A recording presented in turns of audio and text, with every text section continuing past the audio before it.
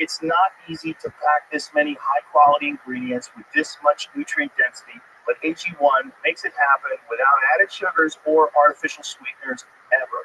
AG1 is a great way to invest in your health now and in the long run, which is why I've partnered with them for so long. Try AG1 and get a free bottle of vitamin D3, K2, and 5 free AG1 travel packs with your first subscription at drinkag1.com/Joe Rogan. That's a $76 value gift for free when you go to drinkag1.com/Joe Rogan. Check it out.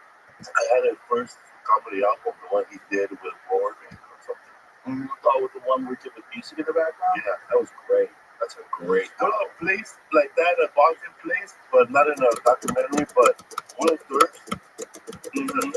Comedian, sure. He had a room like that called a comedy zoo, or the Zoom Holy City Zoo, right? Zoo. Yeah. And there's a comedian that came out of there as a killer comedy. He's still alive, and he opened for me. And he opened for Schneider and Papa, and he opened up a lot of people.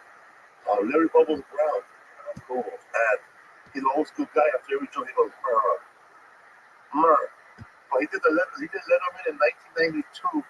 And then he did it again in 2006. So he has a record for doing Letterman between 30 years.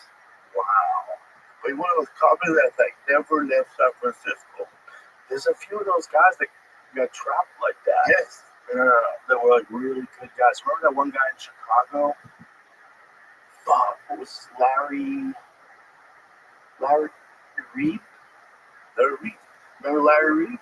He was a guy like that, like a really solid national act, but he was so Chicago. We kind of stayed around there mostly.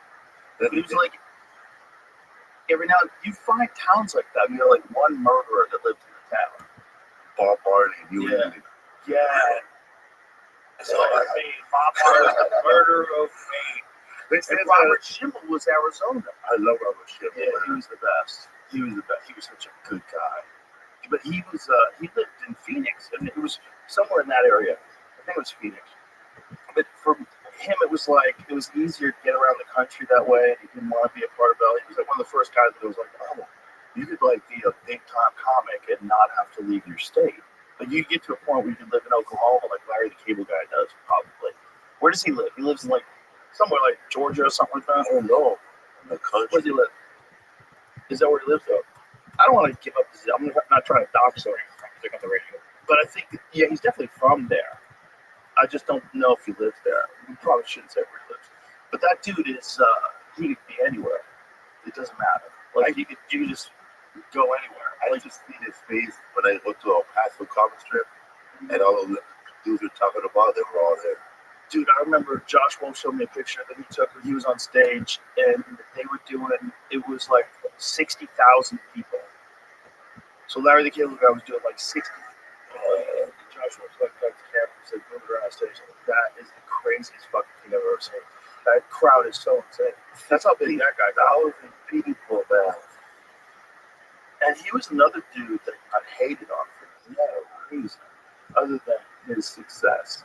It was like, for some reason, everybody couldn't believe that you could say offensive things as a joke in a character all of a sudden.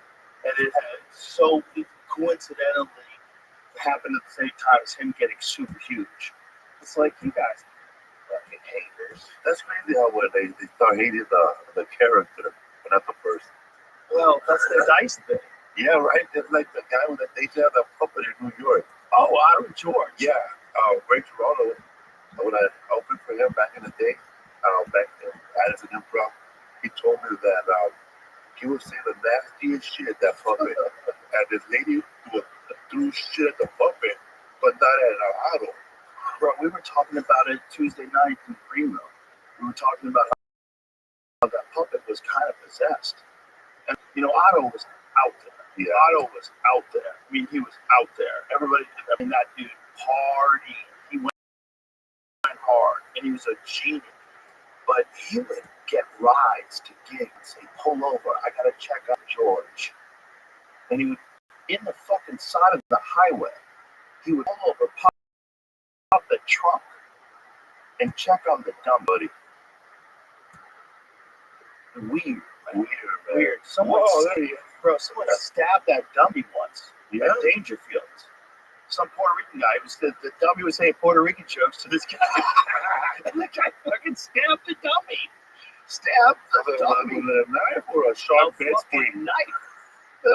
Or a sharp bed spring, bro. Something, anything. Whatever you got to be polished down to a point. You ever watched the Fabulous Miss Maisel?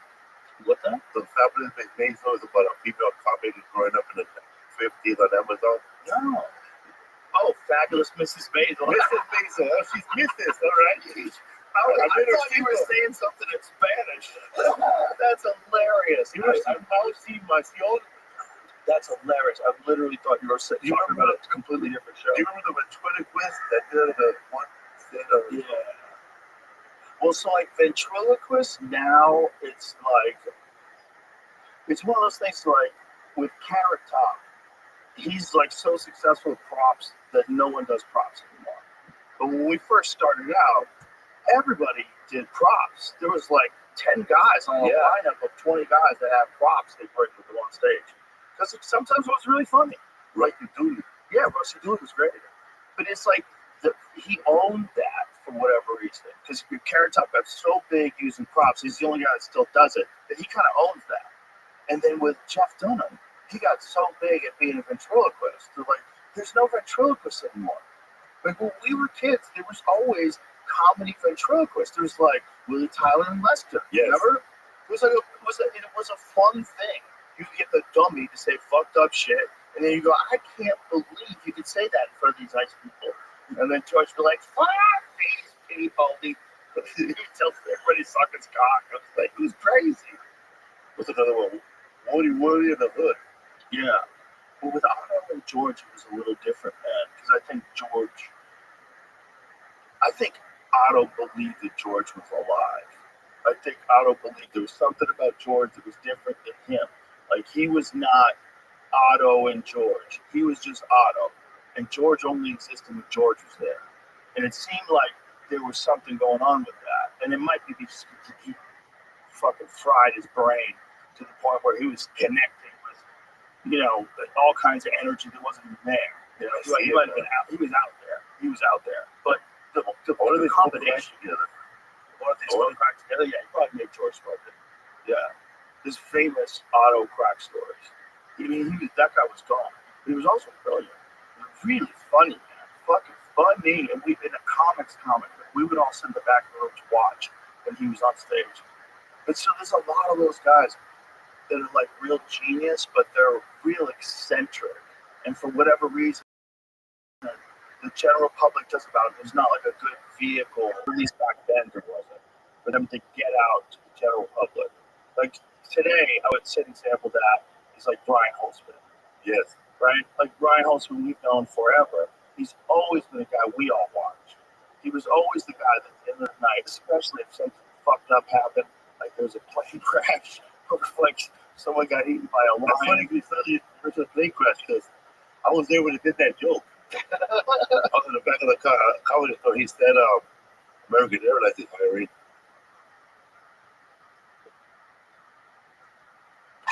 And then he said, and I remember who survived that airline. And he said, fuck that. Everybody says, how come they don't build a plane out of a black box or sitting into the black box? Sitting next to a fucking baby. Baby survived. Give me hold that baby, bitch. On the way down. Yeah, baby survived an airline at the flight one time, and he said, "Oh, I want to hold that baby. I want to hold somebody's baby in the airplane, just in case he goes down. Because if a baby survives, I'm gonna survive." You have to see him say it. I don't think we're doing it justice. I'm fucking it all up. My favorite one was when Susan Smith got arrested for drowning her kids. He goes, I heard those were bad kids. I heard they sat that close to the TV. They didn't put away their blocks. Those kids will not be missed. The fun thing about Brian is if you know him, like in real life, he's like the sweetest guy on earth. He's such a sweetheart of a guy. Like super friendly to everybody, loves everybody. Like he doesn't even have an enemy. Like Brian Holtzman has no enemies. He's always sweet and friendly. And then he gets on stage and it's like he becomes like his version of George. Yeah. I hung out with Brian Holtzman. I hung out with Brian Holtzman and his mom. in San Antonio, Texas. Oh wow. And we were doing the Latino Laugh Festival. Oh wow. And he was the only non-Latino on the show, him and Derek Carter. And bro, it was all Latinos, bro. Everybody was getting shit. Johnny Sanchez pronounced his name like an American, and somebody yelled out, "It's Sanchez, fucker." How did they say it? I don't know. He said, "My name is Johnny Sanchez," and then somebody said, "No, it's Sanchez with 5 A's." Sanchez. Oh, So he got heckled. So he got heckled for saying his yes, name in a non-Mexican way. yes. And then Brian Holtzman goes up there. Bro, it's rough out in those streets. Yes. And Brian Holtzman goes up there. He said, "She goes, this is not a comedy show. I'm not on doors." I said, "I went because Border Patrol's gonna come in here and take care of everybody."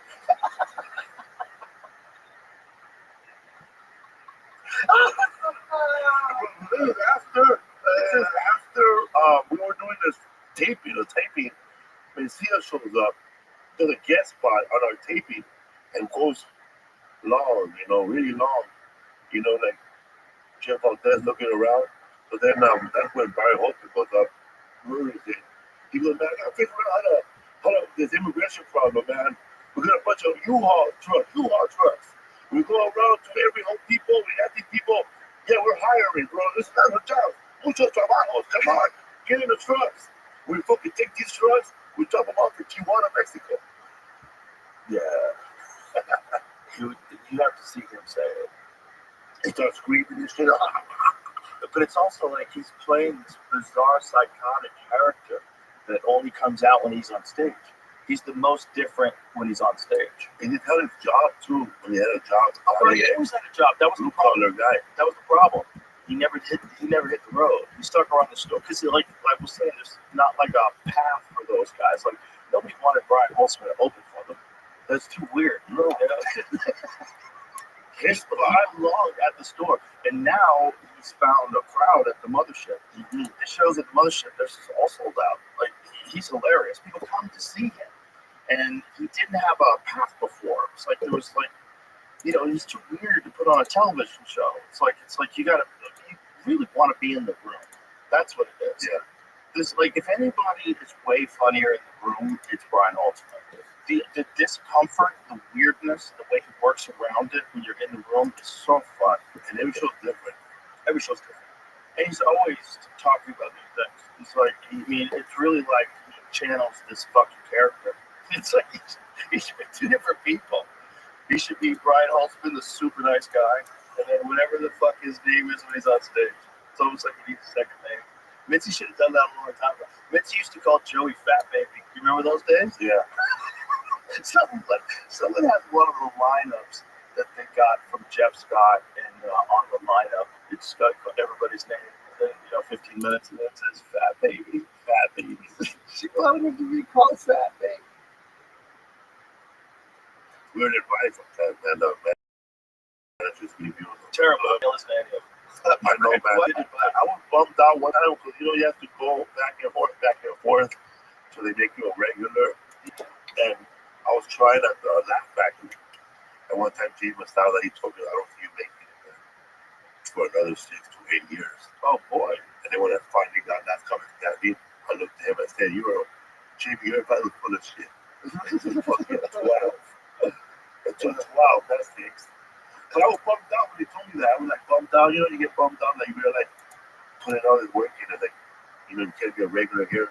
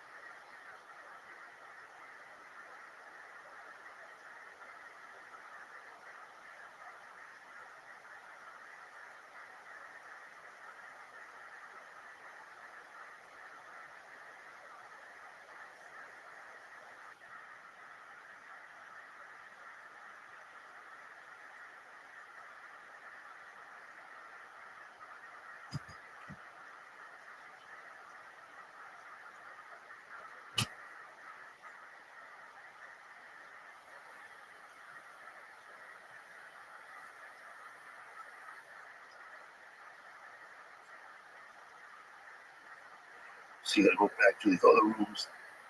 I talked to Brad Williams, and he said, fuck that advice, bro. You know what he told me? He said, he told me that you get all the little people I can find in Hollywood. All of them. All the little bitches, all the little persons, and bring them to the Laugh Factory. And Jamie said, you can have the biggest little person show in all of Hollywood. That was his advice from Brad. So I was not feeling so bad after that. Then I talked to Alonzo Bowden, and he told Alonzo Bowden that he should put on shoulder pads and be a football comic. So, after hearing that, I don't want to cry anymore. Oh my God. He had some terrible advice. I think he was giving advice. I think he was giving his advice to Todd Parker. He was telling him, it was either Todd Parker or Robbie Prince, two guys that I knew from Boston. One of them was telling him, I think it's Todd, you've got to be Generation X guy. This is what you're going to be, buddy. You're going to be Generation X guy. So from Generation X, this is how I see the world, buddy. Like, everything was as a Generation X guy. Like, he's like, that's the worst advice I've ever heard in my life. Like, why would I do that? But people would have like schemes for you. But the thing is, they're just trying to help. Yeah. But no one knows how to do it other than you. You got to figure it out. No one can tell you. Yeah, they're like outdated too. Like, who would have told Mitch Hedberg wear sunglasses and sometimes turn your back to the crowd? No one. No one. Mitch Hedberg would be killing with his back to the crowd, high on heroin, all non sequiturs for like an hour and a half. They have stage fright? It was just crazy. You know, You worked with him? You met him? I met him. I didn't know him well, but I knew him enough that it was a bummer when he died. I remember I was with Stanhope. We were filming something, and we found out that he had gangrene. He got admitted to a hospital and had gangrene, but killed. Gangrene fucking kills people. Like, this is fucking scary. And he just had a problem. He just liked that heroin. He didn't want to stop. People wanted to clean him up. He did not want me to clean it up. He said, I'm not interested. I did heroin one time. But I didn't show it up. I just smoked it. But I was after that. Dude, it doesn't seem like anybody has a great old time with the rest of their life once they start doing heroin. Yeah. It's like cocaine. It's the same thing. It's like, I think there's probably moments of brilliance that have come out of heroin, though. I definitely do. When I think about 1960s music, I think heroin and LSD affected a lot of rock and roll in the 1960s, and cannabis for sure too, and probably mushrooms. But the thing that it always kills you. Like, everybody it always ruins everything. They all died young. Everybody like Morrison 27, Hendrix 27. Although there is a wild conspiracy about Hendrix. Yeah? Yeah. What'd you hear? That he was killed by his manager. Mm. The conspiracy theories. He was one of his bodyguards, right? Is that what it was, Jamie? That wrote this book? How did he die? I think he died of asphyxiation from throwing up, which is one thing that can happen to people that are doing drugs. But the bodyguard, I believe this, don't hold me to this, but I believe the story was Hendrix was going to leave his manager. His manager was mobbed up. His manager was a scary guy. And his manager was making a lot of money with Hendrix. Hendrix was trying to leave. And he's got the rights to the Hendrix catalog, and he kills Hendrix. So his former roadie.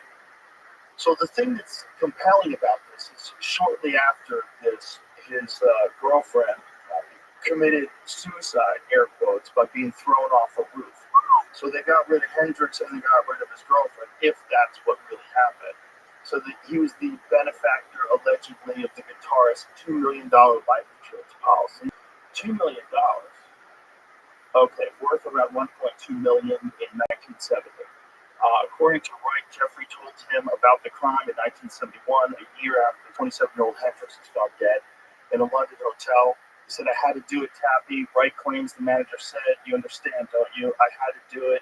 You know damn well what I'm talking about. We went round to his hotel room, got a handful of pills, stuffed them into his mouth, and poured a few bottles of red wine deep into his windpipes.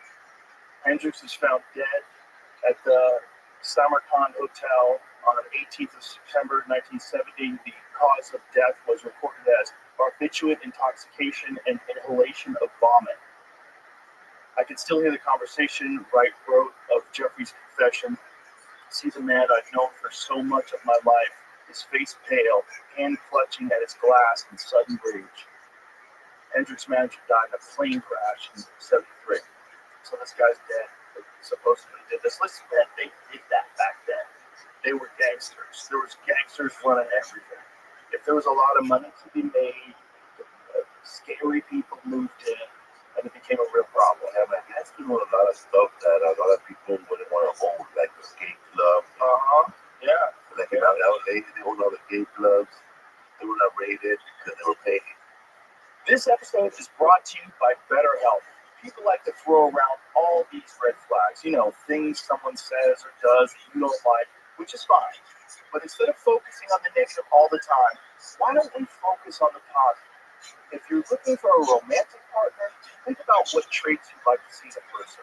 If you like to work out and stay in shape, you might want to find someone who's also health conscious. Or if you like to travel, you probably want to find someone who's just as adventurous.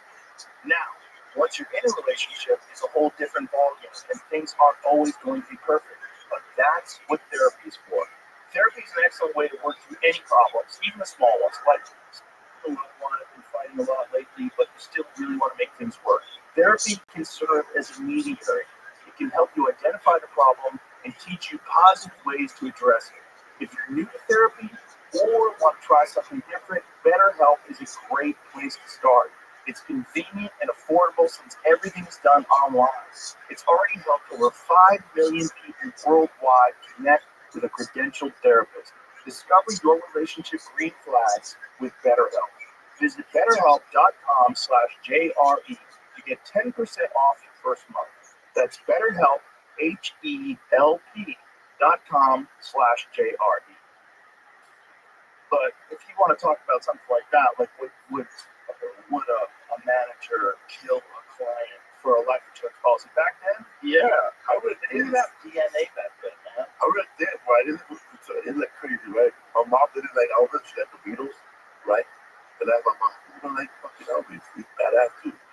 Oh, because Elvis said that I'd rather sleep with, have kids with dogs than a Mexican woman. And I said, when did he say that? And he said it. Then I found out later on when I went to rabbit hole, there was a colonel. The colonel spread that. The colonel spread that. Because he wanted to keep in America and not Florida. The colonel was an evil dude, man. Yeah. That, by the way, that Tom Hanks performance is fucking fantastic. In that Elvis movie where he plays the colonel, yeah, when you see it, like, we appreciate how a guy can really like become a different person. Like, he becomes this venture guy, this manipulative, gambling, creepy manager guy. It's this man. It's so like that's what's crazy. Like, you forget that's Tom Hanks. You're like, no, but you really got a sense of the relationship that Elvis had with this dude. Because those guys that get crazy, look, there's famous, and then there's Elvis famous in the 1960s, and you don't even understand what that means. No one understands what that means. And he was the first one to be like that. Imagine that. I know that. I can walk into a room and just go, want to kiss? Just imagine just trying to navigate life as a human being, and you're literally the most desired person to be around a lot. Like, you can't walk down the street. People scream and cheer, they run at you, women faint, they cry. And there's never been someone like that before. That's what's crazy, because this is the first time you've seen a guy on television, and he's on television and shaking his hips. And so, crazy. No one would have done that, huh? Now, you ever had a pop star on TV shaking his hips like he's fucking? Yeah, Was too much. Was he covering up the first time? I think they did something where they were upsetting him because they didn't know he was going to do it. I think he was actually going to get fined in some places. Like, you weren't allowed to shake your hips like that. Like, this is how crazy being Elvis was. This is one video or picture of Elvis that I like, besides the one you have here. He's arrested. Mm-hmm. Or when he's playing outside, an outside event, and he's wearing all black, and he's fucking young as hell, and the puppeteer looking through the was a Chinese, like, bro. And about 18. And there was no Elvis before Elvis. That's what's crazy. So he's like this one guy that becomes way more famous than any entertainer ever. And then he's got an evil manager. And then he's doing pills. And then he's living in paranoia. And the whole world don't make any sense. Nothing makes any sense. It can't make any sense. You have no peers. You have no one around you that's like you. No one around you that can understand you. And you're being protected by some guy who's like siphoning money from you. He was doing shit to those kids, right? Like, he would do like a 2-hour show that he would do another 2-hour show somewhere else. Well, he got into a financial bind, right? Wasn't that a part of the movie? And then he got that Vegas residency. Bro, the Vegas residency is probably convenient because you don't have to go anywhere. You know where you live. You know where the gig is. Like Carrot Top's Select. Like, I don't think I could do that. So people do this shit, though. Like, that would be great. Yeah. Oh, yeah. But even, like, comics can do it. A lot of comics do it. I just don't know about living in Vegas. I lose my mind being in the same place 7 days a week, 14 shows. The people who live outside of Vegas love it, though. If you live, like, in, like, Henderson or some of those places, like, they're very, very nice places. But still, you're still connected to this place where people go to get psychotic. Like, there's some weird energy about that. Listen, this is not a knock on Vegas. I love Vegas. I love New York City. Already fucking love New York City. I can't live in New York City. I can't handle all that. I gotta eat the fuck away. Some people love it. Everybody love everything, but it just seems like that. It's like Vegas is a uniquely crazy place. People go there specifically, like, we're gonna go to Vegas, and like it's in the title of the state means craziness. I know, man. Vegas. Every day, like 50,000 people show up. It's every day, and then you got rodeos coming into town, and UFC fights coming into town, and fucking concerts. Raider fans. It's a fucking wild ass town. I love being there. I just don't know if I could live there. It seems like it's almost a little too crazy. Ed Sullivan showed 1956. This is the first time the sticks show up on the screen. It's 10 minutes into this. Yeah, he was wiggling his dick too much. That's all he was doing, though. That's a lot, Jamie. What do you mean? That's all he was doing. That's offensive. After this aired, they said they wouldn't air him from the waist down anymore. Isn't that crazy? It's barely shoved. It's so crazy, bro. He probably had his big old dick keeps slapping out his jacket. That's what it is. Look, if you see that side, back it up a little bit. That's what the problem is, Jamie. Look at that jacket popping up and down from his big old Elvis dick. Look at it. He's hitting a symbol with it. Bro, he's making his jacket pop with his dick. I'm with the censors.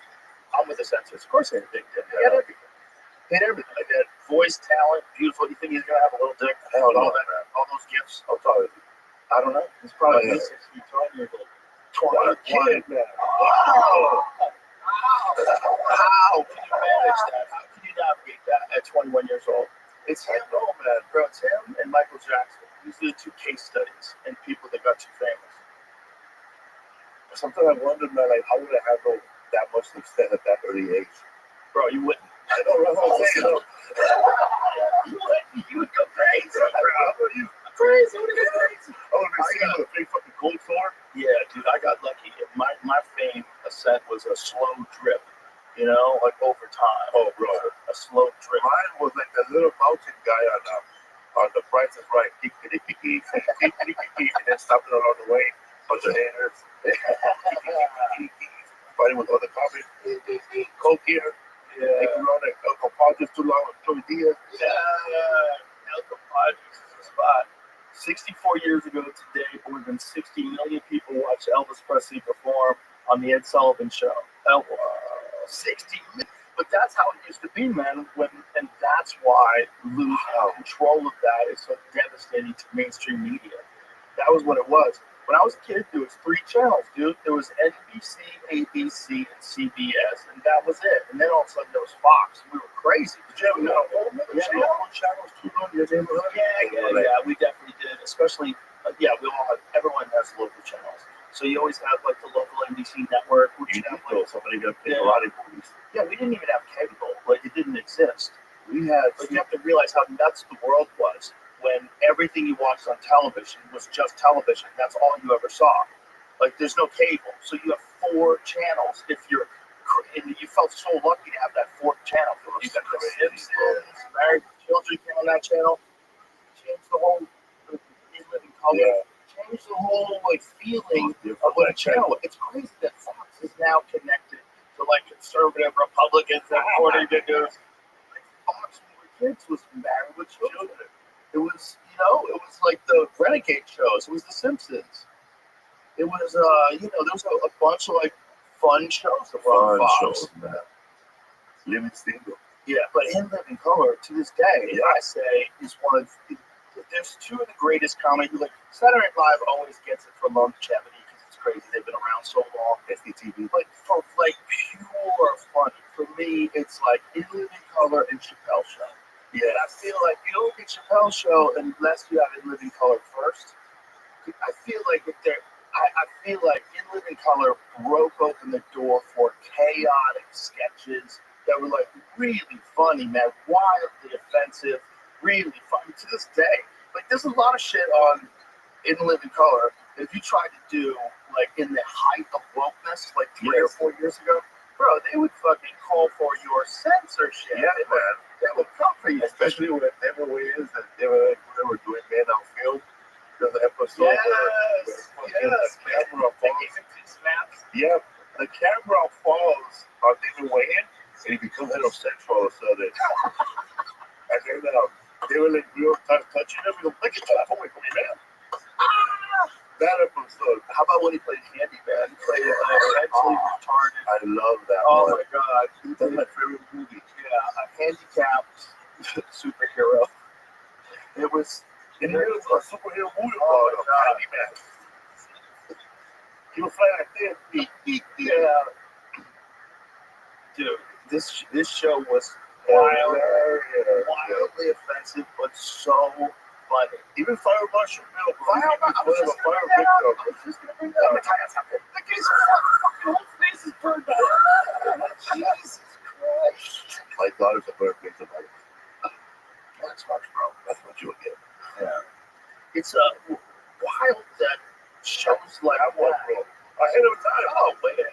So what's that? We were just talking about that. Ace Ventura. Yeah.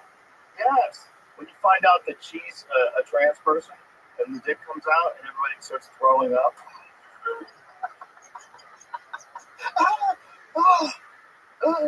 First of all, I don't buy it. Even if she had turned into that photo again. That's Sean Young, right? That's Sean Young, yeah, when she was hot. So even if she had a dick, there's a lot of guys who are listen, nobody needs to know about that dick. Nobody needs to know about that guy. That dick's between you and me. And I remember one time I went to we brought this thing where was a big ass skin tag you got right there. Skin tag. Whew. Yeah, all those shows, what are the other great sketch shows? Mad TV had some bangers. Mad TV. There's some bangers on Mad TV. But it's another show. Second City TV. I watched so many Kids in the Hall. Kids in the Hall. Kids in the Hall. Kids in the Hall was fantastic. That was great. I was a Kids in the Hall fan, but I didn't really start watching it. Really get into it until after I met Dave. I didn't know much about Kids in the Hall. I knew everybody said it was funny, but I don't think I'd watched a sketch. And then I became friends with Dave to his radio. And then I started really getting into it. That guy still does have a very unique sense of humor. He read I don't know what percentage, 40% of the lines he's reading on the set. Yeah. He rewrites things all the time. And he was always coming up with a better way to do something and always had a sense of a pacing. That's a totally different thing than when you're making sketches. Sketches are to be able to do that and do a lot of these scenarios that are unique.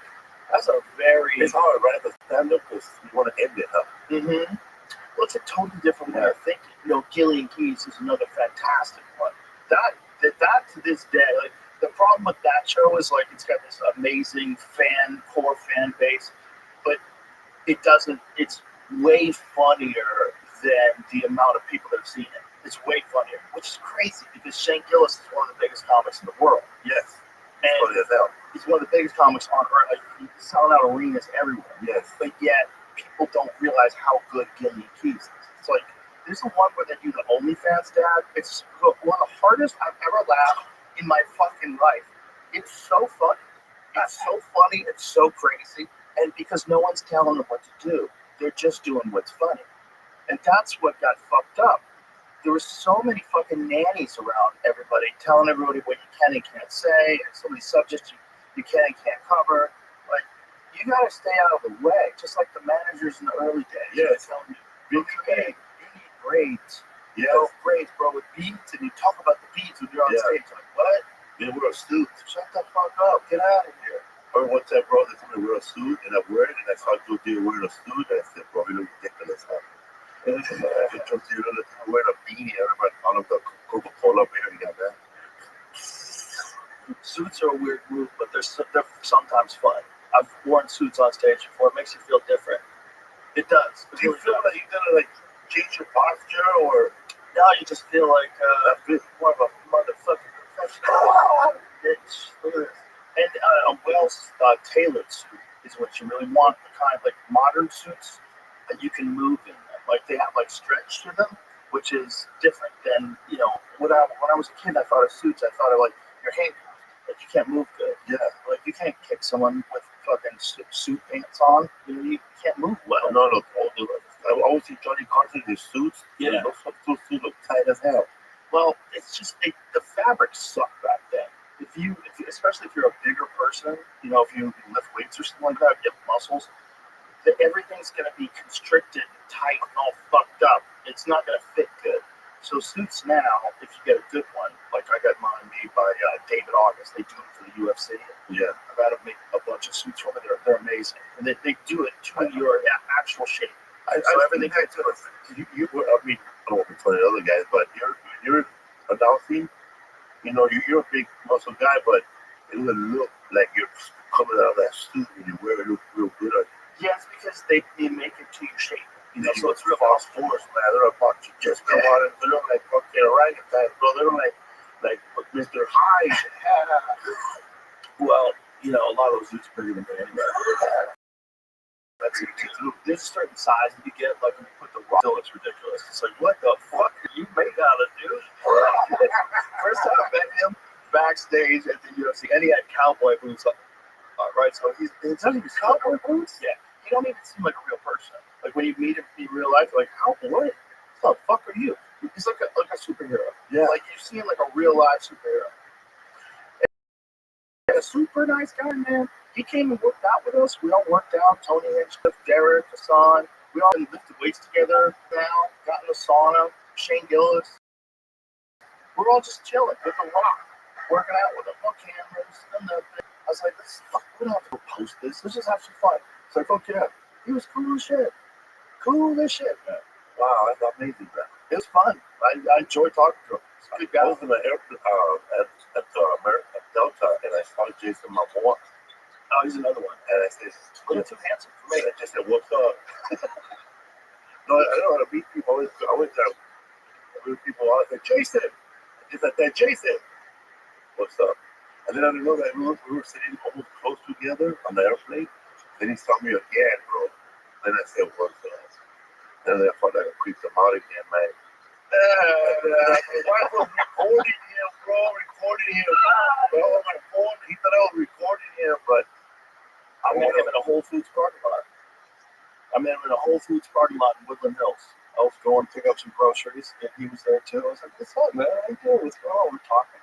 I think that was before he did Conan, which I still say to this day, the movie's not good. Like the Conan movie, it kind of falls apart, but the way it looked was amazing. And he played Conan, and he's the perfect Conan. Like that's what Conan would have looked like. He wouldn't look like a bodybuilder. No disrespect to Arnold, he looked amazing. But it's like Conan was just a big, giant warrior. And when he played that guy, what was the guy he played in Game of Thrones? Crackle or something like that. I can't remember. He was fucking incredible at that. That's Conan, man. Yeah. That's Conan. Someone needs to do a good Conan the Barbarian. Go back and read the Robert E. Howard books. The books are great. It's this super depressed dude in like the 1930s writes about this barbarian. Yeah. Khal Drago, that's right. Two people are mistaken by it. Bro, get a photo of him when he was Conan. Jason Momoa as Conan. Bro, he's the perfect Conan, right there. That's what Conan's supposed to look like. That's how it's supposed to look. That's the perfect Conan. That's the Conan you believe is real. That's a guy throwing a sword around his whole life and fighting out dragons. He's not a bodybuilder. He looks like that. That's what it looks like in the book. But that's fucking Conan. Right there. That's Conan. I mean, someone the guy's still capable of playing this character. Someone, please. I wish Quentin Tarantino was into Conan. Quentin, if you're hearing me, please read the books. Quentin Tarantino doing Conan would be the most epic thing of all time. Could you imagine? He would do it right. Or Beastmaster. If he was into it, he would have to be into it. I have no idea if he's into it. But if he was into it, if Chris Tarantino might do it, somebody should do it. Probably the ending, it'll be at the ending of the movie, the beginning, confused. Somebody should do this. The books are great, man, because it's all from the mind of this tortured, depressed dude who winds up killing himself.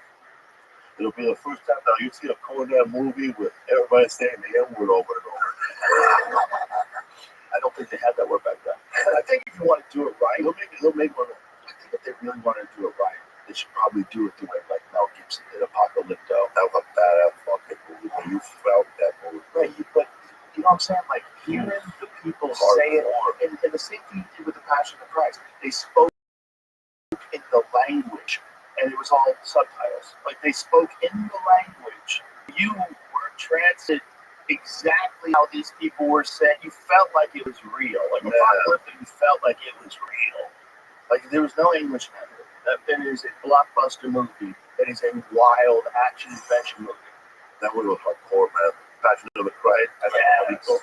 There's something about being sucked into hearing the actual language of that we've been doing this. It's so much better than it's like whenever they do like Game of Thrones or something like that in another country, all of a sudden everybody has an English accent.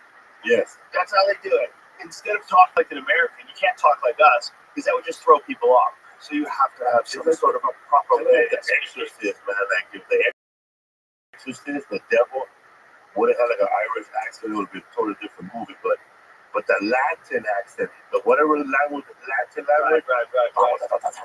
Yeah. Exactly. Everything I know what the language is, but you're fucking scared. Right, it has to be exotic. You can't have the devil going, hey, you fucking piece of shit, I'm gonna fuck your eyeballs. You better get in my marriage. Yeah, you can't have the devil talking like Jerry Seinfeld. I speak in absolutes. Yeah, you can't have the devil with a whiny voice. Or a Boston accent, or a that was the scariest thing about Mike Tyson. See his voice, his voice that was so easy to make fun of, and he fucking murdered everybody. It was almost like he was begging you to make fun of his voice. Dangerous dudes. Yeah, it was almost like he was like begging. You like you, bro. You're like one of those guys. You're like someone that doesn't know you personally. You're like, try me. No, I'm not like that at all, though. I'm really if I didn't know you, and that's why I walk on the street and you're not Joe Rogan, I'll be like, okay, man, this guy's good fight. He's healthy. Stay away from him. I'm friendly. That's what we all need, my friend. We need friends. But you've been friendly since day one, though. I was talking to the driver, Rebel, about when you gave me that solo pack. Mm-hmm. And then you say start using it because of the tank. Yeah. And I remember I was telling you that the reason it's called solo pack is you're supposed to use it by yourself. But I remember I told everybody you gave it to me, and everybody wanted to hit it. And by the time I got it back, it was fucking hot. Yeah. I remember those things. I try to stay like I think if you're smoking a cigar, like butane is the way to go. You know, you burn the end of it, but you don't want to like keep doing it. You want to. I feel like a certain amount of this is a chemical, no matter what. But that's a chemical. You only want so much of that. You really should probably have matches if you're gonna smoke a cigar. Matches. Yeah, you should really probably have matches. But I think if you're like a super cigar nerd, they do it even further. They take cedar and they light cedar strips and they use that to light their cigar. Those are super nerds. What is that? Dog. Pieces of wood. They like little strips of wood, and they like from pure wood. Then they like their cigar. They're super nerds when it comes to cigars, but they get it all. That's why that guy said in guys in New York, give me some ember. Give me some ember. Oh, that ember. What is ember? Fire? Oh. Yeah. Oh, shit. Yeah, so these guys, they take little cedar strips and they light them on fire. And they light their cigar from the cedar strips. So this way you're not getting any of the butane fumes. I don't even know how much you would get. I don't, you know. Get better later. Yeah, sure. I don't work it. So, we're probably going to find out. Oh, okay. Every time you burn a lighter near you, you inhale like 10 times more than you're ever supposed to in your life. We'll probably find something like that out someday. It can't be so good to have convenient fire. Like, fire that quickly means, like, you get some funky gases that you're burning. You're burning some funky gases in the air. Oh, horrible. So I don't know what lighting a match when you get the ugly ass. You know what's real bad? What? Scented candles. Scented candles apparently are not healthy. Jamie, Google that. Maybe I should say some scented candles. Maybe there's a way to do it organically. We should find out if that's true too. Because that would be good to know. Because I think there's some things, some scented candles not supposed to inhale. And when you're a person that likes to have candles, who doesn't? They're cool. You want to have candles in your house? That's dope. Like candlelight dinner with a bunch of friends, it's dope. Right? But I think it's the scented ones. The ones that are made from paraffin are the problem. It's a cheap byproduct primarily sourced from the refinement of petroleum. So you're burning petroleum. Paraffin is the most used candle wax worldwide, according to the National Candle Association, the major trade association representing U.S. candle manufacturers and their suppliers. So it's all candles made from paraffin. However, few studies on candle emissions or their potential effects on human health exist, and conclusions from the research are mixed. There is no overall conclusion that paraffin candles will either will or won't harm your health, says pulmonologist Dr. Sobia Farouk, a clinical assistant professor at the Cleveland Clinic Lerner College of Medicine. But the risk may also depend on various factors, including candle type and quality, how often and how long you're burning it, the airflow in the space where you're burning it, your health status, and more. Well, either it's not good for you or it's fine. These are the options. It seems a little gaslighting going on here. Like, how could it be good for you to have petroleum burning your house?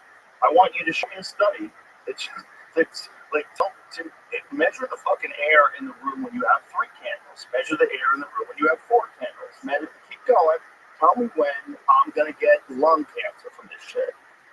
Because, wow. Yeah, benzene, a known carcinogen, is another VOC released by paraffin candles. Added long-term exposure to this chemical has been linked to blood disorders such as leukemia. When inhaled, benzene can also be a respiratory irritant, which means it could probably, fuck. So people think candles are cool. It's like, but what is a candle that you can use? Like, there's got to be candles that are not bad. I hope all those candles that I've got in a massage parlor were safe. New candle. Oh, now candles made from soy wax, beeswax, or stearin, coconut oil, or animal fats are often considered healthier, but anything that is burned emits harmful particulates or chemicals, Steven said. So these candles also release VOCs into the air. It's just that paraffin wax is usually more polluting, according to. Oh, great. So they all suck. The risk of toxic emissions is greater when candles are scented or dyed, which is another reason why paraffin-free candles aren't immediately in the clear. This is because artificial fragrances have VOCs, including phthalates, which have been linked to learning and behavior problems, obesity, hair development of the reproductive system, and more. Evans said the unscented candle in the 2015 research also caused concerning concentrations of toxins, but at the lowest amount compared with its scented counterparts. Yeah, by what ratio? I wonder how much lower. The National Candle Association maintains that candles are safe for use in the home, a spokesperson said in a statement. First of all, you can't totally say anything's safe. Because I was dating a girl once and she burnt her fucking house down with candles. That's exaggerating. She burnt a wall in her house. What was she doing? She just let her candles burn down and something caught fire. And it like lit the side of her fucking bedroom wall. Like her wall was on fire. She liked candles. So they're not totally safe. It's fire. Fire's not totally safe. Fucking lighters aren't totally safe. You can't say it's safe. Like you could definitely do something stupid with it. Like, you know what's safe? Marshmallows. Marshmallows are safe. Right, it's not good to eat. They're bad for your body, but they're fucking safe. They're not gonna kill you. Well, they burn them to make s'mores with a lighter and a fork. You know what's supposed to be really bad for you? Paper straws. Paper straws have those forever chemicals in them. See if that's true. Otherwise, we'll have to cut this out without getting sued by the paper straw industry. Oh, speaking of straws, right? Everybody knows that paper straws came around because everybody saw that video of that turtle, that straw in his nose. That's the only reason why we started looking at paper straws different than everything else, right? Remember that plastic? Plastic. Okay. Plastic straws came about. What did I say, paper? Plastic straws came about because of that video of that turtle with the plastic straw in his nose, right? Remember that? Yeah. That was deep in the turtle's nose. New studies found that 90% of paper straws tested contain forever chemicals, or PFAS, compared to 75% of plastic straws. So even plastic straws have those fucking chemicals in it, but it's even worse for you to use paper straws. Paper straws assessed by researchers at the University of Antwerp, Belgium, were found to contain more forever chemicals per polyfluoroalkyl. Give it a shot. Polyfluoroalkyl. Yeah, substances or PFAS than plastic, but all of them are bad for you. What it's basically saying is that even straws, 75% of plastic straws have tested that they contain forever chemicals. That's not good. So all of it's bad. We should probably abandon the idea of straws. I like McDonald's straw. That one. Here's what you don't want: a metal straw and a Stanley, and then fall on your face. Okay, people have done that. Idiots. Well, listen, I've fallen before. No, but I've fallen before. I haven't, but I imagine it's like just because you fall with a straw doesn't mean you're an idiot. But people got to be aware that that's basically a metal shape that's going to go right through your face. You got to carry that thing if you're like clumsy, like as if you're carrying a knife. Like you move it away from your body. Don't catch your body with it if you fall down. I know, but you would let your game hold that, but you hold it. Yeah, why are you holding that? You're not ready for that yet. Yeah, man. Well, especially if you're clumsy. Clumsy people should really know they're clumsy and be careful with what they're carrying. Are you clumsy? Yeah, man. Don't carry your weight. I was outside over there I was holding that baseball, and I'm thinking, I hold that baseball, and I'm thinking that the werewolf, I'm thinking of my wife. I'm trying to throw a knuckle ball and make it right in the fucking down. Werewolf, you fuck something upside down. Yeah, don't fuck up my werewolf, bro. That's one of my prized possessions. And even if you get hit it, what does that prove? Don't want to break the werewolf teeth. What are you trying to prove, Felipe? That's to just throw a knuckle ball. Were you a good baseball player? Hell no. No? You got a good knuckleball or no? No, I was good at playing street ball with a tennis ball, and I had a good jump on a tennis ball. And we would throw it like a regular fastball. Yeah. Not to make that shit. Yeah, that was good. Dude, we used to play stickball on the street. That was fun. We were kids. I don't get that game. We competed the other day to learn how to play because they have like a stickball tournament in New York last week when I was there. Yeah, that's the video I saw. Yeah. They were having a tournament. All the veterans that used to play stickball in New York showed up to play. Oh, yes, bro. But I never knew the game because in LA we play over the line. That's a good way to get staff infection. Good way. They're getting pumped. That looks like that guy plays really good stickball. That's the city thing. A roof thing, right? When I lived in Jamaica, playing outside of Boston, we played that. We should play stickball on the street. Just people get mad at you, hit their car with a tennis ball. It was like stupid. But kids are just always looking for something to do back then. Now they're all online. I used to play crazy games growing up, bro. That I'm pretty sure kids don't play that anymore. I used to play this game called Rebels. It's called Ace. We used to put like a bunch of holes on the floor with your name on it, and then somebody would throw a tennis ball. And wherever the ball landed in that hole, that first ball and fuck somebody up in the back before they make it to the wall. And grab that ball and then hit people on the way back before they get to the other side of the wall. And if you miss everybody, you get an 8 on your little hole. And once you get 4 of them, we all take turns fucking you up with a tennis ball while you just stand there like this. Jesus Christ. Yeah, there was no cable back then. And we didn't want to join gangs. I think you did. And we want to really, You guys had a softcore gang. we didn't have no Boy Scouts. That's a crazy way to make friends. And we you ever play suicide though? I don't remember. How's it go? It's a handball court, a wall, you throw a ball, and there's 5 kids, and you catch it. But if you miss it, everybody starts fucking you up. So you beat it to the wall.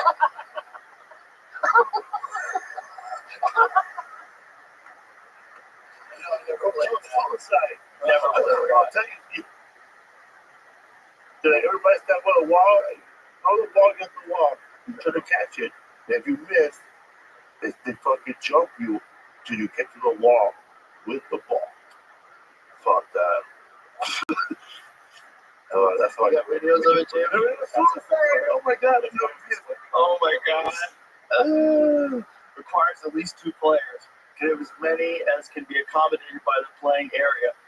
This is funny when they take a game like this and they break it down. Like, these are the rules. We did play wall ball. We put a wall ball. You play a ball. Shoot like that. It was honestly, yes. If you fucked up, you'd have to stay on the wall. People could throw the ball. There it is. Right there. Yeah. They're All hoping, until the player touches the wall, they're hoping to be pegged, struck hard with a thrown ball by the player who caught it. If a player comes into contact with the ball but fails to catch it, they are also open to be pegged. That's what it was. That's a tough word to use. Getting hit by a tennis ball is a good thing to get hit by, though, right? It's like if someone's throwing it, it sucks. But it's not going to kill you. There's always an asshole kid that didn't like that kid that didn't get hit. And he'll put that fucking ball in a shitload of water and mud. Oh, that's a problem. He's cheating. He can't cheat. Oh, also, remember, is that person that supposed to get hit by the ball runs home? We'll fucking chase him home or beat him up in front of his mom. Boy. That's why cable's important. Yes, That's why the internet's important. YouTube, you got to keep people pacified. TikTok saved your life. Imagine if it did. Imagine if it saved a few lives. People just at home scrolling instead of out gangbanging. You know, I mean, everybody gets addicted to it. If you just don't go out and do terrible things, just scroll and stare at your TikTok. I know, man. Y'all know kids do shoplifting for fun. I bet they do. You know, it's been like famous people that have been caught shoplifting. I think a lot of people shoplift for a living. You were hungry? I got no. I was just dumb and young, and I got caught. You don't do it now, right? No, You see no. opportunity. I did it like a couple times ever. It was like candy bars and shit. When I was just hanging around with a bunch of bad kids, and we would do that. We would go. It was a thrill. You'd go into a store and steal something. And I think we probably did it 2 or 3 times, and I got caught. I don't do it anymore. But I felt so stupid. I know.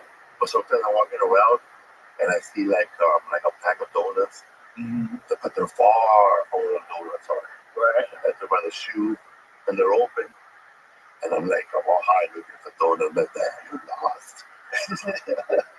Joey Diaz used to swipe lighters from 7-Eleven just to stay sharp. He would swipe lighters just to stay on his toes. How you doing, brother? I saw him do that while he's talking to the guy and he points to the guns. Yeah, Just get some hand movements to distract you. I think that was a game, man, that road companies would do, bro, on the way to a gig. You could shoplift the most shit out of the gas station. That's not good for our reputation. That's not good for our reputation. Get power bars. Travel banners. Power bars. Gas station food. Those times when you're on the road and all you're eating is garbage. Hell yeah, man. You gotta have real cheese there, put pork rice in it from the package. You gotta take a chance with the bean and cheese burrito that you microwave. You have to like open that strip of plastic. This was good, though. It was good. Bonus. Every now and then you got like good food at a gas station. Like, why doesn't everybody do this? Like sometimes you go to a gas station and it's like a gas station, but it's also like a taco spot. Fried chicken, cheeseburgers. You're like, damn, what's cheeseburger? How is that a legit fucking cheeseburger? Okay. Yeah, whatever. It's dangerous here. And you would make more money. Like, that's what Bucky's figured out. We got barbecue, pickle chips. Let's go. We got eggs, cheese, milk. You can buy a house. You can buy a fucking sled. What do you need? Fishing poles. What do you need? You need a hamburger? What else? Yeti cooler and a Traeger grill. We got those. We got a shower in the back. You want a shower? It's the Bucky's snack, right? You know, there's a lawsuit going on with Bucky's. They're claiming that these people copied the logo. Chucky's? No, it's another spot that has like another kind of an animal. Yeah, they do that with all. That's knockoff. And wherever that is, a knockoff all sorts. Is it in another country? Oh, I thought it was in America. Oh, interesting. Oh, Mexico loves that. This looks fake. Oh, I've seen that. No, I've seen that. That's not it. That's the fake Bucky's. Put that picture up again. There's a fake in and out in Mexico too. Oh, that's so funny, man. There's a fake in and out in California. Yeah, I've seen the fake in and out of Mexico. There's a fake one in California? Yeah, it's called Easy Takeout, and I think they used to they same uniforms, same stamp, same burgers, but they just added a breakfast burger. It's called Easy Takeout in West Covina. Wow. So they copied the logo. This is very similar. This is what the lawsuit's about. Same city, but with something West Mexico. Oh, yeah, they even got a little gap in between it. Bucky's knockout. Lucky spotted. He's looking at That's the one in Mexico, right? Check what they both. They both. I don't think this other one's in Mexico. I might be wrong. Once you go Bucky's to the device, What that came up, I like it. Oh, okay. Well, what was that animal? That was like the Bucky's is a Right. So what was that other animal? Who was the Lucky? Who's Lucky? Was Lucky a rabbit? Like who's Lucky? Okay. Oh my God! Oh, We don't understand. Get the Pompadour, right? Where's Lucky's? What a bunch of dumbasses! Oh my God! It is a beaver. What is it? You went up so. Oh, It's a raccoon. Oh, it's a raccoon. Oh, okay. No, you can't do that. He's a bandito. Why can't you do that though? Why can't you have Harry's or how about George's and have Curious George? They could, get together, little franchise. Curious George, everyone loves Curious George. Over here, Would that be okay? They have George's or they get sued? over weekend. There is a different lawsuit. Refuel trademark. Could you imagine if, like, the owners, whoever owns it, This is it. whoa! I saw That's it. That's the one I saw. Super. So they're saying it's because it's got a smiling animal. and the red hats. See, I don't know. I'm not on board with that one. I'm not on board with that one. I can't think that you could own the idea of having any kind of cute animal as part of your logo. That seems kind of ridiculous. I don't understand copyright law, but doesn't that seem like a little ridiculous to you? Yeah. Like, what if it's a cat and you make it kitties, and you have a cute little cat? Are you telling me that I can't make a business called Kitties? That depends where you're doing business at and how much of a copyright you have. Like, is it nationwide? Do you have an international copyright, which is really tough? Right, but is that a copyright infringement if you have kitties? It depends on what if You you're know not what I'm doing saying? Like, imagine someone has a copyright to the ability. I don't understand any of this stuff. So Clearly, I'm talking out of my ass. But imagine if somebody has a copyright to just owning the ability to use a cartoon character in your logo. That seems completely insane, doesn't it? Yeah. But what's his name?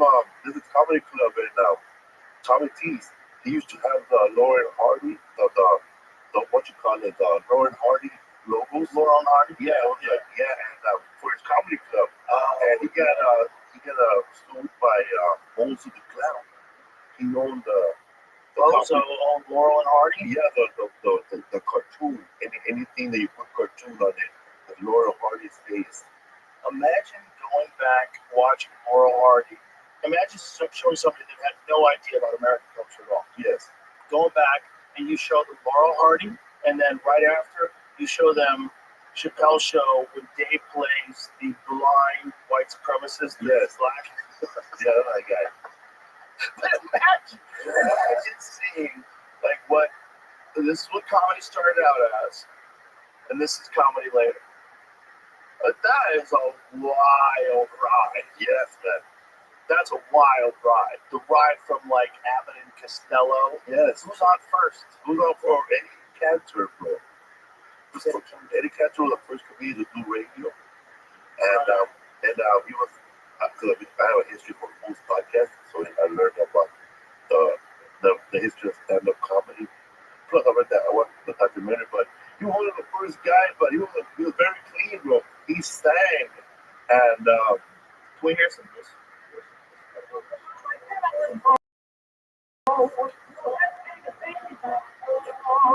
He was getting paid $500 for having a show. Daddy Cat. He was the first person to bring that to have a radio comedy show. What is it? I'm trying to hear what he's saying. What is he saying? He's thinking.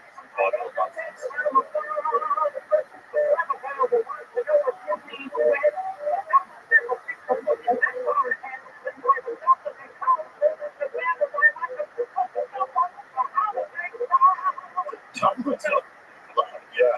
Jesus Christ. The dumb ones know how to make love. That sounds like something Theo would say on stage. And I'm like, dumb. he'll be in the radio, bro, talking, and then he'll pinch the chicks in their butts. Oh, God. Yeah, and then like they wouldn't say nothing. They probably will look and say something. Mr. Cantor. And he had to find him. Well, you gotta remember, like, people back then were basically barbarians. Yeah. 1920s people? Bro, back then it was World War I, bro. Back then, for a stand-up comedian, like when I found out was, when you do a gig, $200 back then, right? And the promoter says, I'm not gonna pull the gangsters, I'm not gonna pay you. And if you don't get paid, and then he'll call a cop. He has a couple of 3 bakeries walking around downtown. And then you're a comedian walking around town with no hotel, no pay, and they're gonna pick you up for being a hobo now. Yeah, you could get stiffed, for sure. But that was back then. Yeah. It was a hard time. That didn't come then to now. Well, I think there's probably still a lot of like that out there for a lot of guys. But it's just now there's more real kids. Yeah, better gigs. Well, it's comedy's more accessible, you know, because of YouTube and everything. Comedy's just way up. It's everywhere. You know, like your special. Oh, tell me that. Oh, I have a special right now. Put a segue. Yeah, I have a special right now on Netflix, Raging Fool. We shot it at the Crest Theater in Sacramento, 2 shows. My wife directed it and Nice. executive produced. She did all my specials. But we shot it with our own money, and we paid everybody, and then we sold it to Netflix. I made like a 2-year deal. Oh, that's awesome. So we So own you it. did great. I love the tracksuit. Yes, because I'm Raging Fool. Because Raging Fool. Yeah. Raging Fool. I love the tracksuit. It's dope. Because I was watching that one Raging Fool. Yeah. And I was thinking that when Jake LaMotta had nothing left to do in his life, he had nothing how to make money. Right. He said, you know what? I'm going to be a comedian. So and I thought, wow, he had nothing else to do in his life. You know, I'm going to do stand-up comedy. Because that was the last thing for us. It was like the first thing. Well, that happens with actors sometimes too. When their careers kind of dwindle, they start doing stand-up. That happens. And then like, you saw the movie, right? He's stand up. And he's at the He's at a bar called Jimmy's Corner Bar, and that bar's still there. You know, Stanhope was friends with him. Really? Yeah, because that guy lived down in Arizona where Stanhope lived. Oh, that's cool, man. Yeah, he's like got photos of him hanging out with his house and shit. Yeah. But Jake LaMotta was Stanhope's boy. And that's a real story. Yeah, Jake LaMotta was a character. Yeah. He was a wild fella. A wild, crazy fella. And goddamn Robert De Niro nailed it. Fucking nailed it. Nailed it, huh? I mean, nailed it. Like he looked like an animal when he was Jake LaMotta, like the younger Jake LaMotta. Did you fuck my wife? Yeah, oh, Jesus Christ. He was so scary. He was so scary because he was just out of his fucking mind and so dangerous. And it was based on a real guy. The movie real close to how that guy was, Jake LaMotta, when he was in his prime. He's a fucking monster, man. I like when he looks at his hands, and he looks at, he don't like his hands because they're not big again. He goes, I carry a heavyweight. Yeah. Yeah. That's crazy. That's a different kind of human. And back then, there was a lot of people like that. You got to go back, put your mind into what it must have been like to be Jake LaMotta growing up and like what. So what year was Jake in his prime? Well, what year did he fight Sugar Ray Robinson? Let's ask that. Jake LaMotta versus Sugar Ray Robinson. 62, 59, 42. 42. Okay. Madison Square Garden, 1942. So you gotta imagine. Wow. You gotta just put your mind into the type of people that lived back then. I mean, like cars, sewage was new. Like people had been over in boats. Criminals were everywhere. Crime was everywhere. Organized crime was the rule of the law in all the Italian communities, the Irish communities. You know, that was the thing. 42. Wow. Yeah. This was just the United States. It's like, you ever watch that movie? Yes. Fucking great movie. Right? That's a fucking great movie. And probably pretty accurate. Yes. Roughly pretty accurate the way life was back then. Some of those gangsters that were in that movie were actually real people. I believe it. Like that woman in that movie, I think we talked about it, the one they took collect ears and put them in a jar. Yeah. Yeah. She was an actual real person. She had a bar where people would just have a jar full of pickled ears and noses from previous fights. And they'll have fights in the back of a mongoose fighting a dog. Oh, God. Gangs of New York.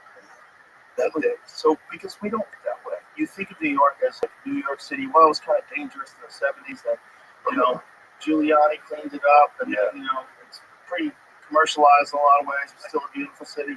But New York, during the time of that, whenever that film was supposed to represent, was a wild, crazy, almost like Wild West type place.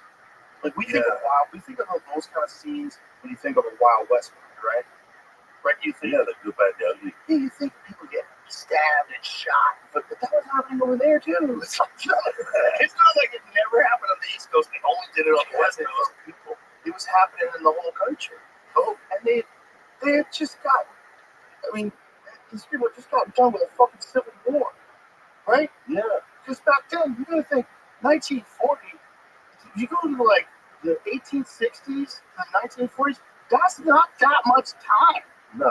That's pretty quick. That's 80 years. None of those fuckers are still alive. Yeah. Same mentality, same crazy. And then you got more immigrants coming in on boats. No YouTube to watch. Just a women of prayer. Someone told them to come. I always think about that, man. Like when Jesus. I always that her. Here, She was Maggie. How kept Maggie? Jesus. I think about when the Irish are coming in at the same time when that movie's happening, and they told them, "You want a free meal? You want to fight for your country?" And they give them a uniform, and their families go off to New York, and they go off to fight the South. Jesus Christ. Imagine coming on a boat and someone just hands you a gun and a piece of bread, and you can go fight for America. And I think about that, like, wow, some hardcore people right there, man.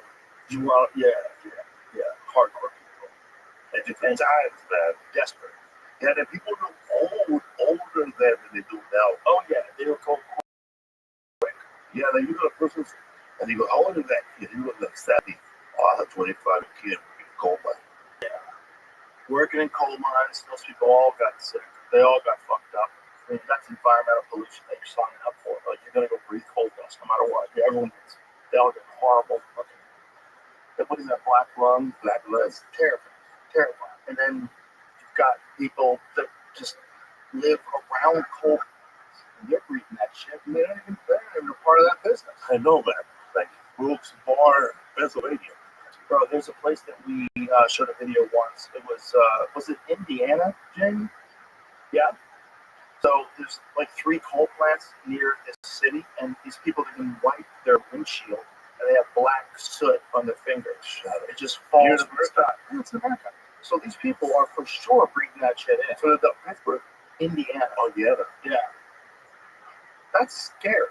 That's scary. And that's a fraction of what's going on in China, bro. oh yeah. Because when I was in Seattle, and I was crossing waiting for the car to pass. I was going to my show, and I saw it was like a 2-mile train, and it was on coal, real black coal from Minnesota, and they had the cop that was standing there. I didn't know we still mine coal, and he goes, "Well, so we don't use it, but it's all going to China." Yeah, like it was like a mile, bro, of coal, and it had no cover on it. And it was just funny. They say that I don't know how much coal flies. I don't know shit about coal. But I just know what the guy told me. There was a mile train of coal coming from Minnesota on that one night, and there was a boat. I could see the boat where it was going. Wow. And it's all going to China. Yeah. Yeah, they're full steam ahead with coal. Someone should check to see if maybe they know something we don't. I don't know, man. What are they producing all that coal? They're doing a lot. I mean, they produce so many of the things that we need, which is one of the craziest things we all found out when everything got locked down. So you couldn't get anything. So much of what you wanted was made in China. Like, oh my God, or made in Russia, or made in anywhere where they had a country ship. You know, like that became a real fucking problem. I thought it was made in Akron, Ohio. In comparison to what we consume way more, probably, I would guess, than any country of a similar size. And yo, dog, still rocking the Samsung. I love it. I love when a comic holds out and doesn't go iPhone. Oh no, man! I like the bigger phone. It has a little pen. You like the pen? You're one of those guys. Which one is that? Is that the S24? Yeah, that one. That S24 Ultra. Yes. Yeah. Is that the newest one or the one right before it? Right before it. There's a new one that just came out. It's pretty dope. A year and a half ago. No, yeah, that's the old one. That's the S24 Ultra. I have that one. That one's sick. It does a lot of cool shit. Good videos, right?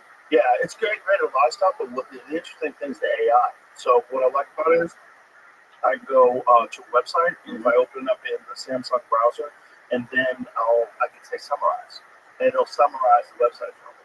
Oh, I didn't know that. Yeah, so if there's something that's taking forever for you to get to the point, you want to keep scrolling and scrolling, while you show ads all over the place, that's a trap. So I'll just tell you, oh, there's an asteroid that might hit Earth within the next, fucking 60 years. Like, oh, great, is it 3%? What is the percent chance? Thank you. Only 1.5%. I think I take a picture of you, right? And then do that one screen.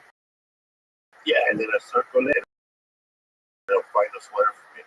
Yeah, that's cool. Yeah. That's really cool. But that's I think that's available now. I think the new iPhone up has that as well, where you can Google a thing and it'll show you where. That's what my wife really wanted to have it where you watch your television and you pause with your finger and make a circle, and then it just shifts to your house. You know when people are going to be fed up with that thing? When, first of all, you can only buy so much shit. But second of all, like, what happens? Like, you know those glasses that they wear now, those meta glasses? Have you seen this Harvard kid? The one that we before? Yeah. Yes. Some Harvard kid figured out how to use facial recognition software with that. So he sees you, gets a photo of you, immediately gets a Wikipedia on you or whatever the fuck is available online, sees your Instagram page, finds your address, And it was wild. You're like, what the, wait, hit the brakes. Sound like the T-1000 Terminator. Yeah, it's like, hit the brakes. But I don't think they can. Was there a movie like that? Yeah, it's been a bunch of books. Yeah, what was Roddy Piper was like that? They live. They also live. have glasses. Yes. Right. That was alien. I think about that when something you have a gas or whatever. He's talking about those glasses from Roddy Piper. They're similar. I think the Roddy Piper glasses, if you put them on, you could see what everybody really looked like. You could see through the whatever energy field they were projecting. Yeah. These alien creatures that were pretending to be people. And there's a lot of people that believe that now. I'm less inclined to believe that, but I'm open. I wouldn't want to get tricked. I mean, if there really are people that are actually aliens that are amongst us that look like people and behave like people, this is the guy who figured it out. Try to say his name. I agree. What's the first one? Try that. Oh, I thought it's Anfu Nguyen. I think I don't think they say Brian in the UFC, Vietnamese fighters that have that same spelling. And I think they say it as. Can you find out how they say it, Jen? So it's Anfu Nguyen. I can see it. Little Dutch. And Kane Ardefio. So they figured out how to do this.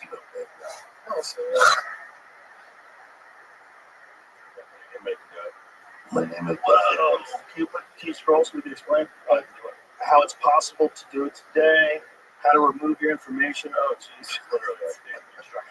So just showing how to remove your face search engines, which you're not going to be able to do eventually. It's getting weird out there for a while. Black face, green face, bro. I had a friend of mine who came in here the other day and he was down to a flip phone. And his flip phone was interesting because it has Android on it. His flip phone, you actually get text messages on it. Tiny ass screen on the flip phone. Clumsily type your way through a sentence. So you don't have to do it with like a full keyboard like an iPhone or a phone, but you also, it's inconvenient. So you don't text as much. You don't go on these long-winded diatribes. Just real simple. The whole screen is rounded, but you gotta be round to read everything. Yeah, I remember those. it's a tiny little ass screen. Yeah. It's got regular buttons, and then on its little tiny ass screen, a tiny ass keyboard about that big. And you get in there with a tiny ass keyboard, you try to type a text message, and you can press send. And so it's inconvenient. So you check things out. You just get your text messages. If you do other stuff that you absolutely fucking need it to. But live your life, bitch. And he was in here with that. I was like, yeah, that seems cool. I don't watch YouTube on my phone. That sounds like Larry Bubble Brown from San Francisco. Yeah. He used to have a flip phone. David Tell. Wow. David Tell has flip phone. Yeah, you should see him text me. Do they both have the original phone numbers when you first met them? No, they've all changed numbers. You have to change them now and then. It's, you gotta purge. You gotta keep moving. I still have the same phone number for the last 20 years. Damn. One of those dudes. Hold out. Yeah. Yeah, sometimes that's good, but it gets annoying sometimes. It's all in, you gotta manage. You change your phone number a lot? You gotta manage your time. Yeah. The thing about a guy like you is like you're headlining, you're on the road, you just want to open up for you, you get the Netflix special, they want to hang out with you. It's like you got to manage your time because you can't give your time away to everybody. There's a certain amount of time you need for yourself. If you don't have that time you need for yourself, you go off the rails. Yeah. You gotta take time to reset all the time. And if you're constantly getting this and that, you're constantly interacting, you're never alone, you never Fighting shit. Yeah. I get in the sauna and I stretch out every day. I get down there, I fucking stretch everything. I don't do that because anything else. You can't be scrolling on TikTok and stretching. You gotta just go through your routine. And then that clears my mind. And I feel like if you don't make room for that, you're gonna fuck your life up. And I know that there's only so many people that I can entertain and help with stuff. There's so many people that are just, it's a transactional kind of conversation to have with them. It's not fun. It's not like, what's up, dude? Hey, what's up? Those are great. Yeah. But then there's a lot of, could you do this? Would you do that? Will you fly here? And do more?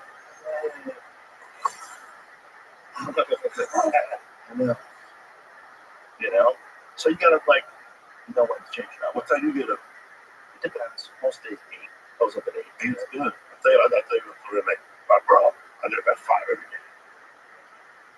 Yeah, I don't think that's necessary. It's the thing that people always want to do, where they want to show themselves that they have the discipline to get up. Like Jocko does that. You know, Jocko. Jocko is he's amazing dude. He's a former Navy SEAL who is one of the most inspirational guys I know, and he writes books on leadership. Just brilliant guys, excellent podcast, solid dude, Brazilian Jiu-Jitsu black belt, and he every morning takes a photo of his watch. It says 4:30 a.m. See that guy? This is every morning when he's waking up. Get his Iron Man. I shouldn't say shit. Fucking durable as fuck. His little Iron Man triathlon watches. Oh, it looks like you got a new watch. That's a new watch, Jocko. You can't fool me. I know your old watch. Go back to the old watch pictures. So it's every day 4:30. His fucking watch. Sometimes 4:14. Takes a photo of it and then he works out. He's just a legit dude. Wow, that's so that's him though. He likes doing that. But he's not a comedian. You know what I'm saying? I think for a comedian, you can't be that rich. You get a little psychotic. You can't be that rich. You gotta have discipline, but you also gotta have fun. So I don't get up at 4:30. Fuck out of here. First of all, I'm up till at least midnight almost every night. Me too. I get most of my best writing done and my best ideas when everyone in the house is asleep. So when everyone in my house is sleeping, I'm up. I like that. Because I'm like, oh, cool. Nobody needs my attention. Now I can concentrate. And I can't concentrate with people in the house. I feel like I should be hanging out and having fun, being with everybody, stuff up in my office. But that's the only way to write. But for me, it's late at night is where it's at. Everybody's asleep and the world feels creepy. You know, at night the world feels kind of dangerous and fucked up and stupid. It's you worry about war in the middle of the night. It's 1 o'clock in the morning. You're in front of your computer and you write something on Microsoft Word. You genuinely worry about war. Yeah. Genuinely worry that decisions that people are making in this country are going to one day come down on us with holy terror. In the middle of the city, just boom. Some fucking thermonuclear device that levels a place 4 times the size of Hiroshima instantaneously. I think about that kind of shit late at night. Anyway, how do you make that fun? I don't sometimes. Some of it's there's funny things attached to it. There's funny things attached to just the way we behave. It's not. There's nothing funny about the potential annihilation of the human race.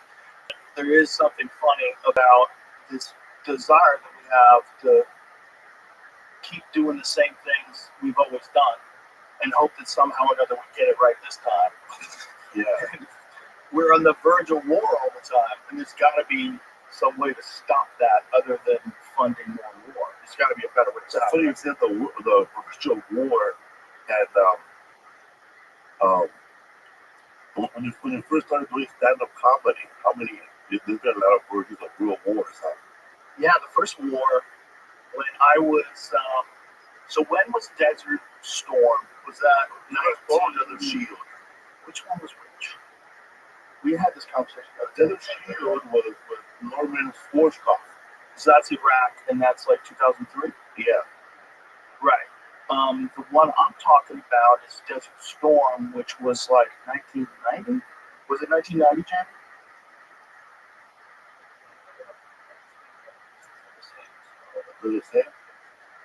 Oh, yeah, but the first invasion before we pulled out with George W. Bush in Iraq.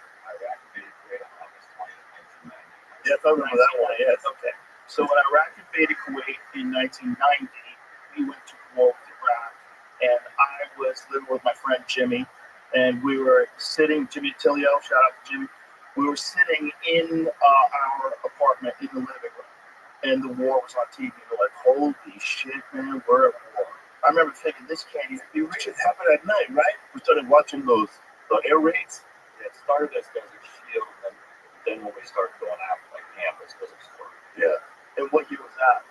This was the year that this thing So Desert Shield was to protect, and Desert Storm was to destroy. was dropping off. Bill Hicks had the best internal like that. Oh my God, this material about the war is great. But they have such sophisticated weapons. How do you know? We got the receipts. We love to arm puppet dictators and then fuck them up. You know, it's like Clint Eastwood movie. Pick up the gun. You know, it's like Dirty Harry. I tell you, I know you think Yeah. fire war. I tell you the truth. I kind of forgot myself. My friend one, no forgiveness, man. When they get crying, do they kill somebody? You know, that's what happened to each other, man. He took away all never wanted. He never had. You know. That movie was the best Western movie I think ever. Like of that kind of Clint Eastwood genre. That was almost like he was coming back to update it. You know, because he had all the bangers, you know, Good, the Bad, the Ugly, Fistful of Dollars, like incredible. Josie Wells. Yeah. Oh, How About Josie Wells that was another level too. But then it's like Unforgiven was the one where it like really gave you a sense of what it must have been like living in the Wild West. It was just the people were more real. Yeah. It was more updated to like that era, like Morgan Ferrick. It was a fucking great. That's a great like Western movie, just a hard story. That way, when you go there to get those people that killed Morgan Freeman. You just shot an unarmed man. He should have harmed himself. Yeah. If he's not decorated his place with a friend of mine. Yeah, that was a hardcore movie. That was a hardcore movie. You saw the Isn't it funny that we always want to think about that kind of shit happening out west? I don't want to believe that that kind of same shit was happening out east. yeah. Animals everywhere. Animals. People were animals back then. They were barely Hang them high. Can you imagine we had to do fucking stand up in 1820? First of all, you're getting sick everywhere because there's no sewage. So everybody's just got shit in the streets. Everywhere you go, you're breathing shit fumes. You're stepping in shit everywhere. That's what I think about now. When I want to go going down like gang in New York, Yeah. I look for somebody bad as fuck this thing Oh, out there. People are like, where the fuck is he? There's a rotting body right there. it was so rank. Fuck, They didn't have anywhere to get rid of their shit. That's it. And then I read that the little napkin that they had on the big lightweight people in a little package that they would just carry for just to, and they would have perfume in it. They would put in their nose so they would have to smell like poor people. Well, it wasn't just that, man. It was the shit in the streets because they didn't have cars. They had horses. The horses would shit all over the roads. And nobody had a job picking it up yet. Oh, Good. One job was just put down like a handkerchief so you can walk over it. Oh, just fucking clean it up, you lazy bitch. And throwing like shit water out of a look at this. imagine breathing that every day. There's no way that's good for you. You think scented candles are good? Imagine the people that lived back then. You heard about ultra rays? Whoa. Ones flowed freely in the streets of New York. Look, that was a poop pipe that would go right down the street. Jesus Christ. Oh man, when I was at my grandma's house in Mexico, they still had an outhouse. They have no plumbing. Bro, isn't it interesting? Because this is a terrible way to live that people insisted on doing it this way. I think the day that they figured it out, oh my God. But imagine, because you have to where it is now, right? So people had to go back to get to the Manhattan, to where it's all super sophisticated, amazing hotels, amazing restaurants. But why would you stick around?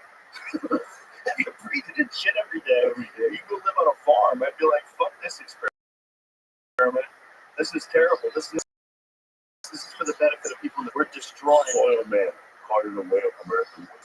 Bro, you know how sick people must have been back then? No antibiotics. Everybody's breathing in shit. You fall, you slip, you skin your knee gets infected with staph, you die. Oh man, you got shit in your knee. What is that? People are gagging as this car walk by. Oh god! On a summer day in 1873, a cart stood on 6th Avenue in New York City, filled to the brink with raw human waste. The cart was uncovered, its contents exposed to the air and to the passers-by who retched and gagged as they scurried away. Excrement dipped off the sides of the cart, and the sidewalks and gutters were smeared with the stuff. The stench was so strong that it could be smelled from more than a block away. It was another day in pre-sewer America. Bro! And here's the thing, man. This is after the Civil War. Yeah. This is 1873. You're an idiot reading books talking about the streets are made of gold. Night soil. Yeah, they used it for fucking. I mean, they used it for compost, right? Oh, so just It was the name euphemistically given to healing waste because it was removed from the privies under the cloak of darkness so that polite society could be spared from confronting its own feces as the men carted the crap away, leaving a trail of stench in their wake. Every year in cities across the country, thousands of cars brimming with excrement rattled through the night streets. There was an antiquated solution to a modern problem. America's cities were full of crap. So the people were just throwing the shit in the street. It's not Shitty. possible. It's shitty. They got paid shit. what a shitty job. Yeah, you never met me at a bar. Look at me. Oh, you know, horse-pulled wagon filled with shit. That's so crazy. So living back then was hell, bro. We're so lucky. And that's how they're going to look at us. These future beings that no longer have war, that no longer have greed or anger, these future beings that are connected to the hive mind, they're going to look back at us like, we did a job. We're looking like idiots. Get breath dumped, I bet. One of the dumping grounds was a field near the White House where a marsh of Washingtonian waste putrefied under the president's nose. This suggests this may have been a contributing factor to President Harris's untimely death in 1841. Since the White House water source was a mere 7 downstream. Shit water. The president with shit water. Oh my God. God. This is Bro, this is why you can't trust the experts who are looking out for your health. They didn't even protect the president. Somebody concocted this idea, and they never even thought about the potential for ruining all the water that people drink. They just said, this is a good place to dump all this. How nasty. People are so nasty. Oh man, I also think about That's so nasty. and cargo back then were probably still sheep wool, right? Sheep's skin. Yeah, To where a woman was she was washing the contraceptive. Yeah. Right after this lightweight guy threw it at her face. Wow. So she's using the same one for every nap. Oh, Christ. So they didn't have, even by 1880s, 2/3 of flushing toilets still just went into a backyard cesspool. The overflowing privy is said to be old. James McCabe's 1882 account of New York street life, he described one man's yard in which the privy's contents drained down into a street sewer, forming a miniature loathsome Niagara of night soil. The cascading sewage flowed right by the window, so that a man sitting on a chair at the window would not have only the odor, but also the views of this loathsome matter circulating at his feet in the pool below. Yeah, see, this is why everybody was so sick. This is why they started to play. Well, also, there's no one's clean. Or outbreak. Yeah. Yeah, they say that is the biggest breakthrough ever in the controlling of diseases. The biggest breakthrough is sanitation. I was just thinking about sanitation. Using these words dumping grounds in this time period to this same time as dogs were dumped in history with. Yeah, there's not enough vaccines in the world to protect you when you're living like that. You know? Imagine the pharmaceutical drug companies trying to sell you if you were living like that, and they figured out how to counteract all the different things that you're inhaling in the air from human shit. That's so nasty. So nasty. Don't kill the president, bro. Well, imagine him waking up in the morning. Good morning, everybody.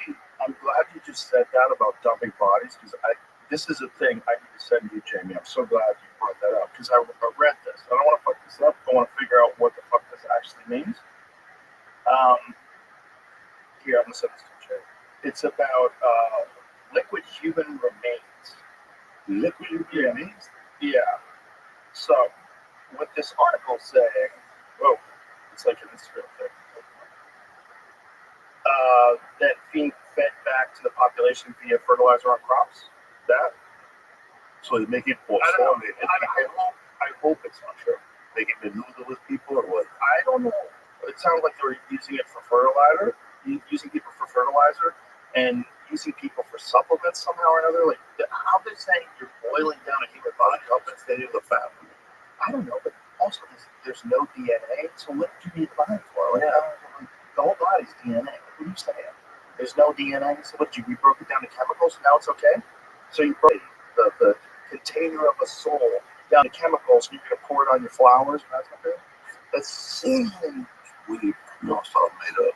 It seems weird. Like, how the fuck? We should find out how the fuck they do it. Is there a video we could watch on them doing it? Okay, look at that. And how they liquefy it in hot water? It's in hot water and something else. They added some other stuff too. But whatever, man. What the fuck? Is this it? Oh my god. The most eco. This was. Damn it. No. So they put it in there alive. No. They're just cooking them. Cooking them up nice. And that's what they get? Like little bones and pieces? Well, I want to be cremated, but if that's an option. Yeah, but you don't want your body being resold as fertilizer. It's just weird to pour dead people on top of your fucking carrots so they grow better. Sprinkle me. What are they breaking it down to? What are they breaking the human body down to that's valuable for them to do that? Like, what is the stuff they're looking for? Let's find that out. First of all, we don't even know if it's true. Yeah, no, I wouldn't even believe that. How would this? Can you Google and see if there's other stories that say that? Okay, I'm not pushing. I gotta read. Oh, I understand. Whatever it is, it seems like you're supposed to leave people alone. Okay, we're supposed to be different than everything else on the planet. We love each other more than we love anything else. You can use monkeys for experiments. Some states allow the remaining liquid with its peptides, sugars, amino acids, and captured carbon to be reclaimed and repurposed as fertilizer. Yo. They're turning. Do they have to tell you, like, how they have to tell you if you're going to buy a haunted house? You know, there's a house where someone killed his whole family in it. Yeah. They have to tell you that. You see that old tree? That's Joe Diaz, by the way. What? No, they're making them to a soil, right? So. Oh, right, so you see that old tree right there? Please use the Joe Diaz. But you do it particles. That's right, that's right. Do you think they have to tell you that you're buying dead people fertilizer, or they just consider it counting dead people? Because it seems like if you have the option, hey, do you want like manure? 1888? Whoa! That's in 1888. They've been boiling, turn them into fertilizer since the 1800s. So we had that machine, but not no fucking sewage. Wow.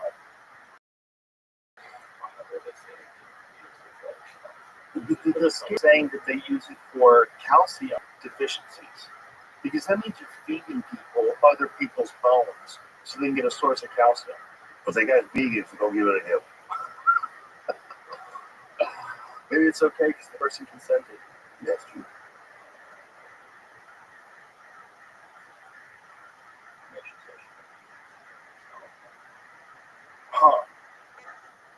So body plus 95% water, 5% alkaline, basic chemicals, either potassium hydroxide or sodium hydroxide, or a combo, sterile effluent, water, salt, sugars, amino acids, peptides, bone fragments, calcium phosphate. So that's what they get out of it. So they boil it down in the solution and they get out all these different things: water, salt, sugar, amino acids, peptides, and then calcium phosphate. And then I guess what do they do with the calcium? So if you're buying calcium and you find out it's from dead people, this probably let you know. You probably should have to let you know. I drink dead people. You would sell a lot if you made it from dead people. Sure, like going crossbones on a bottle. There's a lot of assholes who buy that. But then people thought, looking at that, like they look at chick, how was he raised? What kind of parents did he have? Oh yeah, for sure. Yeah, if you're really into, Did he have anxiety problems? are you really into eating someone? What if they were a fucked up person? You take a little bit of their soul inside of you, you go insane. That's got to be what's happening with the cannibals when they get that disease. You know, they get shaky. The disease they're thinking from eating each other. Did Jeffrey Dahmer have that? I don't think so. I think you have to eat spinal tissue. You have to eat brain and spinal tissue. And they're called prions. So the thing about prions is you can't even boil them. Like if you cook them at like 1,000 degrees, I think, for like hours, it doesn't kill them. If you ever get to invite to a restaurant and tell you you're just a human being, No. Why would I eat it first?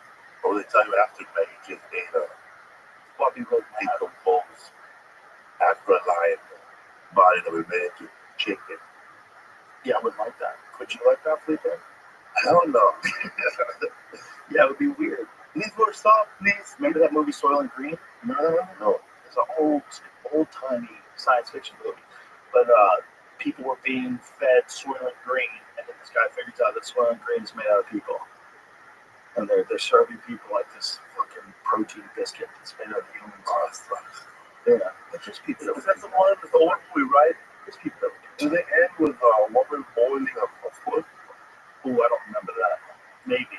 I don't remember. It was a long time ago. I just remember the premise of the movie. I probably haven't seen it in 20 years. I saw one where a guy was called a microwave massacre. Microwave massacre? And this guy murdered his wife. In a microwave? And no, he cuts other pieces and microwaves the body and makes lunches, and he takes them to work every day. And wait, this is a real guy? Real movie. Wait a minute, a real movie or a real It's person? a real movie called Microwave Massacre, but it's only based on a real guy. And he would take food that he made it from people he murdered. They would eat it at work, and then when they finally caught him, everybody at work was throwing up. I think there was a woman who got caught eating her husband and serving him to the neighbors. Wow. How much did they do to serve him to you? How much do you hate your neighbors? So I'm going to watch these motherfuckers eat my husband. I want to cook it up nice. Cook up that ass cheek. Turn it You smell like my husband. You're going to love this dish. This is his favorite. Jesus Christ. I'm in a coat for that for him, too. That's amazing. And nice bone broth. Good for the soul. Yeah, so that's where that shit comes from. Prions. They're scary. That's mad cow disease. That's what cannibals get. It's a very sketchy disease. And there's another one right now that deer have. It's called chronic wasting disease. Same kind of deal. It's a prion disease, and deers are getting it, and they froth at the mouth and drool, and their body shrivels up. Very creepy, man. You can eat those? You can, because there's no crossover to people, but I wouldn't suggest it. I wouldn't recommend it. I mean, I wouldn't. The thing is, you can test, and you can find out if your deer's okay. Like, you can shoot them and then test them, and then you know you're good to go and feed the deer. But if it tests positive, it hasn't jumped from animal to people. It's only an animal. But what it does to animals is so grave. Why would you take that chance? This is how I feel. Why would you take a chance on consuming an animal that literally has a plague inside of it? Because for deer, that's the plague. These deer, they're not even, see the thing, like with people, a disease spread like wildfire, right? With deer, they're out in these big, giant open areas, and yet still it's spreading from their saliva onto leaves, and then other deer pick it up. Yeah, it's super fucking contagious, and it kills the shit out of them. And if that jumps to people, that's a real problem. That's a real fucking problem. Because I don't know if they have medication that combats it in deer. I don't know what research they've done or tried it out, but I know it's such a problem that there's a lot of places where they're extra deer, just trying to keep the populations lower so they don't interact with each other as much, and so they don't giving it back and forth to each other. People have this right now. No humans have it yet. But I think chronic wasting disease has been, it used to be one type of deer. I'm not sure what deer it started out with. It might have been mule deer. But it's in a lot of white-tailed deer in America, and apparently its way into other ungulates, like it's in elk. I think they might have even found it in moose. It's scary shit, particularly a zombie virus. It turns you into a crazy skeleton waste away. Yeah, it's horrific. And it's came from farms because they think that that's one of the ways that it's spread. A great job. They're very ethical. So if you wanted a property and you wanted your own private hunting property and you wanted to put a high fence up, take care of the ground, put food plots in there for the animals. This is how you got 1,000 acres and a fence all that. But you can do that in Texas, and you can buy deer. So you say, okay, I want to buy like 20 white-tailed deer and let them loose my property. You got this 1,000-acre spot or wherever you're at. If you get a deer that is from a farm that's unethical, they're all going to be stacked next to each other just like pigs. And you watch fucking factory farming for pigs. They're going to be corralled and sheep. Most of them don't do this, but you're always going to have people that are unethical. And when people do things where diseases start getting spread and they kind of cover it up or lie about it because they don't want to lose money, and they're sending deer around, it's like there's a lot of regulations now on how you can move deer across state lines because of these diseases. If you have bad deer meat, can you cover it up with a bunch of good deer meat where that bad meat disappears? What do you mean? She said, like, because I remember myself cooking, and I had, like, I spilled, like, a shitload of garlic on my oatmeal for 15 motherfuckers in rehab. So I just started putting in more oatmeal, and more milk to hide the garlic smell. But in the end, everybody was farting anyway, so they still got it. But do people do that? What you're saying, that people do that with deer meat? And they cover it up? Do that? You can make sausage. People are not unethical, they hide it. No. So what we're talking about chronic wasting disease that's different, right? It probably wouldn't even affect the taste of the animal. They'd probably be very lean because there's not much left of them. Or they could have just gotten it and they could be healthy looking and they still have this disease. They still test positive for it. My fear would be about what that disease is going to do if it jumps to human beings. And if you're consuming it, are we sure that it just goes out of your system, or is it just inert? If it doesn't work in your system, could it work eventually? It has an incubation period. Maybe not now. Maybe it will have 5 years from now or 10 years from now. Maybe the version of chronic wasting disease, if it evolves and changes, is going to be making the jump to humans. That's a scary fucking disease to make the jump to humans. There's a bunch of those out there. Like yeah, there's the ones that we make. Gonorrhea. No, like COVID. They fucking made that shit in a lab. They made it in a lab. It spread. You think they made AIDS in a lab? Did you say like AIDS? Like AIDS. Somebody I read that somewhere. They make all that shit in labs. Well, within the like part of like chemical warfare, right? That is part of chemical warfare. Like putting disease black in the natives. We've done a bunch of fucking studies. Like that's the big. Influence of like. Oh yeah, no. That was smallpox. Yo, Phil, how are you, baby? That's it. What's good? Oh, I'm living life, kicking and sticking in. Do you know who I am? Oh, absolutely. I'm Rabbi Rothschild. I stream like 24 hours a day, 7 days a week, 365 days a year for Woodkeys. I've been doing so on YouTube for more than 3.5 years. I just started 2 weeks ago on Twitter Spaces doing it 24 hours. Can you see my camera? Excellent. I have more data online than any person in global history. I do this for world peace. I want to end world hunger through the use of technology. Things like agricultural drones, floating greenhouses, saltwater greenhouses, vertical farming, hydroponics, cloud seeding. I'm going to end world thirst. Sponsored by a cryptocurrency. It's known as Harry Potter, Obama Sonic 10 Inu, and it's worth over $100 million. We've built wells in Nigeria. Continue doing good deeds like that. And additionally, I'm a major advocate of the Lifeshare program. And additionally, I think that desalination, essentially pumping Earth seawater onto land, is a major opportunity for the world to end world thirst. Other things we talk about are things like anti-gravity, antimatter, ufology, things like classical magic, passive and light, communication, things like de-extinction. People don't know this, but the first successful de-extinction took place in the year 2003 with the Pyrenean ibex, which is a goat located in northern Spain, southern France. Fast forward to the year 2021, a company out of Dallas, Texas, known as Colossus Scientific is found. They've made it their goal for the next 3 years to reintroduce the woolly mammoth into the Arctic Circle using African elephant surrogates, which is mind-blowing technology. Following the reintroduction of the woolly mammoth, they've been reintroduced to Tasmanian tigers. However, if you're wondering, what else we talk about, things like life extension technology. Data is Earth's number one resource, and I have more data online than any person ever, which may make me a very influential person. And if that happens, I'm going to make sure that you're able to take care of your family and your friends with this type of technology and life extension, like things like oxygen therapy, human growth hormone, stem cells, things like nootropics, cryonics, cryogenics, things like androgen therapy, cold shock therapy, to extend your appetite expectancy from age 80 to age 100, 120.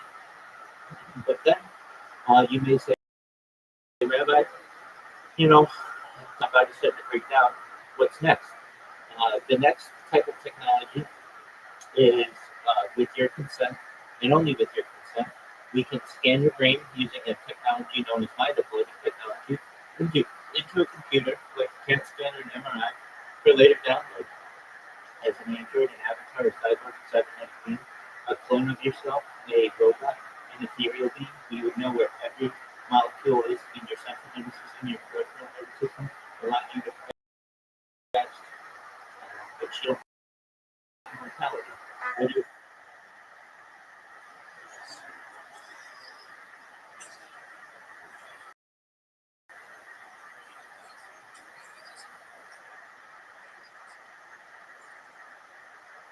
Mariana 1?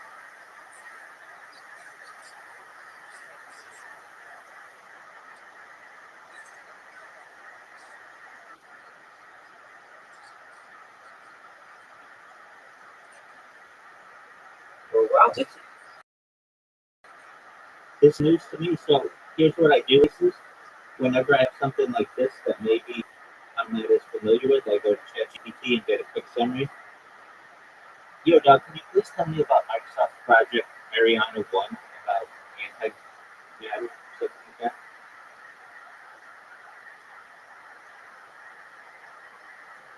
And then we'll see what it says.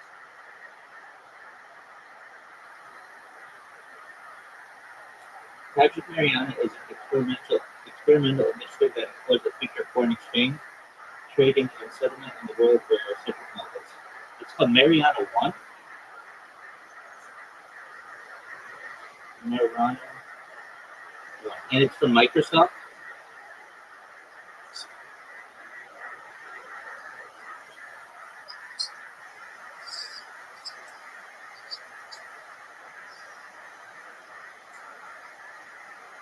How do you spell Mariana 1? Like what? Okay, spell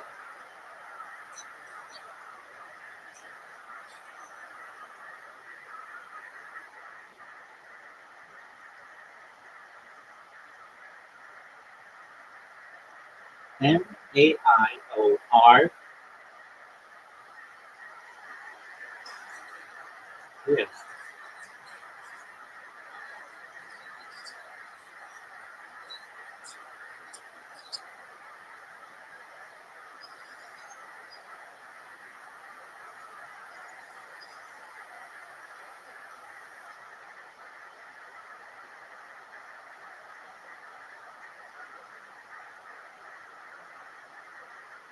Okay, well, I can't find too much on this. Tell me about it.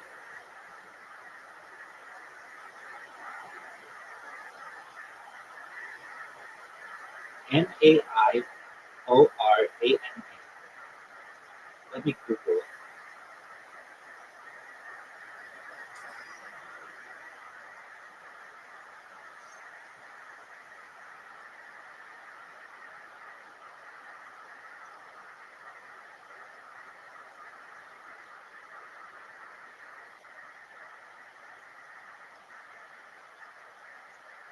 So tell me about it. What do you know about it?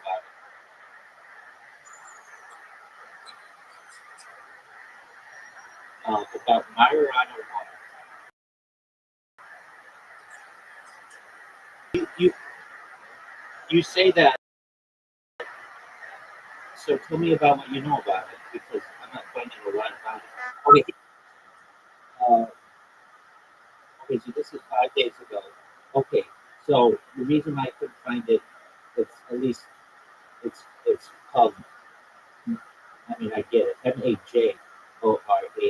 Okay, so Microsoft unveiled Majorana One, its first quantum chip, which represents a significant advancement in quantum computing technology.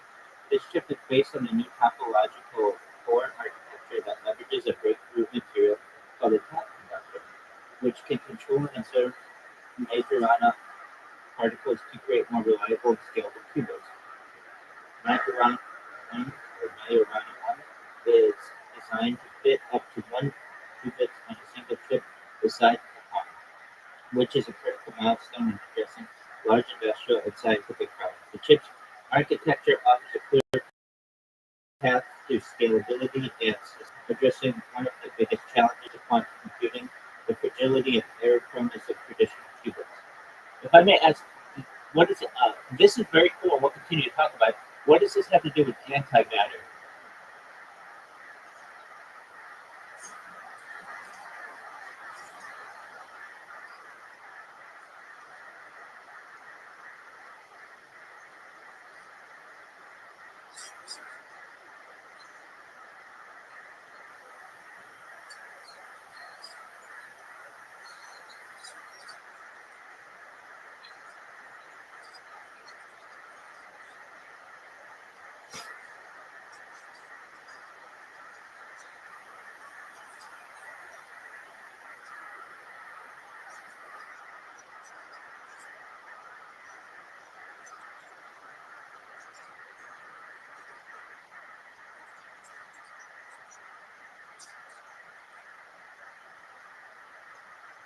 So you're saying this particle is its own antimatter?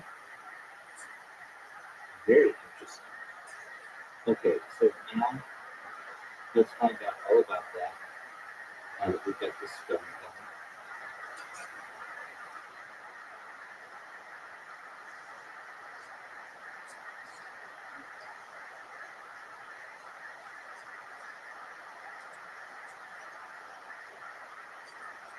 Yeah, CERN essentially.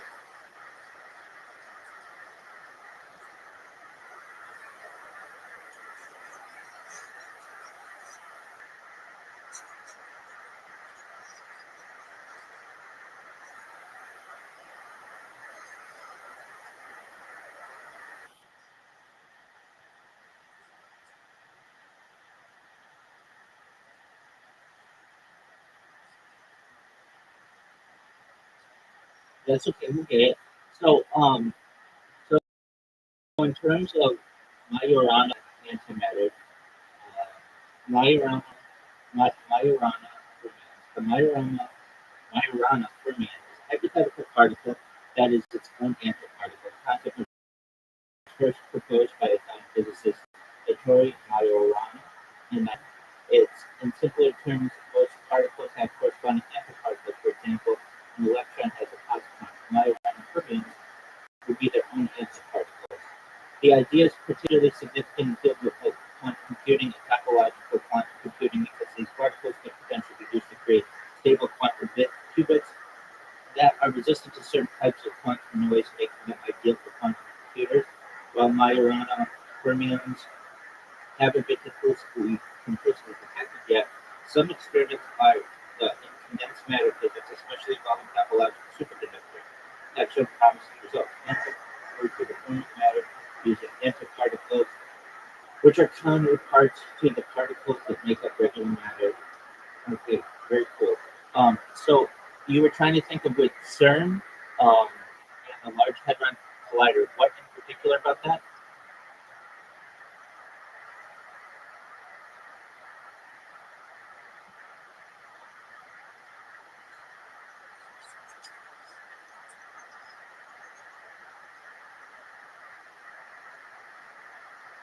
Like a dome, you said?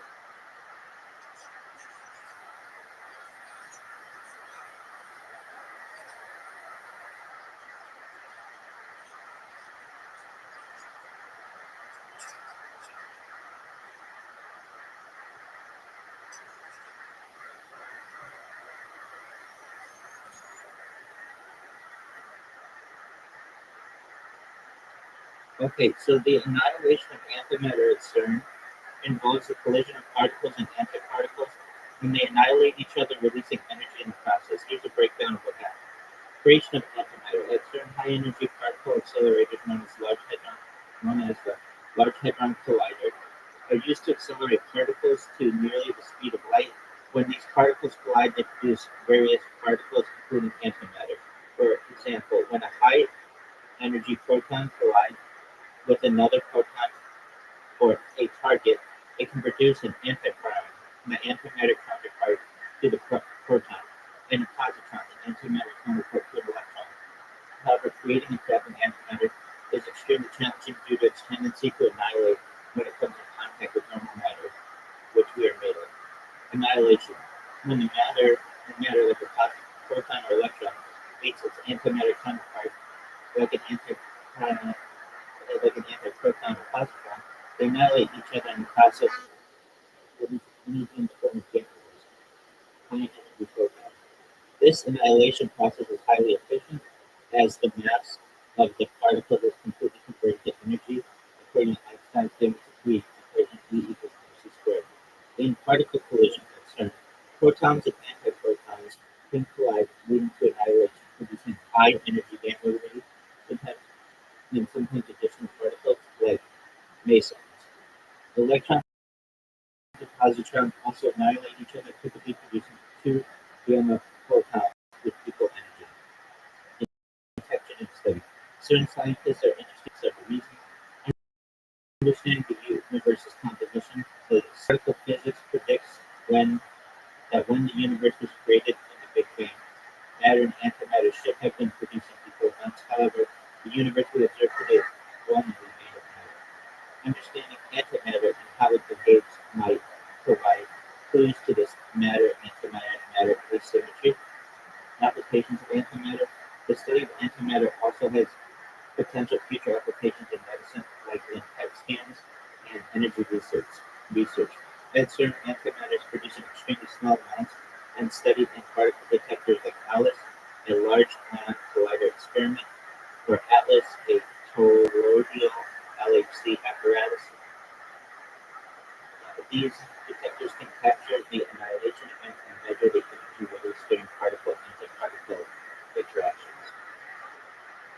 Challenges and goals: producing enough antimatter to observe its effects, or use in practical applications such as for energy storage or propulsion is still a huge challenge, since it costs a significant amount of energy to create antimatter and the quantities produced are incredibly small.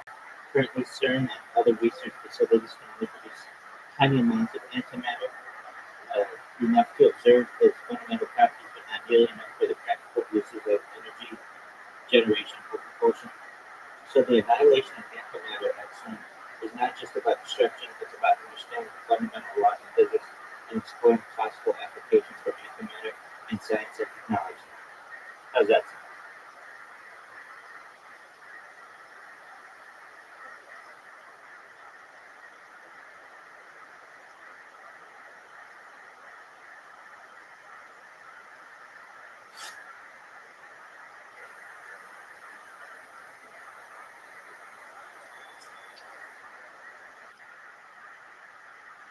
Did you find the phrase you were looking at? Go ahead.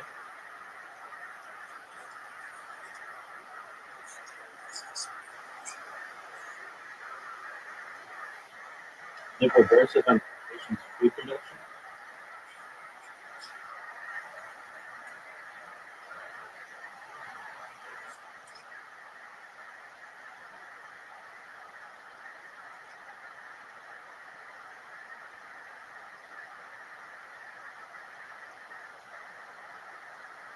What are your thoughts? Why don't we have an equal amount of matter and antimatter in the universe? Why does it seem like there's more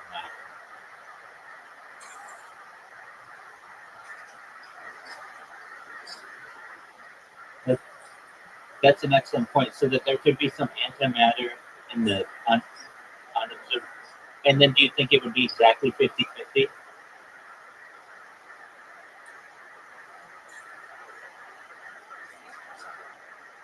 Yep. I like the way you,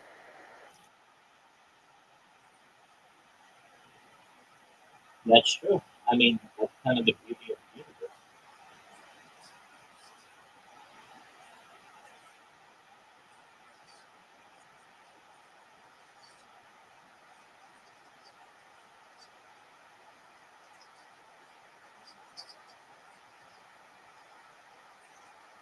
Yeah, Doug, what are your thoughts on Haley?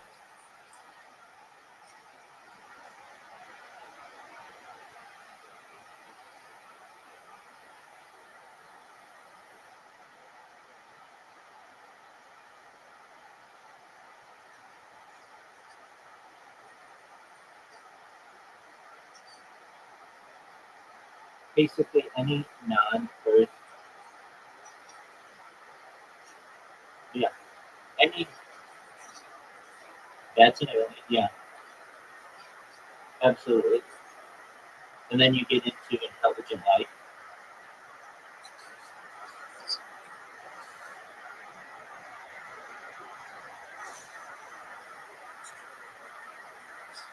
Yes.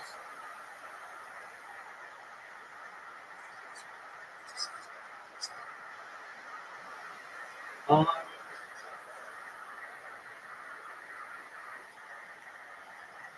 well, I think that aliens have come to Earth because there's a lot of evidence of them being here. And perhaps we were, I mean,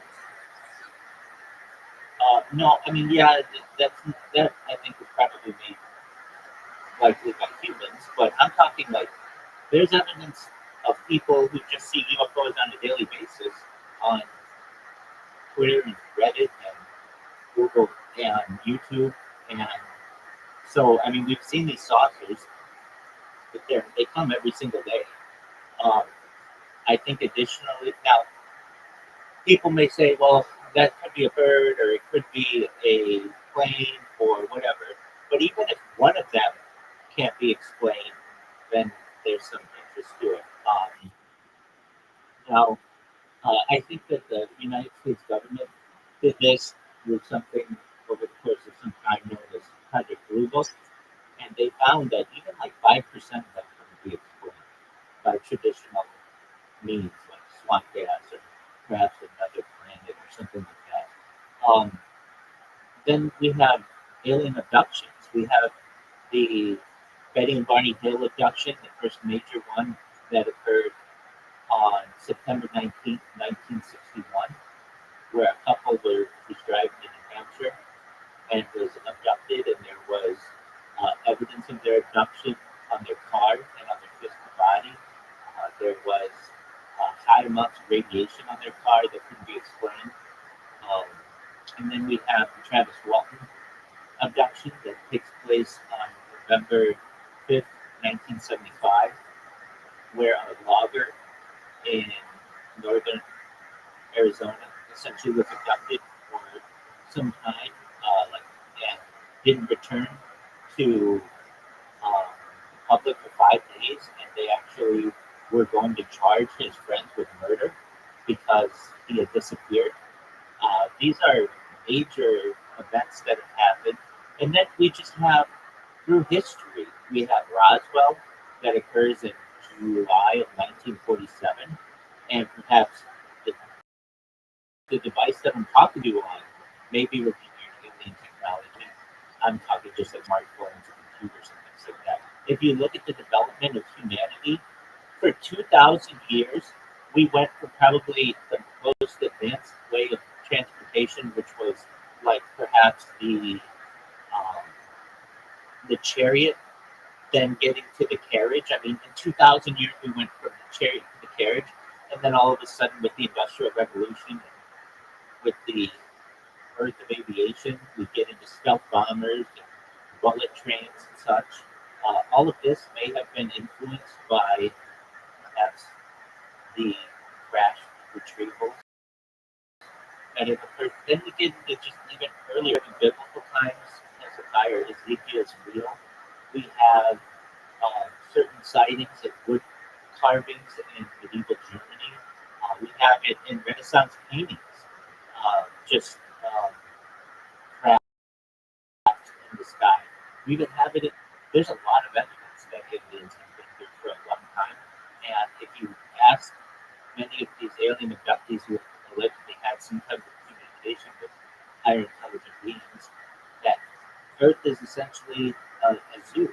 It's essentially an experiment, and that we were seeing here. And then you get into like more modern discussions. Bob Lazar, who was worked at Area S4, Area 51 in Nevada, and his story is that, at least in his briefing from the United States government, that these aliens have done at least 64 major evolutionary changes to our DNA to make us who what we are today, specifically the size of our brain and in terms of our intelligence. So, I mean, if you look at the evidence that's available, there's a lot of evidence that exists. I mean, even the New York Times talks about this in 2018. Just for a moment. Please tell me about the New York Times disclosure of UFO technology.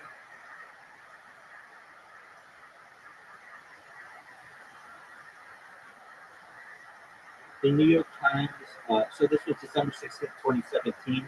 Advanced Aerospace Threat Identification Program, ATIP revelation. The Times published an article revealing that existence of ATIP, a secret U.S. Department of Defense program dedicated to investigating UFOs. The program operated from 2007 to 2012 with a budget of $22.5 million over 5 years. The disclosure marks a significant shift in public awareness regarding the U.S. government's interest in UFOs. That's from Wikipedia. May 14th, 2020, the Navy UFO. The Times reported the official Navy records detailed encounters between military pilots and unexplained flying objects. These records included descriptions for pilots and objects exhibiting flight characteristics beyond current technological capabilities, further fueling public interest and debate on the subject. June 5th, 2023, claims of non-human craft retrieval.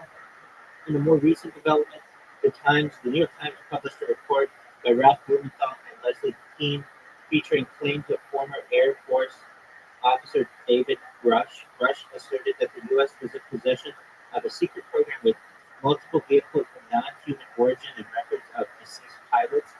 This disclosure had intensified discussions about the nature of UFOs and the extent of government knowledge regarding them. These articles have significantly contributed to the ongoing disclosure of UFOs, prompting increasing transparency and public interest in the subject. So that's the New York Times. That is the most trusted media outlet in the United States that is talking about these things. So, I mean, it's kind of obvious to me that they exist here today.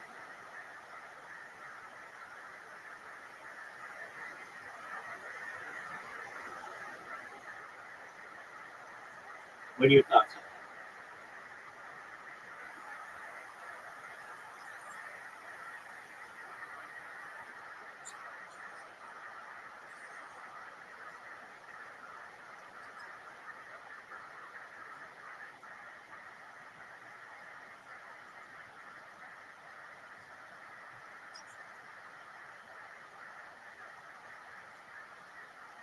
That's okay if you don't know. Do you have Discord, by the way?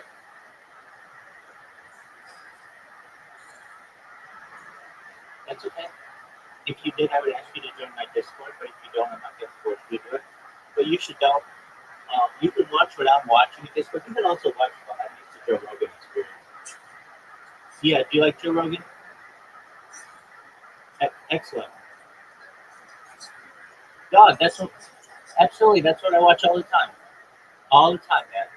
So, you should know that I'm always, I, the issue that occurs with me, especially on Twitter just instituted AI as its basic first line of defense for moderation, and it keeps banning my accounts. I'm not the only person. If you go on Reddit, there's like a huge subreddit dedicated to people who have just keep getting banned from Reddit or from Twitter, and they just give up on it.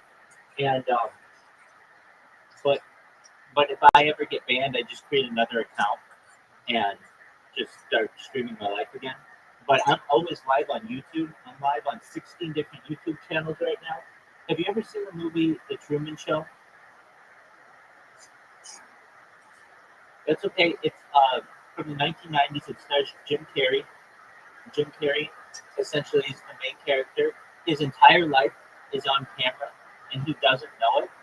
The only difference is that my entire life is on camera, but I do know it.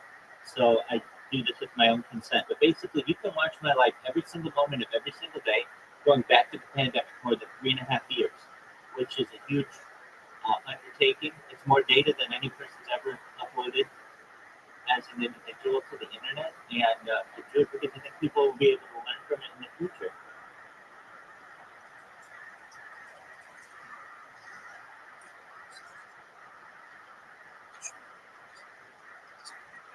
Yeah, just go to the account that says not the main account here. I mean, that works as you can just go to discord.me/rabbi, and that will give you the link. If you want the actual link, I've got two accounts in here, the rent ones.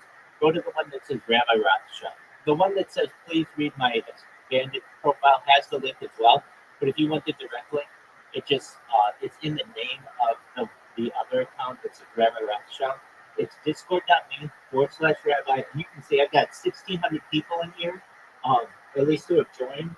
I've got the Joe Rogan Experience on there. You can see the whole screen. I've got it in multiple languages.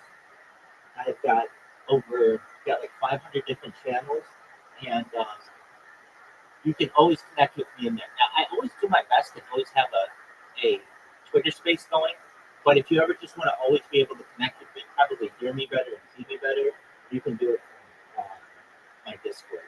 And the Discord address, if you see it in the name there, it should say like discord.gg/p something. And if you just put that into Discord, you will see I am live right now, and you also see me from different angles. So that's cool too. And then as well, if you see the links that I have, I know they say like you have to be cautious of clicking links on the internet, and so I get that. If you just type Rabbi Rothschild into YouTube and filter by live, you'll see I'm live on 16 different platforms. Right? There's 16 different cameras right now. So it's like the whole world can watch me at any given time. But when it comes to Discord, yeah, it's discord.me/rabbi, and you have to do like a CAPTCHA, then it gives you the link, and you can see I'm live right now, and just watching the Joe Rogan Experience.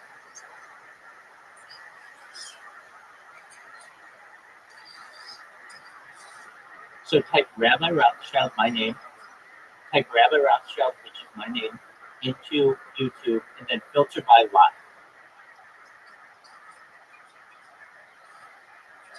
Yeah, that's one of them.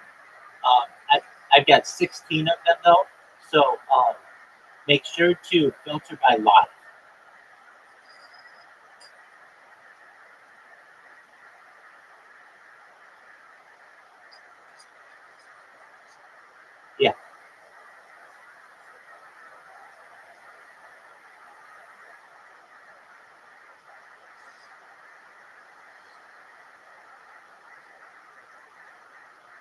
So if you filter by live, you'll see I'm live on like 16 different streams right now, which normally any creator doesn't have more than one going simultaneously, let alone 16.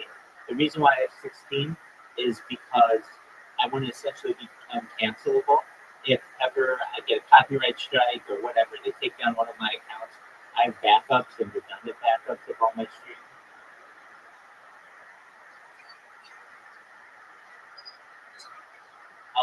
Copyright infringement, like I stream the Super Bowl, or I stream the Olympics, or I've streamed 3 Super Bowls, I've streamed 3 Olympic World Cup, I've streamed the Women's World Cup, and when you do that enough, you get enough copyright strikes and they just take down your account.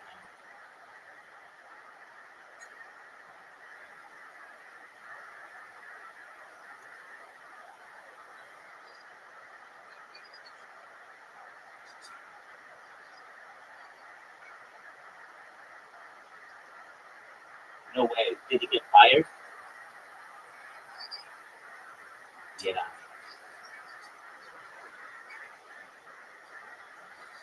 Oh, that's really cool. Wait.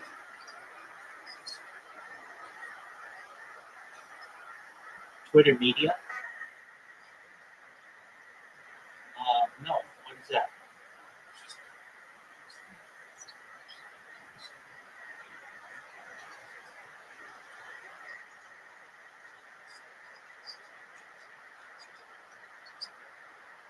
Oh, very cool.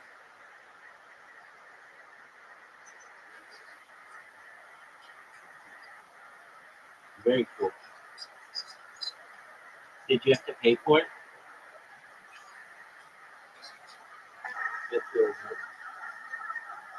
Did you get a chance to put another Rothschild into YouTube and put my live? That precursor exciting. The filter by live, I want you to see all 16 of my streams.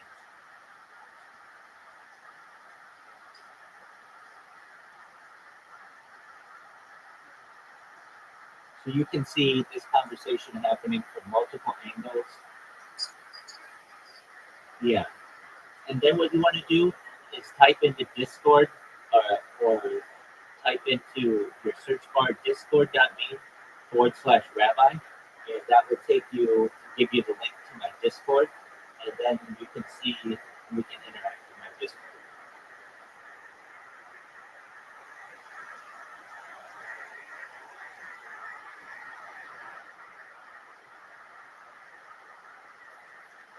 Additionally, I've created robots on Twitter that basically have me in a lot of different Twitter spaces simultaneously. So if you ever see my little profile picture in other people's Discords, you're gonna know, like, oh, this is one of Rabbi's robots. The only time I'm really like in those ones is when I'm talking. So then people will be, oh, this is the real Rabbi, one of Rabbi's real accounts. And one of the reasons why they banned me, and I understand why, is I created over 2,000 individual Twitter accounts, which is a huge amount of Twitter accounts. It took me like 6 months to do. And when you subvert their terms and conditions like that, they consider you persona non grata, essentially, something that don't want on the platform. But I get that. I just create another account, no big deal. And if they ever ban any of my other accounts, then I'll just create more. I have more grind than they do, essentially. I have more fortitude than they do. And I do this for world peace. I don't want war anymore. And I do it because I think the discussion that we're having, even the one that we had earlier today, the world doesn't know about quantum computing, and they really should. And we should be able to educate them on it and give people opportunities to learn about life extension and mind authority and quantum computing and alien exposure. And I think these are all positive things for the world. And then additionally, in the future, people will be able to study me from a biological perspective. I have more data on life than any person ever. Essentially, AI needs modeling. We need humans to be able to model. And I have the most complete set of data that I've just the world of any individual ever. So that made me a very influential person today.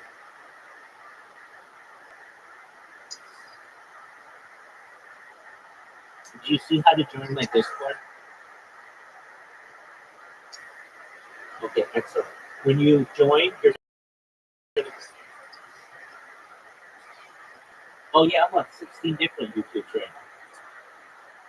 And I've been live on YouTube for more than 3.5 years, 24/7.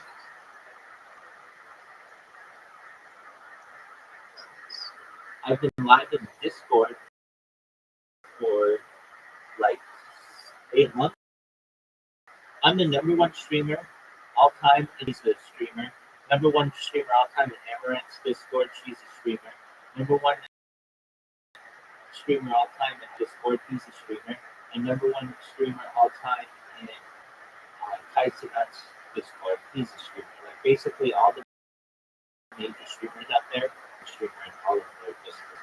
So they know about me, their communities know about me. I actually friends on Discord, the owner of Kick, the platform. His name's Eddie Craven, and he's a nice person. And so you can check me out. And then, it's nice to be able to connect on Twitter, but the thing is, I can't follow you back or I'm in danger of getting my account there. But on Discord, I'm still on good terms, so you can always come into my Discord and check me out and talk with me whenever you want. And were you able to join my Discord?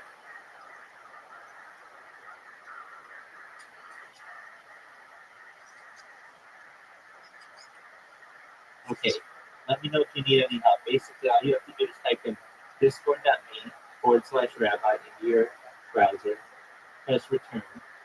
It will take you to like a CAPTCHA. You do the CAPTCHA, and then it says join Discord. You join Discord, and then it'll take you right into a video call with me that I have live that I'm watching Joe Rogan on. And you'll see me from the side. So you see me right now straight on. You'll see me from the side. And it's a much clearer picture, it's a much bigger picture. And then you can see a lot more of my devices there as well.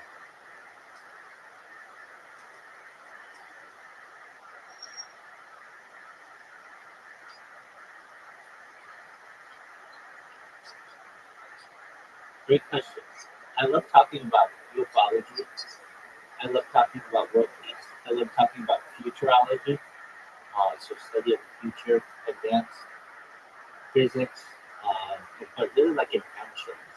I also like talking about mega projects. I'm a big advocate for something known as the Bering Strait Tunnel, essentially a tunnel that would connect Asia to North America, allowing people to take a car perhaps from New York City to Paris, or from Los Angeles to Cairo, or Mexico City to Cape Town.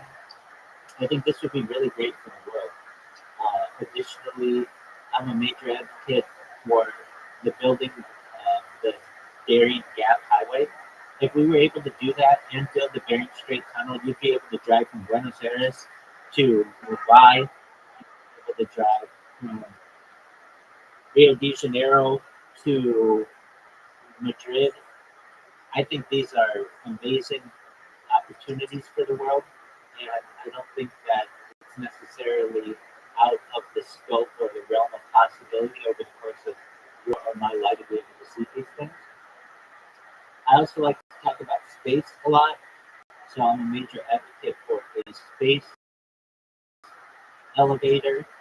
I am an advocate for space tourism, terraforming Mars and Venus, planetoids like Europa and Titan.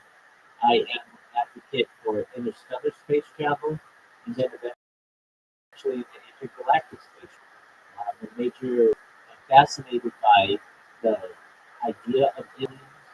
I'm fascinated, and I used to be a huge skeptic on aliens as well, so it's not like I always thought aliens. No, I have publicly debated on the lack of evidence towards aliens, but I was convinced after seeing a documentary around the year 2009 known as the Disclosure Project, which took place in 2001, where Dr. Stephen Greer has a panel of a couple dozen whistleblowers from the United States government and other governments around the world saying that phenomenon and that it's been kept secret since World War II and even perhaps before. And the reason why is because it would have such a major impact on society.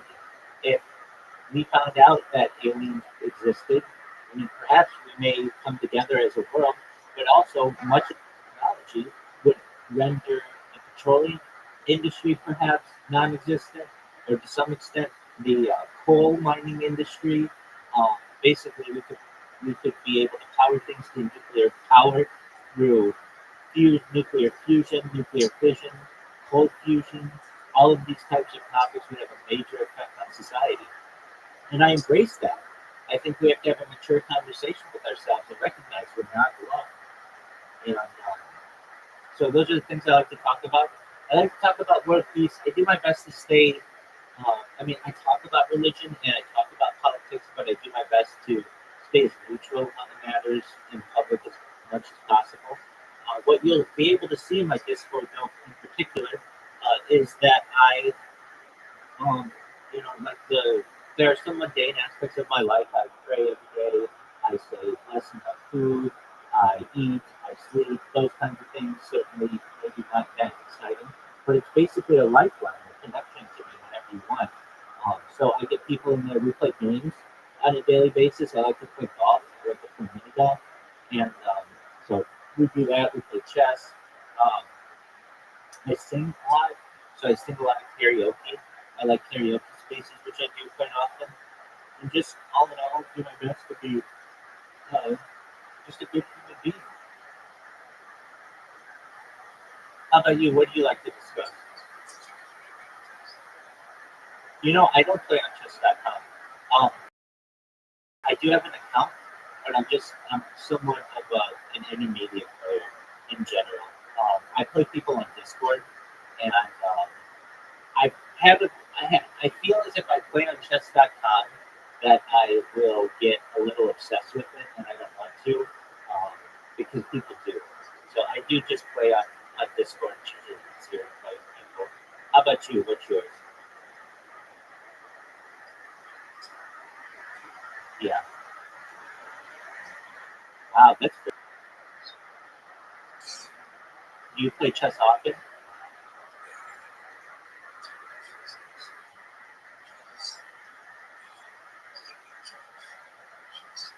Oh, dude, excellent. So you talking football, American football, or soccer? Okay, excellent. What else do you like? Excellent. Any other sports? Did you see that Magnus Carlsen was on the Joe Rogan Experience a few days ago? Yeah, it's actually one that we're gonna watch next. I could start it up right now if you're interested, but essentially, uh, yeah, is uh, that's an interesting conversation between perhaps the best current chess player in the world and the biggest podcaster in the world. I also like stand-up comedy, so there's a there's a podcast. It's the largest live podcast in the world, and it calls itself that, known as Kill Tony, and it takes place every Monday from the Comedy Mothership in Austin, Texas. And it's just basically people get a minute to be able to do as much stand-up as possible, or do the best stand-up they can possible, and then their critique. I also like the Lex Friedman podcast, so I've watched all of the ones that he has on YouTube, and I've gone through those a couple times, and I look forward to doing that again. So I'd like to listen to essentially free thinkers, scientists, um, just people, even politicians at points, people who have an impact on, who can have an impact on society. I like to hear what they have to say. I just do my best to be an open-minded person. Were you able to join my Discord?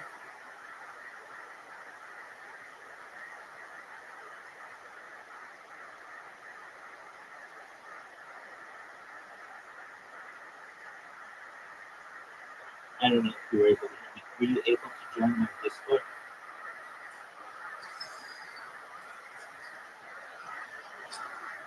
Yeah, so here's what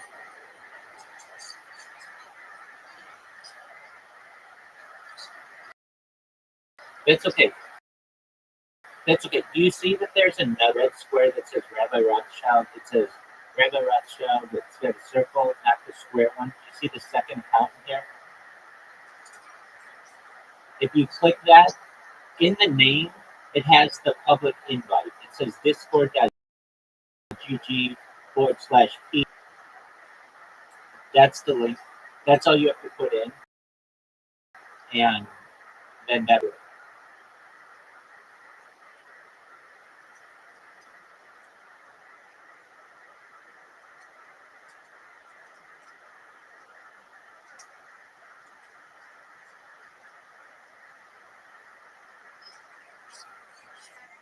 Exactly.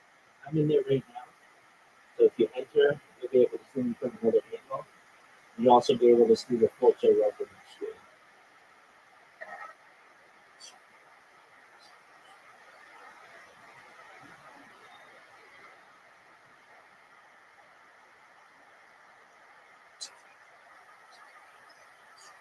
Exactly.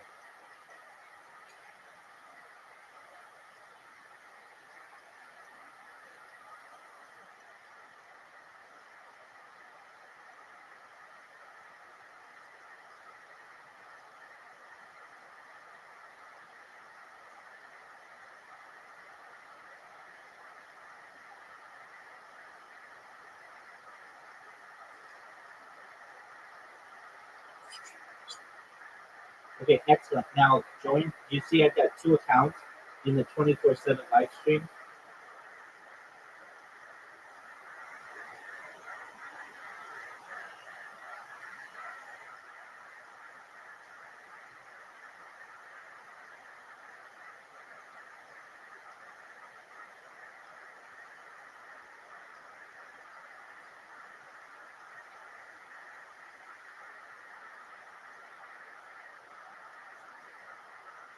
There you are. What's up, big dog? Hello. How are you? Excellent. So we're watching Joe Rogan. You can see it probably better from this angle, and I appreciate you joining. And well, you just left. That's okay. No issue at all. You know how to connect with me, and if you ever need to, get a hold of me, probably Discord's the best way. But I'm also on Twitter as well. And unless you have any other questions, we're going to continue watching Joe Rogan. Feel free to watch along, or do whatever you want to do. I want you to know how much I appreciate the opportunity to meet you. And if you ever need anything, I'm here to help you. Okay? Excellent. Well, very cool, man. You're very intelligent. You should know we need more people like you on this earth. All right, here we go. That's even true, because I don't think we knew how diseases were spread back then. I don't think they knew you could just put scabs on a blanket and give people smallpox. And if you had smallpox, are you trying to dish out smallpox? Are you trying to catch it so you're handling it and putting it in blankets? It seems like an exaggerated cruelty of what happened. And what happened was Europeans came over here, the Native Americans had, whatever you want to call them, indigenous people, they did not have any immunity to smallpox, and it wiped out 90% of them. Diseases from North Americans or from Europeans, rather, coming to North America, they wiped out everybody with disease. It's somewhere in the neighborhood of 90% of the people that were here are gone because of disease. So, when people want to think I sent you a friend request in Discord just for your knowledge. There's no way to prepare like a group of human beings that has no immunity in 1492. There's no way to prepare. There's no way to prepare anybody.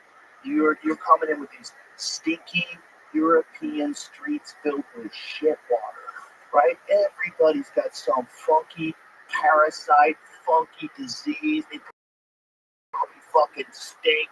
They're probably infested with all that bullet a mile away. They probably have viruses fighting viruses inside their body, coughing phlegm and blood, and they're drinking whiskey, and they come over to having sex with each other. Yeah, and it's probably none of it's consensual. It's probably animals biting each other and holding each other down, fucking each other. And then they come to North America and they start slaughtering people. This is one. We've talked about this before. He was like a bishop or some religious man who chronicled one of Christopher Columbus's early interactions. It's horrific shit, man. Cutting people's arms off. They don't bring back their weight in gold, and dashing babies on rocks in front of their parents. Horrific shit, man. And those are the kind of people that brought those diseases. Like, you want to talk about, that's like a real demon horde. Crazy, huh? Crazy. A real demon horde of people who come over out of boats, stinking, covered in their own shit, breathing diseases on everybody. Everybody's dying. Like, so unhealthy. I know, man. Like, I think about that pirate, you know, I don't know, one of the pirates, Blackbeard, man, he was full of gonorrhea. Oh man, and he would drop mercury on his penis to relieve to cure his diseases on his penis. So that's all they had. But what a good move. Who invented that? What asshole was like, he probably was on a pirate ship somewhere, made a voodoo doctor and said, hey man, mercury for the dick.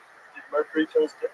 Yeah, it says when he held prisoners for ransom, such as the governor's son during the week-long Charlestown blockade in 1718, he asked for expensive medical supplies. This included liquid mercury, which, when injected through a urethral syringe, was a common and effective treatment for syphilis.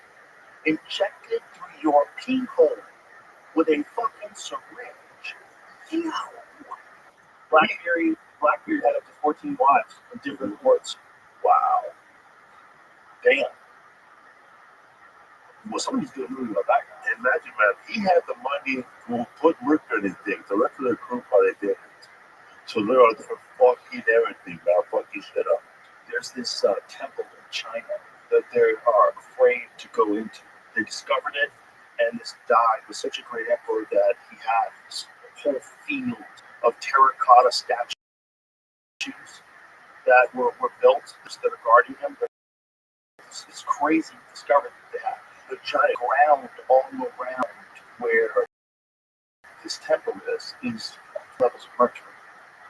The ancient story is that anybody who ever dared open up this tomb, where this emperor is buried, will drown in mercury. I thought you were going to say that diarrhea. No, imagine drowning in mercury. Imagine like 2,000 years ago, a dude sets up a booby trap for greedy people and sets it up where it fills the entire tomb up with mercury. First of all, is that even possible? How much mercury would you have to handle? How many people die from that mercury? Imagine where do they even get it? Yeah, where do they get mercury in 2,000 plus years ago? You know that story about that emperor and his temple? No, Teotihuacan is Aztec. Yeah, that's probably a common booby trap, I bet. But this one where there's a temple in China, This temple drum mercury refers to the temple of Teotihuacan. Can you say temple booby trap with mercury in China? I think it's like the first emperor of China. It says it could have been Yeah, this is the one. So there's one that they have not entered into.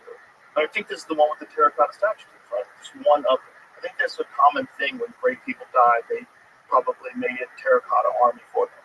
When they find these things, it's like, here it is. That's us talking about it. Crazy story of first emperor of China too. That's me and Schultz talking about it, right? Good. Click on that. So I'll remember. It's not our video. It's my fucking video, bitch. Somebody else's video. No, well, that's ridiculous, but it's ours, right? Yeah, it's funny when. So what is this thing? Like, they would have a copyright on my voice? I don't want to get into it yet. We probably have the revenue probably come into our thing.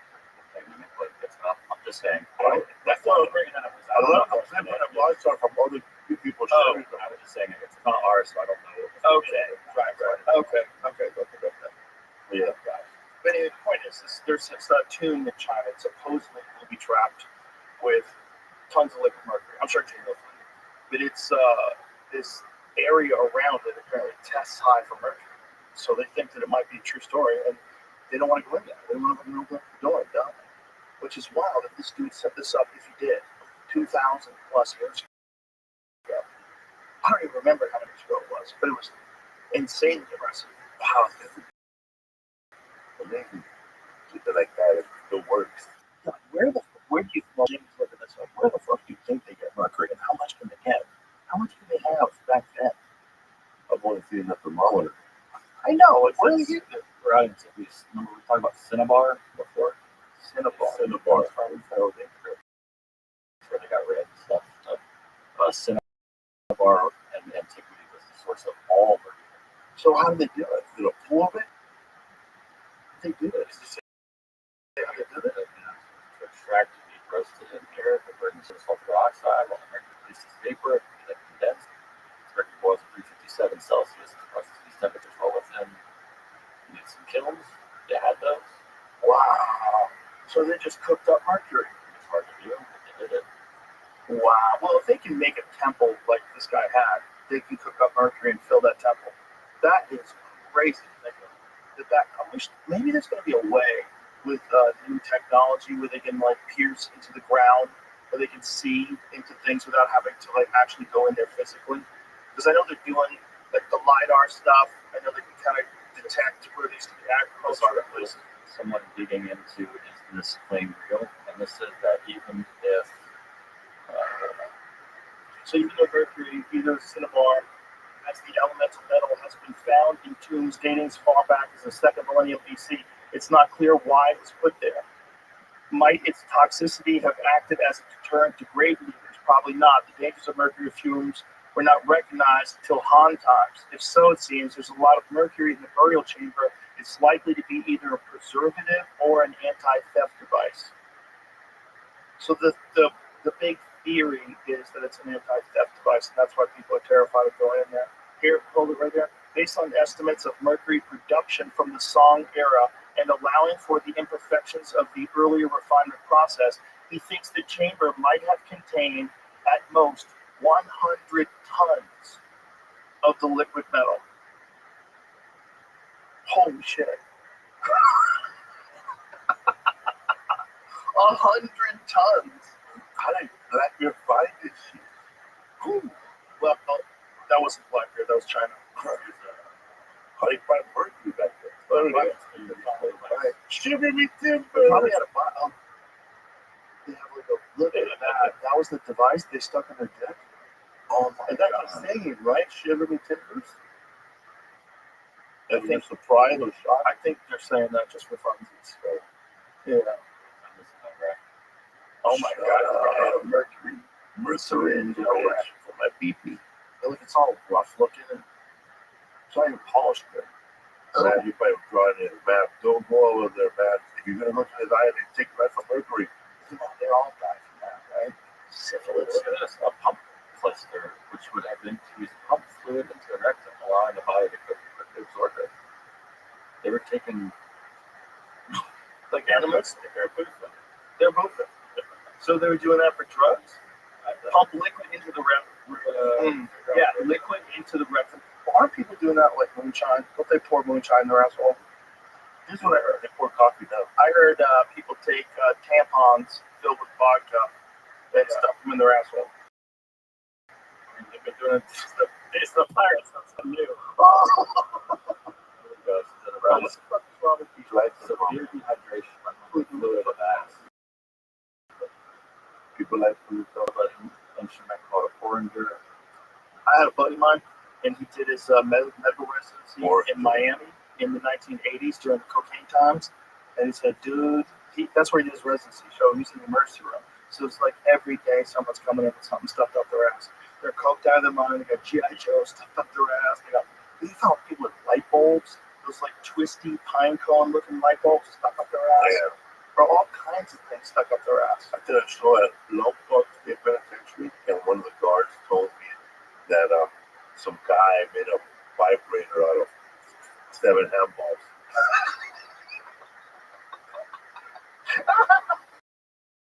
One of the boys. And Oh my God. they take them all up. And then, how do you guys know? Well, he didn't tie them up too good. They're all stuck in, take them all out. Oh, no. He didn't tie him up good? Yeah, he didn't put them up wrapping, I guess. Did it go in his butt, get all those balls? Yeah. How many were in there? Like 5. Whatever, how many balls make this? And you thought he was hiding a knife. That's a hard way to go, too. Sometimes people die that way. You get, toxic shock. Something goes wrong. Tear your rectum, you bleed out internally. Stuff things up your ass. Like the Mr. Hand story. You know the Mr. Hand story, right? No. There's a whole movie based on it called Zoo. Zoo is it's a thing called zoophilia, where people are sexually attracted to farm animals. And so these people met up online, and they found out that you're still allowed to fuck animals in Washington State. So they all went to Washington State. This is a movie? Washington State, right? Yeah. It was a movie. True story. All right. And this dude got fucked to death by a horse. They bring him to the emergency room, like, what's going on? Everyone's acting a little shifty, and then they have to tell the whole story. And they find out these people have like hundreds of hours of people getting fucked by donkeys, and horses, and shit. And they all did this out on this weird ranch. Wow. Yeah.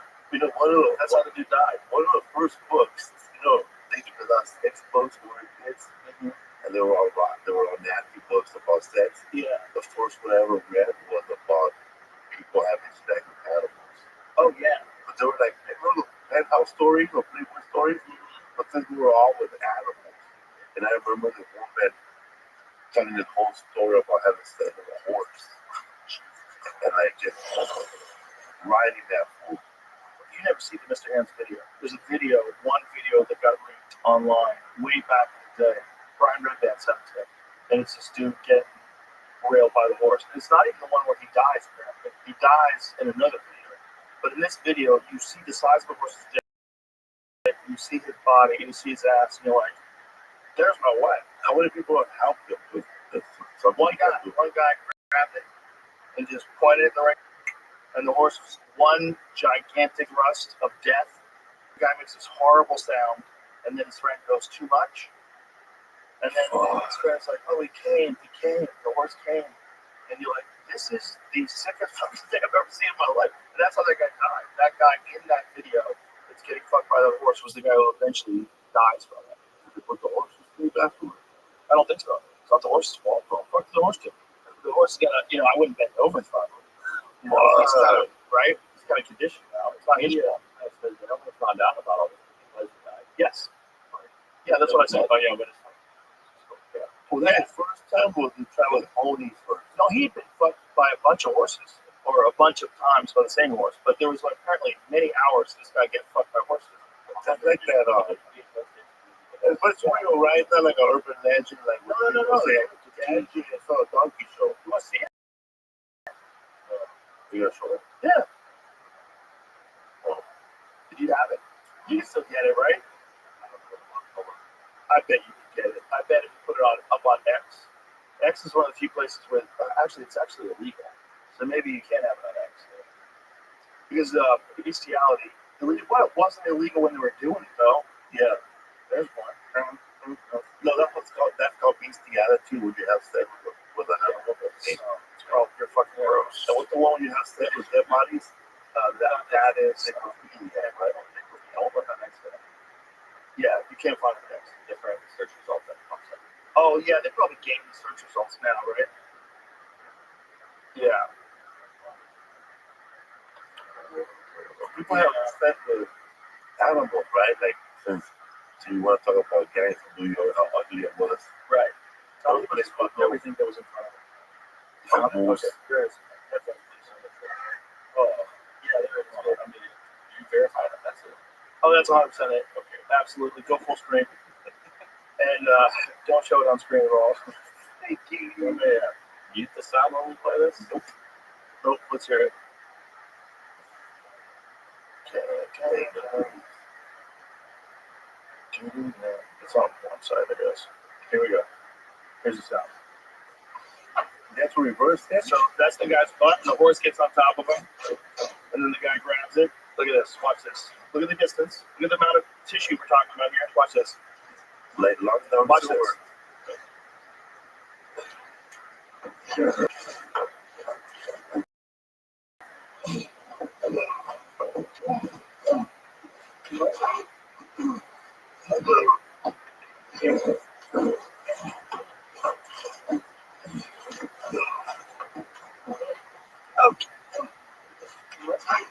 This is not a loop. This is repeating. This is repeating. yeah. This is it's already.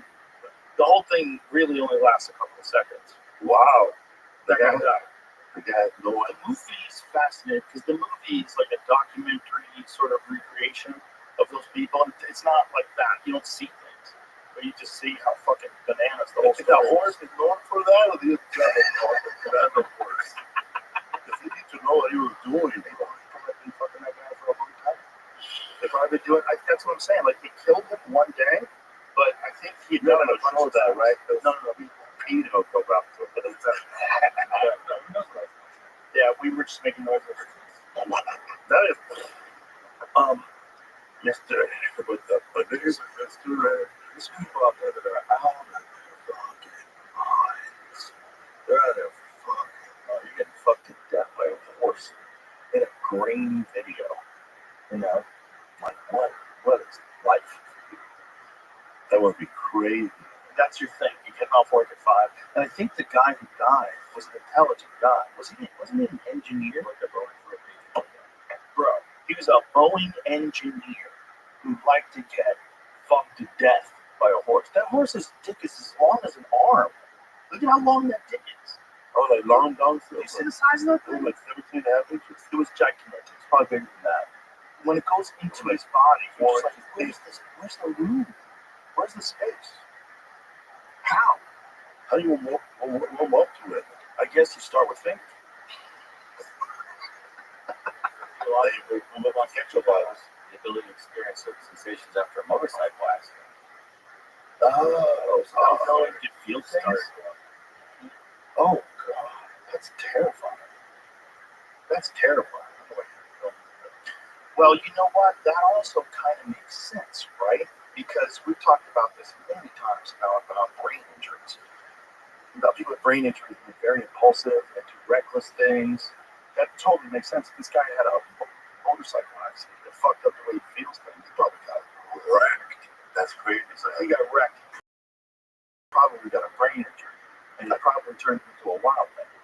I twisted my ankle, man. Now I want to move to fuck in the ass. You want to get fucked to death by a wild animal. Oh, the first man. guy to get fucked by a bear. Yeah, but you in that way, like for some people, they're just different now. Yeah, now they're different. But I've seen it happen to a bunch of dudes when they've been knocked out.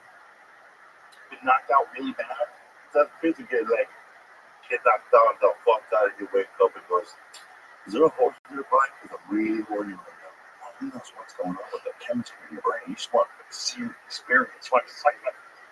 You want to see you suck a horse's car. But that goes back to your old joke, man. The old joke just saying, hey, you take a break today. Yeah, take a day off. You know what I said? You got that joke about the Playboy Mansion and get that, what's his name? Well, whatever.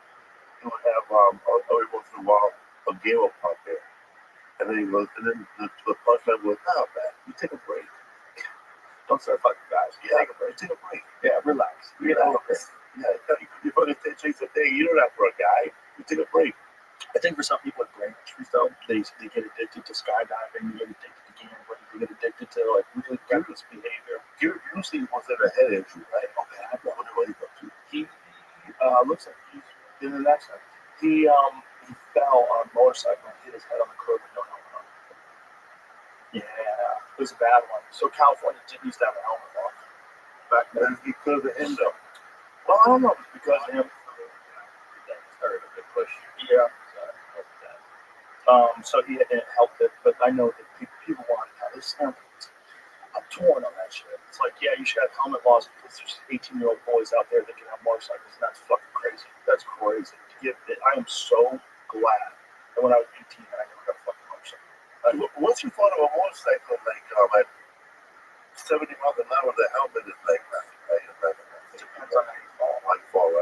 might slide. If you slide, you probably just keep your skin grip from your body. Did you survive a yap or to go come to a fetish? Yeah, but that's the thing, man. If you get really banged, you can have some screwed brain waves after that. You know, and you can think everyone's out to get you. Like, people get real weird. They get real weird. They feel like extra vulnerable because they, you know, their brain's not working the same anymore, so they don't know who they are anymore. They don't feel like they used to feel. Yeah. So they feel crazy.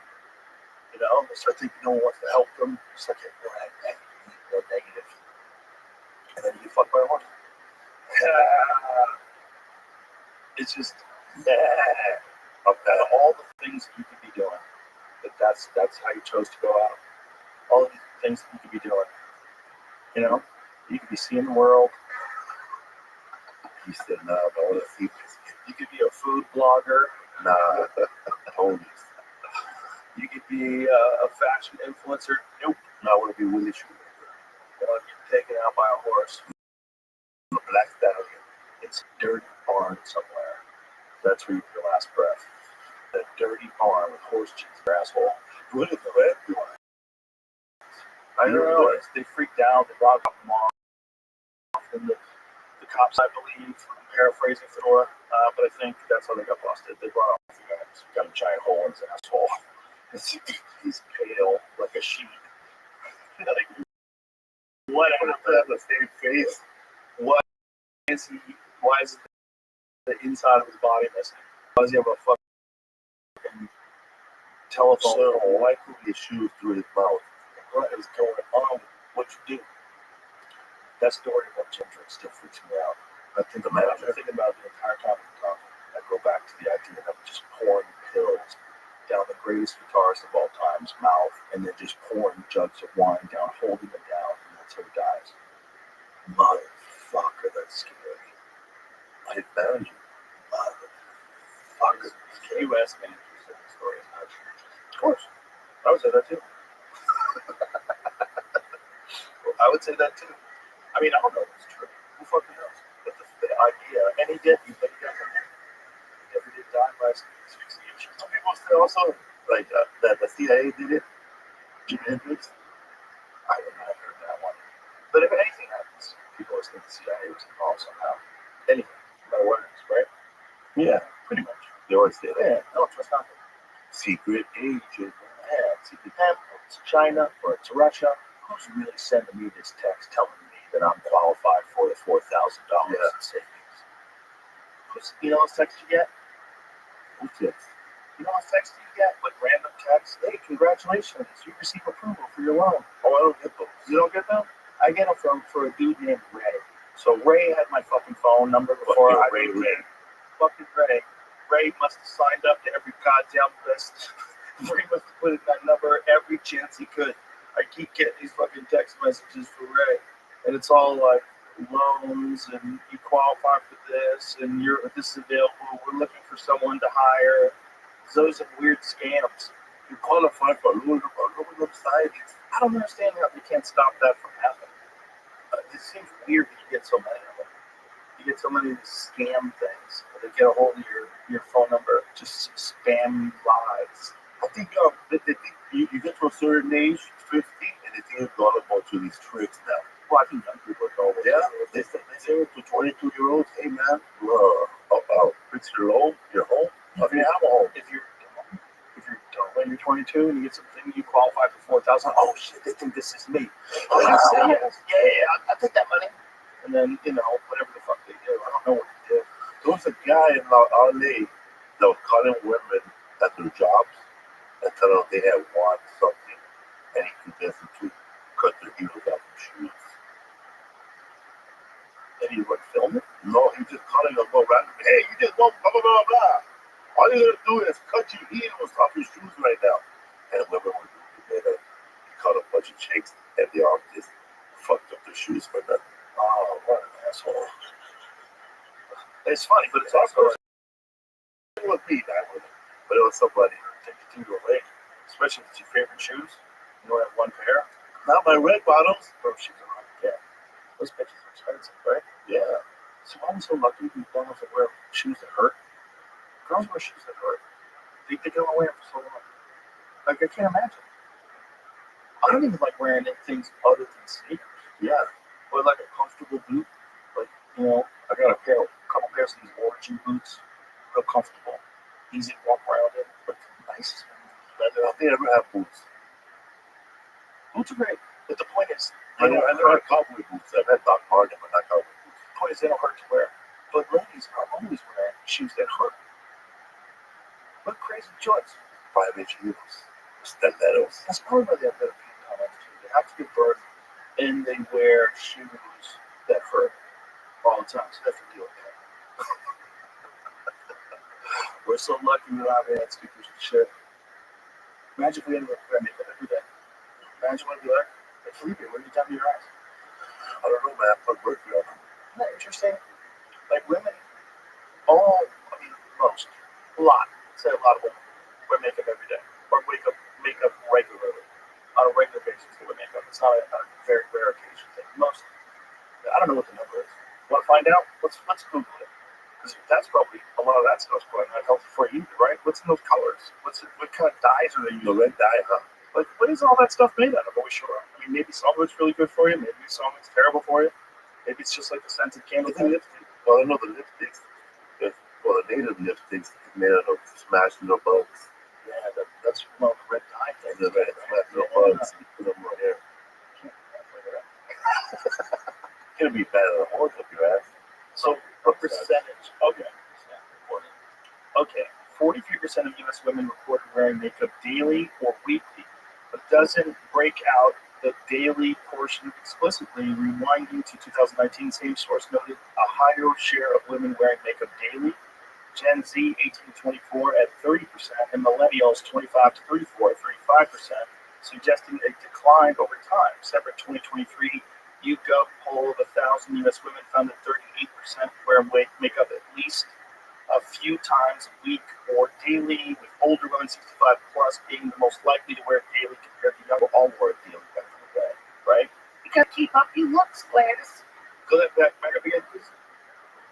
Another study from 2017 by Statista indicated 41% of U.S. women aged 30 to 59 wear makeup daily. Yeah, there was a woman back in I don't know if it was the 1800s, 1900s. She was the first woman to make a woman's magazine on clothing and home gardening, how to cook recipes. She referred later put recipes in the magazine. Oh yeah, kind of like for a homemaker. right? And then, yeah, there was a magazine back then. I don't know what the name of the magazine was. Jamie, Google is makeup bad for you. What do you think? Google is makeup toxic. One of the great teachers thought it was bad. Don't put on that makeup over your girl. What are the ingredients in it? Oh, that's right. This is makeup, yeah. So no, Lady with Green Makeup, the Wizard of Oz, or the Tin Man Witch. Yeah, they got real sick, man. Yes, some makeup can be toxic. Lead, mercury, and arsenic. Heavy metals can be found in cosmetics. Phthalates, common contaminant in cosmetics. Formaldehyde, a chemical found in some makeup. Yeah, man. That's what I like to read it back there. Stop blackface.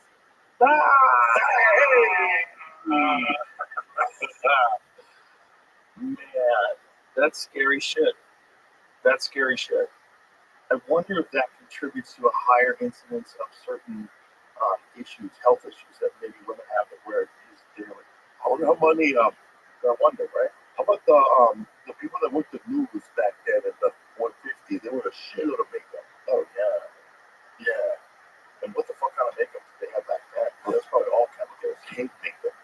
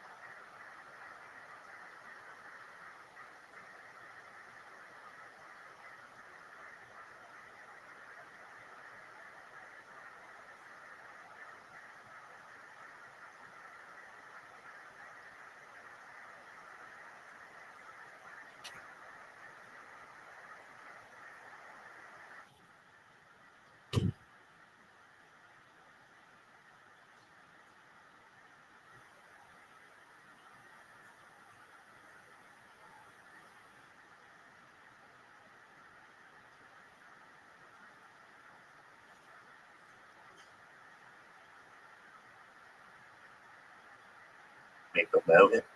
Yeah, what the fuck? Feel dying and shit.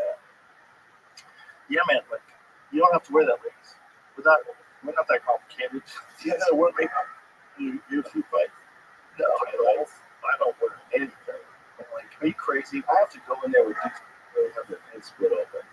You know, I have to interview people that are soaked in blood, and sometimes the blood is spitting out onto the microphone. I never noticed that happens. All the time. I get blood on me all the time. Being wearing makeup to look better while I'm out there dealing with people just get their face punched in is crazy. That's ridiculous. I won't do it. So when I'm speaking to you, when you get a fighter that's real bloody, and then you can, you're really up close to these guys. What do you see in their eyes after a fight, like when they're also bleeding, man?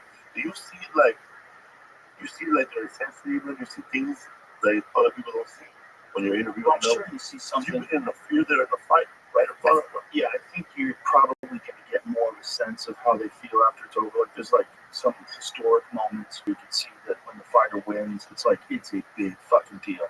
And one of my favorite ones was when Israel Adesanya had a second UFC fight against Alex. He knocks him down, knocks him cold, beautiful, clean right hand, and finished him on the ground, and then fires off 3 arrows in his body. Oh yeah, I remember that guy. Yes. I mean, that was a fucking classic moment. Then he grabs a microphone and gives like one of the most inspirational speeches.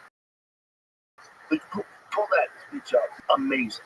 This is my favorite moment, I think, of any they want to fight. Because it's like, this was real in the moment from a guy who's the fucking boogeyman, dude. Alex Pereira is the boogeyman. He's the scariest motherfucker in the sport. He knocked Izzy out twice. He left hook KO'd him in kickboxing, and then he beat him down in the UFC, and then Izzy finally knocked him out. And when he knocked him out, when he fires those arrows in his body, and then see if you find that speech. When you hear it, man, you're like, wow, that's what makes the whole career worth it. It's these moments where you reach out and you touch the world. I hope every one of you can feel this level of happiness just one time in your life. You will never feel this level of happiness if you don't hold something. When they knock you down, when they talk about you, if you stay down, you will never ever get that resolve. Fortify your mind and feel this level of happiness as you rise. One time in your life, but I'm blessed to be able to feel this again and again and again and again and again. Amazing.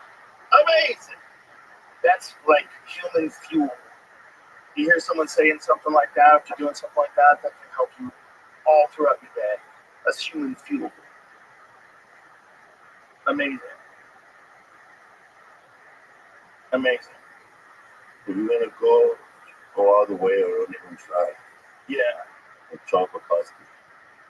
That guy was If you're gonna go all the way or don't even try, it could mean losing girlfriends, it could mean losing wives, relatives. It could be time spent in jail, lonely nights in the dark, lonely nights by yourself.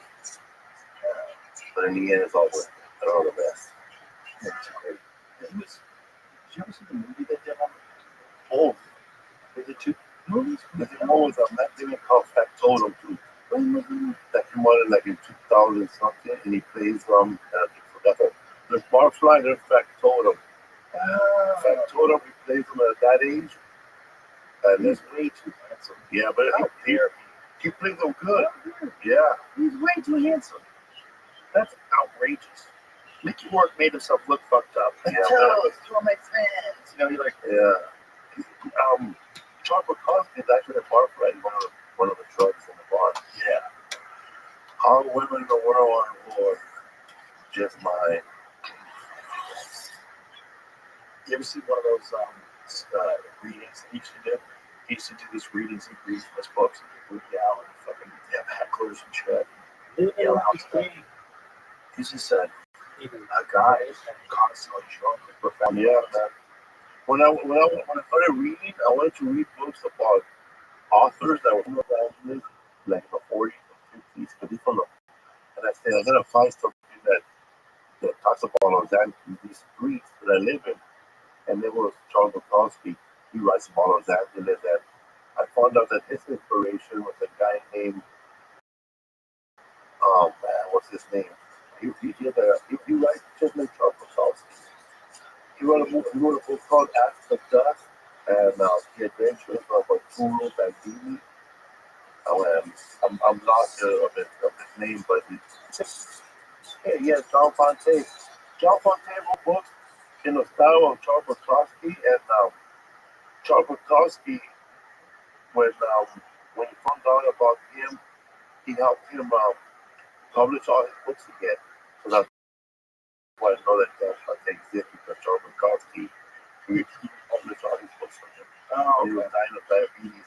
So after this, bro, he talks about Los Angeles during 1932, bro, when Los Angeles had a metro rail and the world of 1932 earthquake in Los Angeles. Wow. So it's all about this guy from Los Angeles. He talks about Armenians and working the docks in 1920s. Wow. That's a great catch. And they're alcoholics, bro. This guy's an alcoholic, and so is Charles Bukowski. These are dudes that work jobs and still were authors. Imagine going from those guys to TikTokers at Bubba. Exactly. Yeah, exactly. Like, this guy actually had jobs during the day. Charles Bukowski, he worked at the post office. He never worked. He never quit. Yeah. And Arturo Bandini, what's his name? The other guy, he started writing for Hollywood and he just disappeared. Oh, yeah? Yeah. Yeah, it's under contract. Yeah, man, there's a lot of like talented writers who just decide to write for a company. They just kind of like give up on the dream. He was their job. He hired to be a writer and then he did stuff for me. I got a book deal once and I gave them the money back because they had too much input. They wanted to have too much input and then they wanted me to transcribe my stand-up. That was one of their ideas. They're like George Carlin. I'm like, well, that's fine. I love George Carlin, but so what? I'm not doing that. Like, that doesn't make any sense to me. Like, why would I want like the worst version of what the ideas are, which is just print? The best version is a live performed version. Second best version is a video. Worst for sure is print. Audio is slightly better. But it's like, you don't want to do that. Why would I do that? That's a dumb way to write a book. I just want to write about things that I'm thinking about. Yeah, why would you write your whole set on a book? And then I realized if I'm going to write something, I have to write to, and it has to be something that is not the entire thing. And if they like it, they like it. If they don't, they don't. But it's not something that I would ever want to have somebody help me out. Like, write this article about that part of it, why he did it, explode with other writers did it, because it's publishers, and I read it. Whoa! Oh, I said you know that. That's pretty dope. Whoa! Holy shit! Yeah. Wow! We have ample distribution of Ask the Duck. Yes. Well, they put out a short story collection, Dago Red, in 1940. More than a decade would pass before another Bandini novel. Wow! Yeah, you can do it.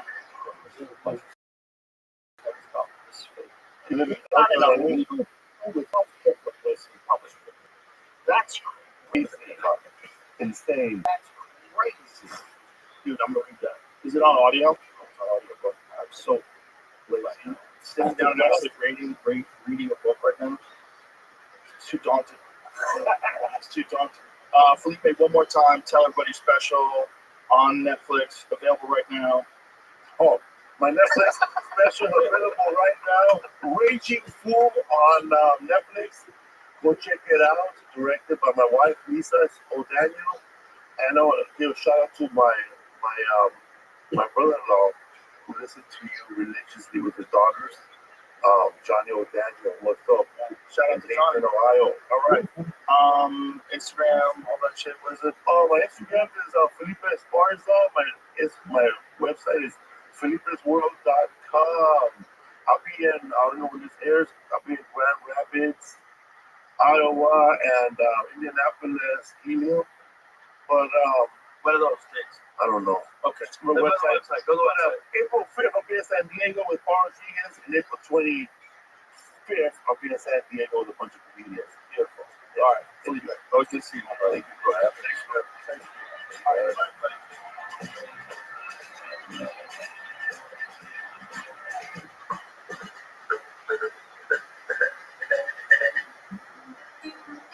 The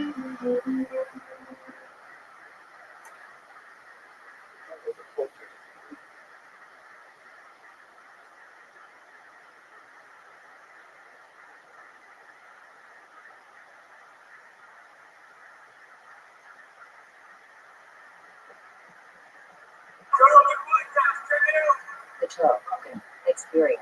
Train my name. Joe Rogan podcast my name all day.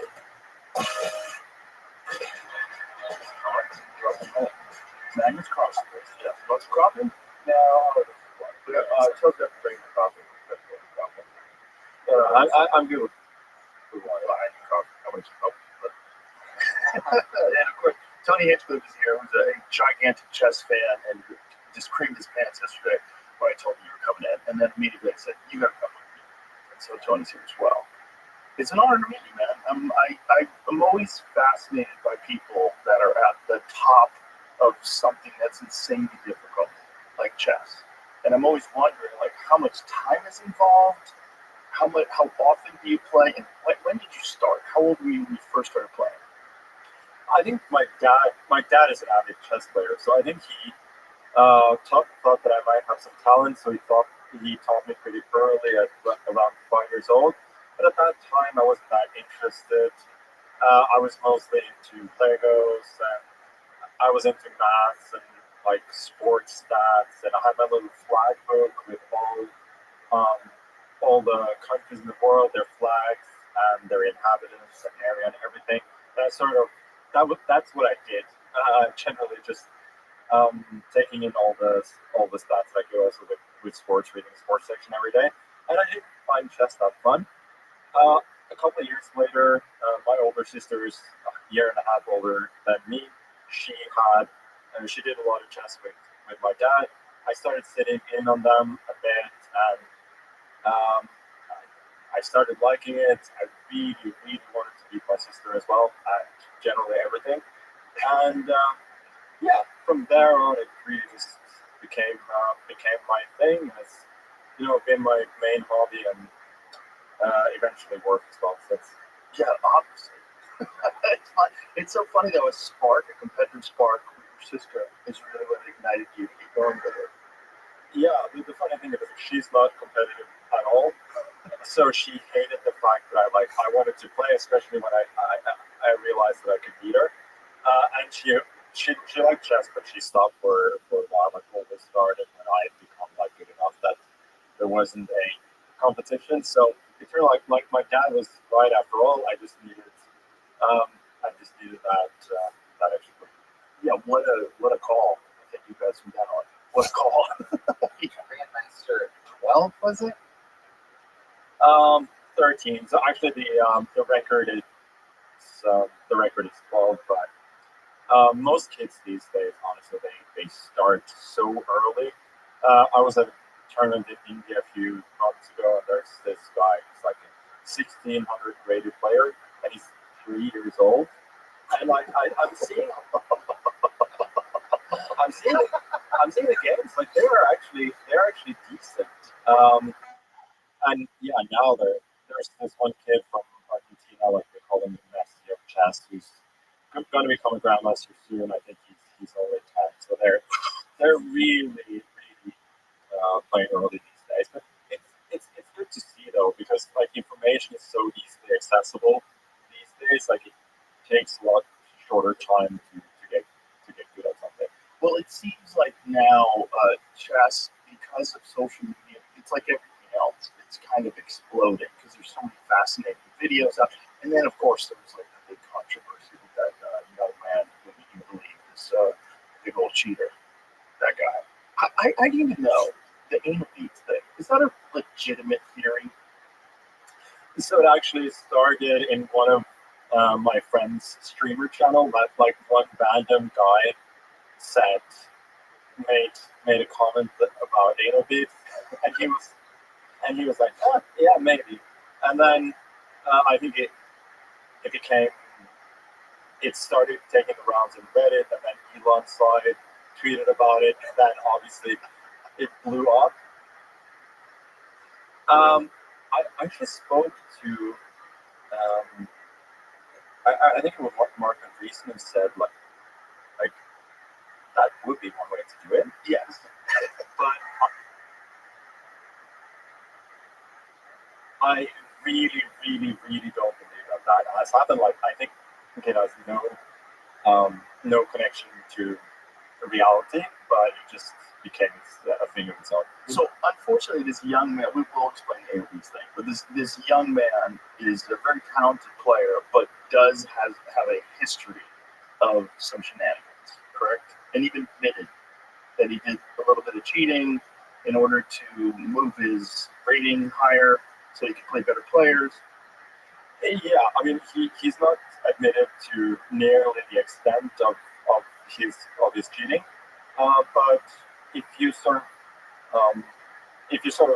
take what chess.com say, then yeah, he cheated a bunch online in a certain period of time, partly in tournaments, but mostly in casual games, as he just said himself, to sort of get himself up the standings and play the best player in the world. But he is a very good player. I think he has become a very good player. Yeah. Okay. So what made you convinced that he was cheating in that particular game? And by what method do you think he could possibly have been doing it? Could you hear something? Was it like burn? Hearing vibrations? He sees his seat shift. Yeah. Smelling something? Was there something in the air? Yeah, I mean that would have been smoking gun, I suppose. I think there was a combination of things, though, based on the chess level that I thought that he had, that I'd seen from his game, was playing against him, analyzing a little with him, and looking at his other games. Were a lot of stories back then. The thing is also there's a Netflix documentary coming in a few months that sort of is where I'm telling my side of the story. So I kind of go too deep into everything, but what I can say was that there were a lot of factors that made me very, very suspicious, and I think ever since then he has become better, but there's still something off, both then and now. But That's so fascinating that as an elite chess player, you'd be able to recognize that something is happening that's outside of his capabilities.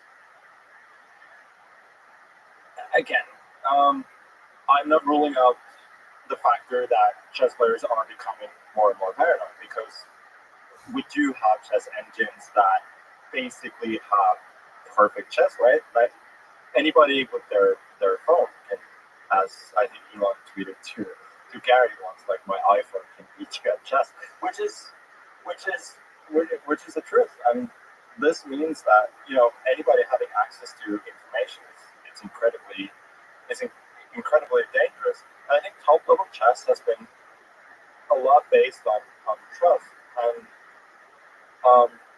whenever you have outsiders whom there are these stories about, everybody gets a bit jittery. There's like people who either like they burst onto the scene, then they establish themselves. People know that they're legit and so on. That it's not a problem. But with him specifically, I don't know. He was.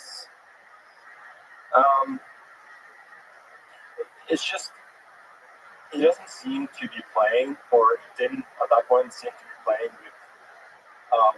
with a particular style. It seemed that he either played kind of or he just more or less played any position very well in certain games. Like he could just switch from tactical to positional play very easily, and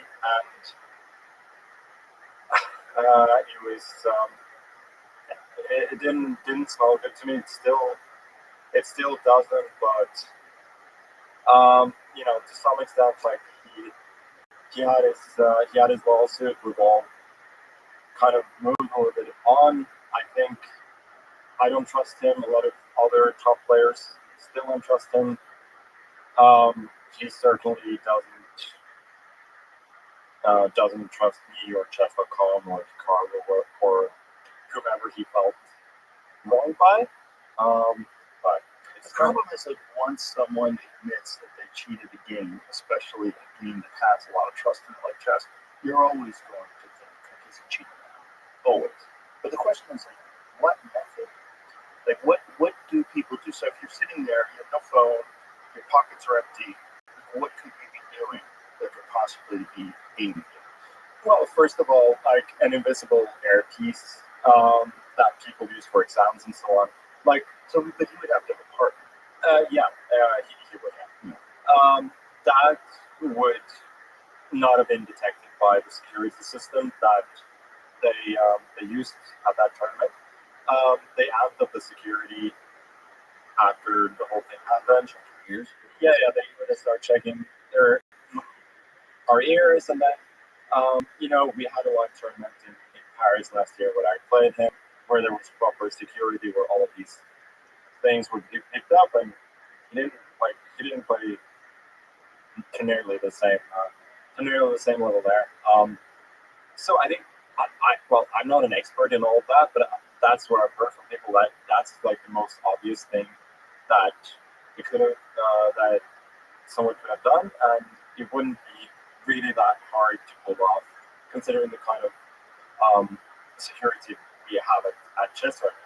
And this tournament had like a little bit of security. A lot of them, like open tournaments, people are like wandering in and out of the playing hall. There are people in the playing hall, like spectators, with their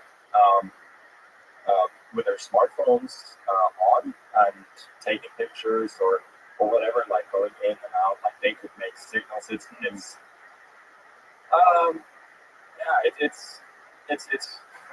It's hard. It's a big problem in chess for sure.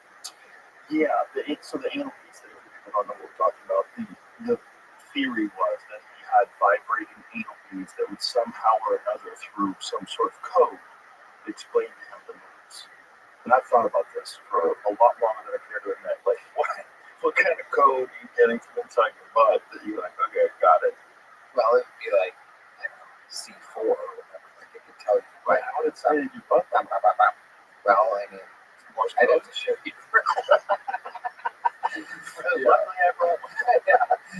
Something right now. No, it would be like it would buzz, right? It would buzz the letters and then the numbers that would indicate where you would move, and there would only be a piece or two. So like the first three vibrations would be letter C, and then okay. It's just a sort of technological version of ways people have cheated before. There was a scandal back in 2010 where the captain of the French team was helping one of the French players by cheating. He was basically just standing in certain spots around the table to tell him where to move. Oh wow, that's crazy. Oh wow. Dirty people out there. This is wild. Well, it's such a competitive thing. Whenever you have competitive things, you always have people who just want to win at any cost. Right. Yeah, it's also funny that one of his teammates from that tournament had worked with me for a long time. They told me like this guy was like going out every night, not taking the tournament seriously at all. But he had a good reason. Like he knew it was gonna win. So is that the most egregious form of cheating you've ever seen or heard of? No, I actually played an open tournament in Denmark about 20 years. Well, there was a guy who was playing Grandmaster in the first round. Like, there was not a very good player, and he came drunk to the table. It was literally cold out his phone over the chess program, but of course, like he was immediately down. So that wasn't, of course, nearly as nefarious, but yeah, That's just a moron. yeah, he was just probably some other issues there. It's just it is such a fascinating game because it's impossible to play if you're dumb. Like there's games that you could just be a savant. Like an idiot to talk, but chess is like it's the most impressive thing for people to be unbelievably good at. I don't know. I think it can be. I think it can be dumb and be like fairly good at chess. I think like some intelligence certainly helps, but after all, a lot of chess is about learning patterns, right? And basically anybody can do that. So like applying them at a higher level, learning how to evaluate and so on, that sort of is what sets the really the best players apart from merely good players. But I feel like anybody could become quite decent at the game. But I do love the fact that there are no coincidences, like there are no outside factors. Well, if you don't talk, I'll not cheating, of course. But it's just yeah, you're either outsmarting your opponent or getting outsmarted. So for a guy like you that excels above all, what is the difference? Preparation? Is it just simply who you are as a person, you think? Or is it something about the difference in your preparation without giving away your secrets, obviously? I'm like known in the chess world for being like a little bit lazy, I think. The thing is that I yeah. What do you mean lazy? Like, how is that possible? No, the thing is, like, I've never been the kind of person who wakes up in the morning, works 6-7 hours and chess like a normal job, and then Because a lot of them study computers. yeah, exactly. Like I think about the game all the time. Like I play online. I look at games. I read some. Do you play anonymously? I used to do that all the time. What a bloodbath that must be. But I think I got humbled one time by this Russian grandmaster who asked somebody else asked me like if a certain account from a certain website was me, and I was like, yeah, I don't know, like I don't know who that is. And this guy was like, yes, that he listed up like 5 other accounts that I thought nobody knew about. Oh wow! That were awesome. How do we play? Yeah, I think it's playing strength, playing style. Because I try to switch up my openings in different accounts to not make it obvious that it's me. I have like a style where I switch that up a lot, so it makes it easier. But I think you can just tell by the playing style. So that is crazy. These days, I play with my own name. I don't really care about that anymore. Yeah. So, do most professional players study chess all day long at the highest level? I think quite a few do. I don't know like people's day-to-day activities, so we'll talk about it. Not that much. People that I've worked with, they certainly study chess a lot, but others I'm not quite sure. The thing is that chess has always like still been a bit of a hobby for me. That once it starts to be like work, then it's harder for me. I had a chess coach when I was little. I went to have sessions once a week, which I loved, and then he started giving me homework, and I told him like quickly like I don't like homework, but I would still spend a lot of time like reading books, playing like the things that I still do, but I would do them for fun. And that was the difference between me and the other kids, is that they would go to chess practice, they would maybe even do their homework, but they weren't living and breathing sort of the game that in the way that I was. Like I think about it all the time. Like I'm thinking about the game while I'm sitting on this chair. Like I'm still analyzing the game that I played today. Like it never goes completely out of my mind.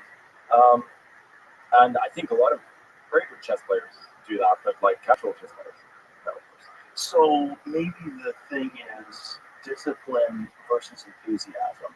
enthusiasm causes obsession and enjoyment, which probably leads to better retention of information. Whereas just pure discipline for the sake of like, I have to do the work in order to get better, you're missing this enjoyment, you're missing for it that you have reached to. Although having so much information and playing all the time, you've managed to keep it playful and fun. I think so. I think this is definitely the way that works for me. Maybe for others, I think for anybody, like if you want to be great at something, you have to be obsessed with it. Yeah. And yeah, it has to come from thinking. Yeah, maybe in certain sports you can get that good purely by very very targeted practice and a lot of hours. But yeah, I think for me it's just the way that it works, and I do like process it, even though like I don't necessarily study, like I don't deliberately practice all the time. I still information, so it's still whatever the method is, it still works. But it's interesting because you've been able to excel above so many. And it makes me wonder, like, what I always by some, whether it's a Tiger Woods or whatever the athlete is or whatever the game they play, what separates the very best from everyone else? Like, I know in martial arts, there's a series of factors that have to do with genetics, training, coaches, sparring partners, and then ultimately discipline and drive. But with chess, it's all mental. It's physical has nothing to do with it. So do you think it's a genetic thing? Do you think you have a unique mind for chess? Do you think it's this balance that you keep with enthusiasm and obsession? Like, what do you think sets you from everyone else? It has to be a variety of factors. I think there's no doubt that I'm incredibly naturally gifted at the game. Like otherwise, I wouldn't have come this far. And my dad is incredibly good with numbers. He started playing chess quite late, but became decent. Like my mother was quite smart, and my sisters are very intelligent too. So like it's clear that there are some good genes, and I just I happened to find also an environment early on where I lived near Oslo, which had probably the best chess environment there was in Norway at the very least, where there were I had access to coaches, and I had access to like a little training group of other ambitious kids. After that, I think the important thing that I've done is that I haven't really listened to people who want me to do things like a certain way, because that's the way things done, especially the Soviet chess school. That was the dominant one for so many years. So sort of go my own way, try to have as much fun. Everything has to be about enjoyment. And yeah, I cannot tell you why, but I just like understand the game better than the others. Like I don't calculate necessarily as other, but my intuition, like for sure lines, constantly evaluating is just better.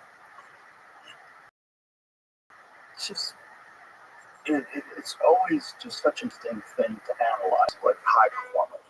I'm just so wondering like, what is this high performance? When you say your father started playing late, how old was he? Oh, I think he started playing about 14, 15, something like that. In chess, that's weird. But he never like took it seriously enough. Right.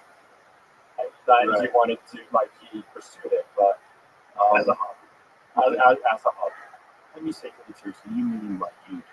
Yeah. Like, this is what makes me think about epigenetics. Like, we still don't exactly know how much information is transferred between parents to children, and it seems like there's a lot of talents, whether it's like singing talent or sports talent, you have to wonder, like, is that coming from genes, or is that coming from the environment which this child grows up, which this person, or is it a combination of all those factors? Like, I wonder if someone gets really good at person gets very good at chess early, and I wonder if some information or some proclivity for the game gets transferred.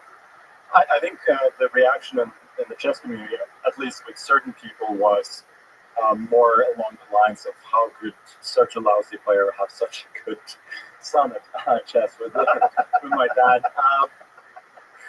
And the fact is as well that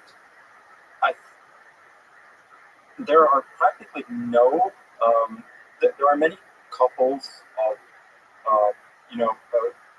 like both mother and father are grandmasters in chess, but I don't think any of them have had sons or daughters that are grandmasters. So where you see anywhere like in the NBA or the NHL or football or wherever, like it happens all the time.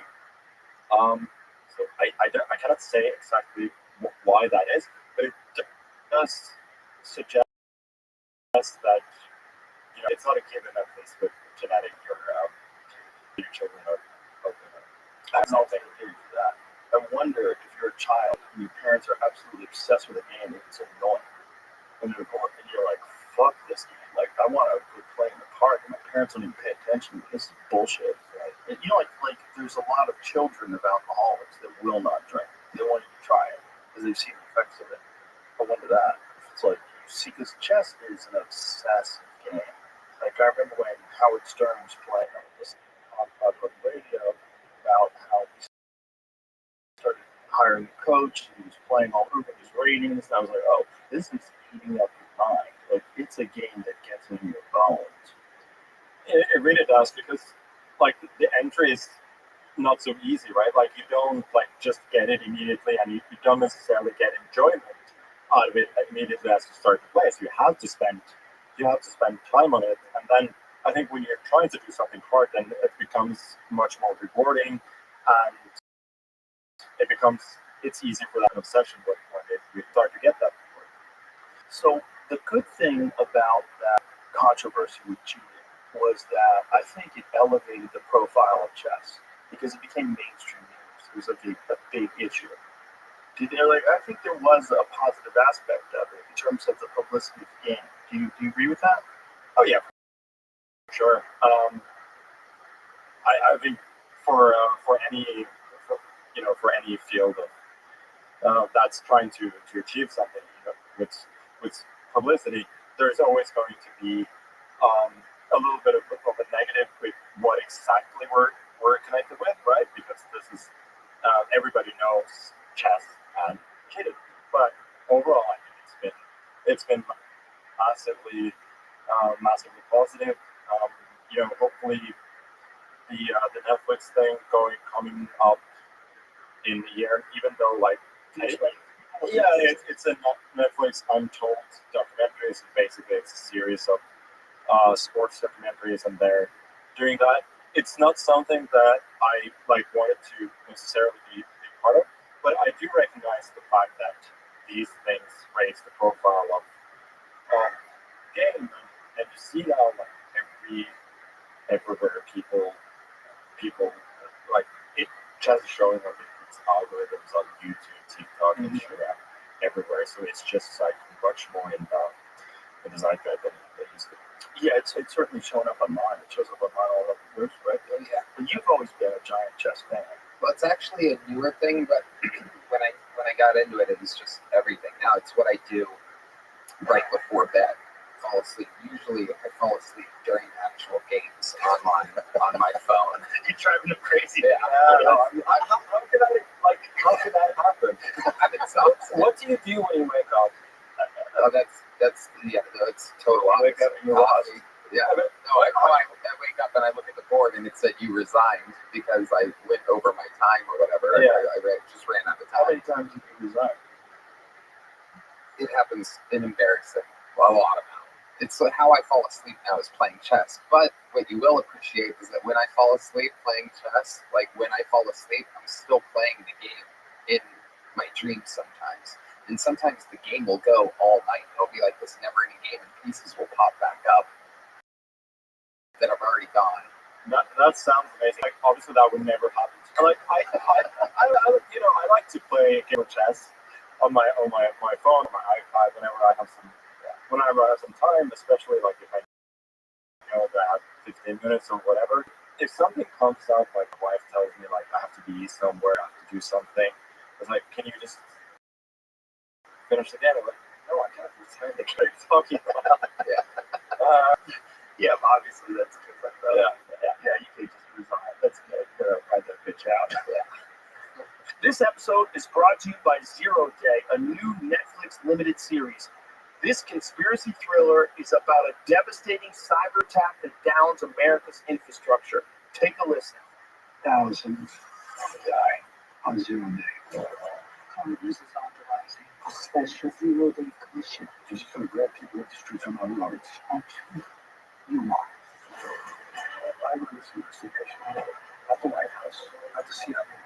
If they're not find out, don't think this really is. I don't think this surprised.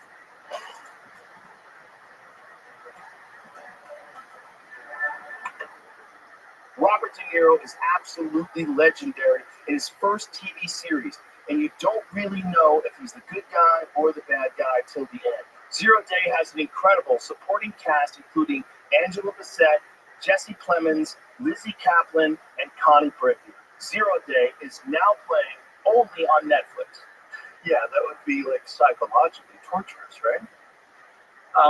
Yeah, especially if I'm playing somebody who's a little bit of a rival. It's like, Right. That's like No chance. I mean, because like every time like I lose games, it's a little bit of a story, right? Yeah, chess world. So I prefer to have as little as possible. I played a little bit of chess when I was young, but I never really got into it. But my real introduction where I got fascinated with chess was actually at a pool hall. Because people in the pool hall play chess sometimes, but there was this one guy who went to jail. And in jail, he learned how to play chess with his head, in his mind. And then who was a grandmaster, who was 16, 17 years old, somewhere around then, really, really good chess player, who kind of like lost his way and started hanging around pool halls, gambling, everywhere. Watch these two guys play chess, just words. I was like, what are you doing? Like, what? I was like, I think I was 22 or 23 at the time. And I was like, what are you doing? And they're explaining to me that they're playing chess, memorizing the board in their head. And I'm like, that's fucking crazy. And then I saw a video of you blindfolded playing. How many people? How many people did you play? What was the most people you've ever played blindfolded? I think I've played 12, but the world record is something like 50. That's crazy. Like 12. You played 12 people blindfolded. Yeah.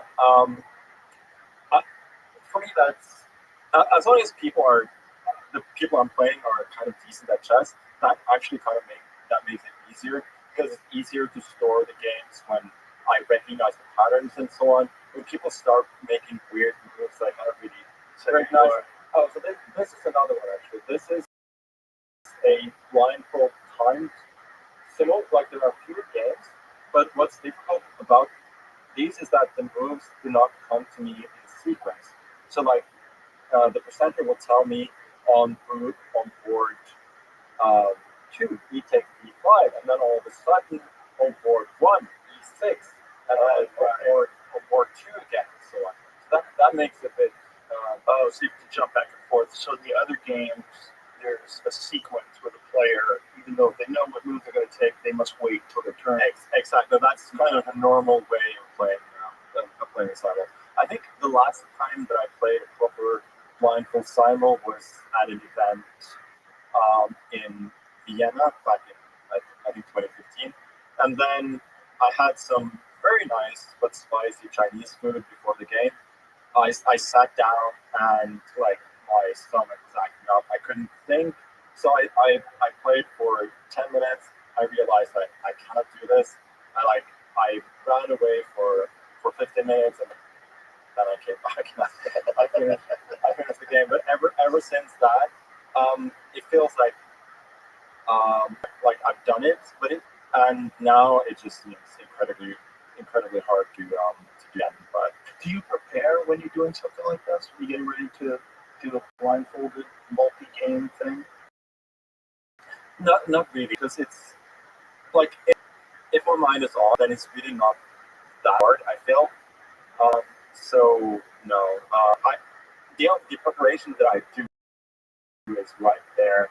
I see so like I sign a certain face to a certain number and so on. So that's just about. So you assign their face and you think of their face as they're playing. Yeah, face like number one, it's that position. Right. Yeah, and so on. And are you? What are you seeing in your mind when you're envisioning the table?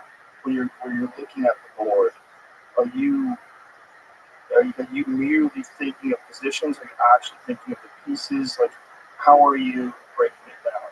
No, I just see the chessboard in my head. Just a completely 3D chessboard in your head.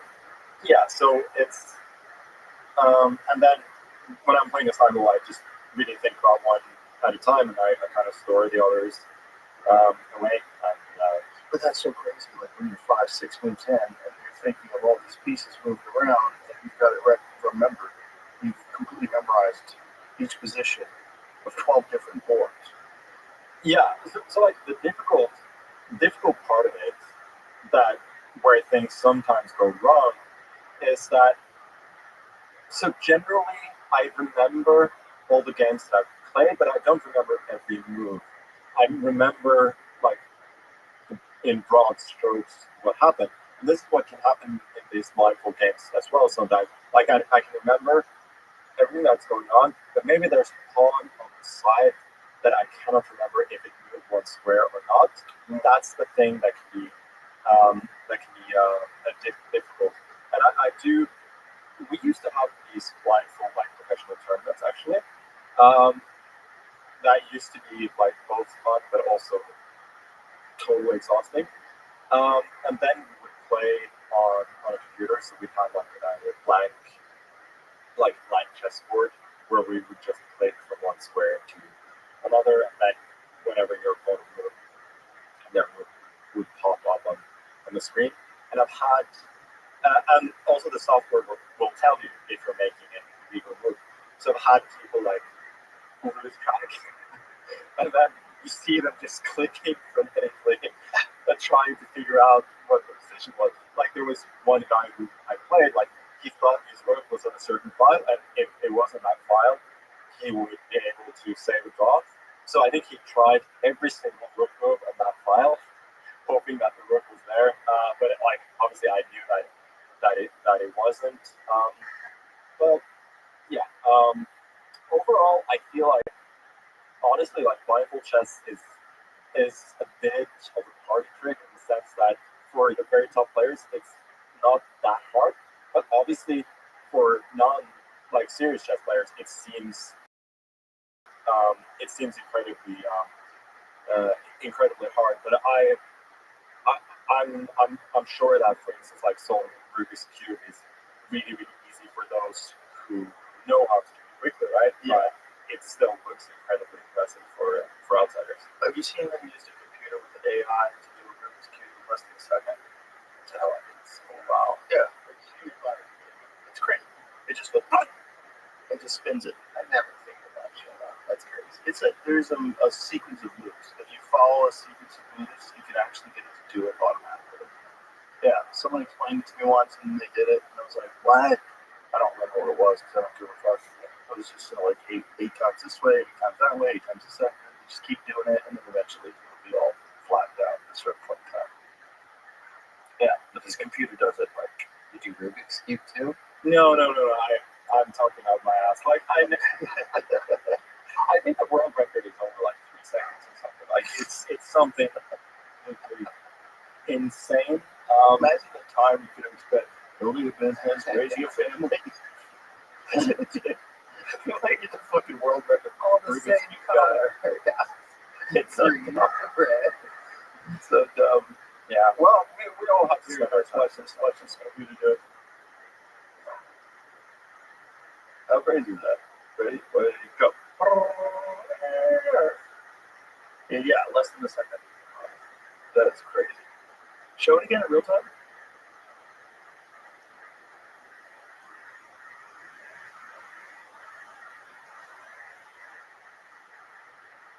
So give up, kids. Give up. Give up. You can figure it out. That's a dumb game. But do you play other games as well?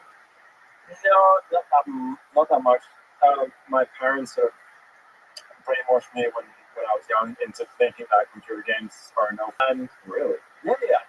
But you're a grown man now. You realize that's a lie. Yeah. I have, but I can see you calling and you fucking people up. No. All the time. The thing is, like, I actually got I got a PlayStation recently, but like my wife is playing GTA and all of these FPS games, and I'm like playing some, chill FIFA or something. So, but the thing about that is that I didn't really spend that much time on those things when I was, which I think was a good thing. Like I was doing some sports, and I was doing a lot of chess, not so much school. I kind of found time for everything else, and I think it was an important part of my chess education as well that I think some kids today are missing. That I actually learned chess on a physical board. I was able to practice from a fairly young age playing. I wasn't allowed to use the computer more than hours a week, right? So I've done that pretty well playing chess. Otherwise, I would just sit there with my board, with my books, and try and figure things out.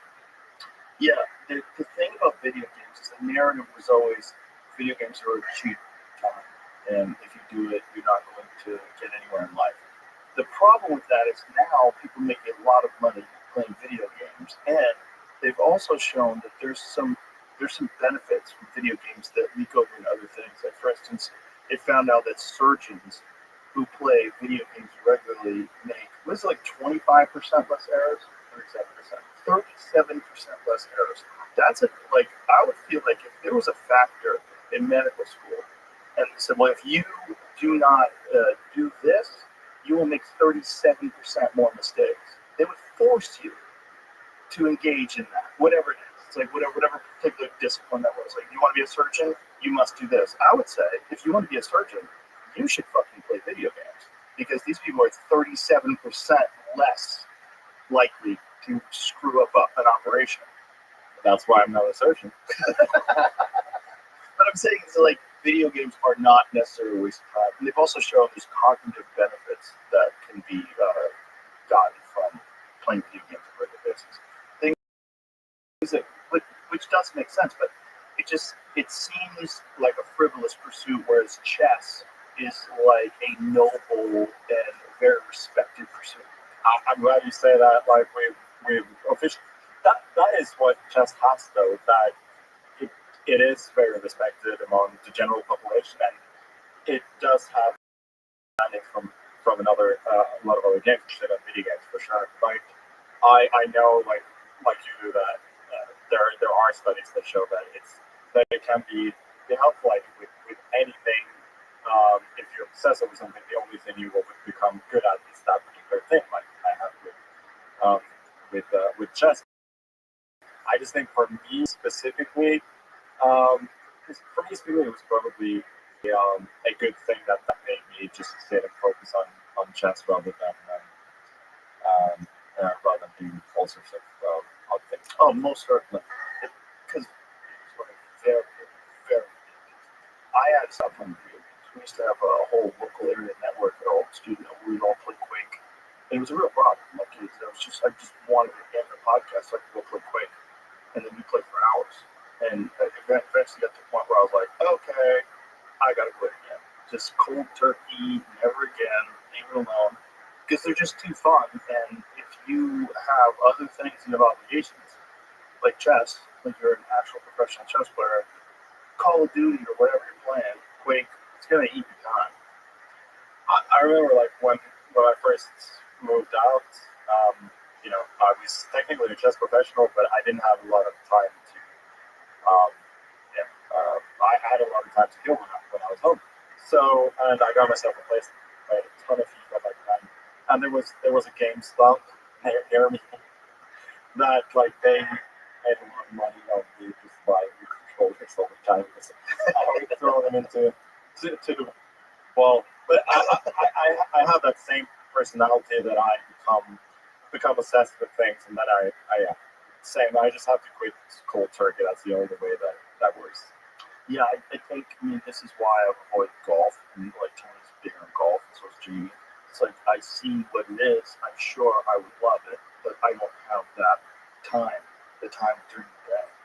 Well, I can tell you that I always thought, I wouldn't say that, but I always thought that I would get into golf later in life.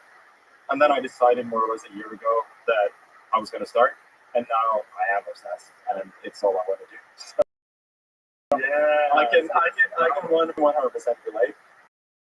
But my wife knows that I'm so happy when I come back from golf that it's like better if I get to do it quite often. Yeah, even if you fake being happy, so you keep doing it. No. They say that's ruining Canelo Alvarez. There's been a lot of criticism in the boxing world, and particularly in some of his promoters and things along those lines that have criticized he's obsessive. He plays every day, even when he's in camp. Yeah, if they do that with him, and I obviously see them do it with you have to golf to understand what golfing does to you. You decide that people are drinking, smoking pot, and having a good old time out there and giggling around, farting around with their friends. But the touch grass, meditative element, it truly is, like he was saying, like, I'm in such a crazy good mood after golf. Everybody at the comedy club can notice it. Like, it's like it gives you a massive burst of energy. So like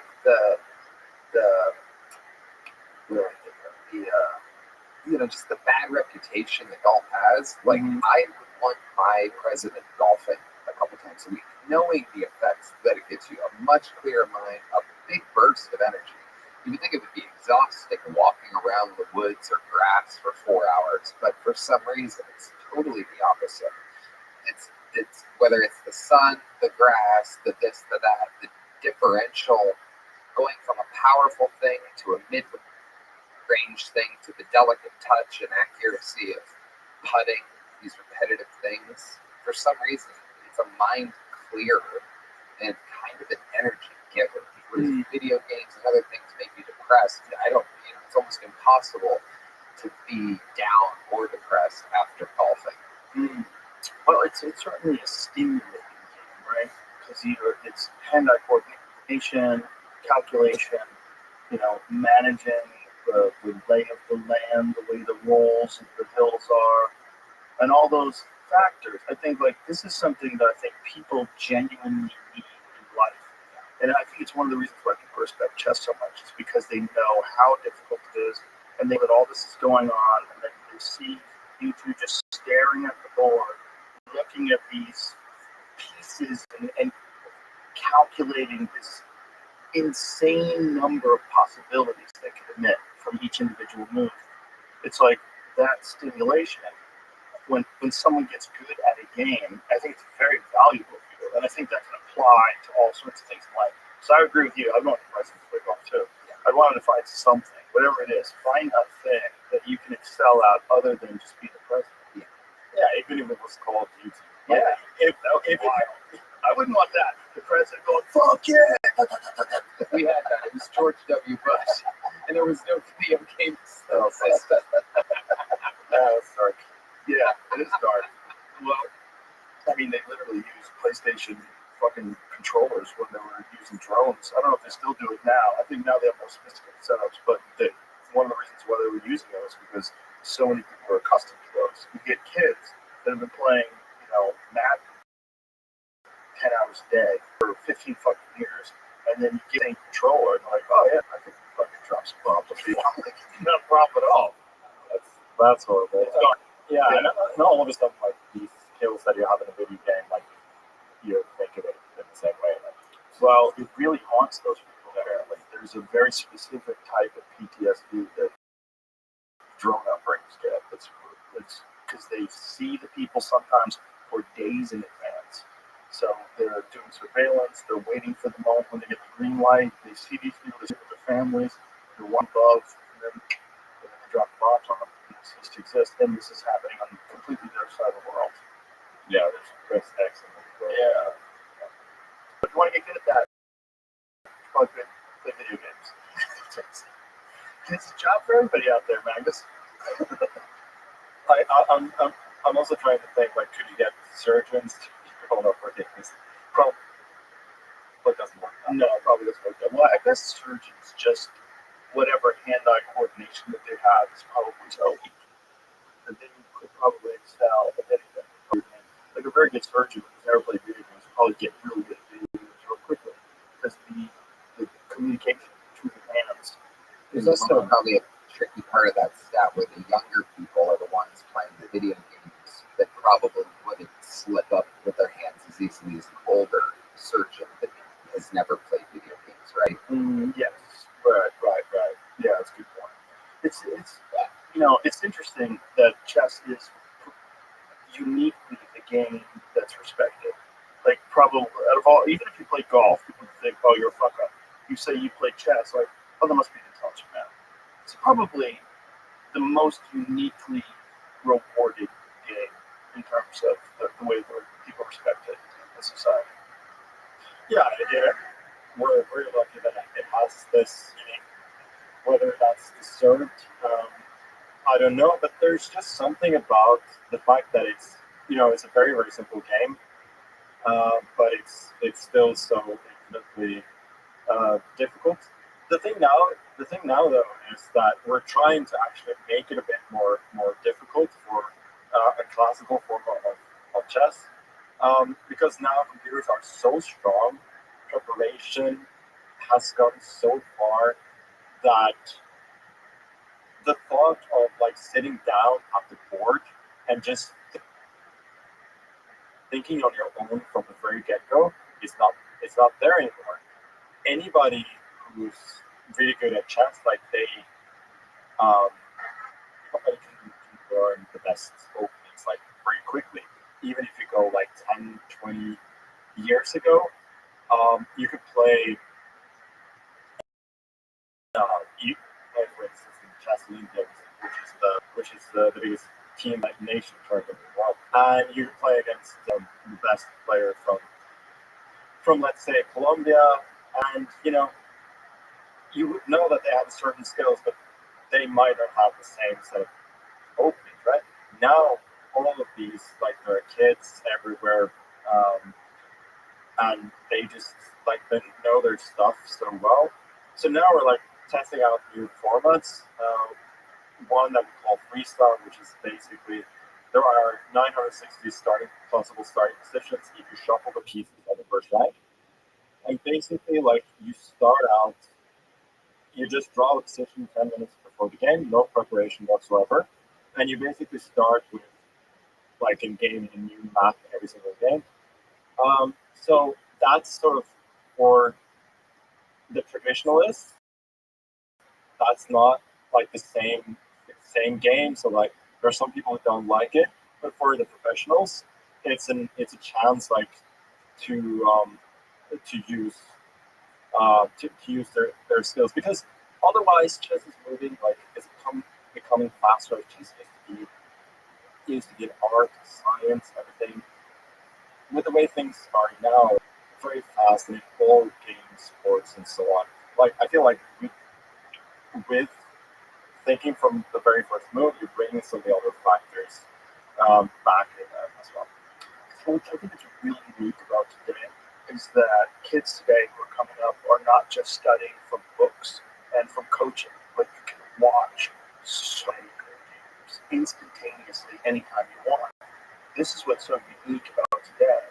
And I think it applies to all sports. I think it applies to all games. I think it applies to stand-up comedy as well. I think it's one of the reasons why the younger guys are so good. It's like you get to see very high level stuff, which gets into your mind that this is how to play at a very early age, and you can be obsessed and just explore so much more. Yeah, and you see there are such different approaches as well, even with the kids. Like I had a training camp a few years ago with a kid called Alireza Firouzja from. He plays for France now, but he's from Iran originally. He was about 14 then. And my chess coach had like recommended that we bring him in because he said that this is the most talented kid out there. Now this camper, typically everybody has their laptop and there's a chessboard in the middle where you sort of and you sort of look at your own thing and then some things together on the board and you throw out ideas, mostly for openings, but also sometimes other little exercises and so on. And this kid, he would have his laptop um, where he would analyze a certain position, and then he would play games like for money on that same site at the same time, so that he could buy cloud engine time because like the very best engines. They're stronger, like if they're in the cloud than from your own laptop generally. So you would buy time for that by playing games like 1 minute games on that server. He would play 5 minute games on another server, and he would analyze with us on the board, and he was still like following everything. Like he had no problems whatsoever just being there. So like it's just. Yeah, that's one way of doing it. Like he basically became one of the best players in the world by just constantly playing chess all the time and mostly like really quick games. And then you have the current classical world champion from India, Rakesh. Like he doesn't play casual games at all. He just studies his ass off all the time. And he's also like he's not good at private chess. He's not good at blitz. He's not good at other forms. But he has made all his studies about classical chess. He didn't even own like chess software on his computer before he was like 13. Wow! And he was a grandmaster. Wow! At that time. But it's interesting to see that there are such different ways to develop even these days. I just think it's fascinating human beings' capacity to excel at things, and that you really only know when someone pushes it a little bit further, like this guy playing all the games. You know what I mean? So when if everybody's doing it one way, if everybody's only playing, a few games a day and hanging out, like you'll probably all stay at the same level. So you got one fucking psychopath in your group that's online and is playing, is reading books, and that guy's gonna pass everybody, and then everybody else is like, oh, that's possible. I could have gotten as good as him. I better really bear down.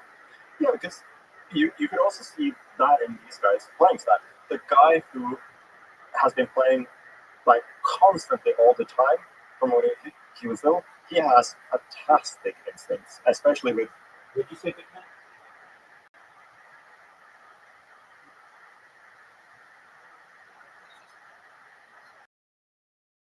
Yeah, so if you want that, you just mute the one with Joe Rogan.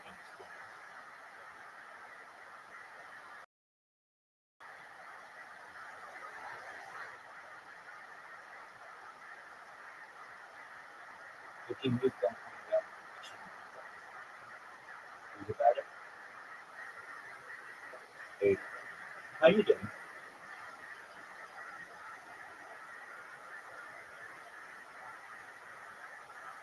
How are you doing?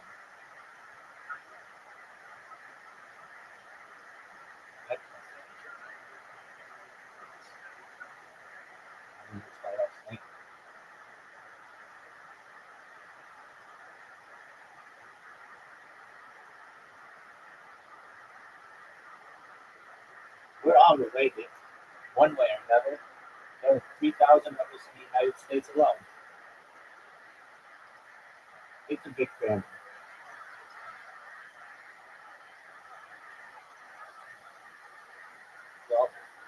Feel free to let you up. With the little type, he just knows where the pieces go. And like he's the only one of the kids who has that kind of feeling. The Indie guy, on the other hand, from the way he studies, he's like during games, like he's meticulous. He calculates, like he sees every position as a problem he has to solve, more than what does my intuition tell me? Oh, I'll do this.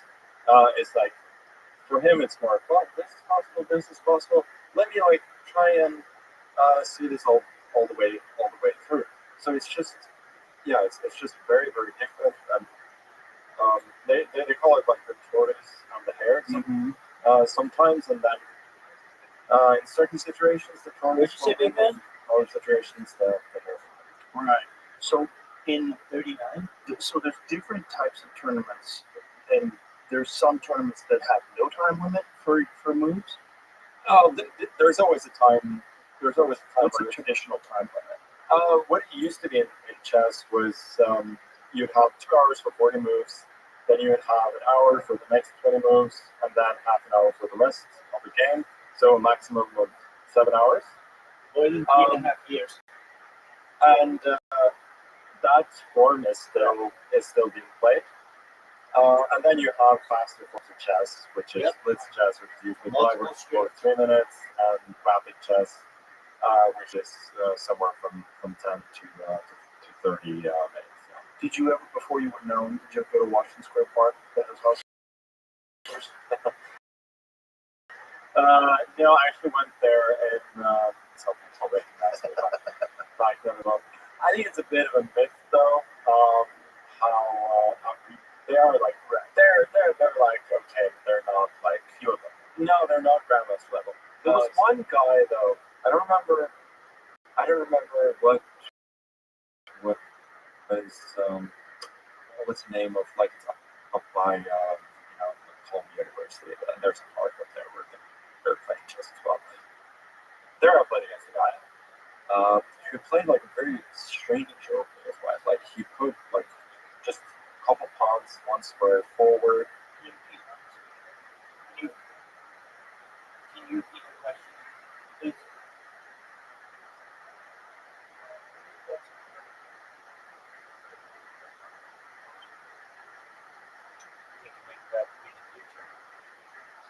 I think that quantum computing is the next stage of computing that we'll see, and then we'll get into perhaps a move away from fiat currency into cryptocurrency being mainstream.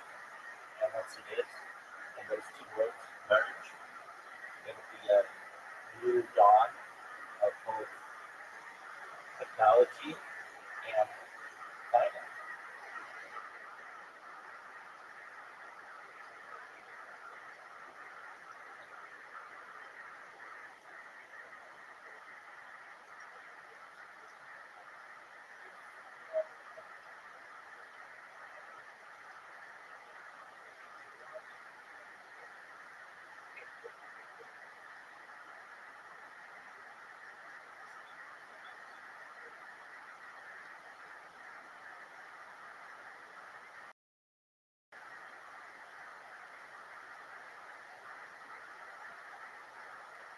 Is that a question?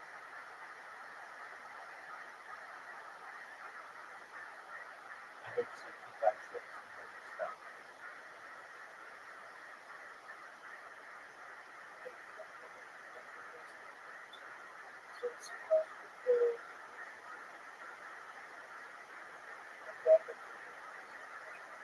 Well, truthfully, nothing can be completely secure.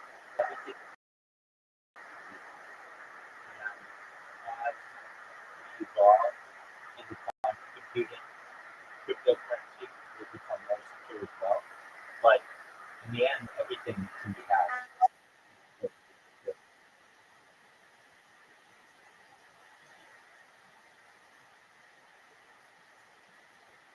So even when we get into quantum computing to hypercomputers and perhaps more advanced types of computing, it can all be hacked. It's basically basically a cat and mouse game between the proprietors and hackers.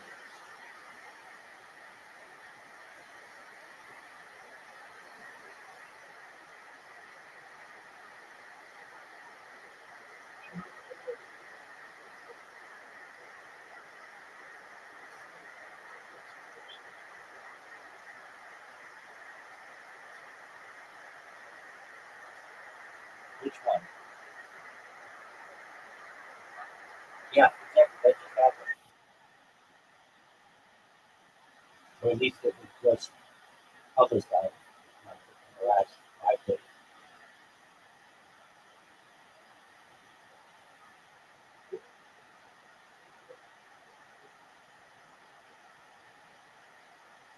I don't think we're at the end of quantum computing. I think we're at the very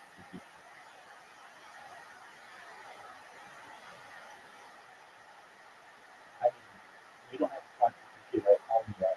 There's no personal home quantum computer. Even the largest tech firms, being Microsoft, Meta, Alphabet, they don't have quantum computers at a large scale. If anything, they just have one or perhaps a handful of them developed.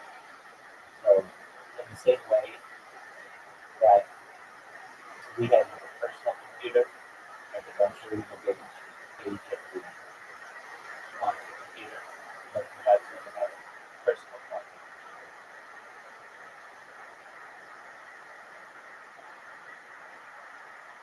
And then from there, you can get like a smartphone based on quantum computing. And then wearables based on quantum computing. But then from there are other more advanced types of computing than quantum computing. There's hundreds of them. Some of them are hypercomputers, some are plasma computers, some are holographic computers. All of these are more advanced than quantum computing.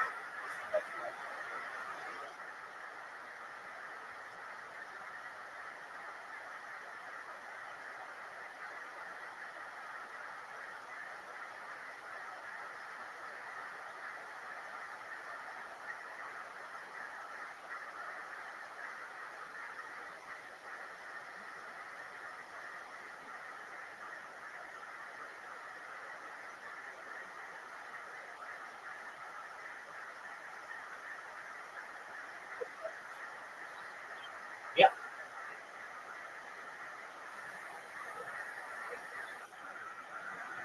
I'm a major advocate for it. I talk about it every day with a diverse group of people, particularly in Twitter Spaces.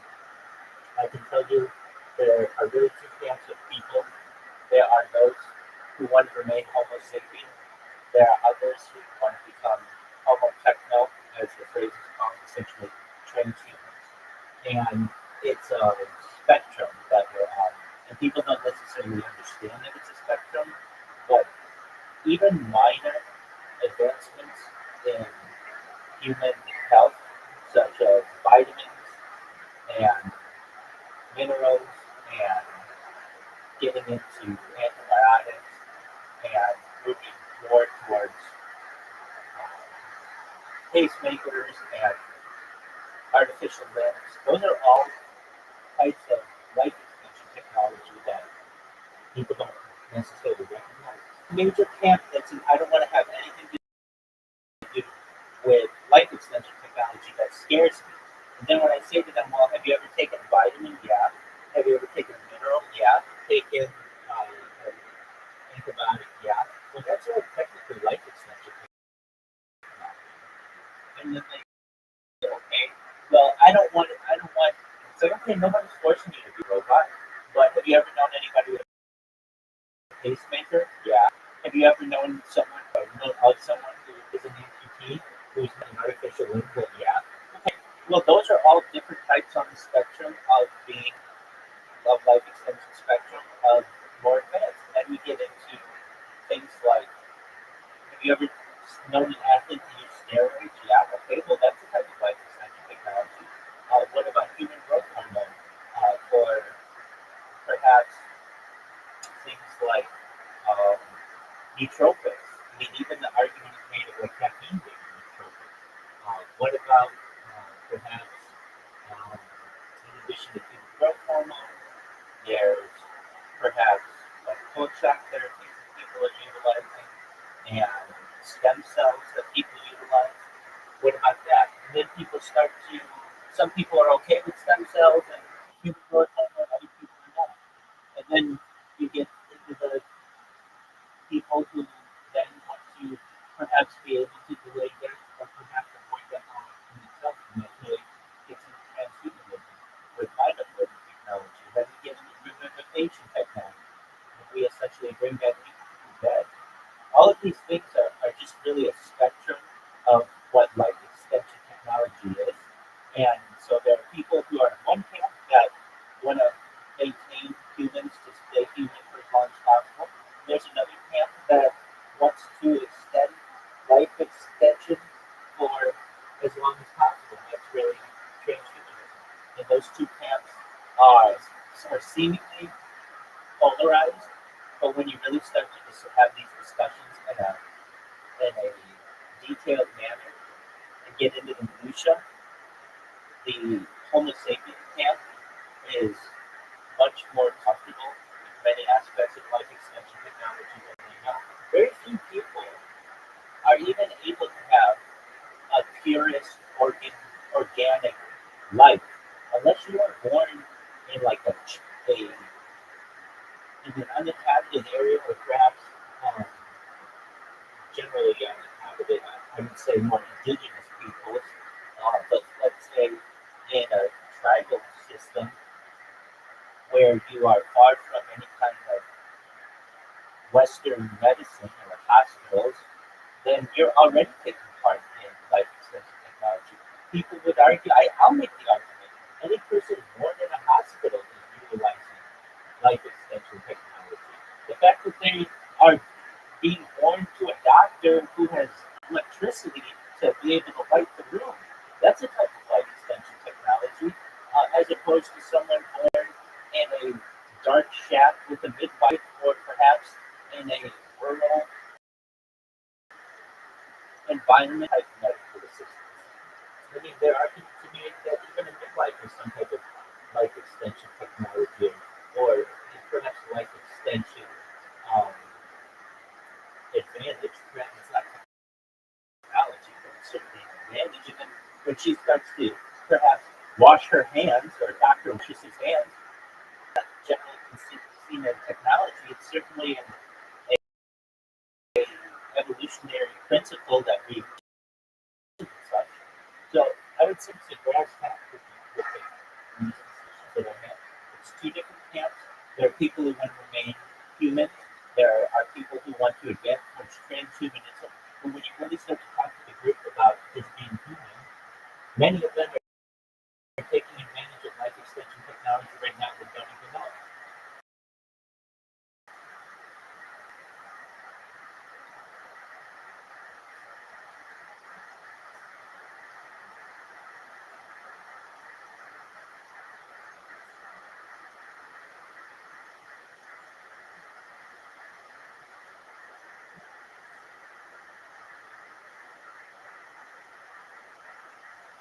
I hope that was able to answer your question.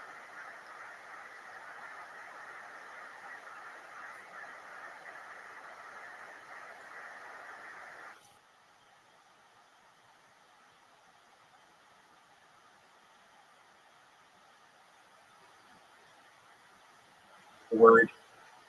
And then he started. Okay,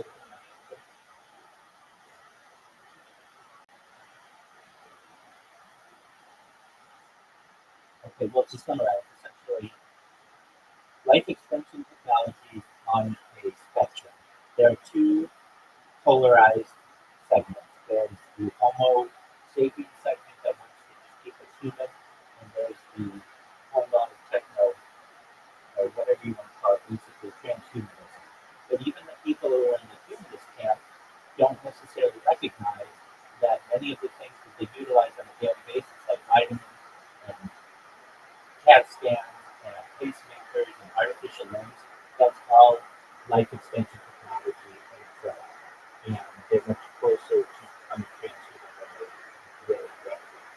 very few people have a purely organic existence. Unless you're born in some rural environment without the aid of a doctor or heat pipe or electricity or any kind of painkillers or anything like that. If you're born generally in a hospital-like environment where you have life extension technologies and food, it's ugly.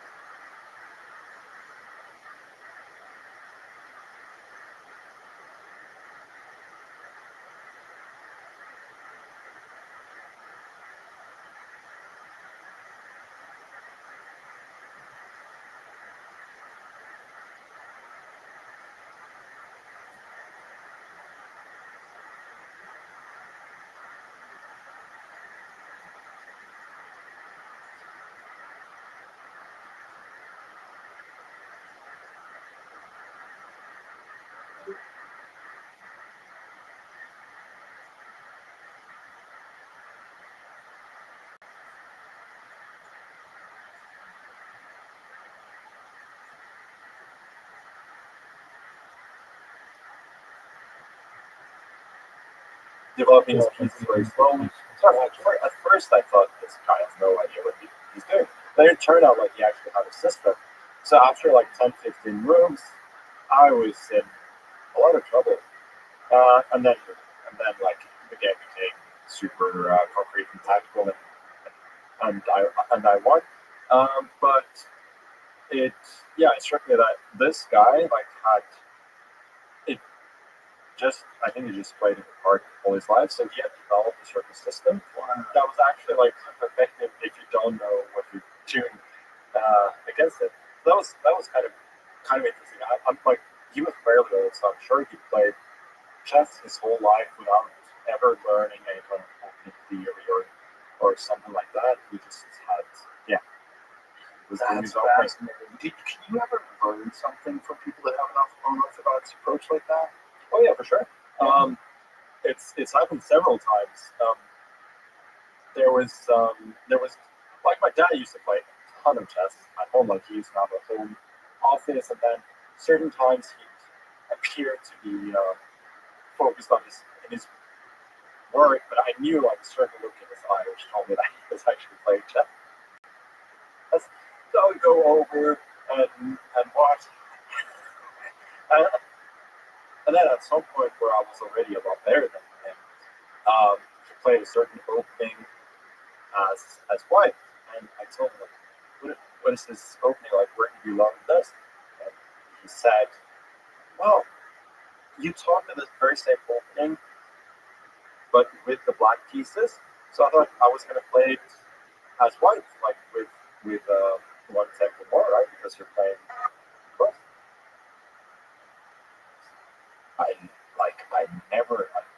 I'm one of the best players in the world, and I never thought of that. So I actually took up that line, and I used it with success against some of the best players in the world. Wow. So I don't know if that variation has a name. Like I've seen some other players play it afterwards as well, but I just call it the Henry Carlson. That's really interesting. Your dad must be pretty proud of that. He is very proud. It's funny though that my dad and my sisters, two of my sisters, they played a bit of competitive chess as well. I think at some point in time, like they wanted to learn a couple of openings. I taught them a couple of openings, and I think all of them just never played anything else. They didn't have the same kind of passion but to study, but I'm glad I'm able to push them into some decent points. How do you decide what opening to choose? Have you ever decided an opening to fuck? I should have done that one. Yeah, sometimes. Honestly, sometimes I don't know what to do, so I just randomize because I think um, at a certain time, like, you might think that against this opponent you should play a little bit more of an aggressive opening, but then maybe I feel good about my tournament standing, so I don't want to mess that up. So it's easy to go for a safer approach when like the optimal approach would be a bit more aggressive. And then like if you randomize it, then you will occasionally go for the more aggressive approach. So that's what I sometimes do. It's just I randomize it and then I just sort of accept the outcome, and it makes me more unpredictable. It makes me harder to prepare against as well. So that's what I sometimes do. It's not going to be out there, but it's going to be between like 2 or 3 options that I think are roughly equivalent. They're just stylistically different. So when you say randomize, like how many openings do you have that you pursue on a regular basis? Oh, it's hard to say. Probably with white, I have like 5 or 6 options that I can go to, but only like 2 or 3 that I feel really good about. And I think similarly with black. So, and then when you randomize, you just go in your head, and one of them stands out for you, and you say, okay. Yeah, I just like have the app on my phone. Oh, really? That's what roll the dice. Yeah. Oh, wow.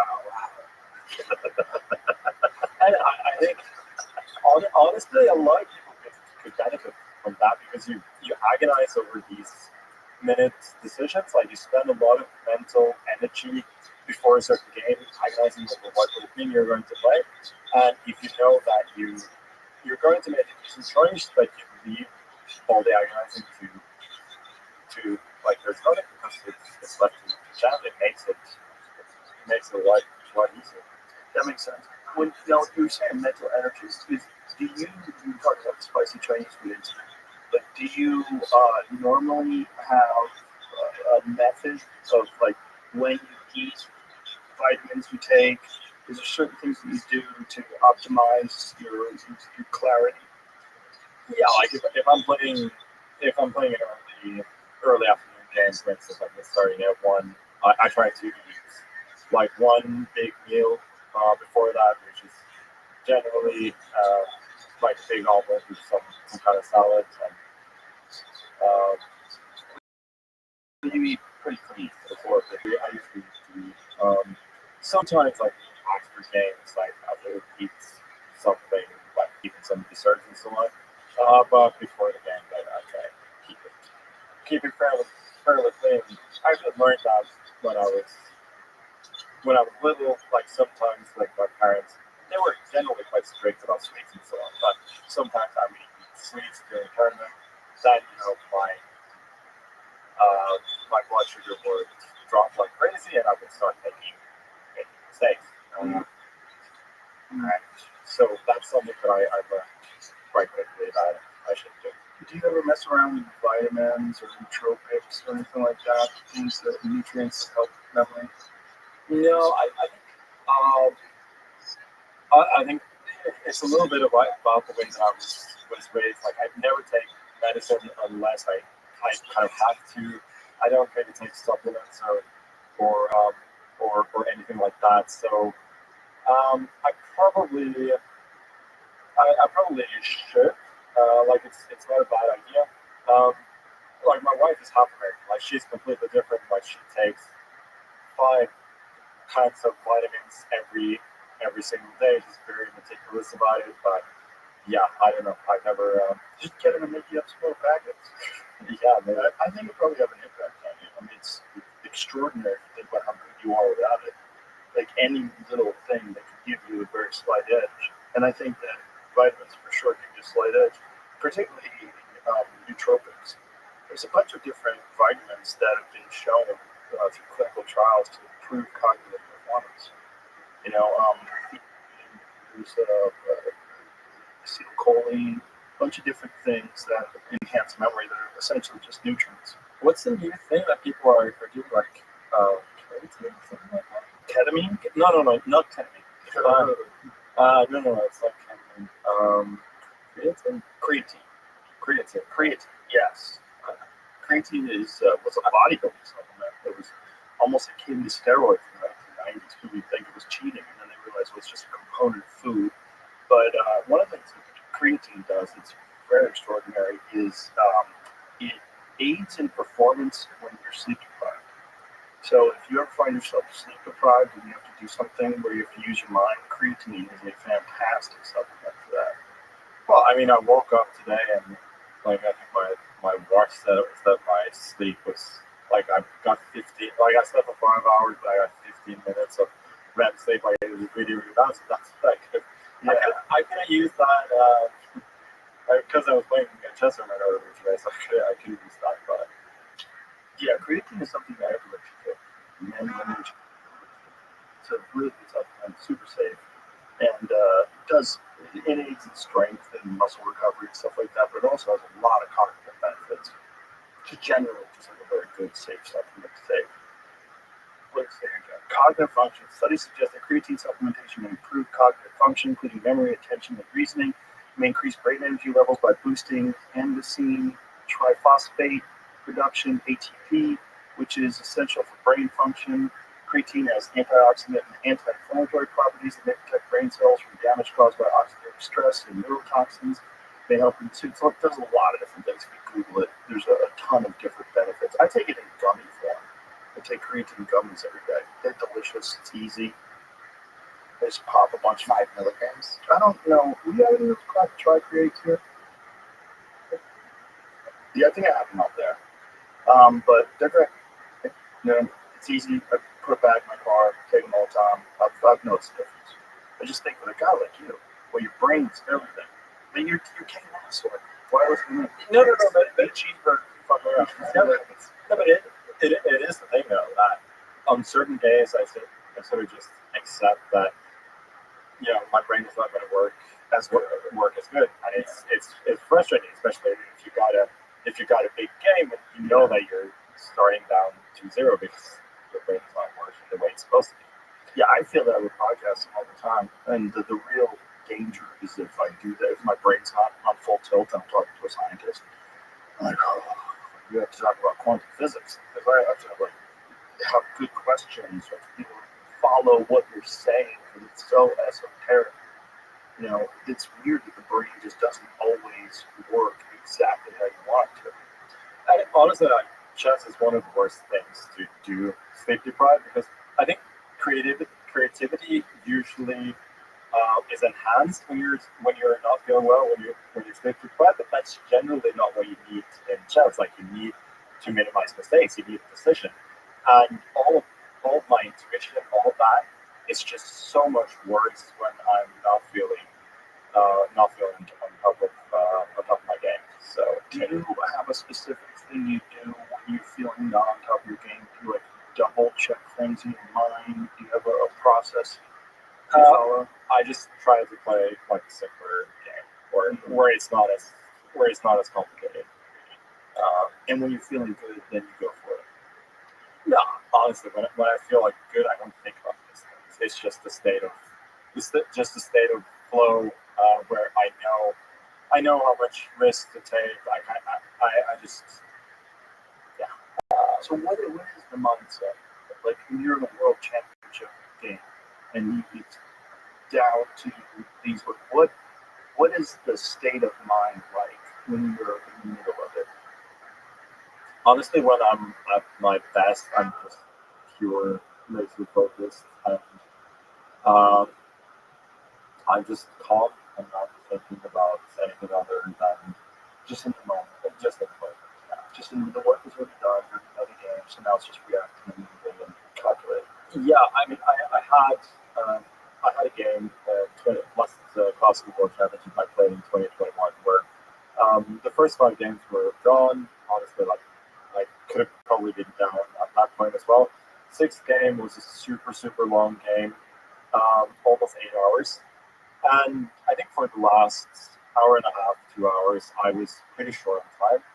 But I remember, I was just so focused and so calm. And afterwards, I could have gone forever. Like I was just there. And it was exactly what I needed. I ended up grinding out a win. And in those classical games, like once you get a lead, like that is so big because it's so hard to actually win games at that level with that level of preparation.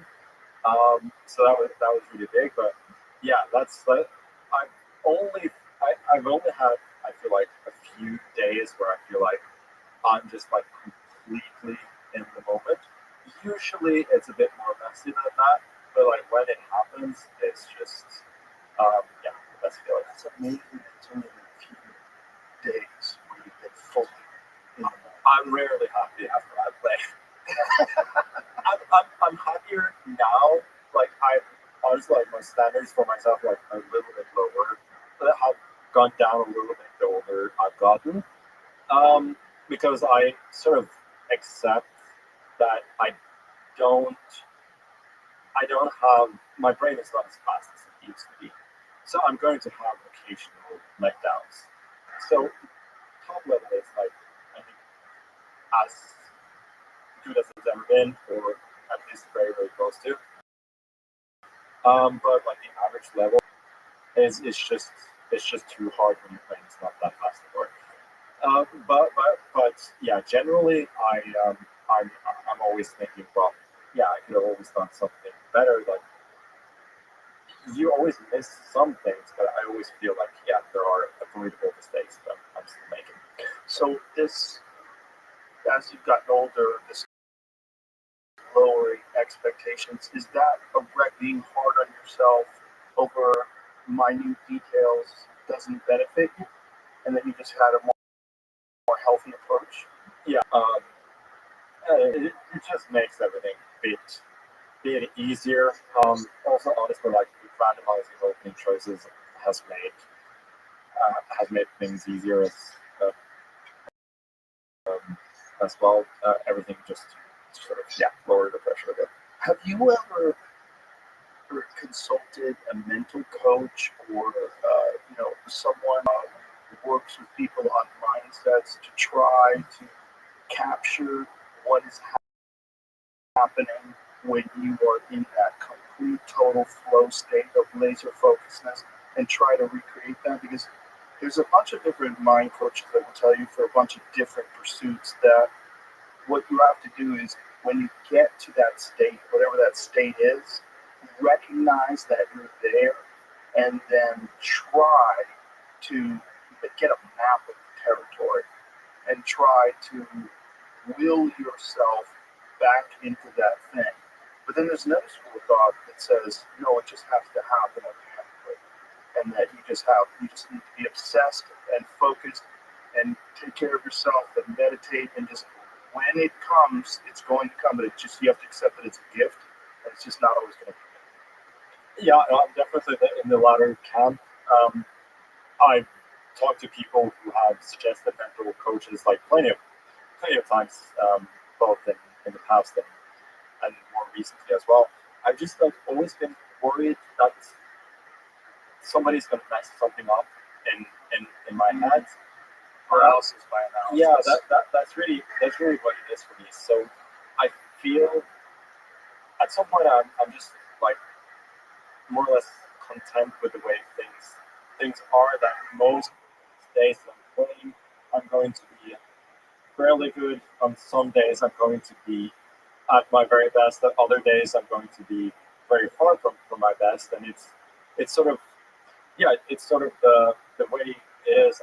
I'm definitely much more open to doing things to prevent me from having those very worst days, because those are the ones that really hurt you, especially now that we're playing a lot of faster tournaments where there are knockouts where basically like if you have one bad day you're out and it doesn't matter. Like back in the days with classical tournaments, like you could have a really bad day, but then you can always bounce back. But nowadays it's not that easy. Do you ever try to map out what are the factors that lead to that state, that flow state? Do you ever try to think about your day, like What did I do? What did I eat? How did I sleep? Did I avoid toxic people around me? Did I stay offline? Like, what did I do that allowed me to get to that spot? Yeah, I mean, doing everything sort of right before the game definitely helps. Like getting good sleep, like reading a book on some sort of device before I go to sleep. Then just focusing as little as possible on chess before the game. Definitely, Really, little as possible. Yeah. Just want to be fresh in your mind, want to be something exciting. Yeah, I just want to have like 2 or 3 ideas of what I'm going to play, and not like I just don't want to like use mental energy that I could have used on the game before. Right. So I think one of my better tournaments that I played, I used to play every year at this seaside resort in the Netherlands, and it's in the middle of winter, so it's not very resort-like. It's just rainy and windy, and there's basically nothing there except this big tournament that's been there for 80 years, and it's for 3 weeks every January. So for me, there's not a lot to do. So what I would do like every day is I'd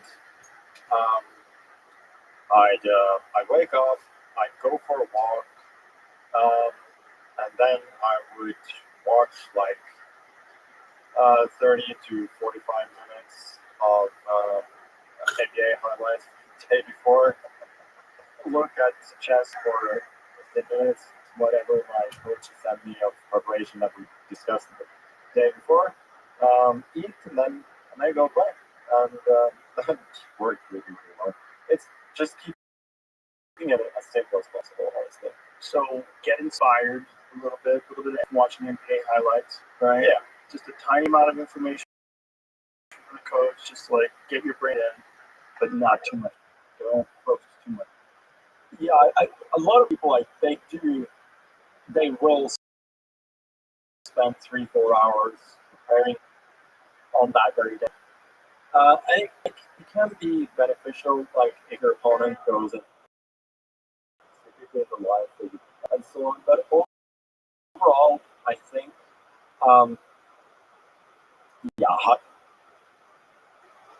having a fresh mind is so important. And I'm also like, even if I haven't had the perfect preparation, but I'm really good at just blocking everything out, forgetting everything that's happened, and just focusing there and then. But it's still not as good, of course, as just being in a good state of mind. Do you ever get to the point where you feel burnout, or you want to just take days off, a week off, and not think about chess, not touch a chessboard? Or is it just constantly playing in the background no matter what you do? But I really love it. So why take that long? Yeah, why take? No. I'm fine with taking breaks from tournaments and so on. But having like at least several days in a row without like looking at a chess game, or I mean, I don't have to play every day, but not not looking at anything, like reading some chess stuff, or like, I mean, it's my favorite hobby, so I don't I don't see why I wouldn't do that. That's probably why you're one of the best of all time, if not the best. I mean, that's a beautiful approach, right? If you can find a thing that you love so much that even though you do it all the time and you've done it since you were a child, you're still obsessing and loving it. Yeah, I do have those moments where I just take a breath and think about how lucky that I am, and there are just moments where I just sort of, I wouldn't say rediscover my love for the game, but where I just think like I'm obsessed with this game and I'm completely fine with that. Well, that's a beautiful way to live your life. If people can find a thing like that in their life, that really is the key to an enjoyable life. The thing that you do all the time, you're obsessed with. And we talk about it all the time at a comedy club. We're all in agreement. We're like, we are so lucky that this is actually what we do for a job. And pretty much everybody who's good at it is obsessed with it. I think need time off sometimes because I think that's different because it's always different ideas and different things you're working on. Sometimes you need time just to refresh your perspective. But with a game like chess, I guess you don't really need time off. No, I think again it's different for different people, but I don't know. I don't feel like it takes away energy. It just gives me joy and energy when I do that. I want to just just log into chess.com and observe random people playing. That is something I can do and make me happy about it. It's just the way I am. Well, you're just very fortunate you found a thing that you really locked into. It's that perspective is very important for people to recognize, like the perspective of gratitude, of appreciation that you're so fortunate to have found something. People go their whole lives and never find a thing that you're truly, absolutely passionate about. And for it's a shining example. I think that's one of the things that we most about super performers is that they provide an insane amount of inspiration to other people. When someone sees you play chess at the highest level, or sees Michael Jordan play basketball, or whatever it is, you get this feeling of what human beings can do, and it elevates your own expectations of yourself and of people around you. Yeah, I think I've thought about it many times. Like, what am I actually like doing with my life that's useful to other people? And it always comes back to that every time that I hear that people are inspired by what I do. Maybe it helped them through like a difficult time to watch my games and to get into rediscover or find the love for the game.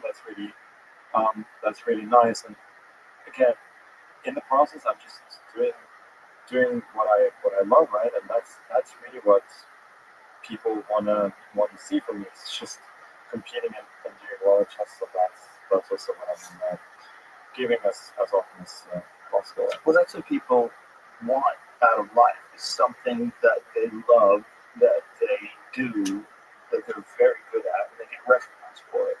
And when a person like you does it and does it publicly, and it's inspiring, it's a great gift for other people.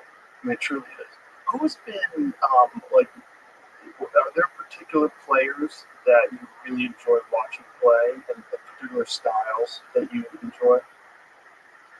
I think my favorite probably player of all time is sort of the young Kasparov before he became world champion. The thing is, like, what I find fascinating about that is that he played with a style that was so unique and so dynamic that I know that I could never replicate it. It's just not the way that I play. So that's something I admire a lot. Usually I'm into, like, be it soccer or golf or basketball or whatever. Like, I admire like what people do, not necessarily like it's about the people themselves. So that's the way that it has been for me in chess as well. I try to like learn from people's games and what they do and try them. And I've been very fortunate about that, being able to study with Gary back in the day, and Anna, she was involved before me, because it's only then when you understand like how good they really are. They understand. For instance, with Anna, I had a training session in 2008 where we had both played a tournament. I've done reasonably well, and he had towards the end, he had playing for the Classical World Championship. So I think I had 2 days off outside Madrid. So I went to Madrid for a couple of days. The other tournament was in New York this day. Then I went to his house, and as soon as like the training camp started, it's like something just switched with him, and he was just so focused. We played a bunch of training games, and from being this guy completely disinterested in this other tournament, all of a sudden, like, he was crushing me. Like, he had a massive plus score our games, and it felt like everything we analyzed. He just had a much deeper understanding of the game. It seemed like he was faster tactically and everything. And it made me like appreciate like how good he actually was. Yeah. When you were playing something like that, you're getting your ass kicked.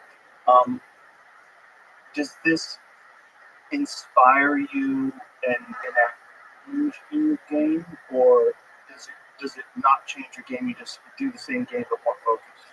Yeah, I think it's more of the latter. It was just a reality check for me because I thought at that point that I was I was ranked, I think, third in the world. I very briefly been ranked number one. I'm already at that point, like for a week, and I thought before that I thought I was maybe one of the best 2-3 players in the world, and it made me realize that I wasn't, and that maybe I was able to have better results than my actual level because of youth and optimism, right? And that made me it just made me realize that I have a lot to learn, and that I should be patient and not expect everything to sort of come that fast. Because at that point I had a year of more or less constant rise. I was just winning tournaments. Every time I would lose a game, I was just believe that I could strike back immediately. And I realized now that I was delusional. I thought I was a lot better than what I was, and that was probably why I was having such good results, because you were so confident. Because I was so confident. But having a little bit of a reality check, I think, helped me later to actually understand the game a bit better. But I've still taken away that I think in chess, like, the optimal state when you're playing a game is somewhere between optimistic and delusionally optimistic. If you're realistic, you're just never going to optimistic enough to sort of exploit your opponent's mistake. It's, I think, another factor is the way you analyze, that you were able to say, I was a little delusional, and even though I'm doing very well, I trust in this process of growth and development, and that it is a very, very long process. Yeah, exactly. And like very soon after that, I started working with Garrett Kasparov as well, and that made me realize that I know even less. What can a guy like Garrett Kasparov tell you that makes you know that you know even less? Back then, it was really like my style had become a bit more dynamic over time, but back then I really lacked understanding of more dynamic decisions in chess. Like, you can have like more static or more dynamics pawn structures. Like, if there are a lot of possible pawn breaks for both sides, and both kings are under attack, then it's sort of more dynamic and tactical, or it could be more about gaining some minutes positional advantages. And that's sort of what I was excelling at from ladder. And working with him, it just improved sort of the more dynamic part of my game a lot, and that helped me very much short term. And also it's helped me later because it improved my understanding of the game. My main strength is still more in the more static structures, but that work made me so much more versatile, and I still definitely profit from that. What is a coach for you today? Like, what benefit is a coach today? A couple things. The main benefit that I have from my chess coach is opening work. that's like the low hanging fruit. That's really what you can get the most out of from game to game. A couple of other things, like my coach he's also an old friend of mine. He's Danish, so we can communicate in the same language. And he's also just as obsessed with golf as I am. So, every time like we have like chess training camp, there's also a lot of hard golf being played. So yeah, those are a few things. But chess-wise, it's mainly about the open work. And so essentially, he's obviously very good at chess as well, but it's essentially bouncing things off of each other, going over positions. Yeah, and then he's very good at using chess engines to, to get slightly different results than maybe others do. Do you occasionally, or do you at all analyze other people's to get them down together? No, not really. When it comes to analyzing other games, like it's more useful for me to saying like now the engines are harder. Yeah, that they are, and not good enough that I can interpret what the engine is saying to like understand why a certain thing happened. So it's still interesting to analyze together as humans, but we always want to double check what we're saying with the engines. Isn't it fascinating? That's a gigantic factor now ever since Deep Blue, right? Yeah. So the thing about I know, like, I don't know if you talked to Gary, but he has this whole thing with Deep Blue. I'm not sure if Deep Blue was actually better than Gary, but it started the downfall of us humans when it comes to chess, and it's now been a long time where we've just accepted that our computer overlords are just a lot better, and there are serious benefits for improving players, for kids. Like the engines help people improve a lot faster, so that's a great thing. Additionally, people watching chess games, like one problem is that you cannot easily tell, like, it's not like one guy is being punched and the other guy is punching. Like it takes some skill to see what's going on. But with the help of the engines, like you can actually have a real-time score all the time because it tells you who's not. It becomes a lot easier to follow as well. Because honestly, like most people, when they consume sports, they're mostly interested about who's going to win and who's going to lose. So now at least you can have that back in chess, and you can see that, and it's very interesting for me to read what people were writing about computer chess 30, not 30, but like 50, 60 years ago and so, when there was an actual discussion whether computers could ever be a grandmaster at chess, and now it's very much settled. Well, they have that same discussion about Go, right? Well, Go is much more complicated than chess. So, but I don't know what has happened since AlphaGo. If like the best masters are still a little bit better, or where the state is at. I think Go is better than everybody, the computers, but I think a new factor is that the computer has devised creative moves that were never used before, that have now been implemented. They're part of like general strategy, which I think they thought was very shocking. It seems to find It's like kind of muffin moves, or I do not know, because I was reading an article about the extraordinary leaps that AI has taken, and that one of the more shocking things was that it was able to beat the best players in Go, which looks like a long time coming.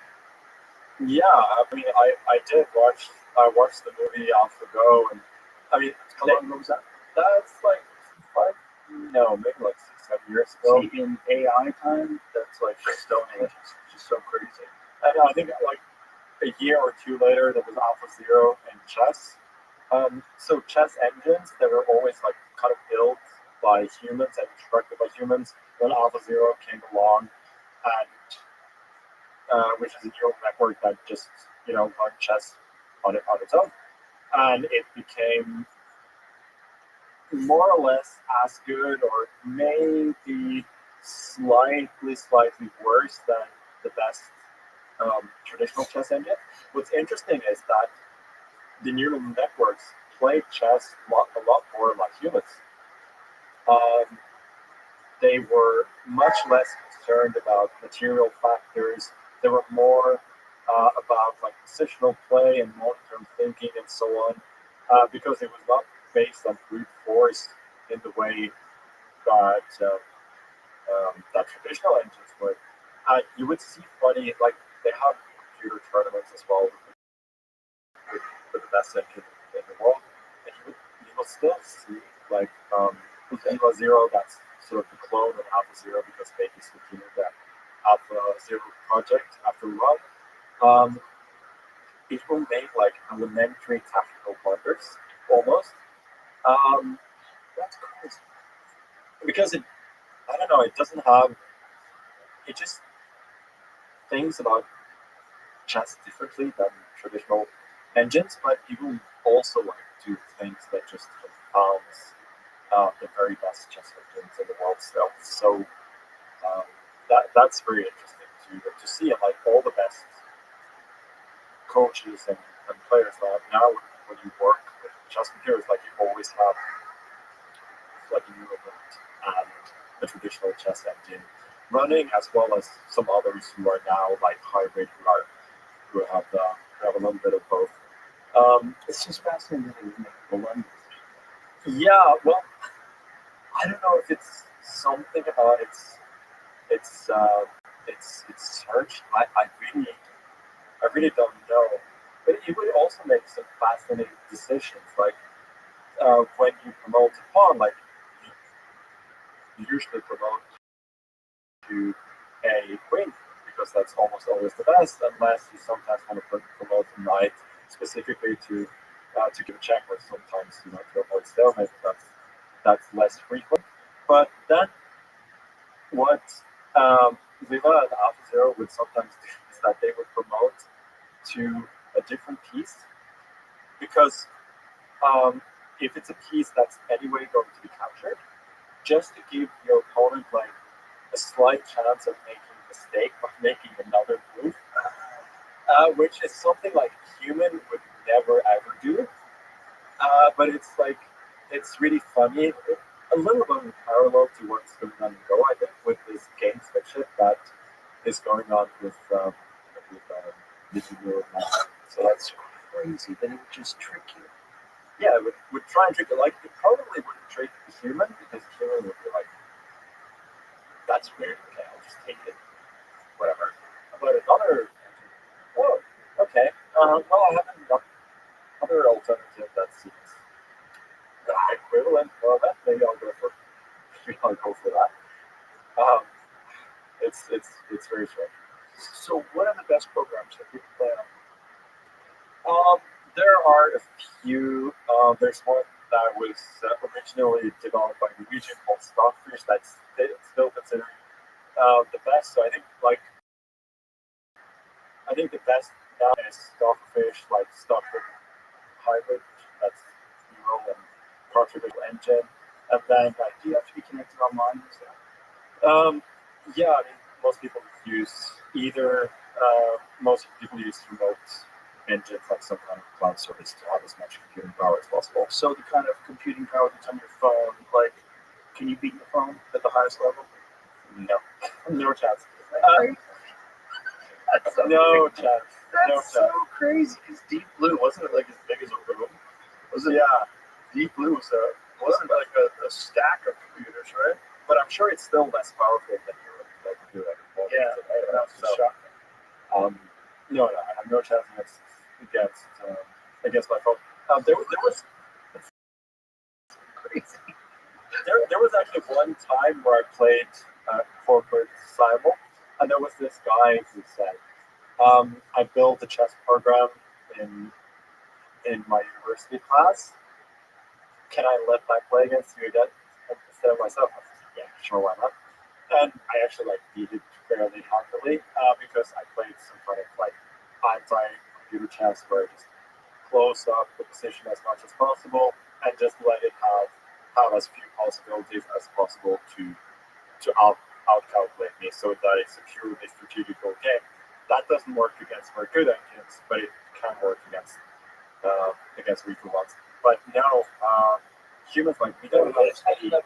There was a grandmaster who played a match recently against Relay, which is the best neural network engine one. They were playing awesome chess, and he started with a knight more, and they played a 10 game match, and he won 5.5 to 4 rounds. Wow, which is crazy. It's a knight more. It should not be possible for any. If God was playing chess, that shouldn't be. You should be able to beat a grandmaster in any game like that. So the grandmaster was still able to win. But yeah, for me, I rarely play against engines at all because they just make me feel so stupid, and I think about it more as a tool, more than anything else. And often, when you play against them, the moves that they make, they are not necessarily relevant as to what is in that situation. Because we just think differently. Do you ever try to think like the computer? Yeah, well, specifically the neural nets have improved our understanding of the game immensely. And the AlphaZero paper came out pretty late 2018. And actually, I played it late 2018 as well against an American, Fabiano Carmona. That was the best match I think that I've ever played. We played 12 draws, actually, and then I won in the tiebreak. But the games were super high quality, and he was very evenly matched. And then he was actually using Lila, the AlphaZero clone, which we didn't even know that was a thing. But the thing is, after AlphaZero came out in late 2018, there was a period, half a year maybe, early 2019, where you could very clearly see which players had been using these neural networks, but knew how to use them, and which players didn't. And my coach, he got into it very quickly, and we got an advantage of basically everybody but that guy who had been using it during the match.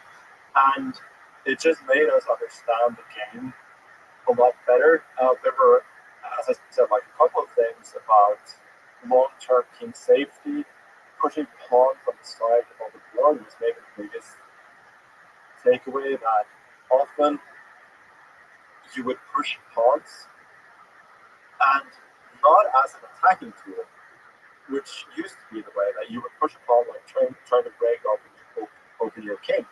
What you would do is that you would have a little hook on the side of the board that you could use 20 or 30 moves later to make your king, to make the opponent's king less safe then.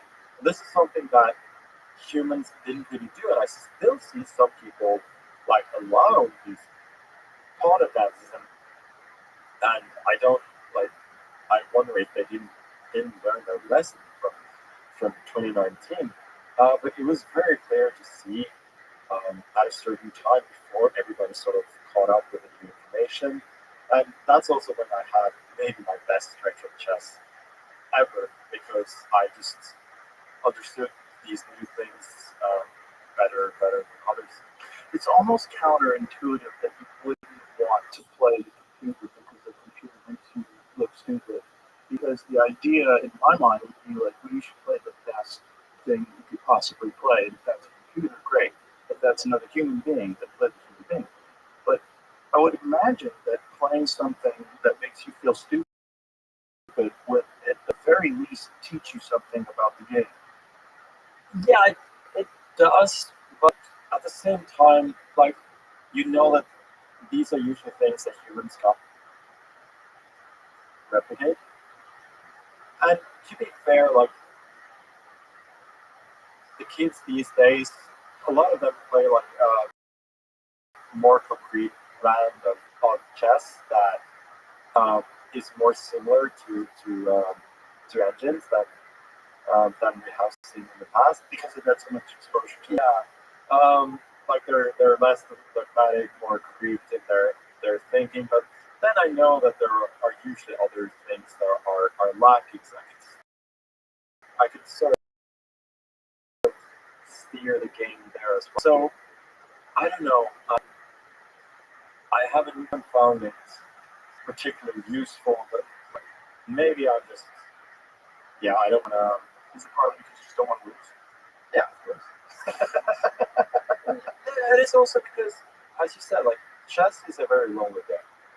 Like when you lose, it's because you're worse than your opponent. And imagine losing to somebody who you know is like completely stupid, which like traditional chess computers aren't. They're stupid. They just have much more computing power than you do. So losing over and over again to something that's so stupid, like that's not even fair. Could you help explain to me what are the factors? Like what is it doing that you can't do in terms of calculating positions and moves and strategies? Well, first of all, it's infinitely faster. So there will be certain possibilities that I will rule out because of my intuition, but it is able to calculate in a very short time that it's possible. It will never make blunders like simple tactical mistakes. The neural networks sometimes do, but traditional engines don't. And like I can keep like most of the moves that I make will be the same as they do. But they don't make any real blunders at all. Like they may make slight positional mistakes, but honestly, most of the time that I think an engine makes a positional mistake is because I don't understand it well enough. So it's not really a mistake. It might look like one, but it's long term. It's just that my understanding is not good enough, and that is useful. That does help me learn.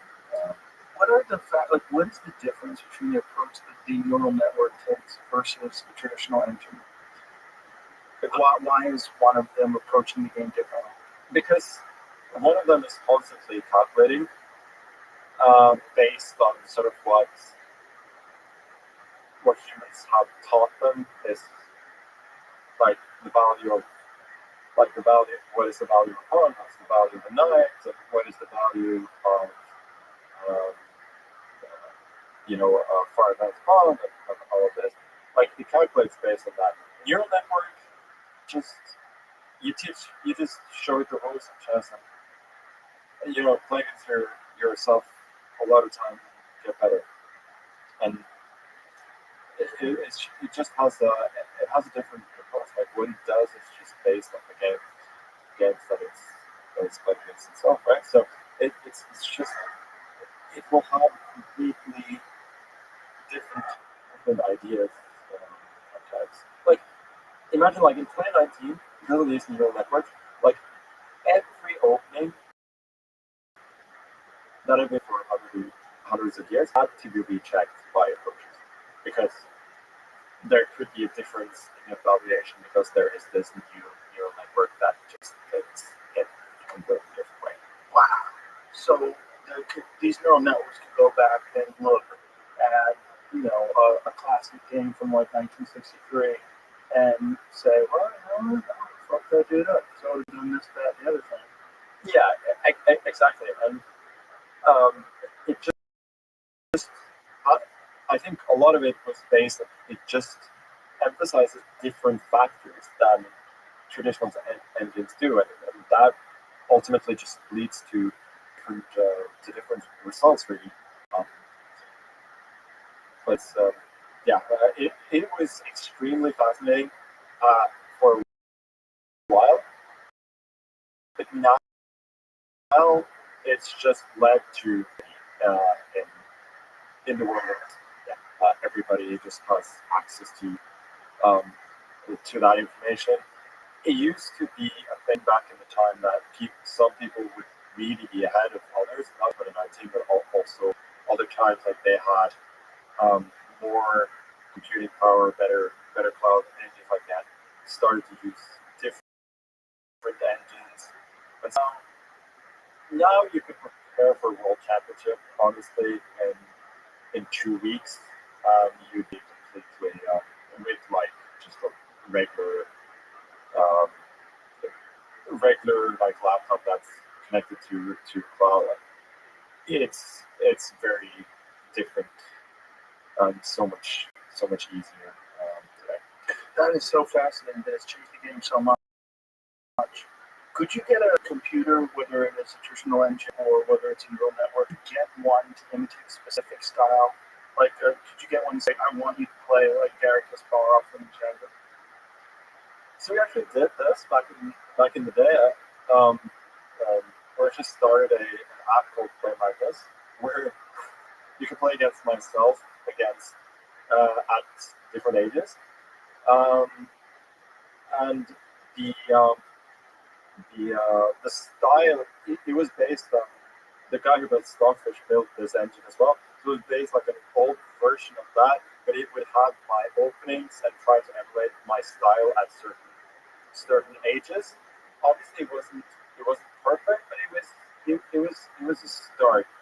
I think it's still difficult to build like a very good clone because essentially, at least with traditional engines, it's not possible. Maybe with AI, you can get there, but I still think we fundamentally think differently about chess. But well, the interesting thing would be to take you, because there's so many games that can be observed and put into calculations, and then I would really be fascinated to watch you play you. You know, I mean, like, what would that be like if you play you when you were 20? Yeah. So the thing about it is that you would what you would have to calibrate is that it would make occasional like tactical blunders, right? Right. And which engines, yeah. And so what would happen in the Play My This app is that you would make occasional blunders, but those would be like a little bit too outrageous because it's like really hard to emulate the kinds of mistakes a human would make by the engines.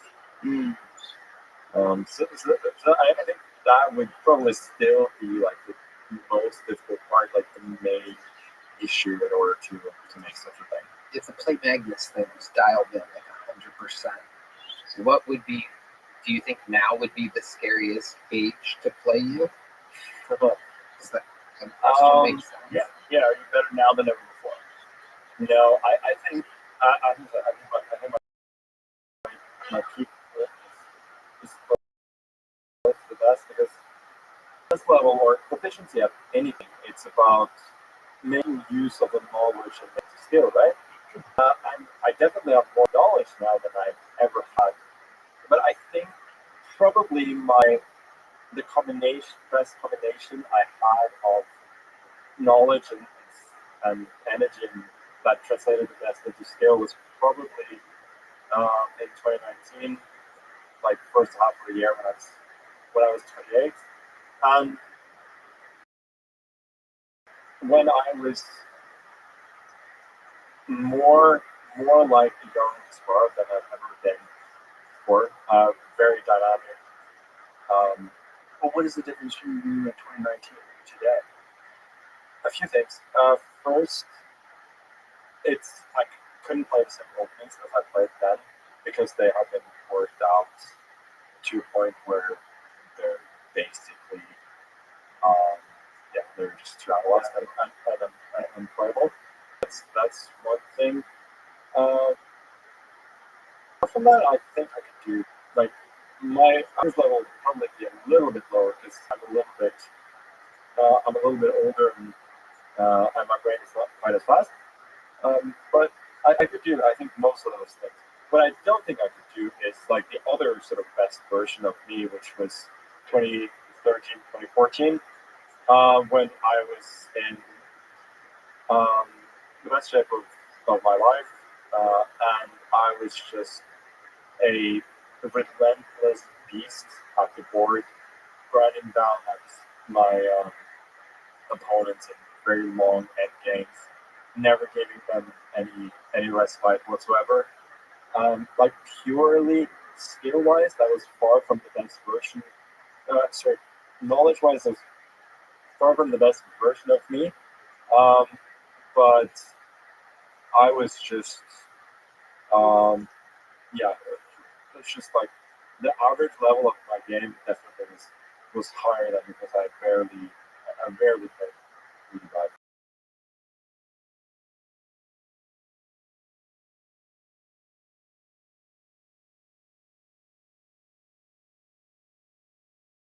I was always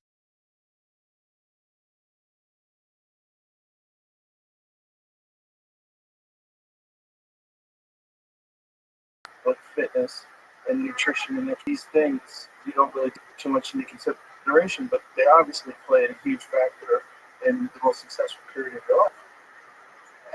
Yeah, it did, but then Because you're only 34. It's not no, that's true, but I just feel like with these kids, like their brains are just so much faster than mine. I mean, I felt it for years as well. That no, I'm not old, but I can never be at that level of pure like. But is that generally accepted with chess? If there's a certain age where it just drops off? Like, who has won the world championships at like the oldest age? No, well, back in the days when you couldn't get information that quickly, it took people a lot longer to keep up. Oh, but then it was considered that the best age was like late 30s or the early 40s. Obviously, the drop off is not nearly as steep as it would be in physical sports. That goes without saying, but I think the peak years are pretty much the same for most people, like mid 20s to early 30s. I think I could still I could be I could still be very very close to my peak if I focused fully yeah, all the things that I can Physical fitness, control, like all of those things. Yeah. You don't do that?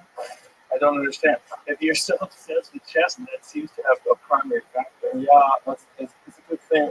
Like I feel like I generally like do the right things when I'm at tournaments, but then in between, I don't know. I want to enjoy life as well. Um, so and like I'm generally obsessed with with chess, but I'm not always obsessed with competing. Like certain times, there will be certain days, certain tournaments where I know that I'm not going to be at my best, and I can sort of I can feel it that then I'm not able um, to take it as seriously. I feel like I cannot. I'm not a Michael Jordan type to like go out, pull out in every game. I used to, but now I don't think I have that in me because my main motivation for playing chess is that I love to play. I don't have the big goals of what I want to do, things I want to achieve. Is that sort of relaxed attitude that you have? Does that drive other people crazy that you're still able to beat them? I think that would drive me fucking nuts. If I was just fully obsessed with studying moves all day and just taking my vitamins and drinking only purified water. And It's kind of a thing that you're known for.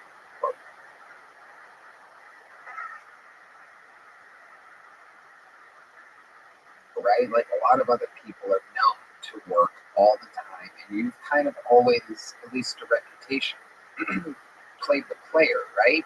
Isn't that what you're?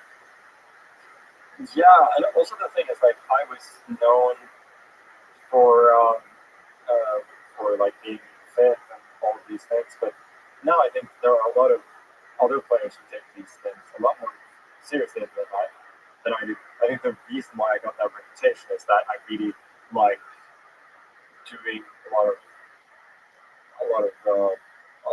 like I did a lot of sports when I was little, and I've always like kind of done that for fun. So I think that was why like you don't see a lot of chess players playing soccer or tennis or whatever.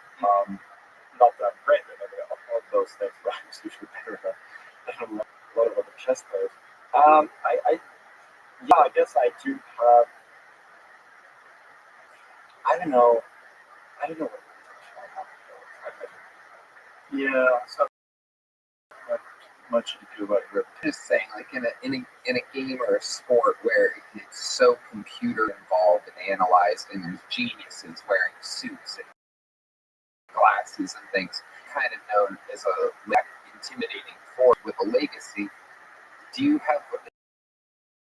Are there special things you do, kind of like more like a poker to intimidate your opponent? Like I've seen you like show up late to big tournaments where they're like really. That's a Miyamoto Musashi move. No, Samurai? yeah. Yeah. Honestly, like that's me being late is down to a couple of things. First, I hate waiting, but also I'm terrible at planning. That's why I keep showing up with planning. You know how funny that is? That's literally what you do. No, like my planning is always based on everything going perfectly, and like making a time plan based on that. And if something goes a little bit wrong, then I'm going to be late. And like something usually goes wrong or often becomes a thing.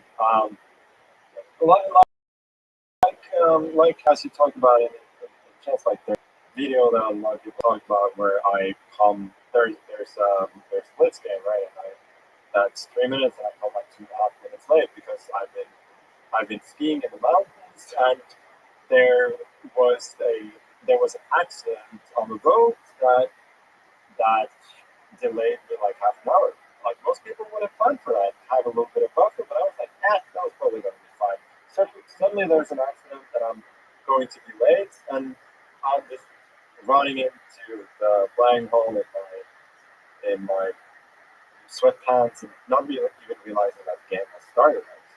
But I'm so late that I should be, and I saw that everybody was there, and then randomly turned out half a minute left when I got to the board. So that's kind of more. How did you play the game? Did you like have a different approach because you knew you only had 30 seconds? No, the thing is like there you have the 2 second.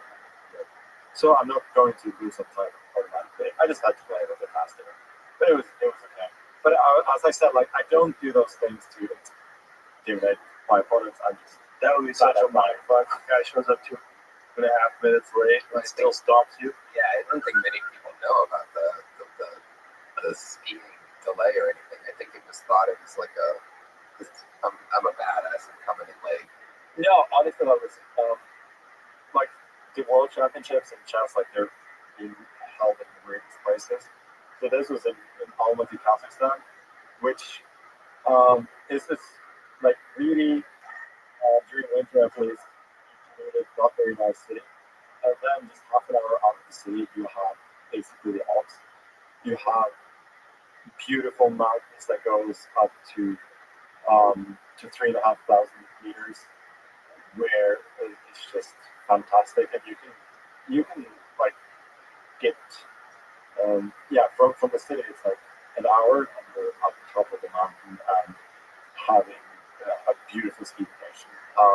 And I just like was so miserable being down in the city that I thought for this day, like if I'm going to perform at all today, like I need some fresh air. Like I need to get out of here. And so that's why I took the risk, and it was definitely not not to play five games, because Bobby Fischer said about chess that I don't believe in psychology, I believe in most. I believe like a little bit of both, but I know that I think I'm going to make better moves than I'm going to all those other things. Did you ever have an opponent that was doing something psychological to kind of mess you or you off? Like back when I was in high school, some guys wouldn't shit and be disgusting. Is there anything like that in chess? Yeah, that specific things has happened for sure. I'm not sure if it's been a conscious choice, but I'm sure I've been guilty of the other as well. That's true. I don't know really. I think the only thing, not to bring that up again, but I think when I think that my opponent might be cheating, that's the only time that I'm really lost. It's just weird that you can cheat and do it for so long, still play in the best tournaments. You would think that like in the UFC, if you get caught with steroids, you get a long ban, and you can't. And if you get caught again, you get an even longer ban. And I think it's like a 3-strike thing. If you caught a third time, you're out of sport forever. No, it's the thing is that We think harsher penalties would discourage oh people. yeah, for sure, especially for online, because there's been this thinking that cheating over the board and over online is like very different. But the thing is, like once people are cheating online, then having these meteoric rises over the board as well, that's a bit strange. Yeah. So yeah, there definitely needs to be harsher penalties. One thing that chess.com used to do is that they would let people sort of confess privately and then get their account back. But now they're moving to more naming and shaming sort of thing with and banning people for longer, which is it's a lot better. But a lot of it is about incentives as well, right? Like if you think that you can get away with cheating, and there are long-term incentives to cheat or the cheat. It's as simple as that. Yeah. Well, I guess that's just what every pursuit. There's always going to be people that look for shortcuts. So it's going to be someone who wants to skirt around the difficult path. No, that's true. But the thing is, like, there's so little in chess, and the engines are so powerful. Like, if I started cheating, you would never know. The thing is, like, I would get like a move here and there. That's all I need. Or maybe imagine I'm playing tournament. I just find a system where I get somebody to. There's a critical moment, like if there's a moment where a certain move is much better than the others. That's really all I need to go from being the best to being like practically unbeatable, right? So it really is a scary situation. There have been people who are acting suspiciously and who are making having suspicious results based on the data. But they're very, like, if you're not cheating in a dumb way, there rarely is going to be a smoke of dumb. Right? That's what is really hard to catch people. How would you eliminate that other than security? Would you have it so there's no audience members at all and have them only in a room? That has been done in World Championships, for instance. Like we're basically playing like a class box where you can see you cannot see the audience and you cannot hear with it. So it's a glassproof box. That's like you kind of don't want that. You want there to be like I really like having chessboard like esports setting where people can be as loud as they want. It's just you have players sit down like boxers with headsets, and Sometimes headsets open up the possibility of cheating. but then like the headsets would be all provided by both medicines. Right. With, So some sort of and you'd have to have like both.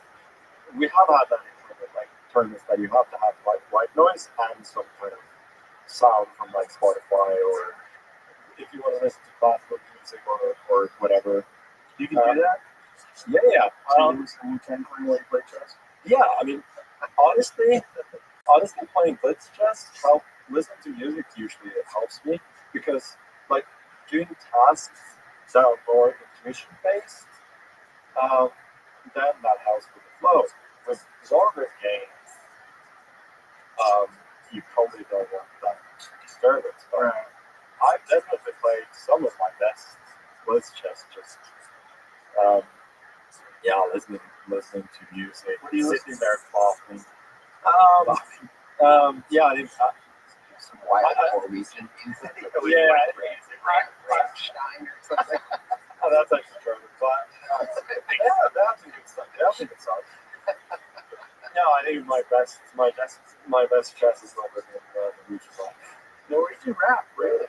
What's a good Norwegian rap band that you can rap group that you can recommend?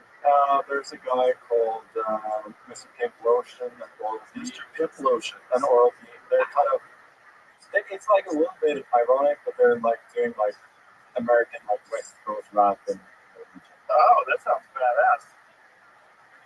And this is a bit of a different one. I actually did a song with Mr. Pimp Lotion. I didn't do a song with this guy. What a great name, Mr. Pimp Lotion.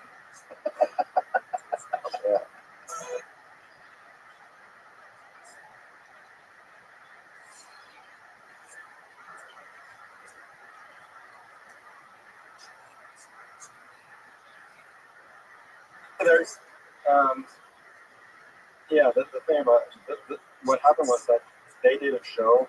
They have this thing called Smooth, which is like a moisturizer mostly used for animals. But like this Smooth lotion, like he's obsessed with that one. And somebody apparently stole that from backstage at their concert, and so they didn't know who it was. But they eventually found out and they made a song about it. And so they had a bunch of people like send in their verses. Incredible the difference between America and Norway. What the rappers are rapping about. Gang wars and shootings. And in Norway, somebody's like, "Who stole my look?" Yeah. There actually was a proper song like about 20 years ago that referenced specifically that in Norwegian that there was nothing to rap about because nothing bad ever happened. That's really, don't wait for all the gun. It's best that someone speak out who stole this being all. Who stole my lotion? Yeah. Basically, there's a bunch of verses, like people accusing each other, and then I randomly come in at the very end and solve the mystery. You? No, it wasn't me. I was not at that particular show, but yeah, I think like the best online chess that I ever played was probably listening to the Do you mix it up? Do you listen to like Led Zeppelin? Or? No, I listen to a lot of older stuff as well. So yeah, I have no idea what's on the chart these days in general, but I find out through Tony. I find out to the young guys at the club. I'm like, what are you listening to? What is this? yeah, And I'll do Shazam on it and put it on my spot. no, that sometimes happens to me as well. Maybe like Yeah. otherwise, it's, I remember like I asked my sister probably like 10 years ago, like I switched my playlist. Do you have anything from before 2000? She was like, yeah, of course. Britney Spears, Maybe One More Time, 1999. So I kind of do that. Well, that's awesome. Well, listen, man, it's been awesome having you in here. I really appreciate you doing this. And tell everybody when the Netflix show is out. I know, but it's in a few months for sure. Jamie, do you know? Coming out. Well, we will put it up on the Instagram when it's out. And it's been awesome talking to you, man. I really appreciate it. Thank you. Thanks for coming in. All right, Tony. Bye, Charlie. All right. Bye.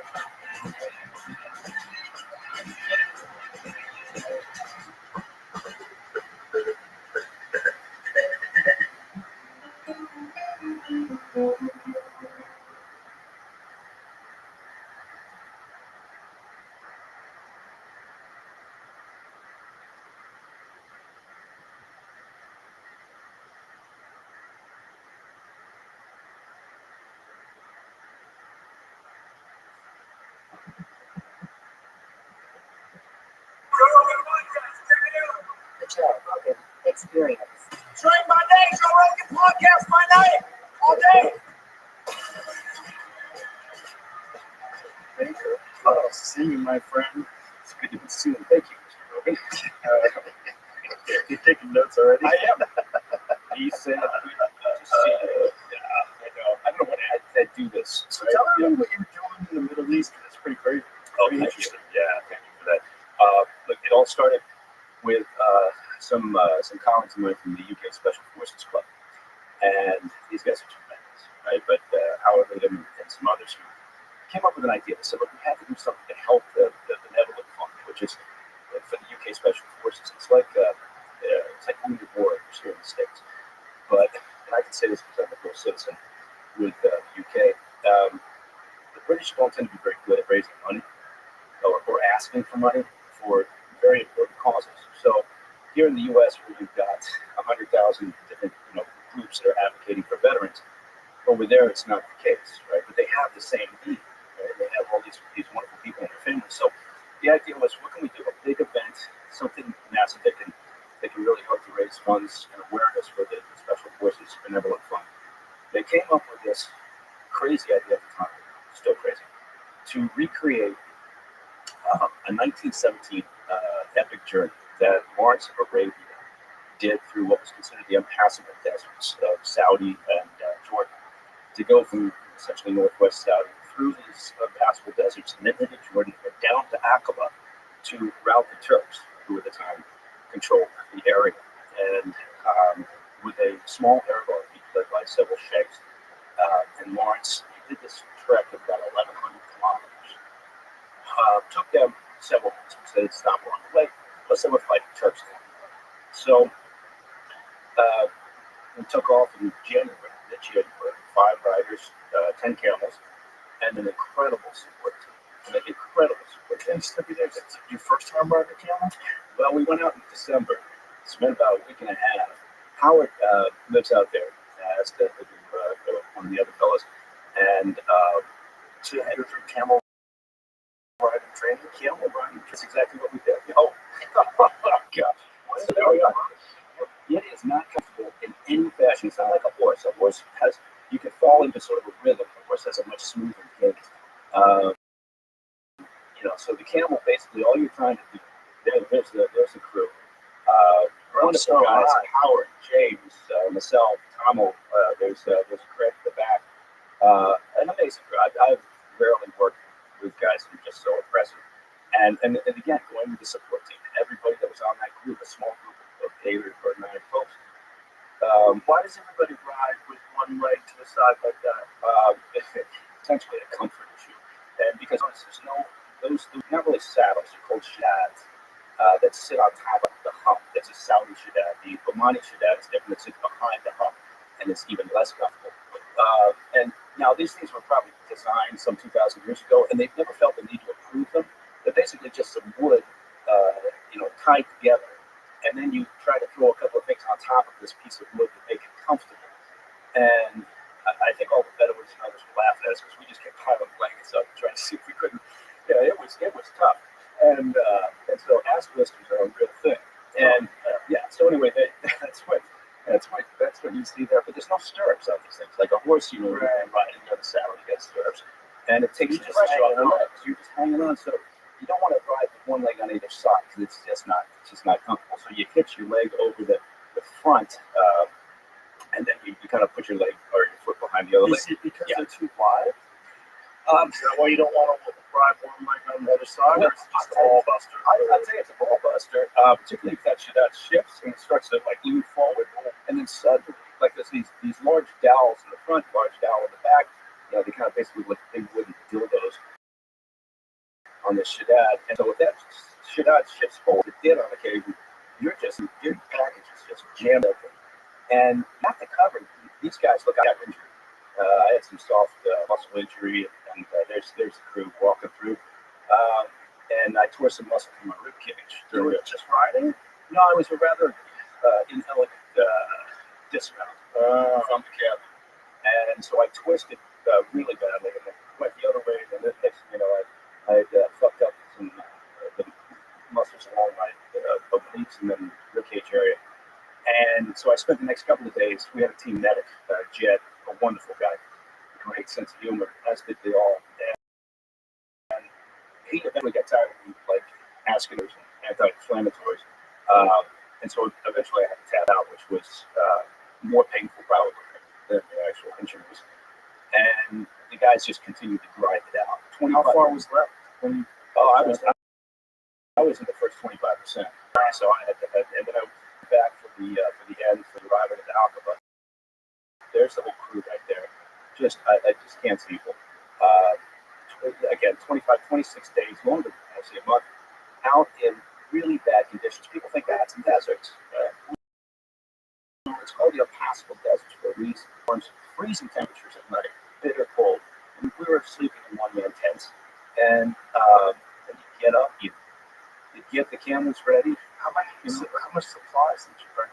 Well, did you have a supply camel? We had Land Rover did a wonderful job of helping sponsor this.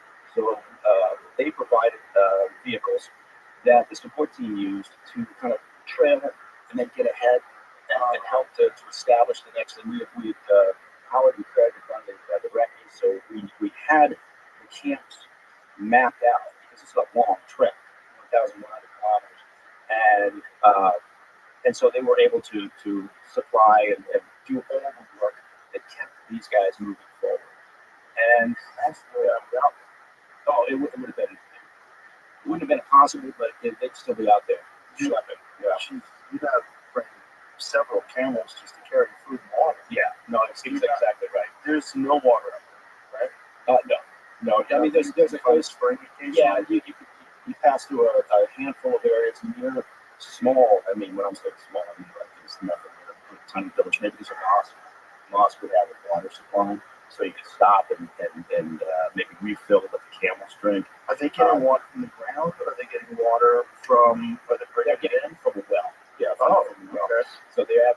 I think it's in a couple thousands of years. They figured out where the wells are. And part of this, from 1917, look, the Turks never expected these guys to come from this direction because who's going to do that? Right. And they did it. These guys all did it. I was just part of it, even though I had to tap out, which is goddamn. Jamie, can you show me what that looks like on a map? All right, it's February, and by now, 80% of people have probably abandoned their New Year's resolutions. And it makes sense. Life can get crazy, and all of a sudden, you don't have the time. But one easy habit to stick with is AG1. It's an easy, realistic habit that you can make to benefit your whole body health. AG1 makes hard-to-get micronutrients easy to get and replaces multiple vitamins and supplements with just one scoop. You just mix it in some cold water, take a nice moment in the morning to do your body right. And honestly, it tastes pretty good. It's not easy to pack this many high-quality ingredients with this much nutrient density, but AG1 makes it happen without added sugars or artificial sweeteners ever. AG1 is a great way to invest in your health now and in the long run, which is why I've partnered with them for so long. Try AG1 and get a free bottle of vitamin D3, K2, and 5 free AG1 travel packs with your first subscription at drinkag1.com/Joe Rogan. That's a $76 value gift for free when you go to drinkag1.com/Joe Rogan. Check it out. Like what that area looks like? Yeah, I should have included a map of the route itself. Look for Al-Waj, Saudi, on the coast, sort of northwest Saudi, and look, spelling it correctly. This guy's crazy. Look at that. So we started out in Al and then there you go. Now look out. And then if you start heading north, northeast. You can see Jordan is up there above that area. You start heading sort of on a diagonal northeast. You pass through all. Look at it. And keep going. Eventually, you get if you zoom out a little bit, so you'll see the Woodward Jordan. You go past. You keep going in that direction. There's just not out there, and then you come up to where Jordan is. But anyway, at the end of the day, you see Aqaba. You came down through Jordan and into Aqaba, which is at the tip there, right there. Yeah. Which is where the fort was, which is where they routed the Turks, and then eventually that created all sorts of opportunities for the Arab states. Look at this whole area. There's fucking no green. No, This there's is not. tiny parcels of semi-green areas. Yeah. No, there's when I say it's desolate and there's nothing, there's nothing. You You see that out there? look how wild that looks. Like, what happened? So these Wasn't that all about washed out town? You saw Randall Carlson stuff, right? yeah, and we went through the Royal Reserve. The Saudis were very good, and the Jordanians were amazing as well. Jimmy, what were you saying? Supporting the Jason. It's like it all washed down. Yeah, it totally looks like it washed. Yeah, you'll find like all these wadis that are in there that it's essentially there's a lot of dried up riverbeds, and dangerous, of course, if there flash floods on occasion, not very often. But so this thing took place, and they eventually the whole thing ended in Aqaba. Again, the Jordanians couldn't have been greater about supporting this. I think everybody. I know the Bedouins, when we got started, they were staring at us like, "What the hell are you doing?" They couldn't imagine people would do this really, for no, Especially from their perspective. soft Americans, Europeans. Man, I tell you what, I know when I got injured, I know every single one of those damn Israelites were laughing at. They were like, "What the hell?" And then and they were looking at like our guys with all these blankets and furs on them, trying to make it somewhat comfortable. Those guys must have leather balls. Yeah, I think they just had them removed. I don't know how you do it and you have to try, right? You can't just walk. Walking was comfortable enough, but you have to cover the distance, right? And the trot on a camel is not comfortable, right? And so it was. Anyway, I just can't say that good things about these people. But the cause, the UK Special Forces Club Benevolent Fund, if people want to go and read more about this, they can go to what is it? www.sfc. That's all you are using W's. Everybody else gets it. So that's 3 W's, and then Everybody else say HTTP yes. / I still think because I think that's what you have to do. So it's sfcbf.org. You can go there, you check it out, and if you're so inclined, there's even a button you can click on to donate, even if it's the price of a cup of coffee. If you get enough people putting in the price of a cup of coffee, it makes a huge difference for these people. But it was one of those bucket list items that I just can't describe it. When you see some of the things that USA fund, does it get you upset that they don't fund things like this? Yeah, It does me too. Yeah. It does me too. It's just come on. Because this right, as is Wounded Warriors, as are all the other groups. It's a direct people. Yeah, and it's not like they've got massive administrative costs, right? Like the government tends to. Right. And so no, absolutely goddamn right. It seems to me, and so we were fortunate to have a lot of corporations that went in on it. There were some that looked at it and goes, okay, so let me see. You're talking about 5 white guys on camels, recreating. It was still sort of vestiges of that bullshit DEI thing, right? From a corporate perspective. Right. So you're like, no, goddamn it, sporting, veterans, how different than their families, how that to understand. But Let's take a difficult trek. Yeah, no, exactly. And by the way, the Arabics led the way, right? Their effort. You have to look at things through this lens. Who in the furthest left perspective is going to be hit by this? Such white people in the desert. Yeah. If anyone, how unbelievably brutal the times were. No, absolutely. And you also think that it's just look at the cost, look at the reason for it, right? But I do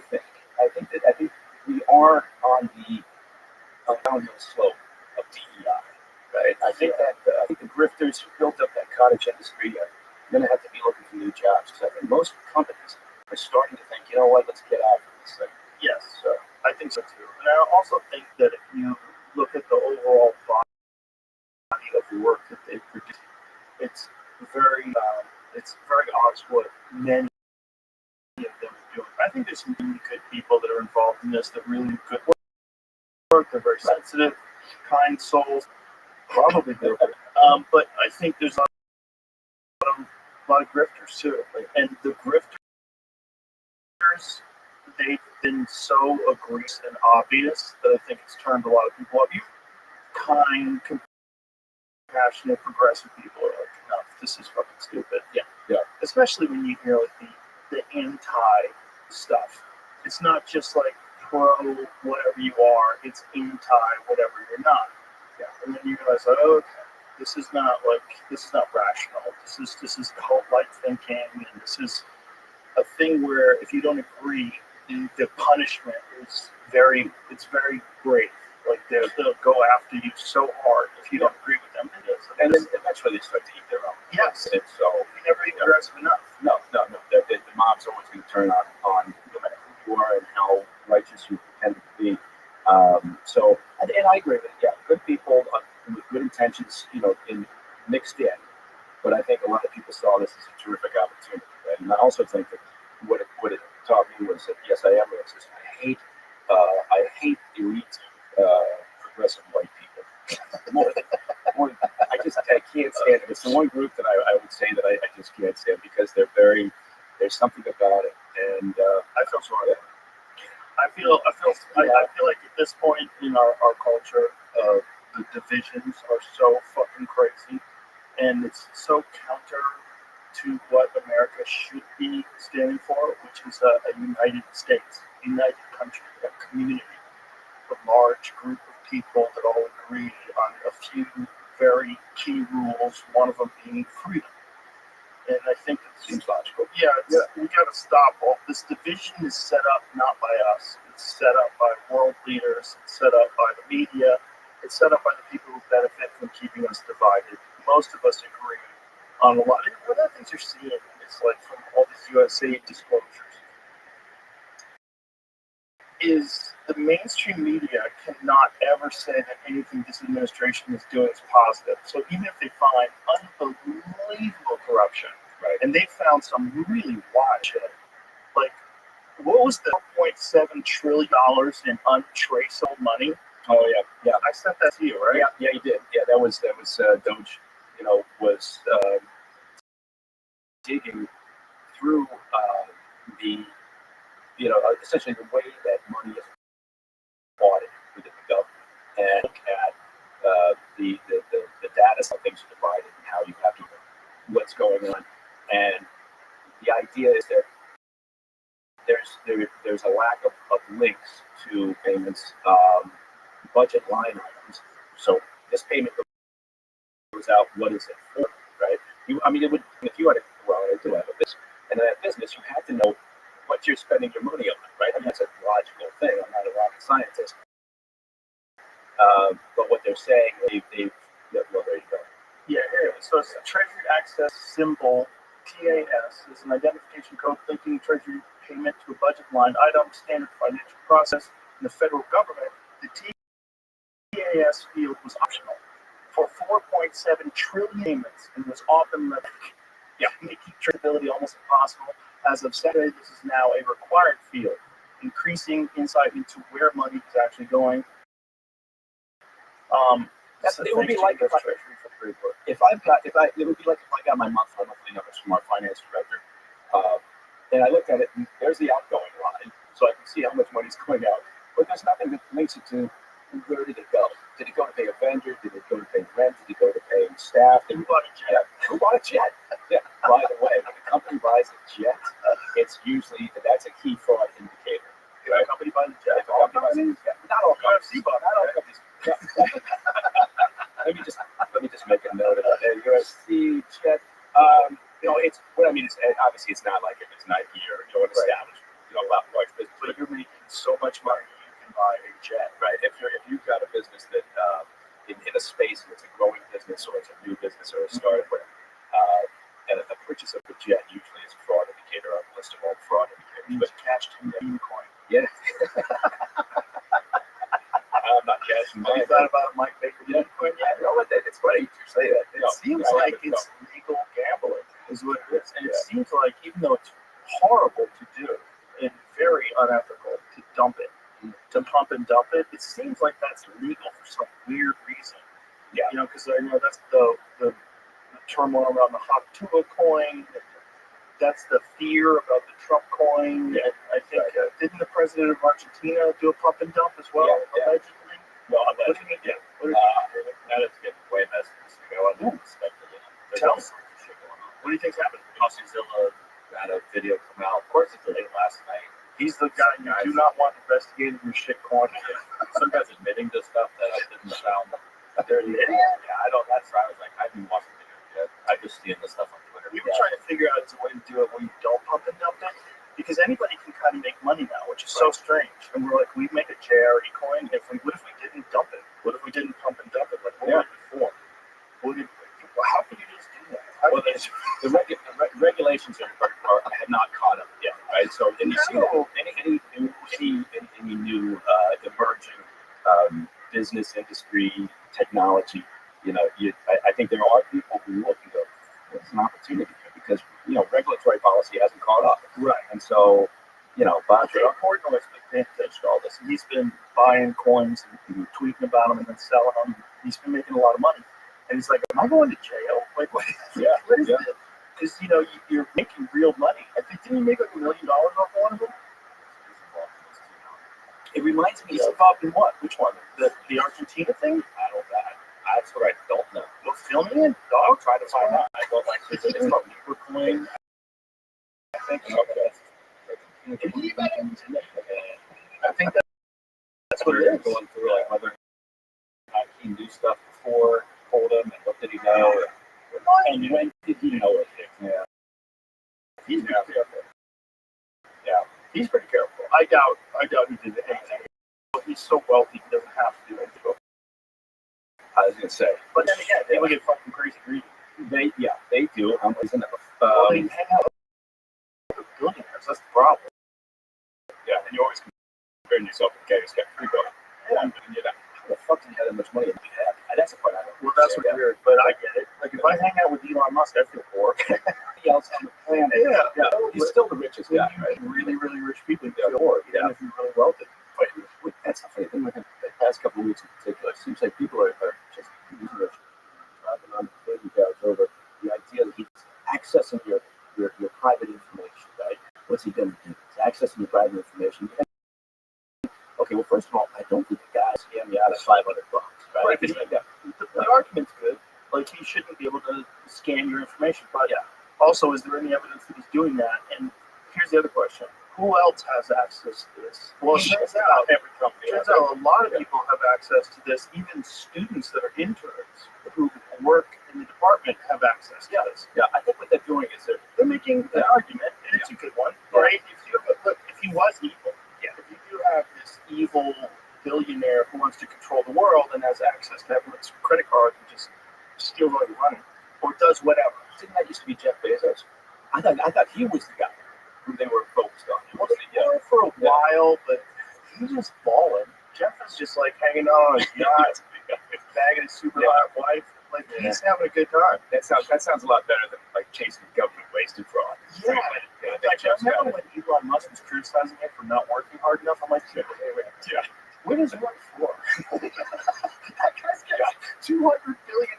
I think you can chill. Yeah. You get $200 billion, then it's time to get that fucking crazy yacht. Yeah, once you start launching your own rockets. You got a rocket shaped like a dick. You're literally trying to fuck space. Have a good time. I like the way Jeff Bezos is doing it. Yeah. But I appreciate the fact that Elon is so psychotic in his drive. It's bizarre, but and also in the face of overwhelming hate. Oh my God. It is. Part of me finds it very entertaining. Just looks at it and goes, all you got to, I think that what they're having a problem with is two things. Is the messaging and the needs of doing this, right? Everybody, you would think, would agree that, you're going to go through government spending with a fine-tooth comb. You're going to find a way waste and abuse and fraud. Fantastic. Well, this is one of the things that he ran on, Right. and implemented during his first term. Yeah, they were Very effective, and it was a huge boon to our economy. but again, the messaging was different. Well, it's also And the means were different. the Democrats were different. That was a different kind of a Democrat. That was the kind of Democrat I would vote for right now. I'd vote for Bill Clinton, despite all the blowjobs and all the crazy shit. Well, but you weren't involved in that, so They all did that. I think you get two types of people who want to be president: pussy hounds and warmongers. I prefer pussy hounds. well, but you could be both.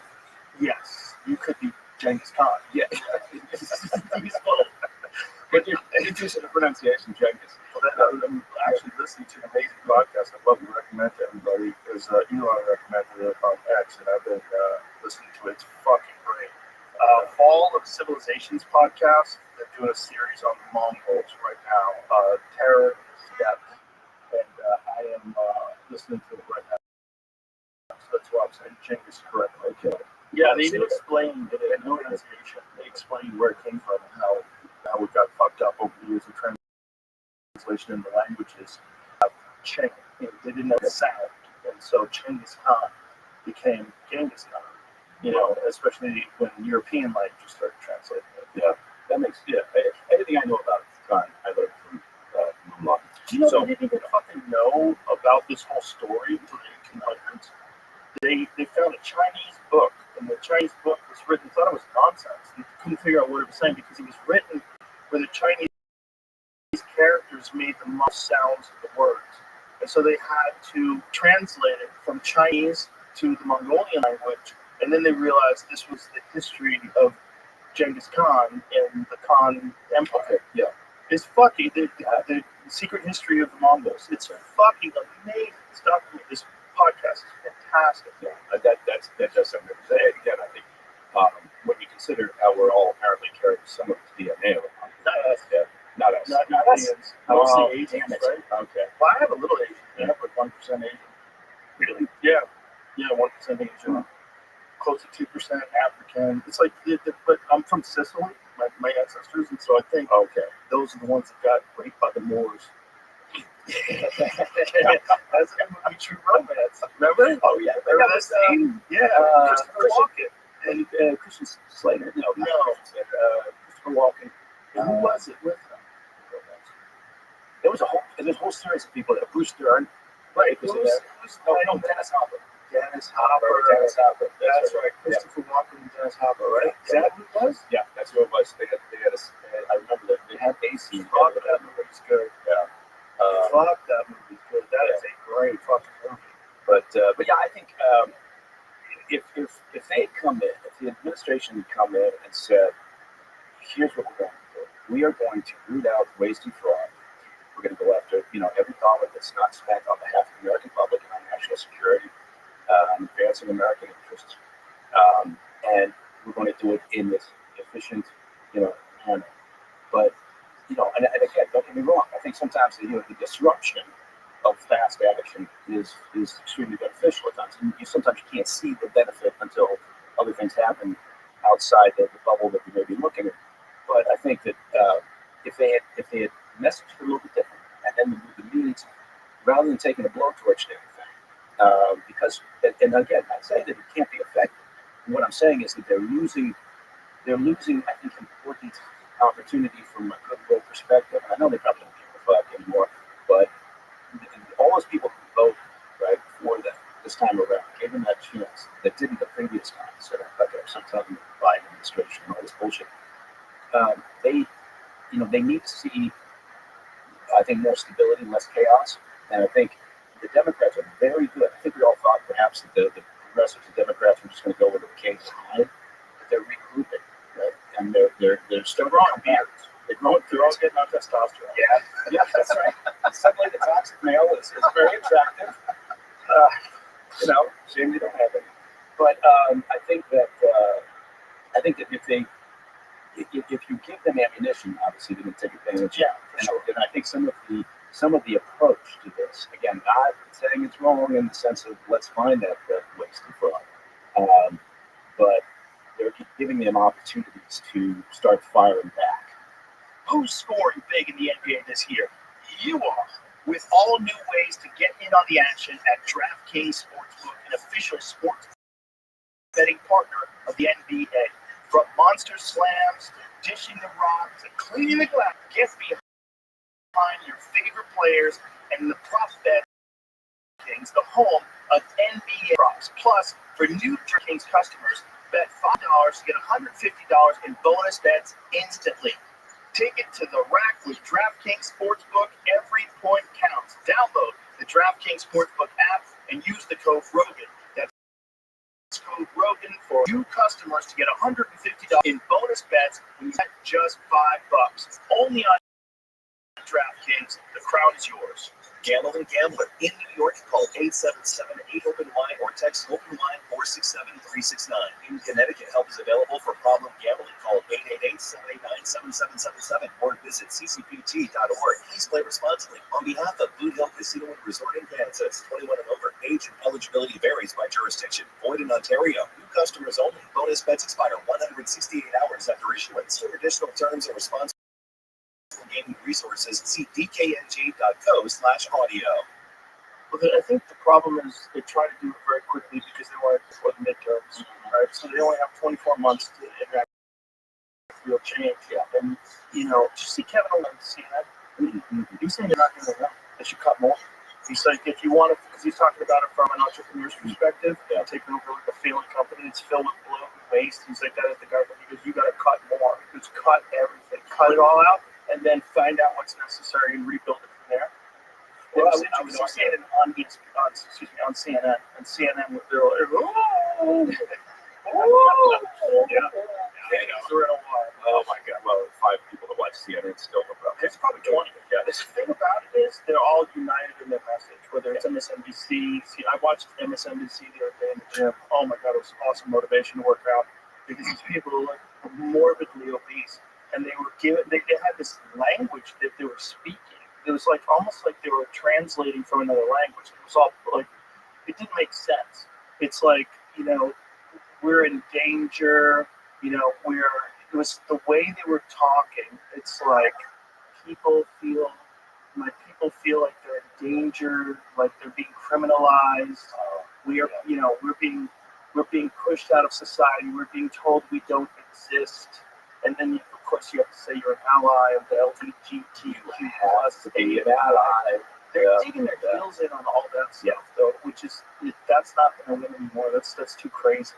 Even, like, kind, progressive people realize, like, you know, you've done a weird thing with women's sports. You've done a weird thing with safe men in bathrooms. And it's not to say that some of these people who are legitimate trans people who really do just want to use the women's room and be treated like a woman.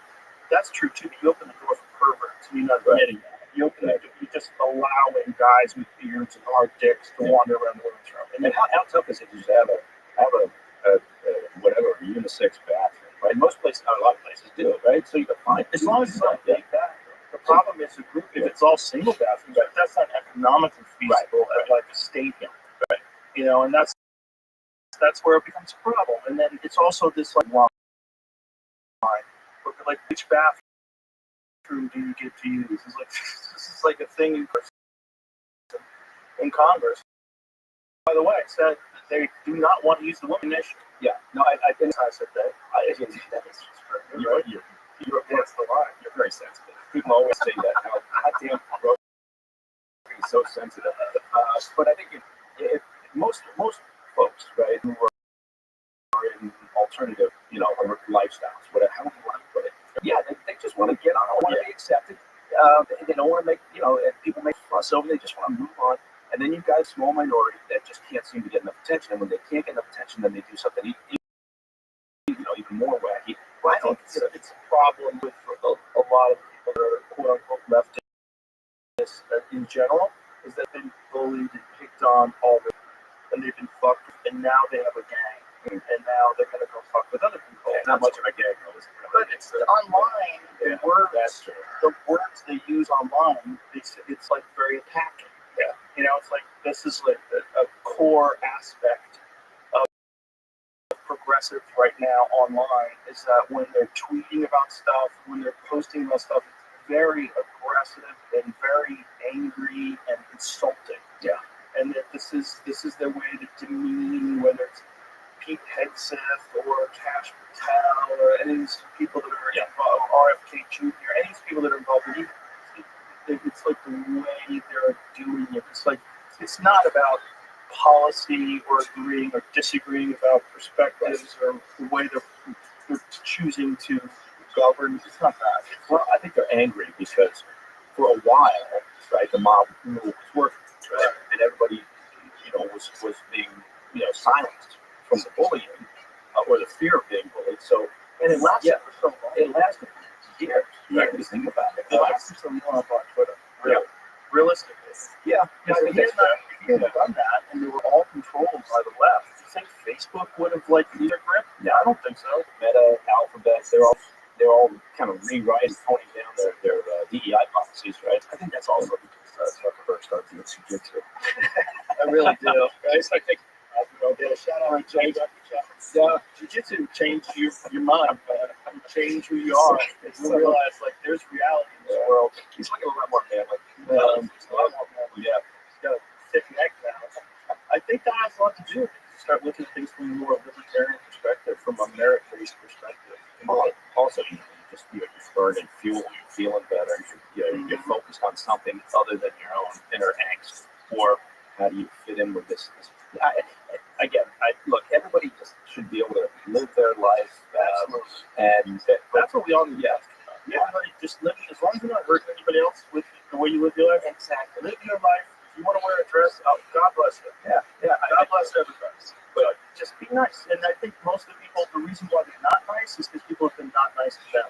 That's that old expression, hurt people. Yeah. And the way to fucking unite us is not to keep hurting people. It just doesn't make any sense to me. No, I think it's simple enough. I honestly, I don't care. Someone's got an alternative lifestyle. Now, I don't play along with the very idea that a dude's going to have a baby or, I like breastfeed. This is one TikTok person controls. And I don't even know how much woman. That's the one thing that the trans people are very upset with. A lot of really hot OnlyFans girls. They're pretending to be trans and they have a fake dick and they're everywhere. Yeah. And they're super hot. And so the actual trans people are very upset. And get ready for this. Their argument is it's not a costume for you to wear. Wait a minute. Hang on. That's a real woman, bro. You're already doing that with her. And she's just got a rubber dick in her pants for money. There really is no. I can't wait for Jane to throw it up on the screen. I'm like, oh my god. There's no self-awareness. Or sense-firing. So this one lady who's I think it's a lady. I think she's a lady who's a troll. And she said that she went to some country and got a chromosome change and a uterus installed, and now she's pregnant. And she just reading the comments, and people are fucking going crazy. It's a bunch of sub 90 people, IQ people in the comments who's fucking have got strokes. That is the best part. When somebody posts that, people buy it, right? And I'm like, yeah. Well, I buy into some of the dumb ones sometimes. I have to send them to Jamie. Jamie has to sort out what the fuck is real now. It's so hard to tell. I see things from myself that aren't real. I saw me doing, or I didn't see me. I heard my voice over some narration of something, of some TikTok story, and I was like, I never saw this. This is not me saying this. It's all done through AI. This is crazy. You're a prime case study for the impact and effects of, and the sort of the downside of AI. Right? So for sure with my voice. Yeah. I guess now with video as well. If you wanted to have a podcast and video, you're doing something. Oh, absolutely. Yeah. It's pretty wild now. We have a little bit of a problem where a bunch of people are selling cheap things online and using my voice, and we have to get them removed. Okay. Yeah. But that's just opportunists taking advantage. I'm selling protein powders that I've never seen before, all that kind of shit. Right. But other than that, my voice. There's very few, we talked about before, there's very few because the idea was always sort of detection, right? Okay, we got to create better systems to detect deepfakes. Right. But now I think the focus has rightly shifted from reaction to more proactive protection of material, right? So get it at the moment of creation. Embed the ability within the video clip, the audio clip, whatever, to show that you've got proof of whatever you call it, reality, credibility, authenticity, and that's the way it's all going, because you just can't keep up. If all you're doing is trying to create better so you detect deep fakes, it's a losing game. It's like battling terrorists, because you're coming up with an idea to prevent a terrorist attack based on the last terrorist attack, and on to something else. Right. It's an interesting war. There's not that many companies out there that are doing a good job of it, but there are some. It's going to get to a point where it's impossible to tell. I think that's not far away. I think we're there.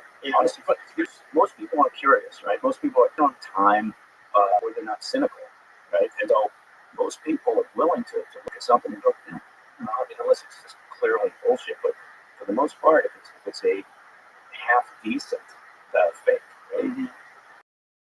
I think most people are. I like the ones that they're obvious. They're really good, but they're obvious. Like to see the one with Kamala Harris after she lost the presidency. She's wearing a bikini top, walking with a beard, says unemployed. Yeah. That's good. I mean, but it's obvious that it's not real. Yeah. So it's okay. Like the ones where Trump's playing the guitar, and then there's all these other people, like Putin's in the background with the drums. See that one? There's one where I don't think I've seen the one with them playing the drums, but I've seen them where there's a whole series of world leaders and they're in a battle together. Yeah. That's fantastic. Yeah, the one with Trump playing guitar. I think they're doing. It's Fortune Son, right? Mm-hmm. It is, right? I think it's on my Instagram, right? It's so good, and it's obviously fake. Yeah, that's why I like it. It's like it's not tricking me, but I'm like, wow, that's really good. It's interesting. I mean, again, talk about regulatory policy not catching up. I mean, what do you do, right? I mean, like if you were in Europe, right, you could be fined in jail, right, for in the case for like pushing something, disinformation, or you just goof it, right? Yeah, but can't goof, but you can't. If it's an obvious, to your point, if it's an obvious goof, then okay, you can probably get away with it. Maybe not if you're in Germany or something, but Germany's going crazy. They are going crazy, and they weren't happy with J.D. Vance's speech. I'll tell you that. I wonder why. Nobody in the EU was happy. The head of the Munich Security Conference literally cried after the speech when they were addressing EU leaders following the speech, right, talking about impact and what it might have meant for U.S.-EU relations. So literally tears being shed over J.D. Vance's speech. That was offensive. Well, I think what they were anticipating at the Munich Security Conference was he was going to come in and he was going to talk about, obviously, the number one topic on the table for them is Ukraine. And, where are we going with that? Because obviously the EU leaders are now very concerned about U.S. commitment to NATO, what the Trump administration, planning on doing in terms of further support for Ukraine, really further support for NATO, looking to distance themselves. And Vance instead came in and didn't really focus on any of that. He turned it on to the European Union, into EU countries and the UK in particular, talking about how their biggest threat isn't necessarily Russia or China. Their biggest threat is what they're doing to themselves, and to free speech from all the various groups out there, including conservative groups, far left, whatever, determining that this type of speech is illegal. We're going to pursue you, fine you, jail you, armed raids against people that are pushing content online. So anti-immigrant content. But to be fair, right? I mean, most of Europe at this point is pretty fed up with their leaders. Just why they want to suppress the dissent. Exactly. They're not because they genuinely think this is a more ethical thing to do. They're doing it because it sets an uprising. Yeah, and they rightly should. Look, Olaf Scholz, the German chancellor, he's not getting elected. And their election is coming up here shortly. Yeah. And so it's not happening for him. So I think, they're rightly, not rightly, but they are concerned about their own political power. That's what it is. Yes, and that's what people understand. It's not that you're more progressive. No, it's like they understand that it's coming. Yeah. And they want to do everything they can to stop it. Because most people are fed up. Most people just want to be left the fuck alone. Yeah. And if you tell them that they can't put a flag meme on one of their pitches where they get arrested, which is what happened in Germany. Yeah, or talk about so if you talk about the immigration problem, you say we got to stop this. We're going to make secure borders. If you talk about the Ukraine war and say I don't think we should be supporting, dumping more resources in Ukraine, all those things. For reproductive rights, if you're on the wrong side of that from the European perspective, they're coming at you and stuff. And that's what J.D. Vance came after. He turned the tables on them and folks on that, and that was. A, it was completely unexpected. And B, I think, the reality of it, the fact that it's truthful, I think upset a lot of them. It's truthful and it also appeals to the citizens. That's the thing. The citizens say, this is the way we want our government. And I think it's funny because a lot of people there's a lot of people on social media right now going, oh my God, we have how hated, you are now as Americans. The U.S. is so hated. I think I spend most of my time overseas, right? Most people, it seems like it's common sense. You guys are finally coming around, right? And so I don't think they're going to win the argument that somehow the U.S. is more hated. Look, we've been hated in a variety of occasions. We're definitely hated in Canada right now. Oh, yes, the hockey game. See what I'm doing the national anthem so hard. They get 3 fights in the first 9 minutes. Yeah. And then we kick Canada's ass, in Canada. It's not good because that's their fucking sport. They basically are always shot at beating us at anything. Yeah. Well, curling. They might be able to do that. Yeah. If we practice it, we should be better at that too. Yeah. They make great mixed martial arts fighters. One of the greatest of all time, George St. Pierce from Canada. Yeah. But after that, get your football team. Come fuck with America. I'm trying to think of other things that I can throw out there. Yeah, maybe baseball. They get Blue Jays really good mostly. Yeah, they have strong beer. Yeah, they have great beer. I love Canada. I love the likewise. Yeah. It's just they're too nice and they let communists run the country. Yeah, and that guy's a communist. Well, it is one of those moments where you think, okay, I understand, I get your point. We're talking about turning Canada into a 51st state. It's a little crazy. It's a little crazy. He's serious. He told me on the phone he was serious. Yeah. Well, first I was joking around, but I was thinking maybe it's not a bad idea. He refers to his governor Trudeau. It's so funny.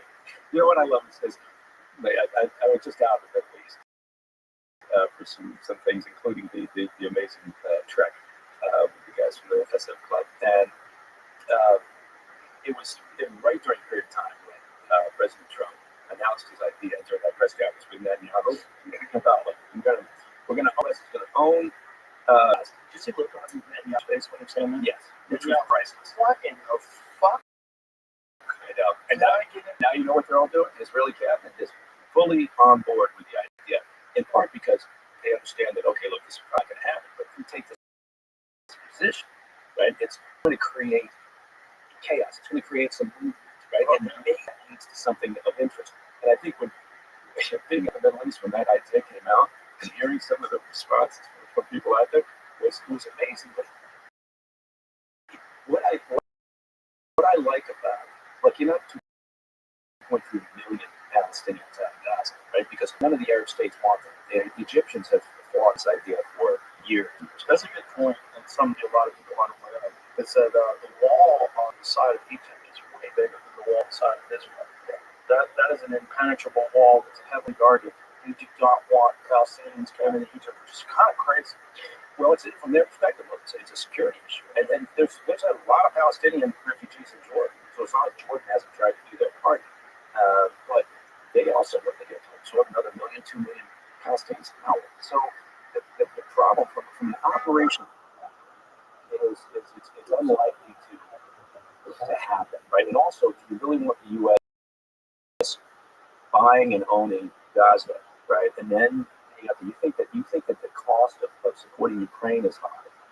Wait till you see what the cost of not only the reconstruction, but the security of the reconstruction, right? What that's going to be. You think there was a boom in private security contractors for the Iraqi versions? This would be, this will make that look like nothing, right? So the costs involved, the potential for just never ending really trouble. But what I do like about it is, look, now that the Arab states are responding by having a summit, right? They're having a summit at the end of this month, and they've been having little mini discussions amongst themselves, but all the key players in the area are now meeting to discuss what's an alternative, right? What is the way to make this happen?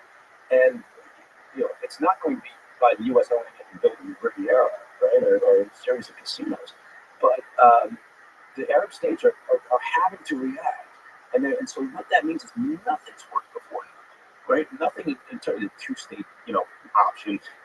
Other security agreements, peace agreements have held for some period of time and then fallen apart. None of that shit's worked. So I think the sort of the disruptive aspect of sometimes of what Trump does, even though you may look at the idea on the surface and go, it's like it work, you have these other effects. Right? So now you've got the Arab states having to respond, coming up with these ideas. They're already, over the past couple of days, Hamas can't go over. If you had said that a year ago, Egypt, Qatar, some of these other Arab states out there would have gotten on board with the idea that Hamas has got to go, and that would have happened, right? I mean, before the 7 October attacks. Right. They're also talking about rebuilding it themselves. They're like, we'll do it. We'll do it. Just back off. Yeah. We'll do it. We'll take care of it. Which is great. And that's when they have to say Hamas. Right. That's because they know what the problem is. And they haven't been willing to admit it before, but because the Trump administration just throws stuff at the wall, right, to see what sticks, they've got to respond. They're coming up with these ideas. Hamas, they are a shell of what they were, right? But they're still supported by the Iranian regime, which is getting pumped, right? And the Iranian regime, these things, right? That's not in the books. One of the benefits from their perspective of the 7 October attacks was that it completely scuffed the normalization talk going on between Saudi and the U.S. at the time. So, they're going to continue to be a problem, but Hamas, is now kind of on its back foot. The Palestinian Authority is saying we'll come in and we'll govern Gaza. Well, the Israelis are saying no, that's not going to happen either because you guys are, peas and pie, right? And then, Palestinian Authority has a program where they actually pay the families of people who kill Israelis, right? It's called a paid slave program. Yeah. Oh yeah. That's what it's called. Yeah. Pay the slave. How much do you get paid? I'm not sure what the going rate is now, but for out there, it's a payment, ongoing payments to families who have family members who have attacked, wounded, or killed Israelis. And so, that plus other ties between Hamas and the PA. And look, there's been animosity. Obviously, Hamas drove the Palestinian Authority out of Gaza years ago, but the Israelis see it as the same. And so, my point being is the Arab states are now reacting, and you could end up with something that actually works, as opposed to all of the bullshit the past never did, and always continue to provide nothing for Palestinian people. And if you say, look, all this is about is we want Palestinians to live a better life, then you should want new ideas thrown into this, right? And you should want something that eventually is going to work. And from the U.S. perspective, you should want something where the Arab states actually take it off away themselves. There's also a problem with the reality of the region at this point, right? It's like, what do you want to happen to that area? Someone has to rebuild it. Absolutely, Israel shouldn't have done what they did and kill who knows how many innocent people and literally destroy most of the buildings there. We all can agree that's a horrible thing, but it's done. So now what? Yeah, and we can also agree it was not. Look, yeah, I agree. It was a very aggressive action. I would argue that the U.S. would engage in that same aggressive action if we had a proportionate, attack from Mexico. Yeah. So, or Canada. Right. God, Canadians. They're plotting stuff. I just know it. So so that's true. But again, it was a war that Hamas started. Right? They, I think you have to go back to the beginning of this one. And yes, there's faults on both sides, of course. But Hamas now at times has been acting like the aggrieved party. Right? It's fuck around and find out in the worst way possible. Yeah, that's what it is. I mean, they gave Israel the green light to just go ham. And now when you see the overhead drone footage of what Gaza looks like now, it's hard to even believe it's real. I get it. I mean, from a real estate developer's perspective, I'm sure you've seen overhead imagery, right? To the Mediterranean, the Middle East. This looks like a demolition site. So let's clear it out. The real Question is, if that isn't okay, then what? Then If you don't want that to happen, then what? If the United States doesn't take it over, or who should, and what do you do with it? And how do you get the money to rebuild it? And where does it come from? And how do you do it? Who do you bring in to rebuild it? Who governs it? How does that work? Who gets what building? How does it work? Yeah. You know, it's a brain when you destroy an entire fucking city. Yeah. Which is see if you can find some of that over there. Yeah. 2.3 million people to other areas. I think, again, the answer is that the Arab states have to take this on. Right? They finally have to address this issue. They've used some of them have used the Palestinian issue to their own devices without doing anything to the Palestinians. This is unbelievable. I mean, this looks like they got hit with an asteroid. Yeah. It's unbelievable. The scope of it. It's just insane. It's insane to see. Yeah. Dave Smith had a very good take on this. He was on one with Piers Morgan, the panel, which are really fun for about 5 minutes. So let me show you what Dave said. Because Dave had, in my opinion, the best take on this. Where it's like you see, you're like, okay, yeah, that's correct. This is really what yeah. It's like, yeah, It's again. I think unless I don't know who would be on board. Take it from beyond this sort of the initial sentence of the U.S. will take ownership. Oh, here we go. Is that Dean Cain on the right? Yeah. It is. yes, Superman. I don't know if this is the right. I didn't click it from the other. Yeah, click the one I said.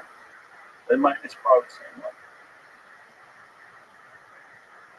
Sometimes I'm on these Piers Morgan accounts. You never know who you're going to show up in one of those boxes. And it's a bizarre mix of people. Okay. It's just like a commentary from what's saying there.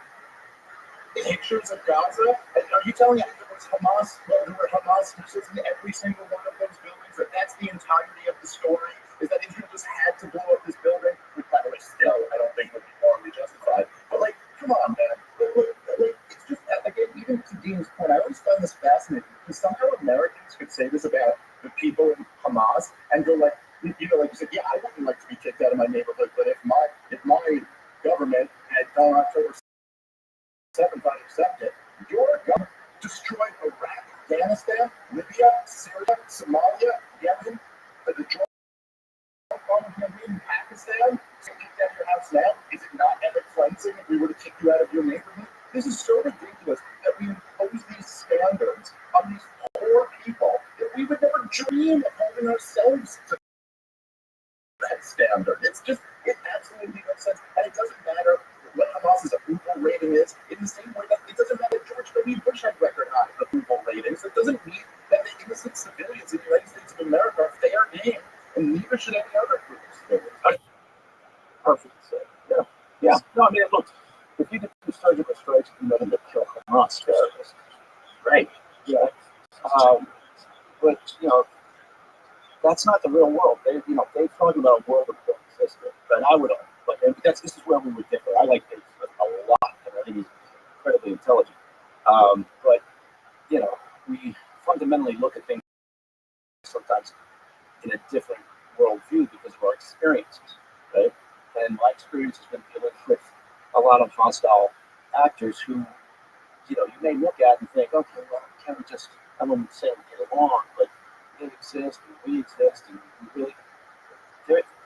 That's not the way we work here, right? And urban combat is really ugly. It's not dismissing, the horrific nature of it and the fact that, yeah, sure, in a perfect world, it's morally repugnant, and it is, but it's the world that we live in. So I think, okay, on one hand, I get what I don't disagree on that moral side of things, but from my background, I don't tend to live in that world, operational side of things, and sometimes you have to do things that are not good. But even as extreme as that, well, yeah, that's the thing. It's so extreme. I know, and I don't disagree. And they have they went above and beyond. But to my point, and I think to kind of what you were saying, look, if we did after 9/11, right, we went above and beyond, from a proportionate standpoint, and we felt certainly justified in doing it, right? We did. I mean, we did. I think America finally came together as a group, right, as opposed to sort of the partisan way that we live now. But we were justified based on the lie, which is even crazy. They used that justification and went after a group of people that had nothing to do with it, based on a lie of weapons of mass destruction. Yeah, which is a crazy thing. Went to a completely different country. Yeah, but I think Hamas also, these are disjointed statements. I'm not really tying it all together very well at all. But there's also this element that Hamas doesn't give a shit about the Palestinian citizens, right, the civilians. And if they did, they wouldn't conduct their operations. Their methodology would be different. Right? They wouldn't bury themselves in their operations, their command centers, and everything that they do. Right, their depots and their missile weapons supply centers within the public environment. Right? They just wouldn't. Right? But they probably never expected this. Yeah, I don't know. There's no way they would have done October 7th if they expected this response. Well, there's no way that the Iranian regime, I think, would have allowed them to do this if they anticipated they would get this sort of response. So I think you're right. But and again, this is the problem. People only hear what they want to hear, right? So they hear me say from an operational perspective. I understand that they had an aggressive response, but then they stopped listening. Right? So what I'm saying is, was it over the top? Well, yes, it was over the top. Could they have been more surgical about this? Well, yes, they certainly could have. Could they have prevented some loss of civilian life? Well, yes. Would that have been difficult? Yes. Why? Because Hamas puts themselves in the center of civilian life there. They know this is what's going to happen. This is their currency. Dead Palestinians, that drives their narrative.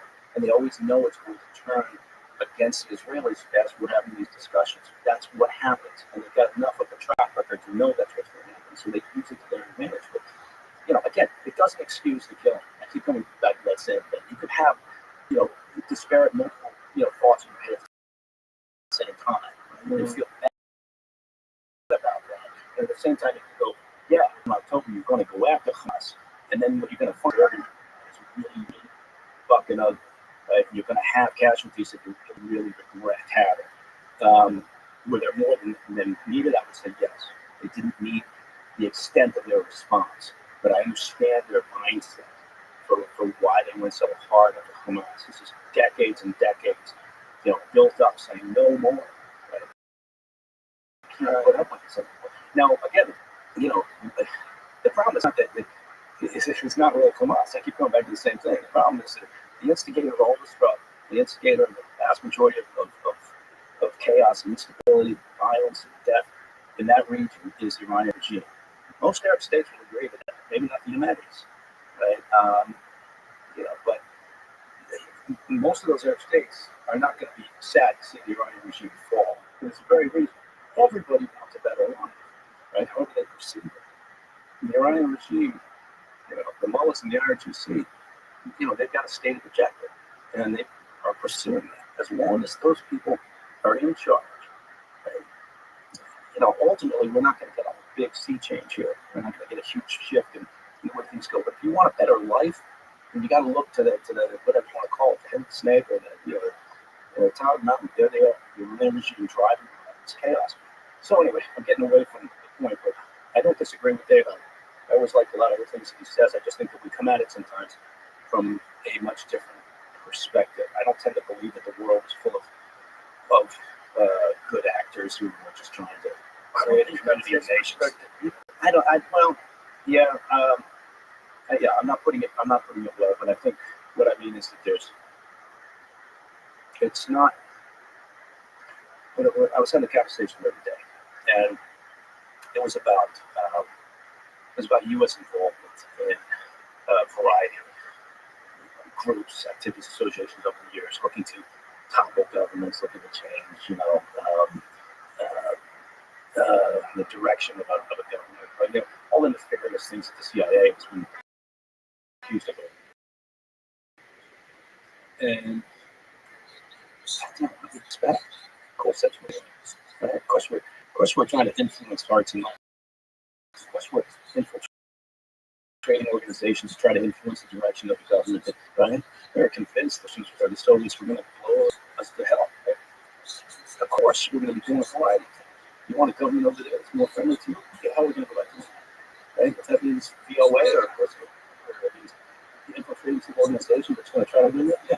So, is that morally repugnant? I don't know. I think it's necessary. I think I think it's understandable, and I think also. So imagine a world without that. Yeah. So if that is a factor, and we stop doing that entirely altogether, does that vacuum get filled up by another power? Yeah. Yeah. I think that's the problem. Right? That's the problem. Is that we don't live in a world of 9 nations through. Like if we're not the police, at the top of the food chain, and nobody needs to be there. Someone's going to fill that gap, and you know what? Maybe I'm wrong, but I've been around a long time, and I've spent most of it overseas in unusual places. We make a lot of mistakes as a country, as a human, but we do try to correct. And can take time, right? It can take a lot of time. We make a lot of mistakes, of course we do. But I've seen a lot of players out there, and I'd rather have us and our allies trying to direct traffic rather than some of the hostile actors that are out there. This is the best case scenario perspective. The worst case scenario perspective is that these policies changes that we are initiating and that we are influencing is for corporations to make more money. It's to control resources and to control areas and to make things friendlier for business. That's the worst case scenario. This is done. Well, that's the mercenary fashion. Yeah. But is that? But that's what. But is that just Chinese sure, right? That's right. And is that? Here's my question: Is that just what happens? Like when you do have the ability to control other regimes, isn't it almost? Doesn't it almost logical that you're going to need a lot of money and you're going to need a lot of influence to do that? And so there's going to be a bunch of people who say, actually, we could use some of those minerals. Actually, that natural gas is very valuable. But actually, if we could destabilize Russia's energy systems and, pump up Ukraine's and control it, they'd be pretty good. And so then we things and we start with the boom in Ukraine in 2014 and a bunch of different things. We started helping things along that would benefit us both geopolitically, but also geopolitically in the sense that like you're controlling the geology of land, which is the real term geopolitical, right? Yeah. That's the real term, right? Doesn't it have to do with like controlling regions? Well, sure. Yeah, and I think that it's you're talking about national self-interest. Right. I think in the world that we actually live in, every country is acting in its own self-interest. So, and it's also an interest that's kind of prompted by corporations. This is what people are worried about, is that we engage in certain activity that's avoidable simply for profit. Yes, absolutely. I don't think there's any doubt about that. I think, look, just what happens when you have a system like this, right? When you can influence foreign governments, and you do have enormous amounts of resources, and you do have the ability to change things and install a government that's more friendly to. But if you're not going to do that, let me go back to what I think, because that's probably our best example of what happens when you actually have it wasn't just a unipolar world, right? You had the Soviets and you had the U.S. Yes, there was concern over life itself. There was this concern over mutual destruction, but there was concern over influence. So the Soviets were busy in a variety of places, let's pick Africa, right? So in the mid to late 50s, right, as Africa was moving, clearly strong away from colonialism, right, and independent states started, sprouting out. Then there was this concern over, well, okay, the old colonial era is gone, right? The Belgians aren't going to own the Congo, as an example. The Congo is rich in resources, right? Uranium, cobalt, diamonds, obviously, but let's take uranium. The Belgians were running Congo when we were developing the bomb. and almost all that uranium came from the Congo. Right? So that's a good example of the U.S. looking and saying, okay, is are the Belgians, good stewards of the Congo? Well, no, right? They were enslaving people and having them work in the uranium mines. And we were taking that uranium and using it to build the bomb. Now, all those years later, we kind of, we realized its independence, Patrice Lumumba and all the rest of that history. But now the Congo is wrapped up in conflict still. Why is it still in conflict? Because of its minerals. Cobalt now is the key. And the uranium you get from this is Australia. Who knows what Kazakhstan, right, location. But cobalt, they've got maybe 60%, don't quote me on that, but I think it's about that, of the world's cobalt supplies. What do you need cobalt? Well, electric vehicles, batteries. Yeah. So now Eastern Congo is still in trouble, but that place is a mess. It's not the poorest, it's like the second or third poorest country in the world. And isn't most of those mines they control? Well, a lot of them are controlled on the eastern side by militias, right? A place for everybody to try to wrap up licensing agreements, right? But you've got hundreds out there vying for control because it's money. And so I guess my point is and I'm glad you brought up China because, yes, they've been busy trying to lock up a variety of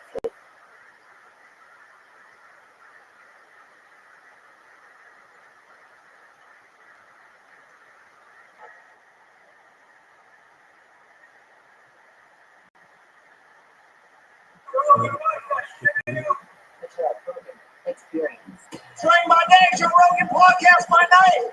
All day.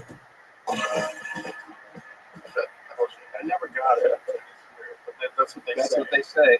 You get it within a couple of years, you get it, and then all of a sudden you got it. Yeah. But it's not bad. I could hear it the other day. Stuffiness. Yeah. Yeah, I had it for like 4 days. But the thing is, like, when I work out, I feel great. The way I can really tell, like, the way I judge whether or not I should even work out is when I get the sauna in the cold plunge. If I feel tired, weak when I'm in there, then I know something's going on. It's not as simple as allergies. So I thought for 10 years I had the Austin allergy. For 10 years. It was so bad. I'd go out to dinner, even when we moved out to Fredericksburg. We come into Austin. I thought it was Austin. I'm serious. I like Austin is giving me stuff. We go out to dinner, start eating, and then my nose, my eyes, everything just I could always excuse myself, always had tissues in my back pocket. Then I got my teeth pulled, which we talked about, I think, the last time. And Maverick, my periodontist, he did one of these 360 MRIs. He said, man, you've got some low-level infection. And that could be responsible for a whole bunch of stuff. Now, I've had hearing aids for 5 years. So when I did the initial extraction, I think it shows on. I went back in the studio, put my headphones on, like, well, thought I did something, a volume knob or something. Came back because this was infected, and it was basically clogging up my sinuses, and that was affecting the hearing. Yeah, and people have no idea how important oral health is. It's really, really critical. And also, I'm not fighting infection in teeth. How did this all start? Like, what was going on with the teeth? That, like, I had a bad start in life when I was 2 or 3. We're living in Uganda, and my parents would put me to sleep with a chocolate cookie. So I had kind of a bad start, and I had a lot of work. I had just tons of fillings, and my baby teeth that was messed up. And I had the big outboard headgear, which really traumatized me for life. Taking that to school, it's like I was one of those guys. Oh yeah, it was bad. And about 10 years ago, a little bit more, I went to the dentist here in Austin, and he's like, we really got to start doing stuff. We got to start looking at repairing. And then this dentist started hitting on me, and texting me, and I'm like, guy or girl, guy, like no. So, and I knew that there was a Pandora's box. How wild is that? It was a risky move. It was so dumb. Like, you're a I think I can get it. You know, we can be on RT. That is such a bad move. It's such a thing that men would do. It's so stupid. Like, I'm here with some buddies of mine, you know, sending a picture. I'm like, no.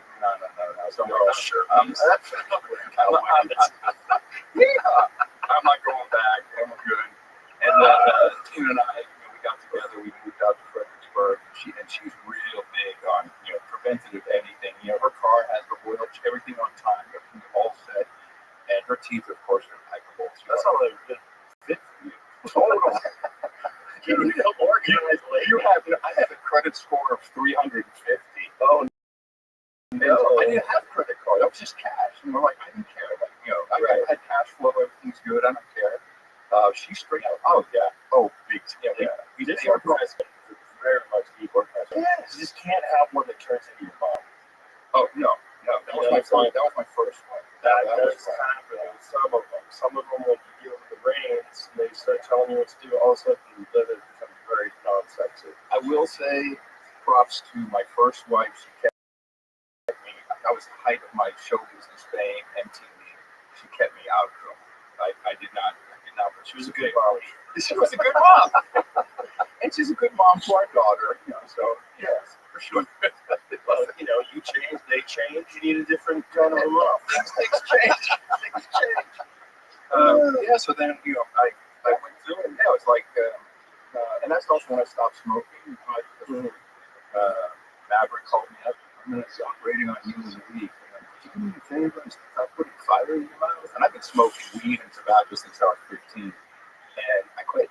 At that moment, I haven't. I vape like a crazy horse. But, well, that's not good, is that? Well, that's a question. This is you and I've got all this, and we'll go back to it. A nicotine delivery device. Yeah, we'll get to that. Yeah, but so just infections.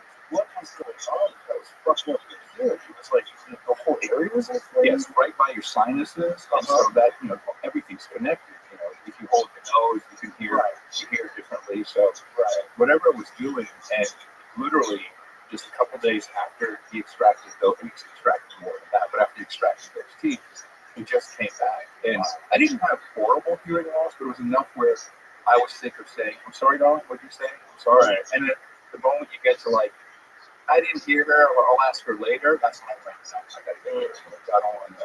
That's the biggest reason to men get depressed is when they can't hear and they kind of withdraw. And it's real. Yeah, it's a real crisis. Yeah, anyone, you need to go. If you think you should have your ears tested anyway, why not? I mean, get your eyes tested, get your ears tested. They're taken care of. So if they find out yours are not good, do you have infection? No, like now you should get in the medical book. Thank you. He's been writing a paper on this for this very reason, and it's only because of the 360 MRI, and he saw it, and he also knew what to look for. It's his expertise. You know? When I met this guy, it was like, God, so why did you choose this profession? So I thought, I'm like, okay, you sound cool. And it turns out he's a pilot, you know, so we become friends. But yet people have no idea, and so he has been working on a paper to publish about this very thing. It's just not. I talked about on the podcast that people from all over the world like, really, you not have hearing issues? Get an MRI, get a 360 MRI in your head. This episode is brought to you by ZipRecruiter. The hiring process is stressful. There are so many different things to consider, and on top of it all, you need to get it done quickly. It's like when you try to find a decent contractor for a home renovation project, or even a new primary care doctor. You don't want just anyone. You probably want a person who knows their shit and will take your concerns seriously. But also, need to find them. Like yesterday, if you're an employer struggling to find that perfect fit, I've got one word for you. ZipRecruiter. They work fast, you great talent. Try it for free at ZipRecruiter.com/Rogan. They're so fast. 4 out of 5 employers who post on ZipRecruiter find a quality candidate within the first day. That might be why hiring site employers prefer ZipRecruiter the most, based on G2 ratings. They are done without wasting your time or money. ZipRecruiter, speed up your hiring. See for yourself. Just go to ZipRecruiter.com/Rogan. try it right now for free. That's the same price as a genuine smile from a stranger, a picture-perfect sunset, or a cute dog running up to you and lifting your hand. Again, that's ZipRecruiter.com/Rogan. ZipRecruiter, the smartest way to hire. You know, it's an interesting subject because candy and sugar is really what caused all this horrible tooth decay in people. And this goofy fucking solution that someone came up with along the way was putting fluoride in the water, which is so goddamn insane. You're taking a neurotoxin and you're putting it in the water, but again, I want to take even a political position on this. I just want to look at this. I want to look at this from a human lens. There's something that people do where even if something is obviously stupid, if it's a part of a system and there's enough air quotes experts that have endorsed this, regardless of the fact we've seen time and time again throughout history that experts are compromised, you could have a court case for a murder and bring in experts that will tell you he definitely did it, and experts will tell you he definitely didn't do it. So we know this for a fact. But still, people argue on the side of the experts, and I've seen this about fluoride, and it's so mind-boggling. There are conclusive studies that show a direct correlation between high levels of fluoride in the local water and lower IQs. And it's a neurotoxin. We know it's bad for you in large doses. And yet there are fucking people out there with college degrees who read the New York Times who think they're sensible people that will get angry if you want to remove this neurotoxin from water, because look at all the strides it's done in preventing tooth decay. And you just want to say, hey man, fuck you. This is stupid. I went to dinner at Mitch's house. I called him all that stuff. No, that's okay. Because we're sitting down, it's my wife, his wife, you know, he has one of those houses right on the airport with his plane rolls out of the garage, you know, the hangar. How's that touch? Exactly. I paid for that. I paid for that hangar. And we're sitting down and we're having a good time, you know, we're talking about stuff. He says, so what do you think about fluoride? He said, should not be in the water. I'm like, you're wrong. You know, and this is only a couple of years ago. And now he's come back and said, oh man, I wasn't this about that. No, of course. It's just drilled into my head. Like, yeah. But what I understand is fluoride is a byproduct of aluminum production. And a lot of this, you know, they have this fluoride waste product basically they needed to get rid of. From what I understand, it was Alcoa. I could be wrong, but he was Alcoa who made these deals. And who knows how they set it up with the American Dental Association, and that's how fluoride got into our water, and we got this kind of psyop that it's good for you. I knew it was wrong in 2000 to 2000. A book came out called Legacy of Ashes, which was written by a guy called Tim Wine, who used to be New York Times. And it's all about the CIA. It's a great book. My uncle was in it many times. Donald Gregg. He's still with us. He's 95. And he was really high up in the CIA, he was, you know, part of OSS back in the day. And in it, it talks about how the agents would go in, fluoridate the enemy's camp water so they could go in at night and they were docile and they could pull them out and they could kind of attack it. And he said, oh my God, is this true? He says, yeah, pretty much how I remember it. I'm like, well, of course. So the neurotoxin has been used in actual warfare in the parts. Yes, docile, and the argument's so dumb because, you know, my friend Eddie Bravo on a good point said, when you get toothpaste, do you ever see toothpaste that says fluoride free? Why would they say that and advertise it, Thomas, if fluoride wasn't bad for you? Why would they do that? Like, why would that be a selling point? If we've always looked for fluoride in toothpaste, my whole life, Crest, oh, fluoride, got it. You know, when you go through the CVS and grab the stuff, throw it out back, it's always fluoride. You always look for fluoride. That's what the fucking true. I don't want cavities. I don't want cavities. I want fluoride. But they're selling toothpaste without fluoride. Why is that? And the guy who's saying to like have a slip this, and like, who's that? It's trap. It's just trap. Like, you don't think fluoride's good for you? It's like one of those things. Like, that's just what he just said. No, just brush your fucking teeth. It's really that simple. As a kid, did you get those trays at the dentist Remember those? So we're gonna do fluoride treatment on you. Oh yeah, And it's like it's fruity, you know. And it's concrete dripping back in your throat. Your gag is just horrible. It's like that's not why you get a D in English. Fucking pretty much the story of my life. yeah, it's so bad. It's really bad for you, and it's not necessary. But we're being co-opted by something and someone. And I think we looked this up on the podcast, Jimmy. Didn't it come out of there was some town in Texas, I believe, that had naturally fluoridated water, which occasionally We have it in the country. The water is definitely naturally fluoridated. there's natural levels of different minerals. Yeah, there's different stuff. And this one area had a fairly high natural level of fluoride, and these people had great oral hygiene. Whether or not that was a convenient study that they pointed to, or a convenient case they pointed to make the argument to get rid of all that fluoride, it's like, it's got to look really layers with all this kind of stuff. They've been throwing fluoride in the water for how long?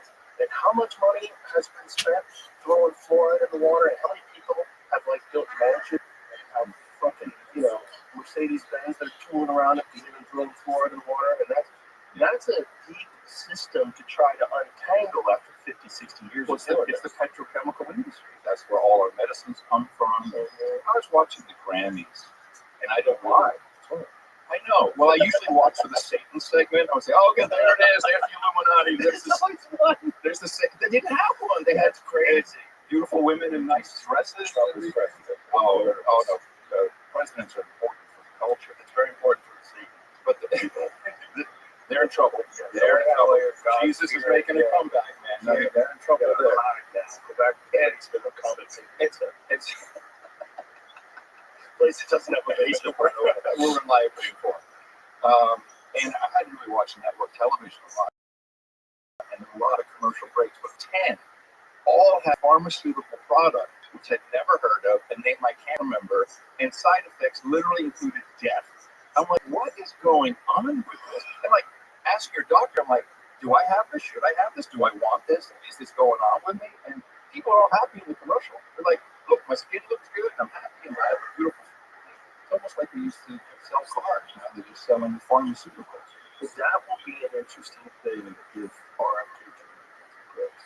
If RFK Jr. gets in place and we stop this advertising on, we are one of 2 countries on Earth that allows, New Zealand's far more restricted than us. We should be really restrictive about this because advertising works. And there's advertising that doesn't bother me at all. Like Chevrolet Corvette. Oh my God. It's okay. It's fine. But when it can give you bloody diarrhea and suicidal ideology, and you're just fucked up in the head and you're depressed and you don't know why, but now your zits are gone. Hey, slow down. That was not in that commercial with the lady dancing in the field with her child and the people at the picnic, and they're all smiling and laughing and having a good time together. Yeah. That looked like fun. Where's that part?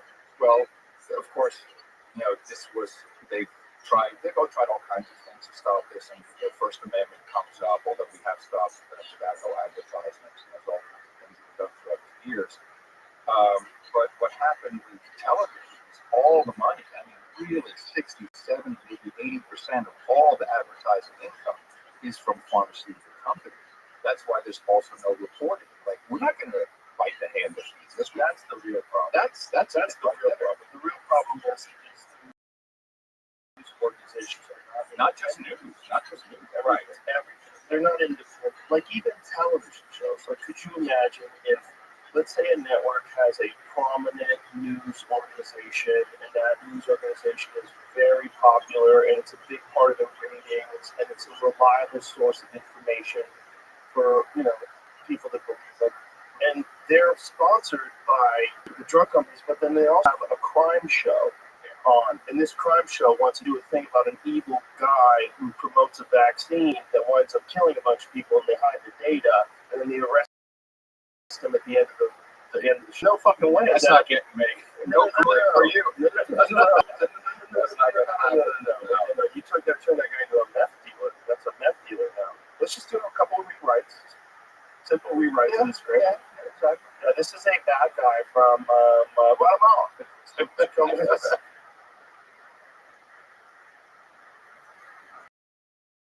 because that's fucking not from here. He's definitely not from the dirt. And they definitely are working in conjunction with this thing and the government's profiting off it. That's not real.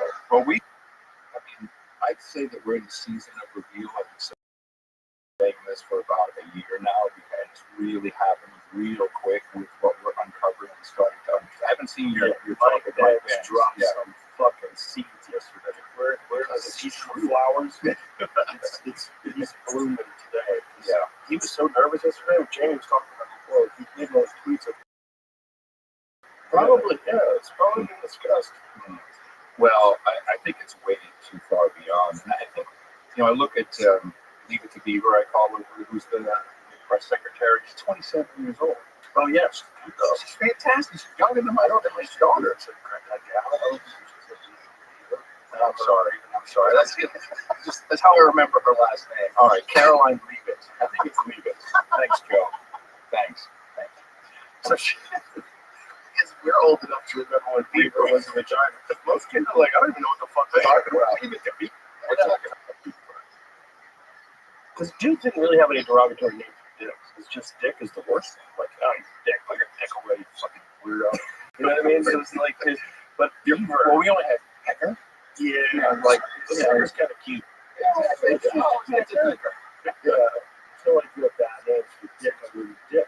But she comes out and she does this whole list of USAID, which is very little money. And I think our president is very smart. He's showing us things that enables people like Mike Vance and I to have these conversations about, because it's not ideological, the USAID, which is not USAID, it's like one of these psyops right up top, like your Federal Express is not owned by the government, Federal Reserve is not owned with the government. USAID is the Agency for International Development, not aid. And we see on television, there goes another pallet onto the C-130. Aid, U.S. aid from the American people. We're being nice. Yeah, we're being nice to people. We're the nice people in the world. But what these, and I'm sure Mike talked about it, like LGBTQ, these dance parties and things, if you look at these countries, like these are countries where we want to keep them away from Russia, overthrow the incumbents. And the way to garner support is to, and I really love how they added the Q, that just became so clear to me all of a sudden. If you sponsor LGBTQ, these are outcasts, these are people who feel that they've been marginalized. Then you add a Q, like, wait a minute, I can be queer, I'm different, I'm odd.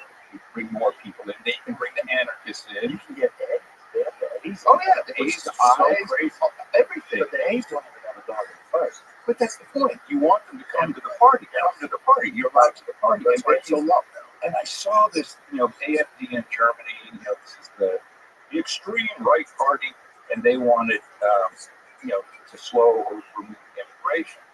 And so now there was a protest against the AfD. So get ready to vote now. And there's 100,000 people there. I was like, wow. I thought, I know people in Germany. I have friends in Germany. They really are sick and tired of this immigration stuff. So where are these people coming from? And in the news report, right up front, there's a dude in a blonde wig with eyeshadow saying, we just want to get along. Can't we just be diverse? I'm like, that's the psyop. He's talking about himself. So he wants to feel included, which, by the way, in America, you can do whatever you want, call yourself whatever you want. People don't have an issue with that. But they've just taken this and abused these people into their political agendas all over the world, and of course, sparked something here in the States. If you look at the Democrat Party, they're going to die on this hill. They're still like, oh no, LGBTQ, they're taking away our rights, because they know people to do that. And then you can throw in Palestine, all kinds of people. Did you join the city council thing in Worcester, Massachusetts yesterday? That's gone viral today. Which one was Jamie, that? did you see it? Oh yeah, pull this bitch up. There's a compilation of these people, like, really freak me out. The best one's the compilation, find the compilation. But it's all these LGBT people show up at this city council meeting to say there's like a trans genocide. It's one of those, we're going to round up in concentration camps. Yeah, just start from the beginning. Give me.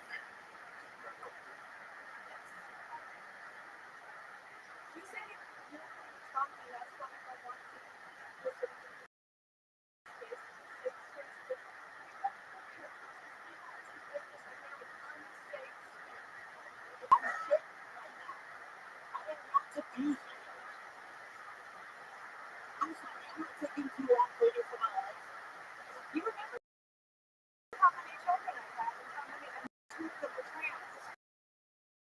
There it is. Yeah.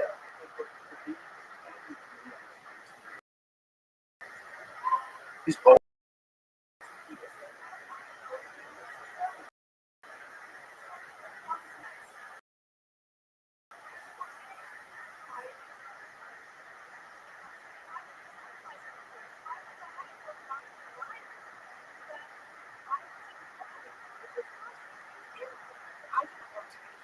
Whoa. I do not want to be in your DMs. I do not want to be in your email inboxes. I do not want my creativity writing diss tracks like Kendrick. I don't want to spend an hour so that you will hear and see me. What? I don't want you to listen to me. No, that's enough. You made me put glitter on my piece of shit because everyone knows when you go to court, you have to have glitter. These people need hugs. They need love. I pray for them. Yeah. The biggest way to psychologically manipulate people is there's three ways: old people, children, and I followed this. It started around 2012, not coincidental. When you know about Smithing, so that's there was a law that was put into the Church Commission. You can't propagandize the American people. Defense Department and others went to the government and said, well, like we're on the internet now, we might accidentally, push some propaganda on people. It started with bullying and schools. I know because John White, we followed it on No Agenda. It started with bullying, then it was we needed anti-bullying laws, and we're literally going like, what happened to stick some stones or break my bones or punch the bully in his nose? No. Then the teachers, and then we got hate speech laws, not actually laws, but hate speech punishments. And this kept building up until you guaranteed parents through the American Medical Association, the Pediatric Society, all of these different trade groups, that if you don't transition your child, that child will commit suicide. Right. And that is a horrible thing that they've done. Think about these parents who may or may not one day wake up and go, what have I done? What have I done? Well, there was someone who was talking about this the other day. This is the real problem: is that so many parents have committed to this to their children that they cannot face the reality of what they've done, and so they're going to dig their heels in forever and go down about gender-affirming care. Yes. Yeah. But the thing is, that's a small percentage of people in the general population. Thank God. And thank God, but they're overrepresented in the fact that they live a good life, and so they're very loud, very vocal, and then they become a political beach ball. I heard you talk about that with Bridget. Yeah, totally. The political beach balls are the concert. They chuck them up in the air so we always have something to fight about. So we're not paying attention to the USA stuff and a lot of stuff that's really important. And this is a part of this intertangled web of psyops that's been running our culture. And I would say our government, it's everything, culture. So it's the government has established its hooks in us and put fear and law and rules. And the more law, the more rules, the better. It's more likely you're going to break them, and then you can shut the fuck up. Yeah. They've got these fucking things everywhere. And it's just allowing them to run this mafia business. And there's a bunch of people that are reasonable, educated people that have Stockholm syndrome. And they don't want to admit that even their cherished heroes like Obama, and all of these people that you think of as progressive Democrats, they were all a part of it.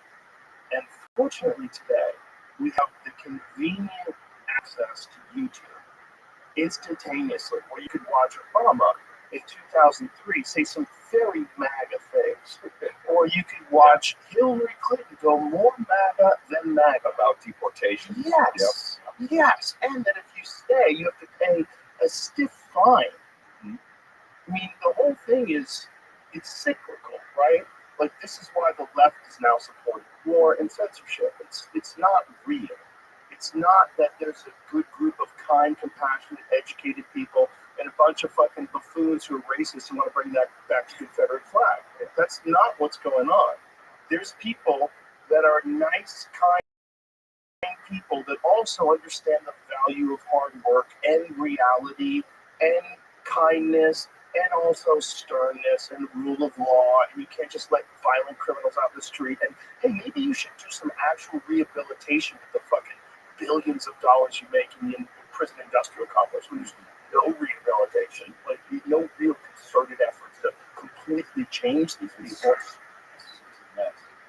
It can be done. It can be done, and it probably can be done with psychedelic drugs. They probably can do some things with people, especially non-violent criminals that are trying to figure out, like, why have I been stealing from people my whole life? Like, what the fuck is wrong with me?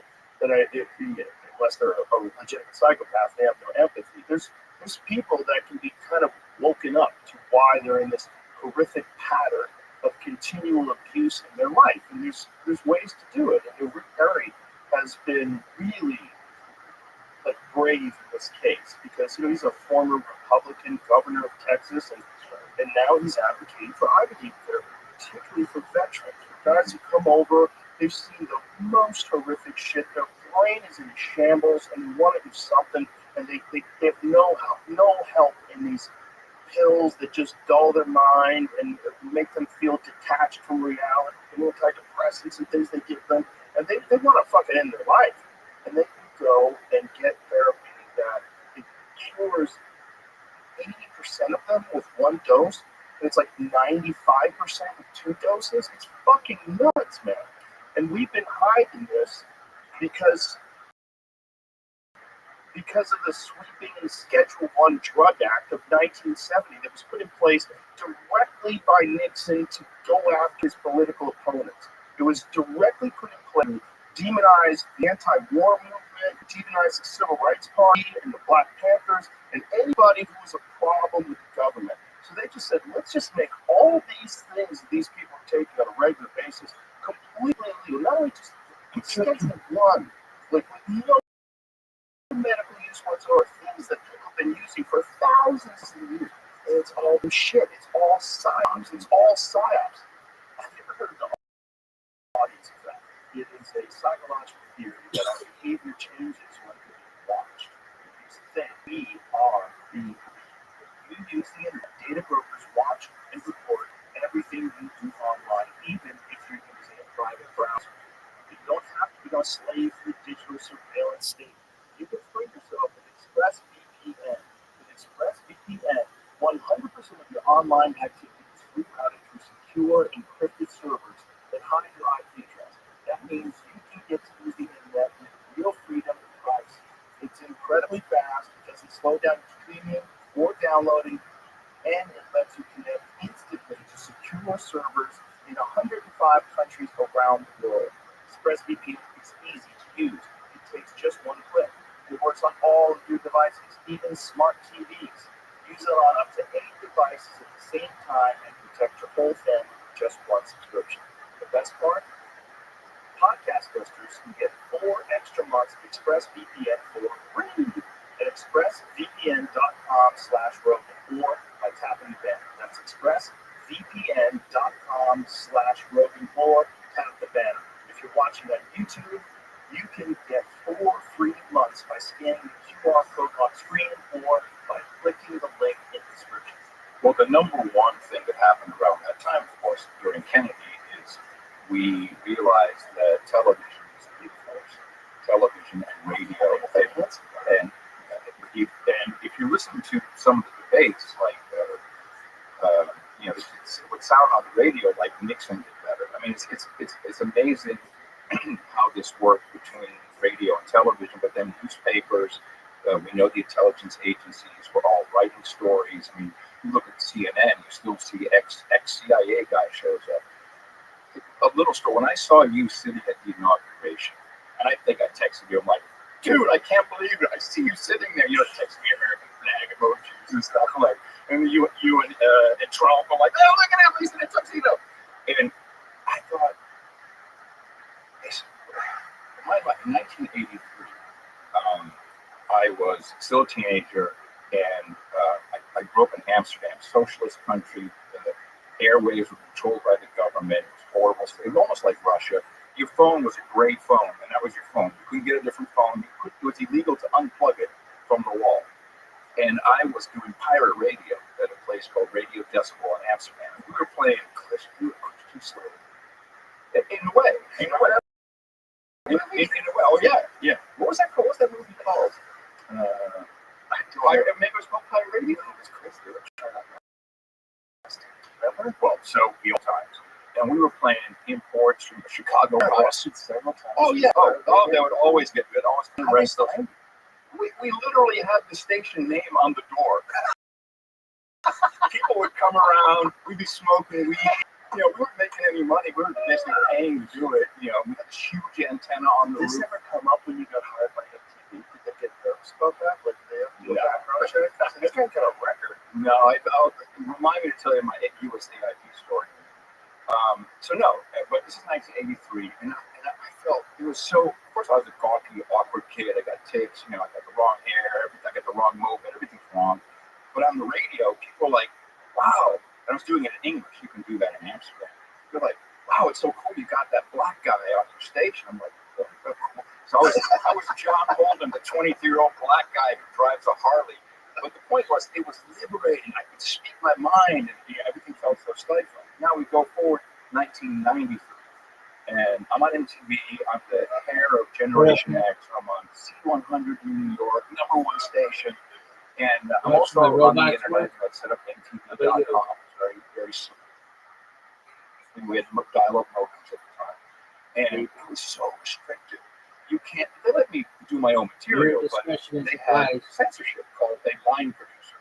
Like, now we got to burn that segment. You said something bad about Richard Marx. Oh, you said something that was off color about Madonna. The radio was the same. It was, like read the liner card, and then always end with Z100.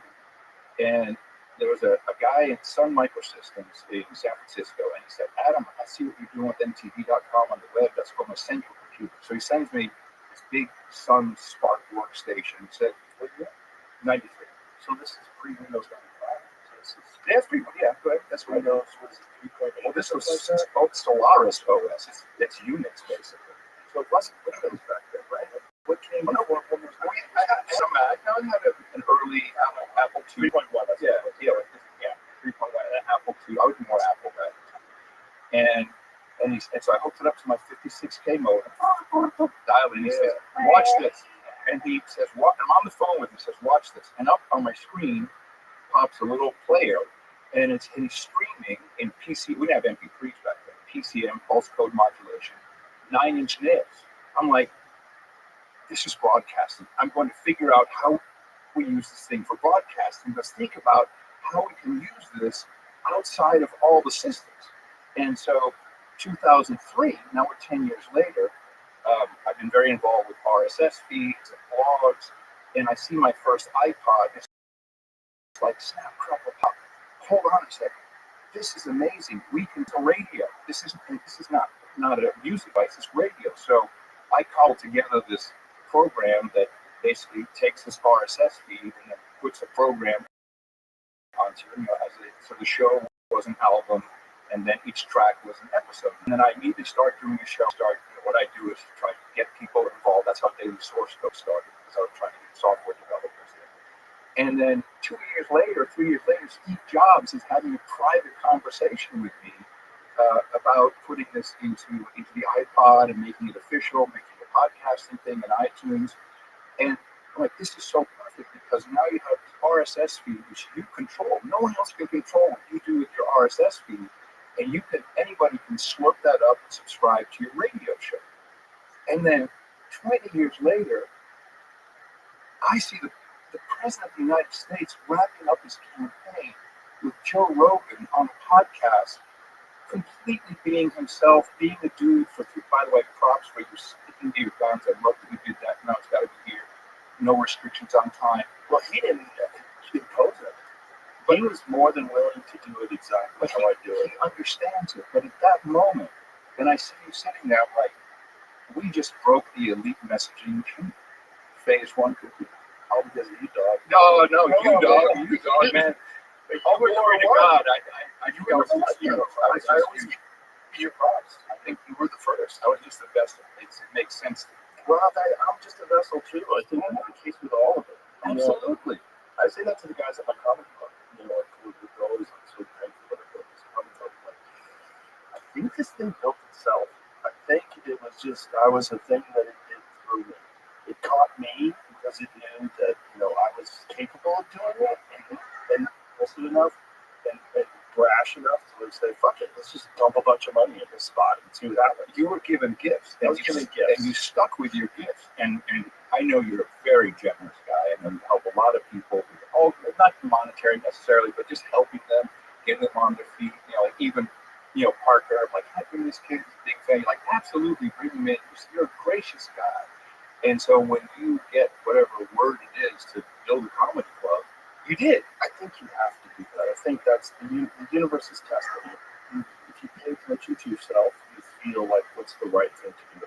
Like what's the thing? What is the greedy, impulsive thing to do? What is like the miserly thing to save it all? It's my money, save it all. That's the that usually doesn't end well. No, it's bad for you too because I always talk about this in terms of careers, and I really try to put this in young comics' minds. There's an impulse that you will have when someone's doing better than you, and you will be angry at them. It is a bitter, pathetic, jealous, normal instinct that people have. The enemy talking to you. It's just you have to recognize what that is. What that is you have a desire to be doing the same thing. This person is doing this thing. They are in the movie. They are on the TV show. They are headlining, and you feel bad because it's not you. So you decide that they are bad. And so you start looking at them as a source of negativity towards you, and you don't do all the logical, objective reasoning that allows you to go, oh, no, they didn't do anything wrong. It's just me. And then those people who get really super big and famous oftentimes get very defensive and very elitist because they do understand that people are mad at them now. So then they're like, fuck those people. Those people are fucking losers. And it's bad for everybody. It's bad for everybody. The correct way to do it is to go, wow, look at what this person has accomplished. That's fucking amazing. That's inspiring. I want to do something like that with my life. Which is what America used to be. People would come to him. Yeah, I think it is. It's been covered up. It's been papered over by media, basically. That's why I'm so happy that we've broken through that elite messaging system. The way I was raised is in America, you can look at the guy with the Rolls Royce, the Cadillac, or whatever, and go, I want that, and you can do that. And we've kind of devolved into it's international power, into a victim mentality. There's good and evil. Well, it's just a ploy. It's again the same thing as Florida water. It's a fucking psyop. It's a ploy, and it's a way to keep us, instead of empowering people to recognize that all these people that are successful are inspiration. That's what they are. They're fuel for you. You can use them. Whatever that person is singing at the Grammys, when Kendrick Lamar is doing the halftime show, when someone wins a fight, that's supposed to be inspiration. That's a fuel, and you can use it correctly. You could fuck your whole life up by paying attention to other people and comparing yourself in a negative way. This is part of the problem with kids and social media. No, because kids are supposed to see like, oh, look at Bobby. He's nice to everybody, and everybody likes Bobby. Be like Bobby. Like, look at Mark. He's fucking awesome at the guitar, and everybody wants to go see him play. I want someone to come see me do something. I wish I was as good at something as Mark is at guitar. That's what's supposed to like raise us all up. But instead, we see 1,000 followers and likes on someone blasting somebody in a funny way in a video. Yeah, this is a big part of the problem. But sometimes funny way blasting is important too. That's my line of work. You gotta talk shit. You are a professional, Joe. You're a professional. Yeah, but how do you start a professional? You start off as an amateur. You start off with talking shit. We can't all be a comedian or a comic. We just can't. There's a lot more to it than you think. There's a lot of people out there that have the inclination that just don't get that spark. Which is also one of the things we're trying to do with the club. Which is also why we have 2 nights of open mic nights. Oh, that's cool. Yeah, we want to make it accessible. We want to make this is like a place where there's a real path. Work on your act. You're gonna see it's like on a daily basis, guys like Ron White, Shane Gillis tonight. You know, there's people coming in town and doing my podcast. They're like the best in the world. They're coming to the club. Oh, it's just the center of the universe now. It is. It's amazing. It's amazing. Yeah, I think it was tough. I think I just had to do it. I was like, I just got to tell you, no. God loves you, Joe. He is at work in you. He's all over you and has been that way for a long, long time. There's no doubt in my mind. Well, whatever it is, You'll accept it. Yeah, I accept it, and I listen, Listen. and I go with it. Yeah. But I think, like, too many things had to happen. Like, if you want to believe in fate, if you really want to believe in fate, I should believe in fate. Because especially with, like, this move here, too many things had to happen in line. It had to be the pandemic, and it had to be me with young kids who just was very uncomfortable with the direction that LA was going. And then it had to be the George Floyd riots and the lockdowns. Then I had to come to Texas and go, well, there's other ways that people live. And I know you for a long time, and you lived here, and you spoke very highly. And then my good friend Gary Clark Jr., he came here like before the pandemic, and I remember talking to him on the phone, like, why did you move back to Texas? He's like, yeah, I just cannot fuck with those people in LA. And Gary's like the realest dude I know. It's like one of the realest. He doesn't give a fuck about fame, about that guy cares about playing that fucking guitar and playing songs as good as he can. And that guy just locks himself up in a studio. He's got a studio on his house. Yeah, that's what you want. Locks himself up there 12 hours a day. And it's just, that guy only gives a fuck about the art. Like, he's about the craft. And like, so all the bullshit that came along with living in Hollywood, he would just come hang out at the comedy store all the time. That was because it was like, oh, you guys were real. But I could hang with him. We just cracked it out with him. So when he came out there, it's like, fuck. And then Bob White came out there. I'm like, God damn it. And then he's like, oh, fucking love it. It's fucking airports, breeze, no traffic, everyone's nice. It's the middle of the country. Oh, fuck. And then the pandemic happened, and it was like it all pulled me to the spot. And then it had to be the Spotify thing, and then it had to be the comedy store shutting down for a year. Yeah. And then it had to be all the comedy store employees that I loved, all unemployed. And so then I was like, okay, let's fucking do this. Exactly what I'm seeing. You've seen that with it. That's why I started in 1983. I'm like, I see where the path is. I've always been doing this stuff. And that's the thing makes about so much sense. podcasting to me too. It was oddly compelling. Like, it didn't make any sense. I was making no money and I was busy. It was costing you money, probably. Yeah. It was definitely costing us money. And I had young kids, and it was just like, why am I spending my time doing this when I should be spending my time maybe doing something to make more money? Because especially back then, it was like I wasn't doing Fear Factor anymore, so I wasn't really making the kind of money that I was making when I was on television. So I had to tour a lot. So I was doing stand-up, and I was doing way too many dates with UFC. UFC, although I love it to death, that's the only job I still have, and I still work for someone. It's because I've been there for so long, but it's like 22 days a year. They send you a W9. I think I'm in a contract. What's W9? I have an account. I was just messing with you. I'm like Joe Walsh. I have an account for it all. Yes, right. I got a Maserati drives 285. I lost my license. Now I can't drive. Yeah, I have a limo, ride in the back, lock all the doors in case I'm attacked. Yeah, great song. Life's been good to me so far. Yeah, I use that song all the time. Everybody's so different. I haven't changed. You know, he's a ham radio guy. Joe Walsh. Really? He takes his rig out on the road. He doesn't go on the road that much anymore. He's on the road. He has this huge ham radio rig, and that's like him. I've been a ham for a long time, and that's like if you have as we call it a QSO. That's hand code for a conversation. Oh, okay. With Joe Walsh. Oh man, there it is. Joe Walsh is the fucking man. He's awesome. Life in the fast lane doesn't change the Eagles. The Eagles are on the way to killing your testosterone and making women cry all day. And then all of a sudden, Joe Walsh comes along, and now you got Life in the Fast Lane. Yeah. Give me that riff. Give me the beginning of Life in the Fast Lane. They don't do it. Joe Walsh. It was wild rock and roll guitar attached to this beautiful voice and lyrics and songs and songwriting. You see how accurate it was. But there's a guitar, like I was talking about. Like here. Oh, close. That's all we can do. We have to get in trouble. Is that already going to get us in trouble? Probably. Nonsense. It's true. Because we have all these podcasts. There's 4.5 million podcasts, really only 400,000 update regularly. So it's not even that much. That's cool. Dave, we so we can't play music in podcasts because of all these different entities that own it. And so, if you perform something on the registry, that's a performance right, which the club plays for that to play your music. That's ASCAP BMI. Then you have the publishing right now because you download a podcast.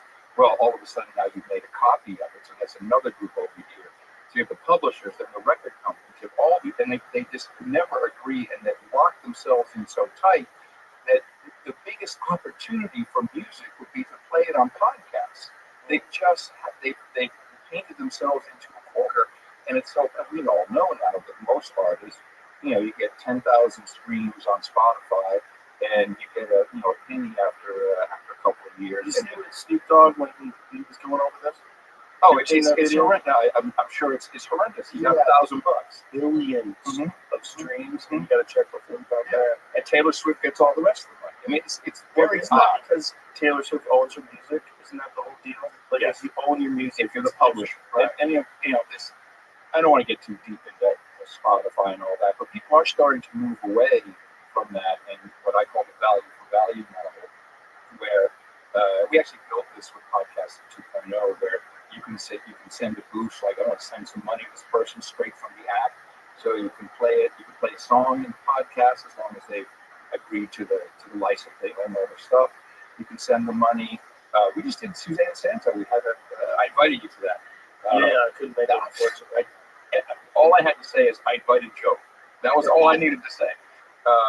And we had 6 people on stage, 6 different bands, and they all made between $600 and $800 coming just from out there. There was maybe 50 at the end of the night, maybe 50 people left. It's a Monday night, but they were all making more money than they had ever made on any other platform in their life, just because people can send it through the internet. We have to use. Isn't that crazy? That $600 for a performance that goes on the internet is the most they've ever made from the internet.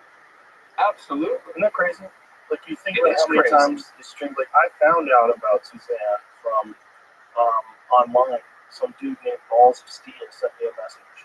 They said, "This is your new favorite song." I was like, "Oh." And it was Honey Honey, Angel of Death. They did an acoustic version on the top of a roof in downtown LA, and it was incredible. And I was like, "Oh my god!" Then I became friends with them, and she had Nick her great. The baby is super cute.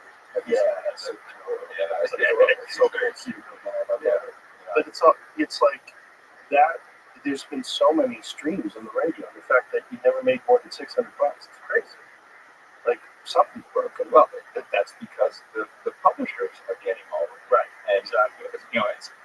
And but then on the other hand, you get really famous. Like people like Kyle the Creator and all these different people that are blowing up just from being on the internet, and then they do live performances. Yeah, but I still feel that Something's different. Well, we know the publishers. Yeah. The people say the record companies, but it's the publishers. Yeah, they can't call record companies anymore if they don't make records. That's interesting. I was in my garage the other day, and I put my wall of fame in the garage. And I'm trying to move this out of the house. Like I'm old enough now, and I'm looking at there's a platinum record with a cassette, with a platinum cassette. Like, do people even remember these days when you got a platinum record with a cassette on it? That's crazy. 5 million copies sold of a cassette tape. Jelly Roll gave us one of his platinum records. That guy is awesome. He's Jelly Roll. What a story. He's such a sweetheart. He's such a nice guy. He's a big crossover artist. Christians love him, country guys love him, rock and rollers love him. It's like he's the perfect crossover artist. If I were an Eagle record executive, he's the perfect crossover artist, Joe. We need to sign him. That's also like most unlikely looking to be the sweetest guy ever. All the face tattoos and everything. Just goes to show. Yeah. Can't tell a book by its cover. No, you cannot. Ever. So, anyway, back to that. It's just a shame that the music industry has moved it into this protectionist place. And even if you have a spin studio. The Gestapo comes around, like, you got more than 75 people a day. You pay us more. And, they're very litigious. The whole thing is just a mess. It's a mess. Yeah, I mean, laws break protects you from scumbags, but laws but who's it protecting now? Because the artists are making no money. Exactly.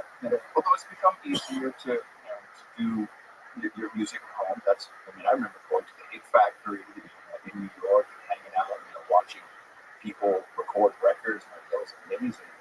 Big machines and lots of people running around. That was cool. I think YouTube and social media presents very unique opportunities where a guy like Oliver Anthony can all of a sudden explode out of nowhere with one song. Yeah. He's another sweetheart. Yeah, you had him on. Yeah, right. He was at the club the other day too. Oh, really? Where does he live? I think he's down south. He doesn't want people to know that. Okay. Well, he lives. I don't want to say around, but he was. I mean, back with this, he was in Virginia. West Virginia. Okay, yeah, West Virginia. Richmond, North Richmond. Right.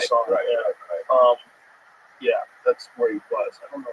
And God bless him, because he stayed away from the system. Yeah, we had a phone call. Yeah, I called her up when we all started popping off on. She's like, I'm going to sign you, boy. I'm going to sign you to my Broken Records. You're going to make millions. Here, take this Cadillac. It'll be great. Yeah, I sent the Cadillac right at the time. That's the last thing you want to do with that guy. You want to get like a 1983 Chevy that's redone, pickup truck, like an F-150 from the 80s. It's like redone, the boxy ones. Yeah, that's 8-track in the dash. Yeah. No, he's a genuine guy. He's a really nice guy. And we had this conversation over the phone. He said people are offering me millions of dollars for this and that and this. I go, stay independent. And then he goes, they keep saying I got to strike while the iron's hot. I go, no, listen. You've already made it. All you have to do now is just keep doing what you just did, and you can do that, right? I'm sure you have other people. I'm not a bunch of other songs. You may send some of those songs which are just as good, if not better. And I'm like, you have talent. Talent that's what everybody needs. This other stuff is people just trying to take advantage of your talent. Stay in there. That's what I mean about you. We've got it. But I was already past that spot where he's at. Like, I've been in that spot before where people are offering me deals and stuff like that. I know what the trappings of that is. You're broke, and then all of a sudden you have money. And like, for me, it worked out great. That happened to me in 1993. I got this big development deal with Disney. I moved out to California to do a sitcom, but it was like, I wanted to be a comic, and then all of a sudden I got all this money that's coming from TV land. So was that news radio? No, that was hardball. So baseball shows on Fox. Never did. I was an MTV man. I was paying attention. Yeah. That's it. It actually started at MTV because I got a development deal with MTV first. Really? Yeah, but the development deal at MTV was like $500 to do a pilot. I'm not kidding. And then it sounds like MTV. I'm not kidding. It was like $500. Something, maybe $5,000. I don't think it was. I think it was $500. And if I did the pilot and the pilot was successful, they would have me locked in for some exorbitant amount of time. I think it was like 5 years, where I couldn't do anything other than MTV. And it was because they had a few people that became really famous off MTV and then left. And so they decided that MTV is going to keep all of their talent. Which is the funniest thing, because when I got there in '87, VJs were expendable. They're like, you're expendable. Shut up. We can. Now they couldn't, because they brought me over from Europe and had a 2-year contract. I think the first year was $150,000. The second year was $175,000. Then I got a car service, and I could do radio, any radio I wanted to do. And so, and they a lot of it did not pay, but a lot of the people would be offered because cut your hair. I'm like, I'm not going to cut my hair. No, I believe new creative direction for the channel. I'm like, no. And I had different lengths of hair throughout the years, but I'm like, have you seen the artists we're playing? No. It's glorious. I have the hair of Generation X. Don't call me a boomer. Look at that. Who the fuck would tell you to cut that Farrah Fawcett? That's a beautiful head of hair. That's an amazing. Good times, brother. Yeah, imagine someone telling you that probably that was like a huge hook too. Like, of course, a lot of them. Well, you know what?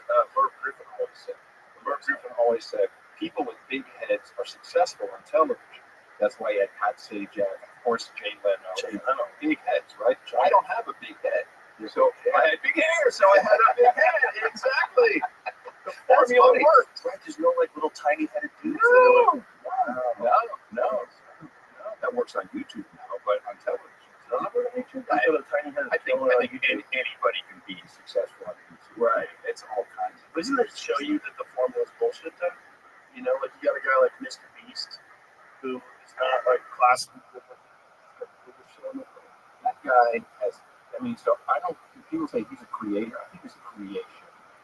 He is a creation of YouTube and how it works. You don't have this because you're so established, but this team, and he's talking about this, micromanage every second of each video, every cut, the poster images, all these things, and it's all about time spent viewing. If one video does a minute 38, the other one does 140, that other video is more successful. He's really, in order to like hook the algos, get everything rolling, you have to bring that down to a science. And of course, I mean, this is not for you. You have to always keep feeding the machine. You got to keep feeding. You have to make your life a part of your YouTube channel. Otherwise, drop off very quickly. Yeah. Well, I just think he has a different approach. I mean, his approach is very like scientific. He's very intelligent about it. And I'm a feel person, which is why when I get people as guests, I never think like.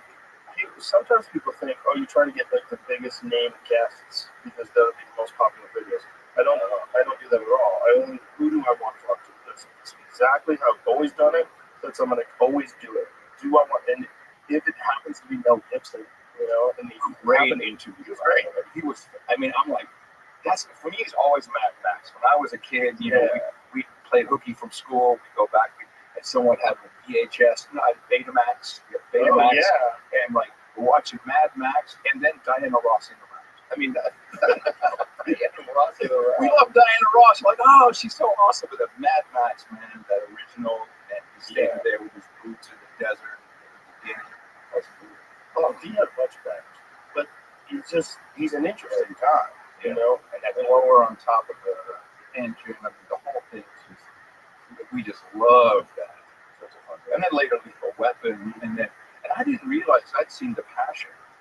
I was, as a Jesus freak myself, like that was like, whoa, that was a heavy movie to watch.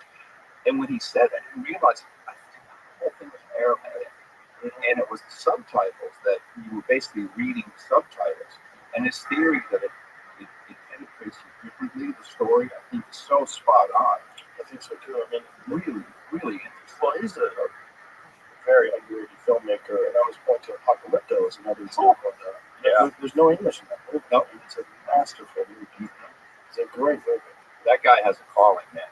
He's doing and and he fought the system. He really fought the system. So that was what was fascinating about talking to him about what happened when he made the Passion of Christ, because it wasn't that it was an anti-Jesus reaction to that film.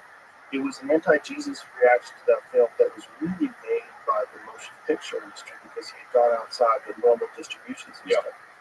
So in creating that movie, he financed it himself. He went outside, he got a smaller distributor, and it did really well. And they were like $800 million. Exactly. So they're like, we got to make sure this doesn't fucking happen again. And that's where the attacks came. And that's also where Jim Caviezel, his career completely stalled out. You would think the guy's a gigantic blockbuster movie like that. Like he's going to be blockbuster movie after blockbuster movie after this. No, they kind of blackballed him. Yes. Well, and so you have smaller studios now, like Angel Studios, and they're in Utah, and they crowdfunded this The Chosen, which is the story of Jesus, and it's unbelievable. They're in the 5th season now, completely outside the studio system, completely away from it, and it's all crowdfunded. At the end of the season, the credits are like 15 minutes. Oh, wow. Everybody who donated, X amount, they get to be extras on the set. I mean, it's a whole new way of looking at producing stuff. Yeah. And then, of course, they went on to do an apocalyptic movie called Homestead, which is it's so horrible. It's like, Oh, bad acting. Is it bad enough to watch it? No. Tia and I were watching. We're like, do we bail? No, 10 more minutes. Do we bail? No, it's gonna happen. Do it. It's like, no, this is too bad. I mean, just like, It's hard to make. of course it is. Well, imagine the amount of people you have. If you have a bunch of idiots telling you to cut your hair, imagine how many dumbasses you have in the background of the movie. They're telling you what to do. All the money people, all the executives. Like it must be so hard. You have to be like Quentin Tarantino, who's like just like. He's interesting. Have you met him? Oh yeah, he's been on a couple times. He's interesting fellow. We hung out with him the other night. We went out to dinner with them. Him and Roger Avery, who was also awesome. And then we went to the club. And we hung out at the club. He's an interesting guy. And that's what he requested. Was he wearing his tracksuit? No, he was just normal. I saw him in LA when I was there for about a year. It's like, see my tracksuit. I get it why the mob guys wear tracksuits. Of course. Would you wear a mob guy? Adidas, man. Adidas, that's my uniform. I think the move is like stretchy jeans. Because stretchy jeans give you all the feel of a tracksuit. You don't look like a weirdo. I've become a hoodie guy, much to my wife's chagrin. She's like, I got friends of mine saying, "Hey, Fetterman." I'm like, I really wore a hoodie to the fucking inauguration. That was a little wild. I mean, the hoodie was one thing, but the shorts, I'm like, that's Fetterman, I guess. That's really who he is. I mean, it's kind of weird in that, like, come on, everybody else wears a suit. But it's also kind of like, well, that's how he dresses 24 hours a day. Like, yeah, but you wore a tuxedo. Dude, you wore a button down for the president. I was impressed by that. Well, I thought he had to. The vice president, too. Yeah. So I kind of wear something. It's because it shows a little bit of respect. Yeah, I didn't even take a lot. But you know what, my friend, Harley Williams is right now. That Dimitri was on the table. Oh, snake. Yeah, he gave me a giant hug. He goes, Dimitri was on the table. There, man. He was the president. Yes. This is a gag that Harlan did. He said he had to take one, and then 3 hours into the podcast, he pulls out this fucking snake out of his hand. You gotta see Harlan. He's so funny and so unusual and so eccentric. That, like, for him, like, it was such a huge thing to see the snake on the table. Yeah, of course. I get it. I mean, it was so interesting where, and you talked about the Harris campaign and all the stuff that they were saying. It was like, well, we talked to his people. I'm like, his people? I think it's Jamie and then maybe one other guy. Well, I do have managers, and they did talk to me. Oh, they did talk to you? Yeah, Okay. but what they said is, But I mean, it's not like you have a super big team here. no, It's small. Even the team outside of here is not that big. But it's just normal political bullshit. It's lie. They harass, they lie. I would have been very happy to have them. And like I said, the goal was to release both of them the same day. I was trying to great figure out idea. how to do that. Great. That would be fantastic. Yeah, I was trying to figure out if that would be possible to do. And that's what I wanted to do. I wanted to put them out both at the same time. But that's it. That's where we broke the elite messaging system. We broke it because they could not put her into the new system. They couldn't because they knew that she would fall down. Well, they just got scared. They couldn't. They could have put her in. I would have held her hand. We would have had a conversation. Not that I knew the whole. You probably would have vice voted for president. But what I meant was no. I wasn't going to. I don't know, Joe. She might have charmed you, But I I don't know. was more than willing to strongman or steelman all of her positions to try to I wanted to know what would be the good in this and why. Even if it doesn't make any sense, express it the best way possible that you can. I'll help you do that, and then I'll ask you questions. Yeah. But I'm not going to be antagonistic. I'm not going to be a shithead. I'm not going to be. I have no You're desire not like to turn this into a viral clip thing. I'm not I trying don't to do think that. you've ever done that with anybody. No, I don't want it. I never wanted that done to me. So why would I do that? to That's someone why I else? wore hoodie, iron sharpened. That's what you are, brother. You ain't. Iron sharpens iron, so a friend sharpens a friend. You always, I come here because I want to learn from Joe. I want my iron to be sharpened by Joe. You do that with everybody who's there. Well, I just want whoever's in that seat to do the best they can, right? So, like, whatever it is, whether you're talking about quantum physics or whether you're talking about human psychology or ancient history, I want the best version of you, and I want to kind of help you get the best version out. If you're running for president, I'd like to get the best version of that for you. And I think that the whole system of debates and public speeches and interviews is so bad for getting to know a human being. And I guarantee you, like, I've seen interviews where she's really funny. I've seen this one, I talked about it before, but I'll say it again.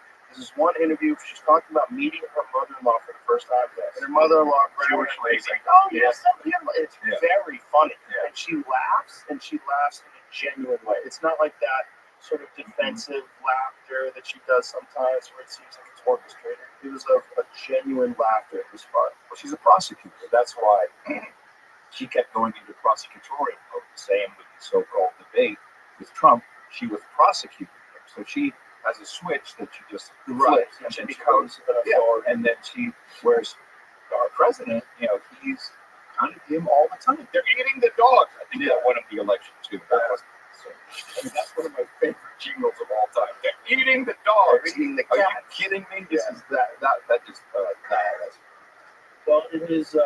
It's very interesting to watch in altered place. It's very interesting to watch this shifting of the consciousness of the country, culture. But also to see the reaction on the left, like to see the really crazy people, like those people that wasn't on anything. Like that, it's interesting to see that too, because you're going to see these like really exaggerated grasps at retaining relevancy. Like really exaggerated. Well, they're crying out for help. They're crying out for help. They've been out. I mean, I'm only on X. I gave up Facebook and Instagram. I'm not interested. And X, I really only use as kind of an inbox. People will send me stuff and put things for the show.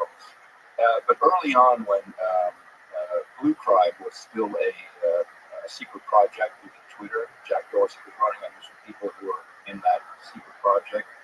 And so I have an account, and I went out there the other day. I'm like, oh my God, this is incredible. These people are spinning up and spinning out and just going nuts with each other. And it's like, I don't know how we have to figure out a way. And President Trump says successful brings together. I think that's probably true, but we can't just. I'm a little worried that we're all going to be stomping on them. It's like, look at these stupid kids. They're idiots. They're crazy. And I just feel that you gotta love them and not hate them. You don't have to forget what they've done or what they've said, but they have been abused by multiple entities and systems within our own government and political organizations. Yeah. Also, they're in this feedback group, this echo chamber, and they don't have outside people that are kind. And everybody outside is the enemy, and they're trying to make their way through life like all of us. But without forgiveness, you don't have nothing. But you have to be able to forgive people. Yes.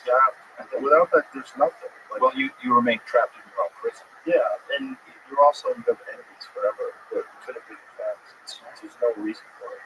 It's not good for you. It's not good for them. And it's just like this stubborn inclination that a lot of people have to stick with that. You really shouldn't do that. It's not good. Well, especially if those people feel bad. If they apologize and realize they made mistakes. Yeah, that's what life's about. You got to be able to understand that in the past you made mistakes and grow. And if we, the people that have made mistakes and grown, do not accept the people that are currently making mistakes and growing, well, then we're hypocrites. Well, that's the same with COVID. I know many people who either lost their job or were forced to take something they didn't want to take, and they will never forgive them. Like, I won't forget. Now, forgiving is not the same as forgetting, obviously, but they can't bring themselves to forgive those who were caught up in a massive psychological operation, and they're held in their own prison of anger. It's with their own family members. I mean, it's almost like, did that happen? That just went, we're not back. What are we doing? All these things have gone so fast. We had an attempt on a president's life, and it's like we don't know anything. And all we're like, our heads are on a swivel, spinning around. Like, what is going on? And I think the drone. So the drone thing, for me, it was so odd. First of all, there's a base over there, and they're testing some drone technology. But people in the United States were really rough with. this is how we go through life. We go through life looking down. I'm a pilot. I fly helicopters, airplanes. I'm looking up at the sky all the time. There's a lot going on. There's a lot happening in the sky. And then the minute all kinds of things, Joe. I've seen the Starlink satellites go over my house. That's it's amazing. It's like, whoa. And, it's like 8 or 9 or like, whoa, fast, very fast. And they seem pretty low, actually. Like 60 miles up. And of course, once it becomes a story, all these people with drones are like, dude, I'm going to get in the news. I'm flying my drone. They got 6-foot diameter drones flying around. Of course. I mean, aliens and Chinese drones, they always want to have their red and green anti-collision lights on.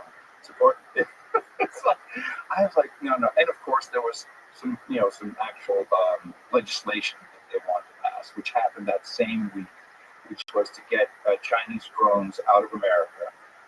The DJI drones, they don't want it. They passed that the same week? Same week.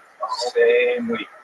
That's why they psyop all of these local people, and they're on the yes. Oh yeah, it was the easy part. Yeah, they wanted the DJI drones no longer to come in, and but really for law enforcement to also have local authority over drones, which they didn't have, and now they're going to have that as well, so they can say, hey, you with the drone down, we're doing something important. Right. So it's always to remove your freedom. Trust me. Whenever the sign, that was the same time, and I looked, it's like, okay, I'm trained myself, like, let's go take a look, what's going on. Oh, that's interesting, isn't it? Well, this is another argument for deregulation, because when it comes to innovation, the issue with drones is that if you want like a really high level sophisticated drone in America, you have to go to pilots. You could, that's a big deal. The FAA is very involved in releasing. Well, you need that. I mean, you need that for our skies. 100%. The social credit system, and I talk to a lot of guys.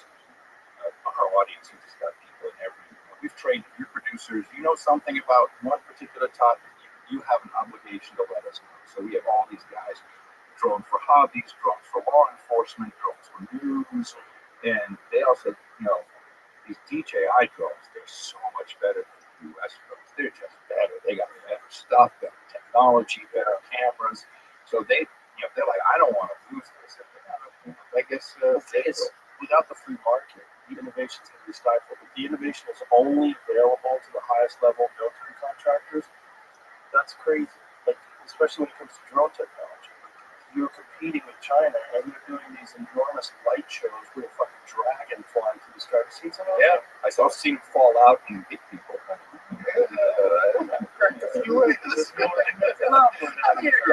don't go to drone shows for this very reason, Joe. I'm careful. That's probably like those air shows where they fly jets around. I'm not going to be on the No, I'm not a of those. That's why I like Starlink, because Starlink is really first and foremost a military system, and very smart little thing. Elon is very good at marketing. It's like, let's give this to the people, so let's. Everyone, I mean, I have it as a backup at home. I have fiber. I have a Starlink. Of course, I want to have this, but it's really a military system. Dude, I took one with me to the mountains in Utah when I went hunting. Perfect. It's the size of this. Yeah, the to-go. I don't know what to go. You can make phone calls, you can FaceTime, all from the mountains. I know. It's.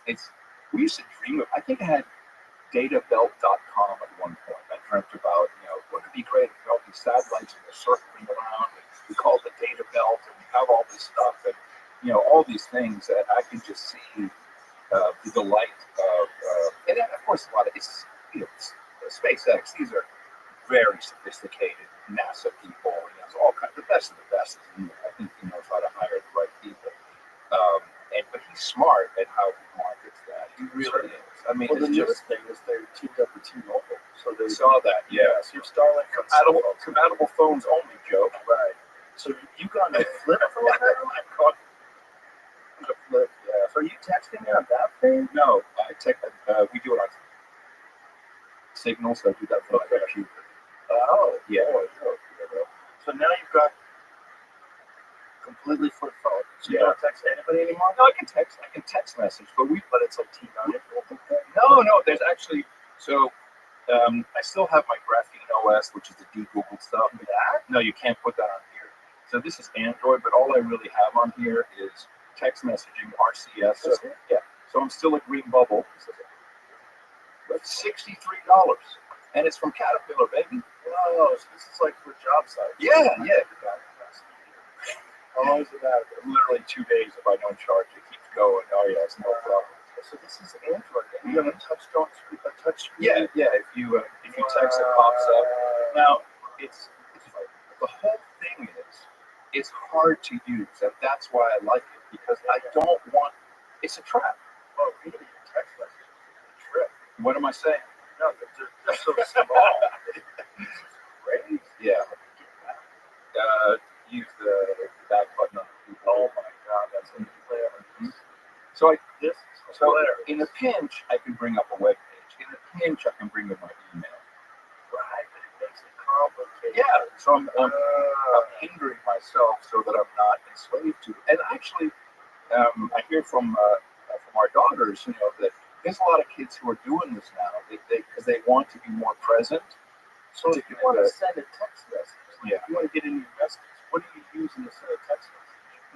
Are you doing like T9? No. So You're typing with a little tiny keyboard. see, I can on this do little tiny screen? emojis. The emojis for my wife. You see, you just hit that, and then up pops the keyboard. But you can also swipe. So you can just swipe. Oh my swipe God, around. this keyboard so good. You can also do. My wife will be like, "What's going on?" Yeah, it's probably auto completing. Makes it terrible. Yeah, you got to. I have it in swipe mode. Yeah. So just swipe along the letters. Yeah, just. Yeah. I see.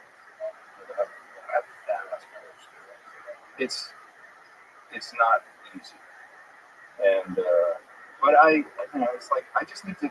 I like talking to people now too. Like it's a great phone for talking to people. Yeah, talking to people. And you know what's cool? You have navigation on this thing? Yeah. Well, I could put it on there. It won't work. But yeah, you talk to someone like, yes, satisfying. Yeah, that is satisfying. And it has little alerts when you get a text message. So if somebody tells you, hey, a meeting got moved to 10 p.m. I don't have meetings yet. No, our dinner reservations get changed. You get it. Yeah. It's a Dvorak, my partner. I know it. He literally has a phone in his drawer, and he never takes it out. He has decided, no, I don't use navigation. He lives in San Francisco. He wants to keep his mind sharp by driving around. He says, whenever I need a phone, I just turn around to someone and say, hey man, can I use your phone for a second? There's always someone with a phone, he says. So if I really needed to look something up, I just ask him for it, and good to go. You get the feeling that you need this thing, but when you don't, Well, you definitely don't if you have a laptop. yeah, and spend dedicated time doing certain things. Right. Especially like if you I can't. It's impossible. That's basically all I do. I can't do it. I have filter in and all kinds of stuff. And there's like people who email me 15 times a day. Okay. And well, the thing is, of those 15 messages, there's one gem in there. So but you have to check them every day. Otherwise, in 3 days, you have 45 messages. Well, That doesn't make sense. how many? 45. 100. 4,500 No, messages. from that one guy. Oh, yeah, but I put him in his own email box. Oh, I see. And so then, like, when I'm prepping for the show, I'm like, no. I can just see. Right. Maybe. Check that out. Yeah. So I'm a real information manager. That's, by the way, I am not a big believer in the benefits of AI at this moment. But if it can fix my email, then I'll believe it. And so far, no one's done that. How could it possibly be? It should know what I want to see and what's relevant to me based upon how about the transcript of my show, or all these wonderful inputs I can give it. How come it can't do that? No one has fixed email for me. When you do that, then I'll be a little more believer in AI. Right now, I think it's a great parlor trick. I think it's keeping the stock market afloat. We've gone through 3 AI winters. Even has its own wiki page, AI winter.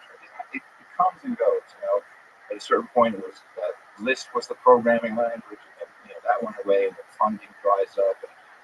And now it's like, what? We don't really need $100 million to build a model. Oh, wait a minute, they stole that from you, so you can copy. I run these models at home on my own computer. I run the Llama model, which is Meta. They've open sourced it.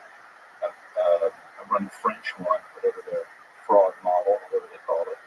And then DeepSeek, you can also just load that on your own computer. And it's not very impressive. I mean, it's just not. The error rate is too high. So I'm skeptical of it really taking off. I certainly don't think it's sentient or anything like that. I think that's right. And I think also the versions that we're getting are not the versions that are going to work well.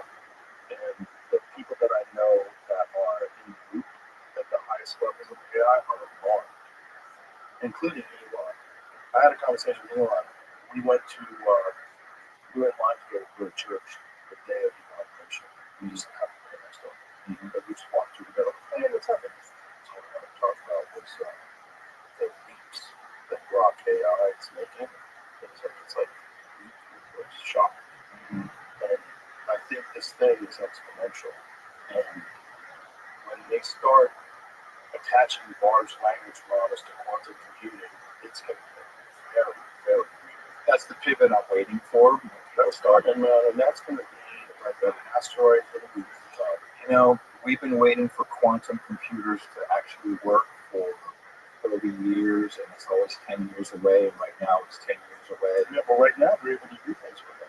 They're able to solve very complicated algorithms. One was, I'm not an expert in this, but there was one computation they did, and that may be a computation. It's not necessarily any computation. That the computations are so significant to lead to proof of multiverse. Yeah, I've heard this. Yeah. No, not at all. Really? Not for a second. Okay. No. Because I'm a Luddite. Look at me. I believe in this. Yeah. I've got no smoke shaking or anything. For a number of reasons. One is I'm not using it. I am the techno guy. I've always been early in computers, early in the internet, and I just can't find the use for it. When I find it, it does some simple things. It's very good at language. Honestly, if I'm looking at, it's like, okay, here's my situation. I'm looking for Bible scripture. It'll come up with something good, and then I can say, and read it to me like a Baptist pastor, and I'll go, hey brother, it'll do all that stuff. But okay, it has all of the translations of the Bible in it, and so it can predict reasonably what scripture will work. It's usually not all that great. It can do term papers. It can do. We're in a position now where people are putting their resume to ChatGPT, sending it off. Thousands of people are sending off for a job, and the other end, the people are taking that resume, putting it in ChatGPT, and saying, "Please summarize this resume." I mean, that's insane. It's like, what are we doing here? That doesn't make any sense. If it can fix my email, I'll be very impressed. That's all I want. That's all I ask for. Everyone's email is a puzzle. It's like, the spammers get around stuff and they figure it out. And you say report a spam and it comes back in a different way. And how many older people, especially, but even people our age, who get scammed by, these emails that look pretty convincing, and then the minute you click, then they're like, oh, I should put my password in, and gone. You're done. There's a phone scam going around right now, which is unbelievable. They had me going for 15 minutes. I got a call. It was 8 o'clock in the morning, right at 8 o'clock, and I'm about to walk the dog, so I press the voicemail. I come back, I listen. This is the sheriff from Travis County, and had a 512 number, and I need to talk to you urgently. I'm like, okay, this is kind of messed up. I call back, I get someone, I want Sheriff so-and-so, yeah, hold on a second, we'll transfer. I'm hearing, like police radio chatter in the background. The guy gets on, and he's saying, well, you were an expert witness. You were called to be an expert witness in the case. I just happened to, and maybe this is not coincidence, I was asked to testify on someone's behalf in a case. And so you were supposed to be an expert witness in this case. You didn't show up. So, you've basically broken federal law, and, we have to come and pick you up, and we have to, or you can pay a fine. And then I'm like, okay. And it just kept on going. And I'm like, whoa, hold on a second. It sounded so real. And then at a certain point, it's like, well, you need to get a coupon to send this money. I'm like, I'm going to call my lawyer. You can't call your lawyer. I have a do not hang up order. I have to walk you through the whole process. I'm like, okay, now I got it. But that was 10, 15 minutes later. And a lot of people have fallen for this one. It's good. Super sophisticated. Very So is this sophisticated. overseas? Are they like No. spoofing a number? No, I mean, these were American voices. It sounded like a sheriff. It really did. And the deputy sounded like a deputy. I mean, it was sophisticated. It's good. It's good. My Which was the fine? like 3,000 for this infraction and 2,000 for that infraction. It was two different things. And then you got a bank transfer, so you're going to get bank numbers. But I mean, at that point, I caught on like the whole second. How'd you get off of it? I said I'm going to call my lawyer, but it's like, no, yeah. I'm like, you can't tell me I can't call my lawyer. This is bull crap. And I calmed down. I'm like, listen to what just happened. This is crazy. Some people I know in our Fredericksburg actually went all the way. Wow. Yeah, the older people, and they were afraid. They're like, oh, no, this authority. That's how they get you. I'm sure you've got the one that says, this is my favorite Bitcoin scam. It's like, okay, I've installed the spyware on your computer, and I saw what you were doing with that porn site. I've recorded everything, and I'm going to release it all to your friends on your social media. If you don't send me $2,000 in Bitcoin right away, don't even think about contacting the authorities. You've gotten that one. They've sophisticated it even more now. They'll use your name and your address. Like, I know you live at this address. It's freaky, man. So that kind of stuff would be nice if we could have AI protect us from that. Yeah. If it can do all these wonderful things, focus on that. Help people, save people time. Yeah, cut up the scam. Yeah. Speaking of scamming, what do you think about shitcoins? Like, what's your take on like Hop to a coin? Okay, Money coin, and those are more meme coin. shitcoins, right? Isn't that what a meme coin is? So the only coin I believe in is Bitcoin. We've talked about this before. Right. In fact, I looked it up, hoping you would bring it up. 2 years ago when I was here the last time, Bitcoin was around $40,000. Today it's close to $100,000. This will continue to go up until we're long gone. It's very interesting. So I don't believe in shitcoins at all, because if you have Bitcoin has no CEO, there's no one in charge of it. It's literally tens of thousands of people around the world who run these nodes that make it open and make it run and keep it at this 21 million. I'm totally down with Bitcoin. I'm with you. Good. But I think the shitcoin thing is fascinating. That anybody can create a coin. Yeah.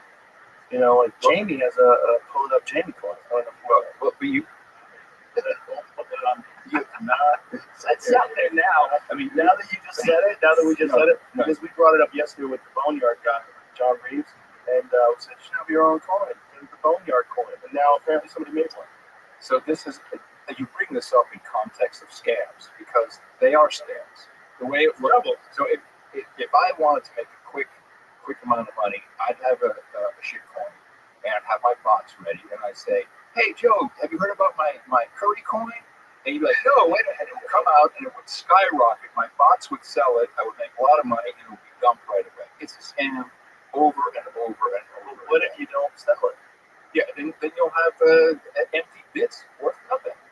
But so it's only available for pump and dumps. That's the only thing it's good for. It's not good for anything. What about if you wanted to use it to finance charity? Is it possible? Bad idea. Yeah. A lot of charities now, they will accept Bitcoin. Why is that good? Because people have Bitcoin. I have some Bitcoin. I've been saving my Bitcoin for a long time. Instead of selling it, to which I then have to pay capital gains over the difference between what I bought it for and sold it at, I can give it to the charity. I can still take my tax deductible write-off. They can do one of two things. They can convert it right away into dollars, no capital gains. It's the same minute. So I've actually been able to give more than I would have sell some of it and hold some of it for a longer term. I really, really believe in Bitcoin, and what we're seeing now, there is something interesting going on. Our dollar is in big, big trouble. And President Trump knows this. This falls into kind of the tariffs that I'm talking about. Have you heard about stable coins? Do you mind if I just give a little? Our monetary system really started after World War II, 1944. We were nearing the end of the war. D-Day was coming. We're getting pretty close. And Europe in particular was very worried that after the war, they would fall into the same Great Depression that happened after World War I. We had the Great Depression. So they brought in all the economists and all the money people got on the Queen Mary and went to the States to Bretton Woods. You've heard of Bretton Woods probably. No, the Bretton Woods system. Okay. So Bretton Woods is just this resort. They all got together and they decided that they would have a new monetary system for the entire world. I'm not an economist, but I've looked at this long enough to understand it. And when they came out after 2 weeks, said, okay, we're going to have this thing called the International Monetary Fund, the IMF, and they're going to manage the interest rates, or they manage the currency exchange between all the individual countries with the U.S. dollar as the reserve currency. So we became the money of the world, and we back it by gold. And the idea was $1 could always be exchanged for 35 ounces of gold. And when you're the reserve currency, everyone has to have the dollar. So everybody wanted our dollar. What did we do? We signed the Marshall Plan. We sent tens, billions of dollars over. All our companies went into Europe, started building factories, and so the dollar kept going, and all these other currencies kind of came a little bit weaker because we were so strong with our money. And then people got a little worried about the dollar. They looked around and went like, hey, do you guys have the gold to back that up in Fort Knox? Of course we didn't. We just kept printing money and sending it over. And then you get into this thing called the Triffin dilemma. And that means that when you are the reserve currency, your currency is basically overvalued and you can't export anything. That's exactly, I'm skipping over a lot, but that's where we are today. Our products are too expensive to ship to China and sell in China because of the value of our dollar. This is why President Trump is saying, hey, all our money is flowing out towards you. We need to get some of that back, so we're going to raise tariffs. I think it's a short-term solution. So I think two things will happen. One is we have this sovereign wealth fund, which we'll talk about the sovereign wealth fund. So in that will be the value of our public land that the government owns and all kinds of other things. Will be valued at this astronomical amount, and in that will also be the strategic Bitcoin reserve that the president promised. Now we get stable coins. This is a crazy thing that's happening. There's this. So stable coin is a digital dollar. It's pegged to the dollar, so it's always a dollar, and you can pay with this through the internet, through apps and everything. It's already being used all over the world. The only reason it's worth $1 is because the stable coin company that creates it, they have debt and paper to back it up. So they buy America's debt. They get treasury bonds, or T-bills, which actually pays a dividend, so you get interest on that. And for each dollar they have bought in treasuries, they can create stablecoin. So if you look at the company Tether, they have bought more of the United States debt than most countries. They have $160 billion worth of U.S. debt, and for each of those dollars, they've created a stablecoin, which now people can use all over the world transacting. And what's their business? There's like 50 people in the company. So they have $160 billion at 4% interest annually. They're making bank just for holding this debt. So I think President Trump is very smart, and he's seen that we can flood the world with our stable coin. And you kind of get a 2-for-1. So you create $1 of debt, but then you create another dollar on top that can be used all over the world as the reserve currency. And that should probably result in, I don't know, the Mar-a-Lago Accord or some new monetary system that we're going to have to come up with to really have our dollar be valued properly, but also still remain the preserve currency and remain the strong export country that we need to be. Because, what do? We don't make anything that we sell abroad. We can't all be, serving each other burgers and fries and washing each other's cars and each other's homes. We have to build something. And all of that went overseas. Everything we got, and all the stuff on this table. This, didn't come out of his butt. This is from China. Although, I don't know. So there's something big coming, really big. It has to happen. And Trump is a very meta guy. People misunderstand. He's going to refi the country. That's what he's a real estate guy. He's going to figure out a way to refi it, and it'll be digital. And a lot of the Bitcoiners don't like this because they like Bitcoin to be the money that the whole world uses. And that may one day happen, but now it's more like digital gold. You can keep your value in it. And I can send $1 billion. I can send $1 billion to another country, to another person in 10 minutes, and no one can stop it.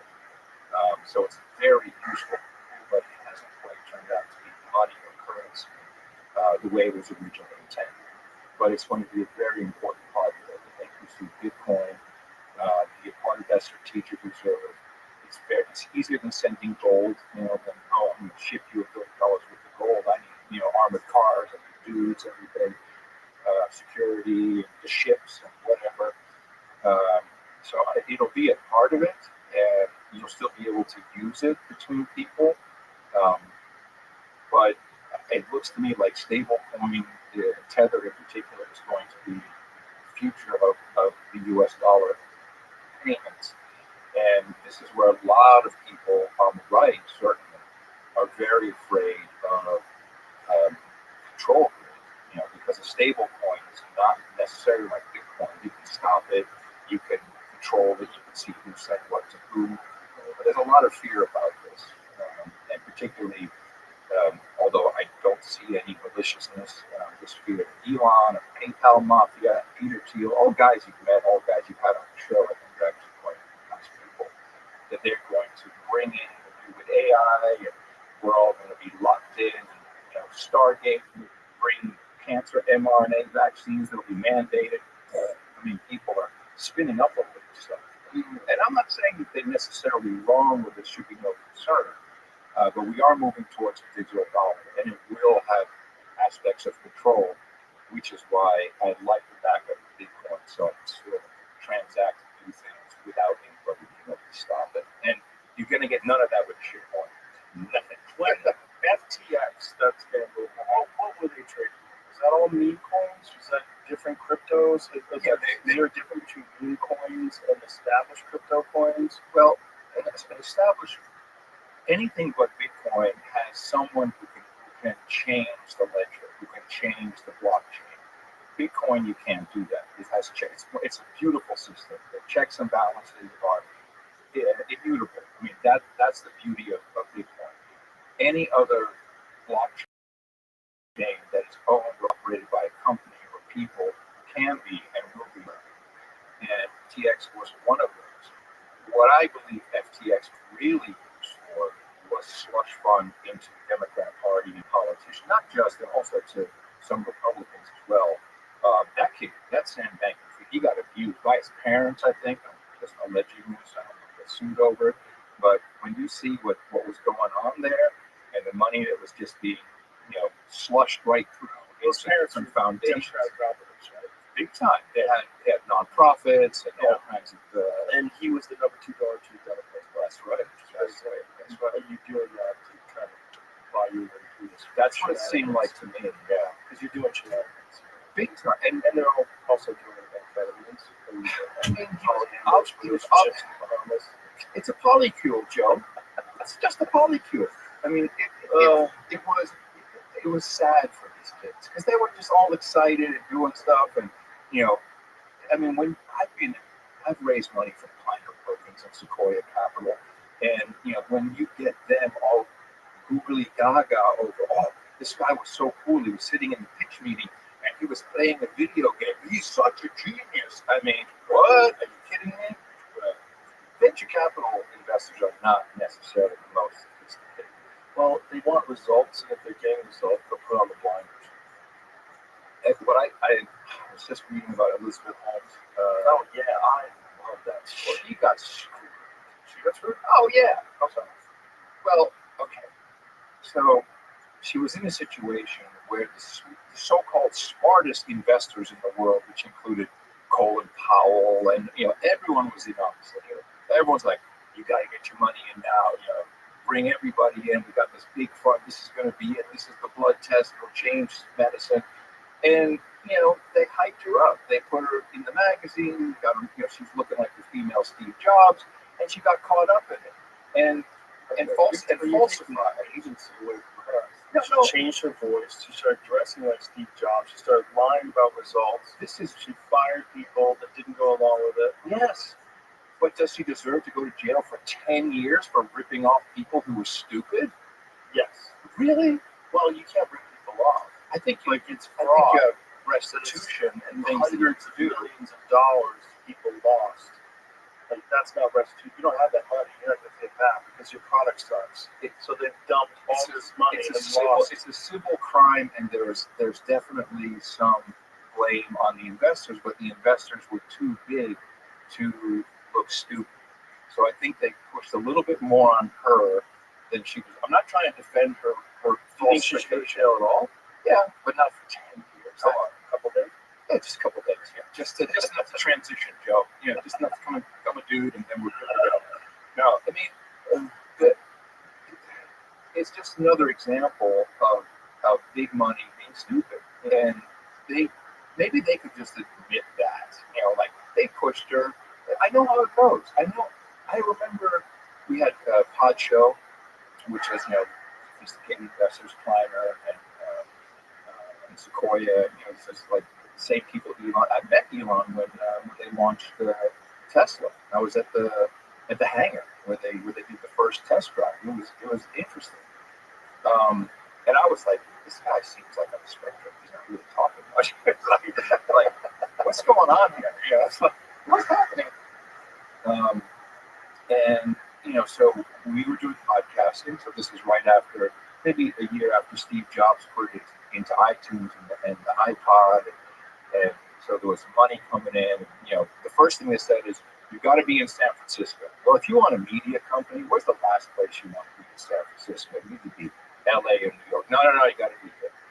And why so they could come and see the office and check out the operation and make sure their money's being spent well.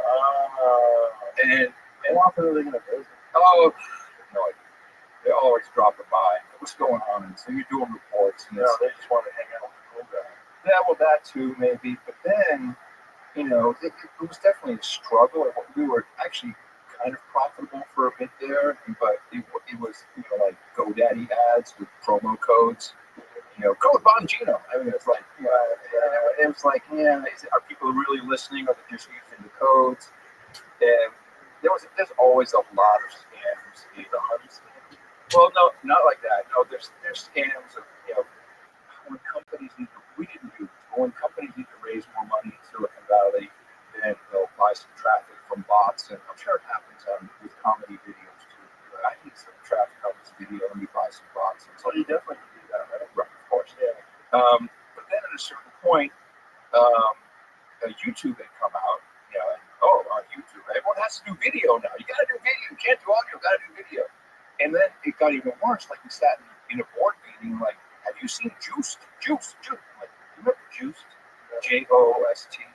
Oh yeah, it was the guys who built Skype. They built this video platform that was basically peer-to-peer streaming television shows. And there was no doubt about it. You've got to go video. Be more like Juiced. Make your interface like Juiced. So at a certain point, you're like, well, what am I going to do? Am I going to risk running out of money? Am I going to listen to what they say? Do they really know what they're talking about? And ultimately, the company ran for 10 years and no one exited. Just kind of got forwarded into other things. So it's not a great investment of their money or my time, honestly. Well, it's kind of amazing that the big video platforms still use YouTube. And now, YouTube just passed Netflix now. Watch them. Oh, they're not even counted in the streaming data, the streaming Yeah, they're the big. I have YouTube TV, and I got the cable. I don't have cable anymore. It's like I watch YouTube on TV more than I watch anything because there's so much variety. There's so many different things you can search. In fact, you can essentially find anything. If I'm interested in some particular region of the world, ancient history, I just punch that into YouTube, and I have hundreds, if not thousands of videos. It took them a long time to make that profitable inside of Google, because if you see how many videos are being uploaded daily and transformed into digital video, and I mean it's crazy the amount of computation that goes into YouTube and the amount of bandwidth that is being sent. So I think it took a long. They never really reported the numbers. They've only done that in the past couple of years, or how much revenue. Now, of course, YouTube is making bank. I mean, it's incredible. It's shocking that no one has come up with anything remotely close. It would take too much money. There's so much investment that goes into doing that. It's a lot. I mean, you remember your bandwidth cost back in the day pre-Spotify. You know, think how do you solve that when you have 100 million videos being posted every single day? I mean, you'd have to have billions of dollars in startup money, And then you're still struggling to get people to use your app. But But remember that one company that came up, was it? Yes.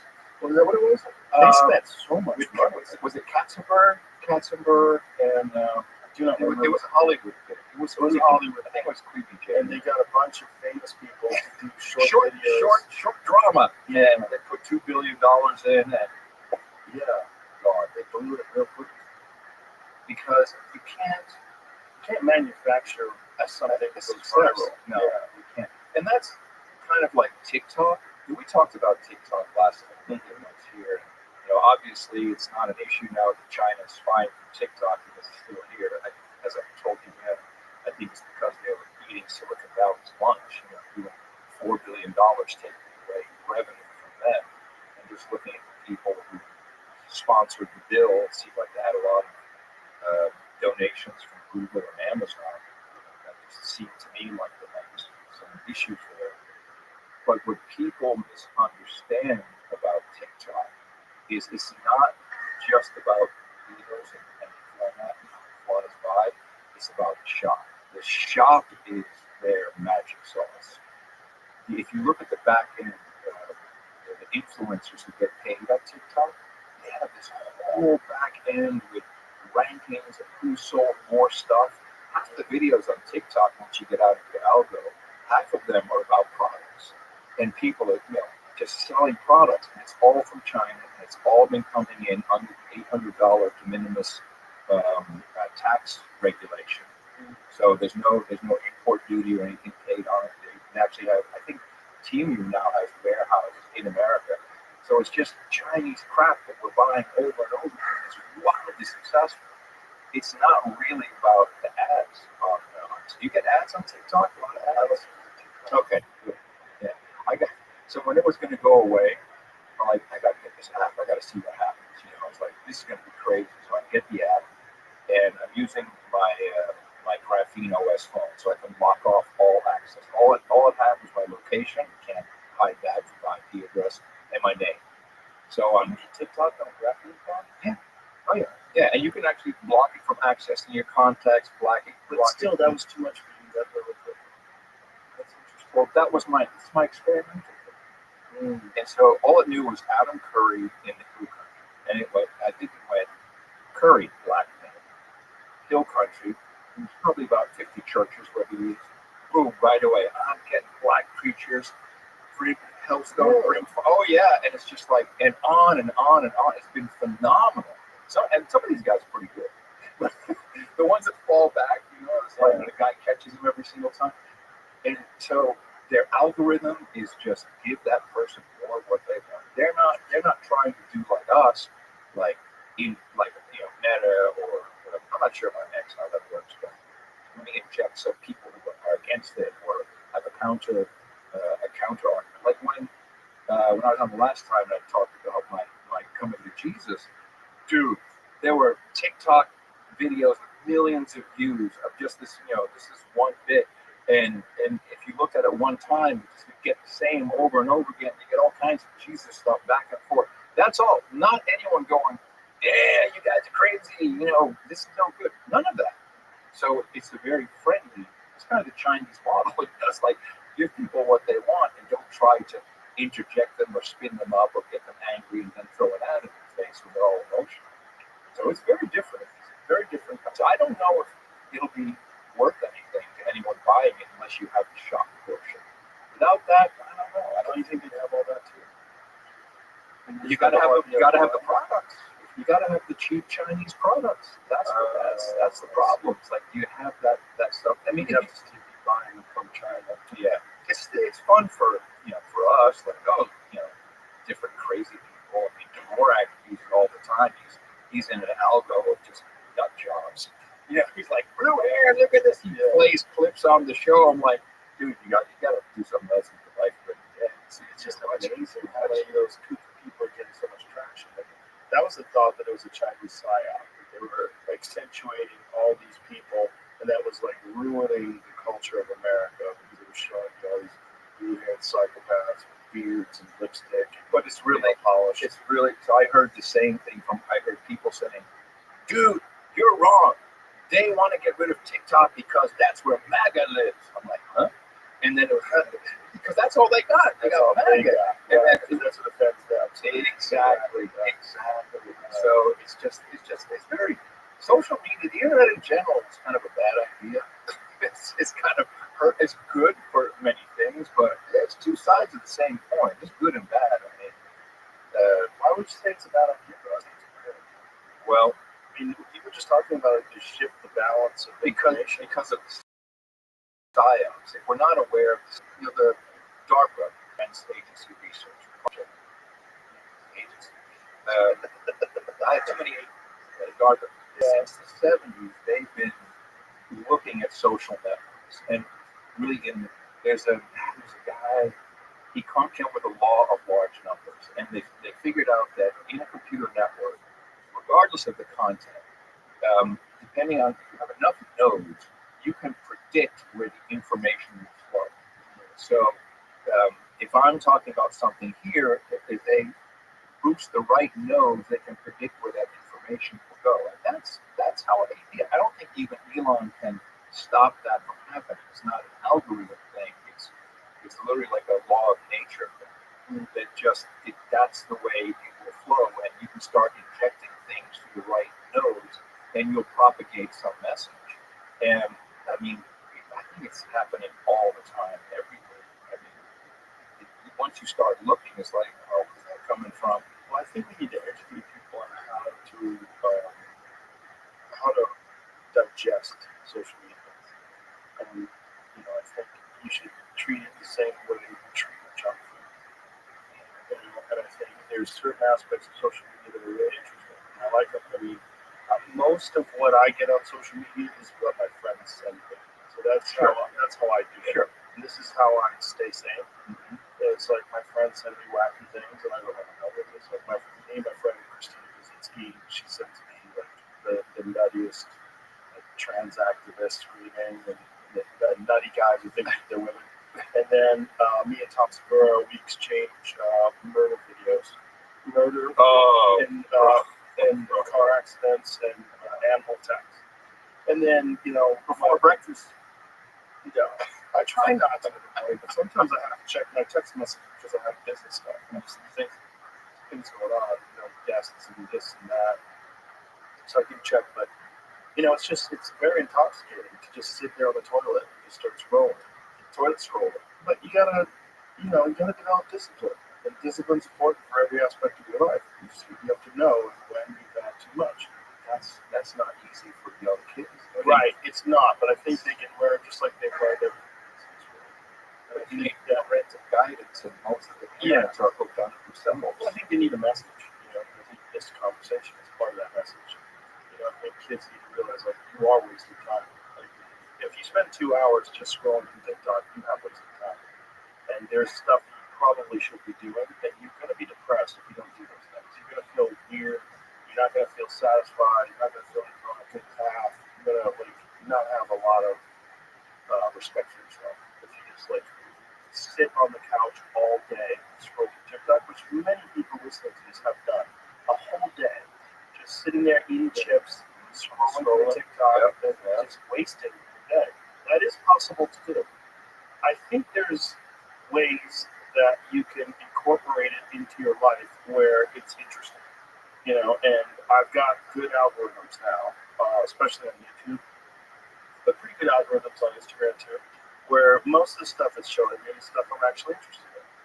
Do So you get those videos when you're interested in a topic and then it'll be like 5 different videos that are being suggested to you in about 5 minutes and you're like, this is just an AI voice that's cobbled a whole bunch of old things together and it's a new version of it. Oh, yeah, I'm not learning anything. yeah, There's a lot of those. that. There's always those too. I think YouTube is the best because, like, I'm interested in specific subjects, right? Like, I'm a car nut. I'm a old cars. This, by the way, lots of people love restored things. People love restored cars. We love. I think you still have your car? Which one? The Corvette. Oh yeah, beautifully restored. Just last time I saw it was But this is what I think the president is doing. He's trying to restore us back to being that great American muscle car. And I think everybody loves those beautiful restored muscle cars. You know what I mean? Well, America's making real muscle cars right now. Like, this is one of the rare times where America's got very exciting automobiles that are out there. We've talked a bunch of times about the Corvette CR1, we just worked all these laps. Is that the mid-engine? It's the mid-engine, 1,000 horsepower Corvette. Tina won't let me buy one. No, I'm good. No. She's like, that's a douchebag car. Yeah, for me, it would be kind of cheap. Why? Yeah, I mean, That's awesome. That's ever since I started flying 350 miles an hour, I don't care about how fast I go on the ground. It's not even how fast you go. It's just, well, that's why I like old cars. It's not even how fast. I had a C5 though. I didn't have it for a long time. Those are cool. Yeah, They're a little shitty actually. They really got good around C7. C7 was that heads-up display was cool though. Oh, C5 has yeah, that's the CR1. Come on, son. That is not a good spec car. That's a beautiful car. Yeah. That's a fucking American car. Yeah, that's nice. Well, can I get my dog in there? Can I get my How big's your dog? 95 pounds. What is it? She is a Great Pyrenees Akbash rescue pup. Oh, yeah. Completely white. Yeah, But she's look very how awesome that looks, man. You know, take a dog everywhere. Reward yourself out. Get a Podfather. Get a fucking Corvette. Look at that thing. And the performance specs unparalleled. It's an amazing car. A friend of mine just, because he's a real American car nut, he just bought a Tesla Model 3, and he bought it for the autopilot. He says, I wish this came in 16-cylinder, multi-turbo. Oh yeah, which is the autopilot. He just like that. He loves the autopilot. I have a S, the Plaid. I have a Plaid Tesla with North Jersey. Yeah. Does it have the autopilot? Yeah. Well, self-drive. I don't use it that much. But just the capability of the car is amazing. Yeah. The speed, effortlessness, merges with traffic. No sound. It's beautiful, man. It's beautiful. Yeah, but it's different. So I like old air-cooled Porsches. They're not fast. They're not fast. Did you have manual? The truck clutch, like, you gotta push that thing in. Well, it's the floor mounted too. Different. Old Porsches are different. But it's what they are is a physical experience. It's like a ride. It's a fun, exhilarating experience where you hear the engine, you're shifting the gears yourself. It's exciting and engaging. And that is more important to me sometimes than just speed. I don't need to go fast. It's not even about going fast. It's about the whole experience. Yeah, you're feeling rear end brake a little with your ass. You can't do that anymore in these modern cars. Man, it doesn't work anymore. We used to put Porsche engines into VW buses back in the day. That was awesome. You can fit it in a Beetle too. You can fit a Porsche engine into it. Oh yeah, a lot of people have done the crazy Beetle transformations. Hyped up Porsche engines. there's a whole like modding community of Beetle freaks. Take Beetles. They're Volkswagen. They're Volkswagen. Remember how many there were in the 70s coming in from Germany? We all had. I had 1303. I loved my Beetle. Yeah, when I was a kid, my friend Jimmy had one. It was just cheap on gas. It's easy to drive. And mine was like I had to jump start it because the lock had broken. So like you jump started every time every time you got in, and then I lost my gas cap, so I just had a rag in there. And if I went around the highway to the right, and if my tank was too full, then gas would leak out, and my front tire would start to slide off. It was an experience. Back, we were 18, just like, I gotta drive this thing. It was great. I loved that. Was a good. We weren't scrolling on TikTok, Joe Rogan. We were doing dangerous stuff. That's true. We were jump starting our cars. Well, I think we're lucky that we've seen both. We grew up at a time where there was no internet, and we were going outside to do things, to take physical activities. And then as we got older, we recognized that there's this new technology that's connecting the whole world in this weird way, and we're able to experience it as people who were before. I think we're real lucky. Well, you're a big part of change, certainly in young men. I mean, I've seen so many young men who follow you and follow your workout regime and follow, listen to you. They listen to you about what you're saying about health, about food, and that's a really, you're an important voice in that regard. You really help a lot of young men in our country and far beyond. I mean, I know you don't take compliments like this, but just it's very important. Well, I'm very happy. Very, very important what you do. So a lot of young men just feel that they're disconnected to the world. Nothing seems to be anything that's interesting to them, and they're being pushed into this box where someone's trying to turn them into a fucking chihuahua. This is like the evolution of the wolf into the dog. That's what's happening with men. For some reason, men are supposed to be moving. There's in the 60s. So I've been ever since I got saved. I've become a believer. I've really learned about our American history. I've been blown away by how much. Because a lot of you can talk about the 60s and when they outlawed drugs and whatnot, Schedule I. That was the exact same time when the Bible was basically taken out of school, and it was and I think the church in general kind of went into itself and kind of became the thing you do over there on Sundays. Can we pause for this? You got to put it back. Let's pause and come back and talk about it. Jesus. We're back. Yeah. Oh, man. That's better, right? Thank you. We're going to talk about the vaping thing. Because you're saying that there's wrong with vaping. Well, I think there's nothing wrong with vaping. Well, so what is that? Can I see it? Yeah. This is maybe it hurts somebody. You want to fuck somebody up? Well, if you get a good grip. Yeah. No, it's like brass knuckles. Yeah. Like holding a roll of pennies. Yeah. No, you wouldn't do that. That's unfair. That's why I carry my gun.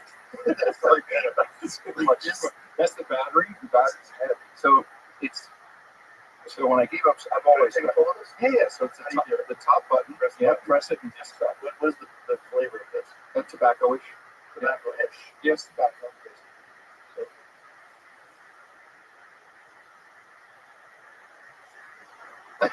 That was a little bit. Yeah, you kind take of a big one, right? Let it warm up a little bit. Let it press the button. And then you go. It's crack. Yeah. Go. There you go.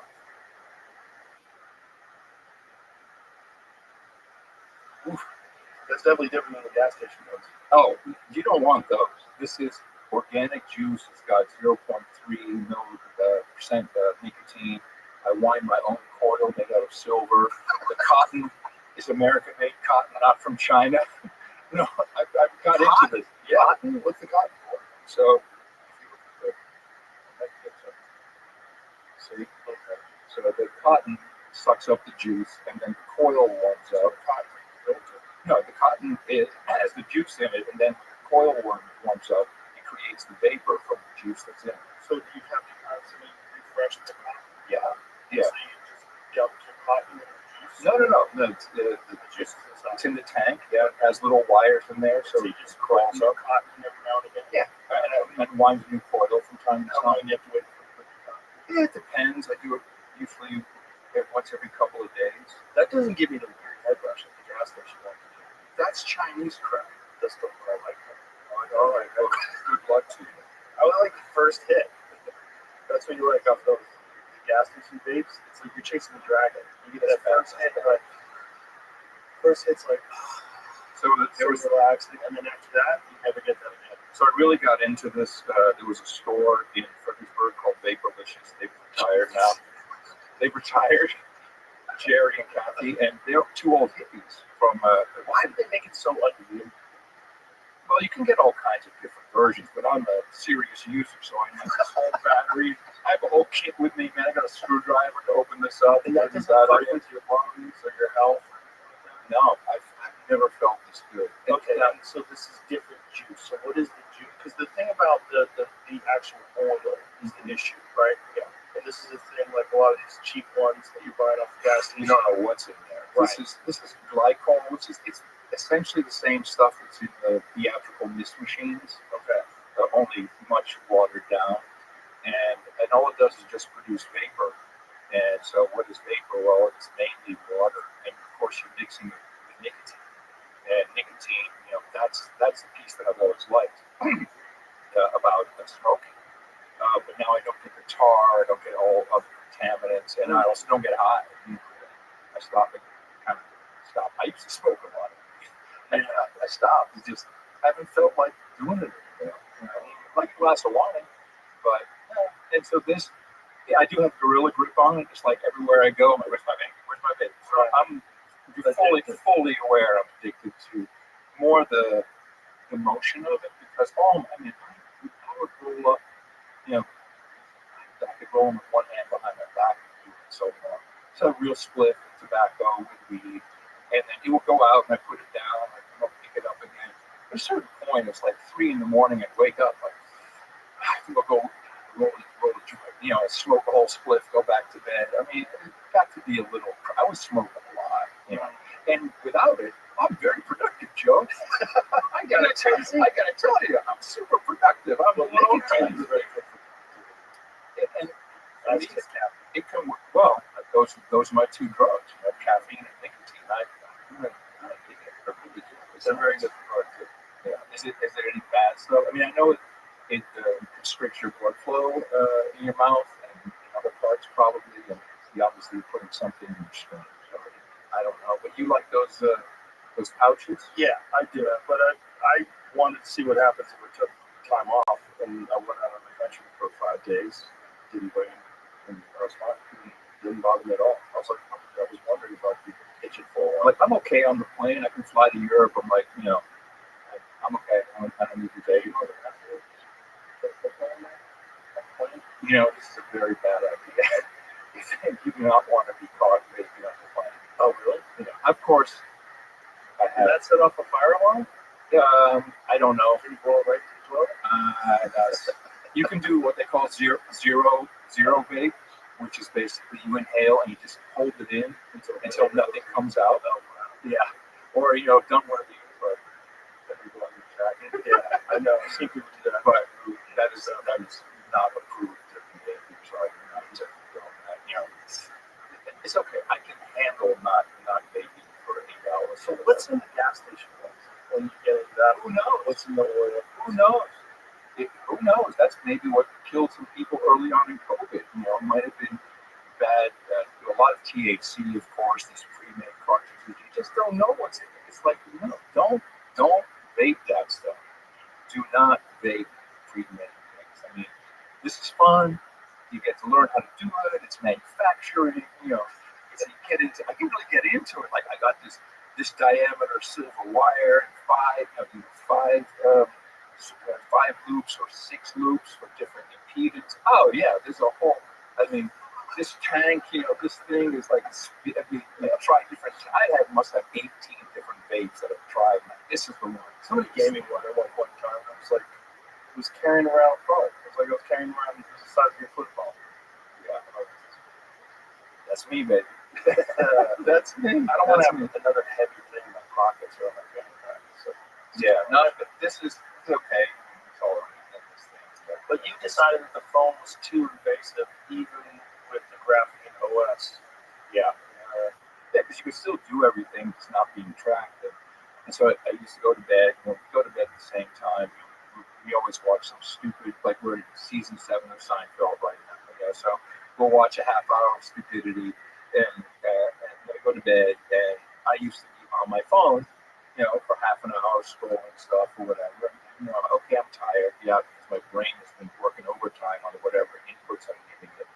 And now I'm like, well, there's nothing to scroll, so I just go to bed and I'm out in 3 seconds. So I sleep. I sleep all the way through, and I wake up in the morning. I'm refreshed. I feel good. I don't look at social media the first hour I'm up. I mean, I do Bible readings and stuff, and devotionals, and I text a buddy of mine, and I'm ready, man. Then Do you do social media in the morning? no, almost not at all. So when you do it from a computer? Yeah, Check that out. yeah. And when you did that, one of the questions I had about that, does that do voice to text? It can. Andrew? Oh, that's a good. However, of course, when you do that, Google is basically keeping your transcript. There's a company in Austin called Pluto. Wait a minute. So if you just text, it doesn't keep your transcript? Oh, I'm sure it does. But I'm not sure how much of that it does, but when you speak into it, it goes to the Google servers. The Google server then transcribes it and sends it back to your phone. It's not happening on your phone. It's happening on Google servers, and they probably keep all of that, or my voice, or whatever. There's a company in Austin called Futo, Futo, and they have an open source voice to text system that don't keep your transcript. They're some good guys. I've been messing with that. It's not quite as fast. Does that work on that phone? Yeah, you can install it. Yeah, this is an extra. But do you ever send messages with Google Voice or with voice to text on that phone? I've been using Futo. Oh, you have? Yeah, on that phone? Yeah. So I use it on my phone all the time. When I'm in my car, I press the little button. So that Apple goes, Siri. yeah, so who knows what Apple's doing with that? You don't know. Maybe. I don't know. It's all right. It's okay. So I went to Boston. You live in Boston, didn't Yeah. you? So we went to go see the Doobie Brothers. And Where was this? last year. Really? Yes. And it was wild. It was in Massachusetts. It was one of these, like the amphitheaters was half covered. But we were the youngest people there. And people were sparking weed. You could smell the whole place. They were like 80-year-old dudes smoking doobies. It was like amazing. And the Doobie Brothers play, and it was the first 45 minutes is them doing, this is from our album from 5 years ago. Dude, we want China Grove, give us Long Train Running. So eventually they get into that. But then like Michael McDonald, What a Fool Believes, I love that song. He would do it syncopically, like instead of doing the song, like we all remember it, he'd do What a Fool Believes. Like, no, don't do that. It was really disappointing. But the opening act was Steve Winwood. Steve Winwood's now almost 80 years old. And I get goosebumps just thinking about it. He wailed. He did, Mr. Fantasy from Traffic, which that 3/4 of that song is a guitar solo. And he's just like, and the crowd is going nuts. And he has all these young kids with him. And you see the close-up on the screens, and they're like, dude, look at what he's doing. It was amazing. I bring it up because the next day, did you get up to Plymouth? Yeah, Massachusetts. Sure. Plymouth Rock. Right. So Plymouth Rock is kind of disappointing because it's like rock. It's just a rock. And there's a structure around it, and like, okay, it's a rock. And there's a little sign next to it that says, we don't know that this was really the rock, but some guy in church who was 90 years old at the time said, yeah, I think this was the rock, so that's the rock. You were talking about the Georgia Guidestones a few episodes ago with somebody. Did you know that we have an actual Guidestone in America, in Plymouth? No. It's called the Monument to the Forefathers. I'd never heard of this. It's about 2 blocks in, and it's, I think, arguably the largest granite structure in America, certainly maybe in the world. It was completed in 1890, and it is the Guidestone of America. And no one knows about this. Is here. Check it out. This thing is huge. And it's literally in a cul-de-sac, a residential area. There's no road to that. It was completed in 1890 after 50 years of building it. And so this is the formula for America. This is what I was going before our people. The formula for America. So they constructed this so that if we ever lost our way, we could find our way back. You know, when they talk about America was built on Christian values, it's like, what does that mean? What does that even mean, Christian values? Even the word Christian, it's like, that was actually a slur back in the day. They came up with for Jesus believers. So in the middle is faith. That's her name, faith. And it's 4 sides. And one is law, education, morality, and liberty. And it has all these cool inscriptions. It's really something amazing to see. And I believe that's the formula that we can get back. You live like Joe Rogan lives these 4 sides. You understand law, morality, education, and liberty. And if we can get back to that, that would be just. In fact, so all of our early presidents, all of them lived by the Bible. Every single one. They wrote about it. They studied it. 1778, one of the first acts of Congress was to print the Bible for everybody. This is done by a group called the Wall Builders. And David Barton has these are the receipts. So it's a Bible, but it has 3/4 of that book is writings by our early presidents, all the way up through Reagan. And this David Barton guy, he has all of these originals. I think he lives in Alito, Texas. And it shows you what our code was in the early days up until the 60s.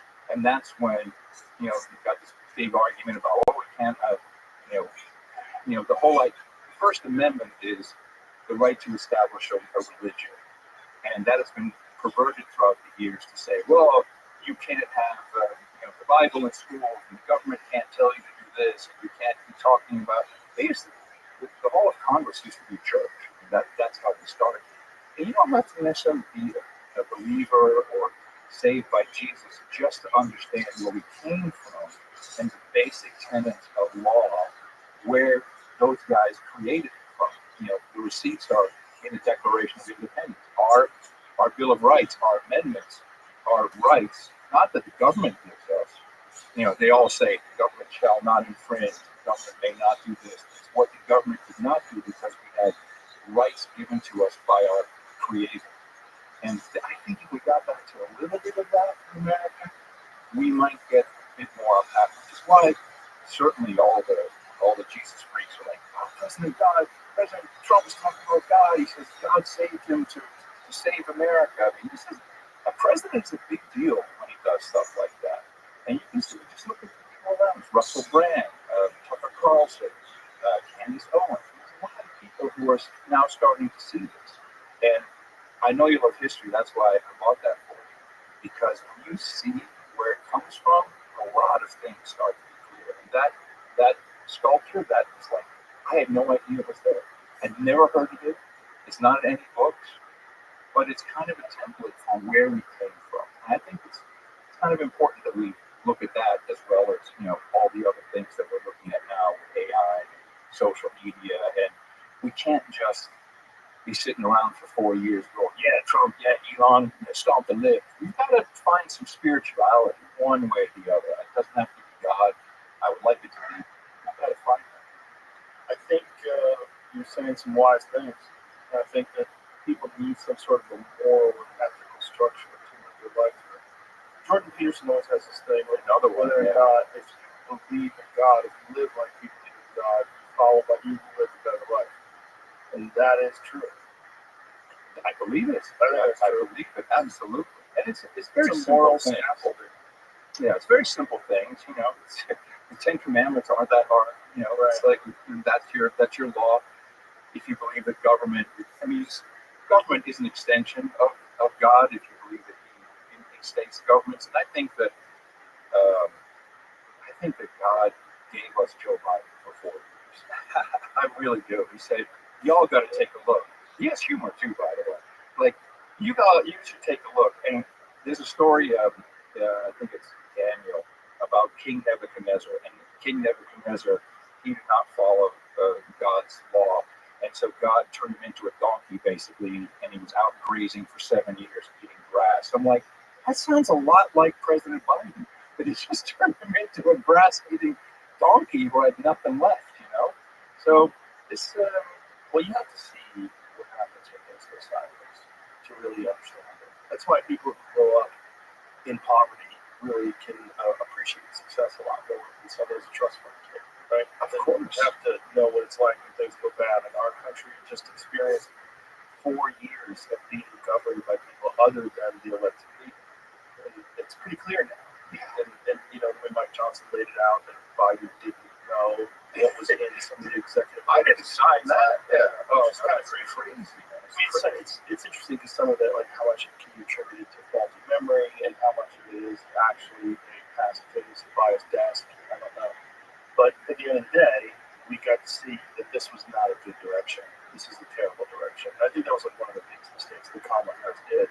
So when she went on the View and asked her what she did, and she said nothing. Yeah. Which is crazy. But also, look at President Trump.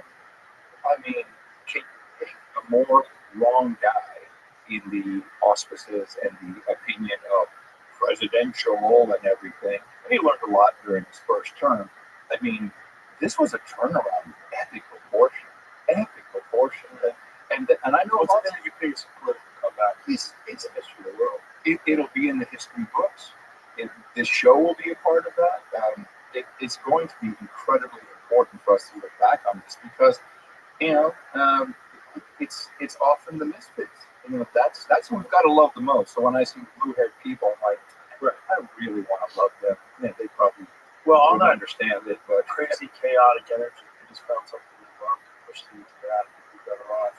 But it's also, it's like what damaged them up to that point. Like what kind of a life did they live that left them in this place where they're 35 years old, weeping in front of city council. Like, who are they and what went wrong? And this is the things like we kind of encourage this victim mentality. And we reward it with social credit. And, you know, get to be in a special class of people. And you get to say outrageous things. And people allow you to. That's not good for anybody. Just like if you have kids, you know what it's like. Yeah, it's not good for kids. But you got to tell them, like, well, that's not real. You can't do that. That's not yours. Like, there's things that you have to learn. And if you reward victim mentality, then people look to become victims. And so, like, when they read out all those like physical ailments and all the problems, as if that makes any of the things she's saying make sense. Because she has all these problems. Like, no, that's not. It's not how the world. Well, you're right. It's been rewarded. And it's been rewarded by political operations, mainly to get votes and to bring. These people have a vote too. You know, right? They can vote, so bring them in. This is a part of the PSYOP of the USA. And the PSYOP of just the government in general is control structures that are essentially put in place to make sure that they remain in power. You know, John Perkins. Yes. Have you ever had him on? No, I haven't. Oh man, because he wrote about this. Economics. Yeah, Confession of the Economic. Wow. I mean, basically, USAID. That's what they do, but also State Department. So, you know, Marco Rubio. It seems like a good guy. I'm kind of liking him, but they've got intelligence units inside there. There's all kinds of things that happen in the State Department. So I hope that also gets uncovered. Well, Mike Benz was explaining yesterday. I was like, this seems so intertwined. Like, how are you gonna? What can be done in 4 years? He goes, no, this needs to be more. He's gonna make it sure it can't take forever to apply. Because you have to understand how these tests go. He laid it out in 4.5 hours yesterday. I probably talked for 3 minutes for the whole podcast. I'm not kidding. It was just with Mike, you gotta like, can I get the transcript of the show and go over it slowly? Because he goes fast. Well, the thing that will happen is viral clips of specific things that he highlights and says that are very significant that go out. Yeah. Those are already out. And I'm sure all of the X right now have speaking. And I love that Doge is, I was skeptical because you heard this during the Reagan administration. Reagan was going to do all this. He was going to make government efficient, and of course he didn't. When I hear that they're going to do the same thing to the military, amen, man. Well, they have to be accountable to an audit. Yes. You can't. They haven't done one ever. Well, the Pentagon's failed 7 of them. And the thing is, like, fraud's real. check for long enough, that becomes part of the way people do business. And once that's established, and it's been established for decades, then it's very difficult to stop. As soon as you start investigating it, people go to jail. And so they're going to try to stop you from investigating it. They're going to try to like bury records. And it's going to get wild. As I'm sure Mike told you, and I can't wait to see it, it's not just fraud. It is the actual system. Instead of us being open, and I think like Trump is doing, like, hey, we're just going to have tariffs on you. NATO, you don't like it? Boom, we're not going to protect you.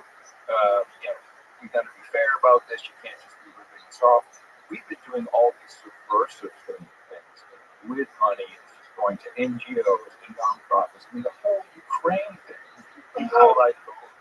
Did he play the Victoria Nuland recorded phone call?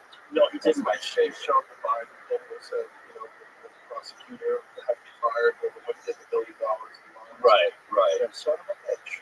Well, Victoria Nuland in 2014, the Russians, I think, they recorded a phone call, and she's literally talking to the ambassador. Okay, I want with this guy in the government, that guy in the government, this guy in Senate. Klitsch, leave him outside, be the mayor or whatever.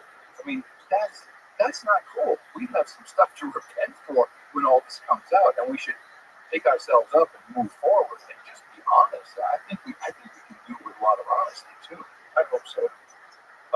But the problem is there's a lot of people that are in trouble. We're going to try to stop that from all this accountability. Was Mike bullish or bearish on it?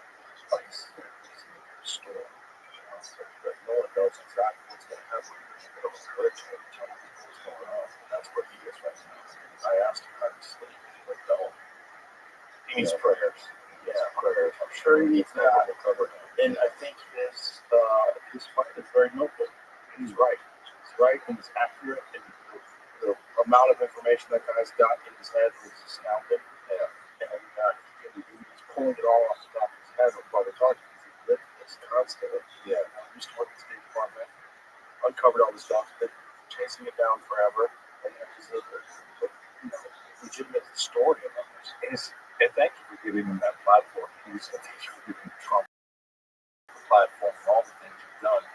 But the CIA, these types of agencies, those things, dark guns, secret stuff. No, it's really subversive writing articles, and my whole family kind of comes from military and intelligence background. So I've heard, what I learned, this is crazy.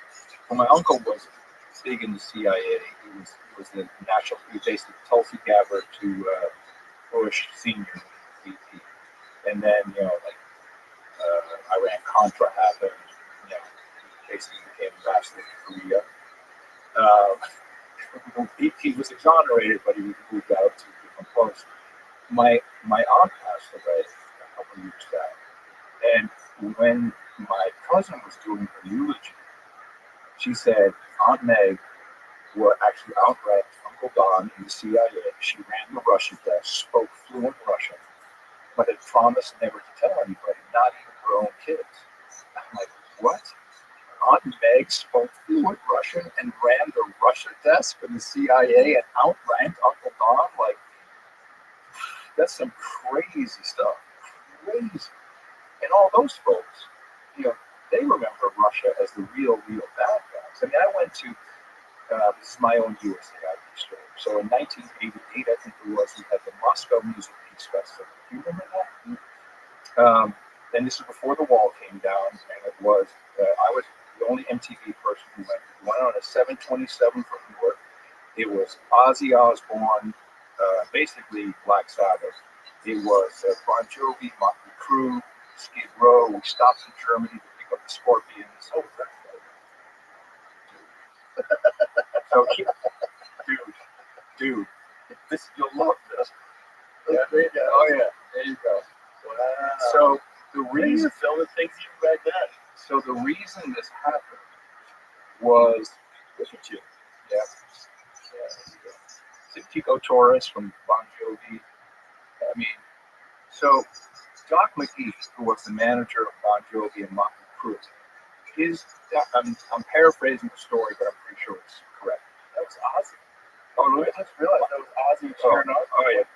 Look at Sharon. Look at Sharon. Yeah. She's like a kid. and like a British housefrau, a nice roly-poly. She's not even, no old face for her. So, old face? Oh, Ozempic, yeah. So,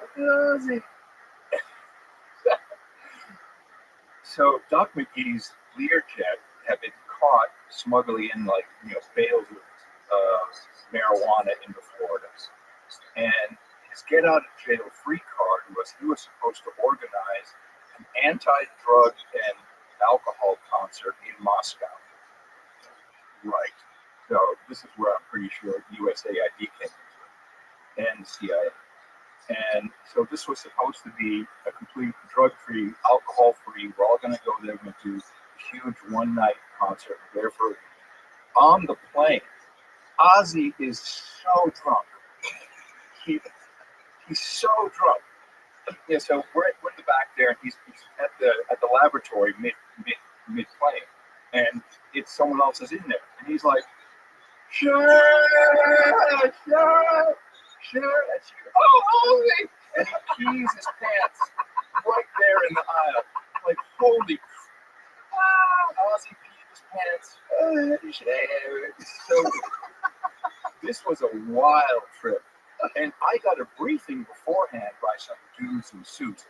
This is 88, so I wasn't thinking USAID, CIA, and they're like, here's the deal, you're going to be there.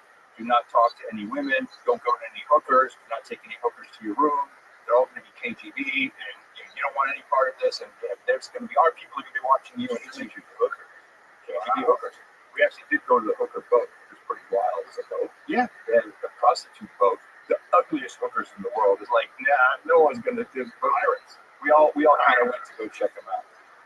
We're in the hotel. They literally, this is Soviet Union, so they literally turned on the heat in that part of the city. It was winter, and the mattresses were made of straw, and you had to bribe the lady for a phone call. You could reserve it 24 hours in advance. You have to give her tuna fish and toilet paper rolls. It was wild. Middle of the night, I'm with Sebastian Bach from Skid Row. We're outside. We go to Red Square. We're drinking vodka on Red Square, 3 a.m. Walk back to the hotel. There's the Moscow Hells Angels show up. And they're on like these Yugoslav motorcycles, and they're popping wheelies and falling off. And we're like, what's going on? And this Russian official comes up and he had big hats. And he's like, tap, tap, tap on the back of one of the merch trucks. And all he wanted was T-shirts. And so, he gave a whole bunch of T-shirts. Everybody leaves. Crazy. So we have this concert, and the kids they went nuts. Of all the bands, Bon Jovi, Motley Crue, Ozzy, they all knew Ozzy. They were all singing phonetically. They didn't know the words, but the Crazy Train kind of came out of their mouth. And what was, look at this. Yeah, it was insane. You can see all, can you use the volume? There's some military in front, I think. There it is. Look at that.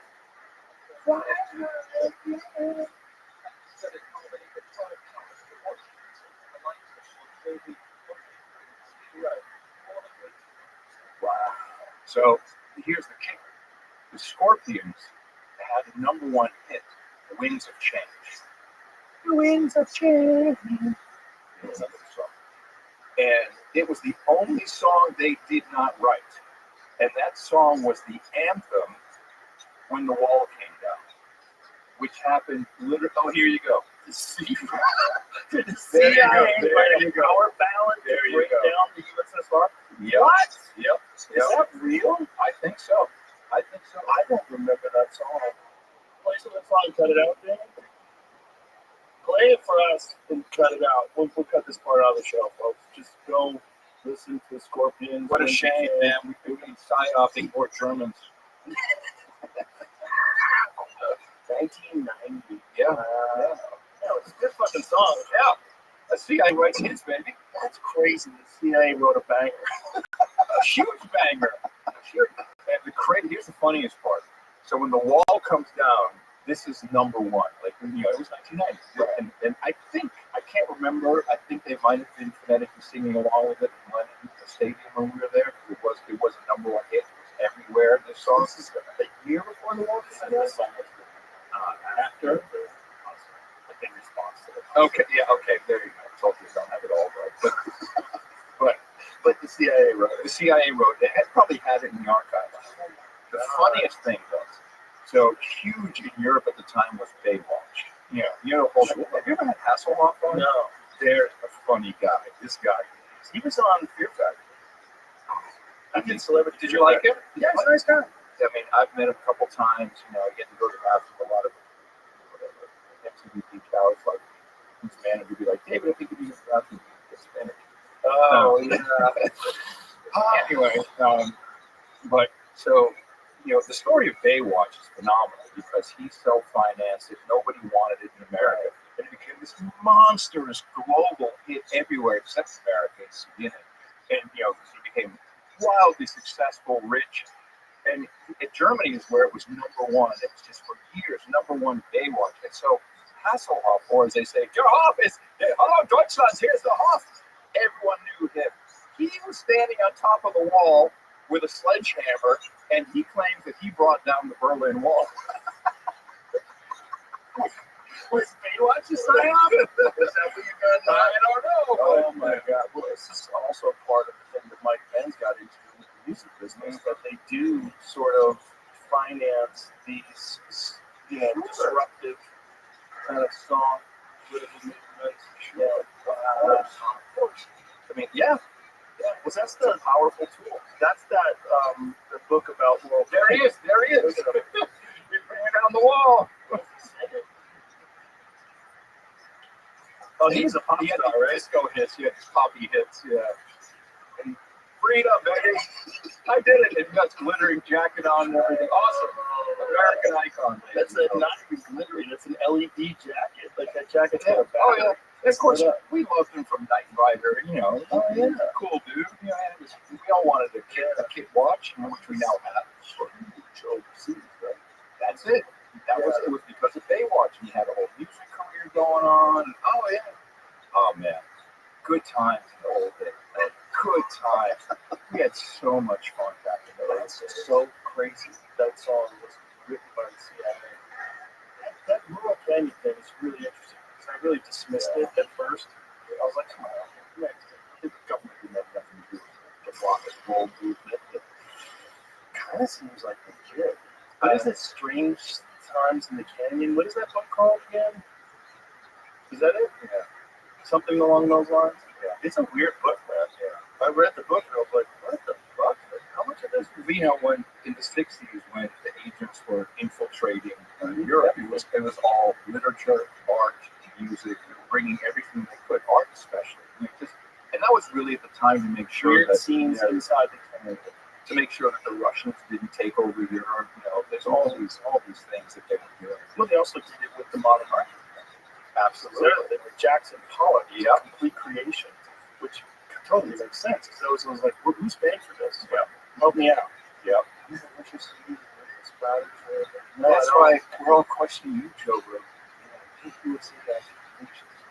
I think I skipped the system. I think somehow or another they fucked up. Look at me, my whole family's intelligence and military. I was a pirate radio guy in 1983. They must have been like, this guy's lost. We can't use him. He'll be no good. I mean, the real kooky people probably think about it or something. You create a podcast. That's right. Because there is that thought that, like, this is one of the things that comes up now all the time. And we talked about this on CNN. We're saying that there's a whole finance right-wing ecosystem that's created these podcasts. Where's my check? Well, this is just stupidity. This is the problem where when you look at some conspiracies, you think, oh, well, that applies to all things. Yeah. That, no, there's actually some things that are organic. Well, For some weird reason. what I think we'll see, the first thing after the election is, we need a Joe Rogan on the left. We need a Joe Rogan. Well, guys, we basically had a Joe Rogan on the left, but he was so crazy that Joe started to think right. They didn't want me. That was the thing. They didn't want it. But that's all the psyop working against them. Because in the past, they could take someone like me and demonize them, and it would be effective. And they could just remove you from the airwaves, right? And then remove you as a problem. So you're not playing by the rules. But now people go, oh, you know what? I think he's the one who's actually telling the truth. And we stop listening to them. And so then CNN crashes. And then faith in mainstream media crashes. And faith in podcasts rises. I think what we'll see, though, is, and it may come from YouTube, we'll probably see them try to hype someone up to become the the Joe Rogan of the left. No, they're already definitely doing that. But the thing is, I don't care. Let them try. But the thing is, it's not going to work unless that person's authentic. Without authenticity. If you hear a person long enough, you know what the fuck they're really saying. You know what's right. That's right. You know, I'm wrong all the time. You might not agree with me. That's all great, but I'm not gonna lie. And that's the difference. And so a lot of these people are just propagandists, and they're also trying to make an argument for something without looking at the other side, which instantaneously I know now you're propagandizing. Now you're not. Now you're bullshitting me. I always try to look at the other side. Everything. As a human, I think it's an important quality. As a person who's like broadcasting to millions of people, it's a very important quality. But it's an important quality for human beings. Like, know why you think about something. Like, no, is this just a knee-jerk reaction, or is this well thought out? Are you being objective, or are you captured by this ideology that you're part of to the point where you're just ignoring? Like, this is the thing that I find fascinating about all this USA stuff. Because there's so many people that are so against Donald Trump dismantling the organization that they're not looking at the craziness of all the propaganda that's being exposed. They somehow or another are gaslighting themselves and all their followers to say that, no, this is aid. People are going to starve to death. There's food that's rotting. Meanwhile, I'm pretty sure, even when they passed this thing where they were trying to put a stop on USAID, they gave exemptions for food and medicine. Yeah, So you're sure. hearing these bullshit stories of like food that's rotting now, people are going to starve, and everyone's dying of AIDS.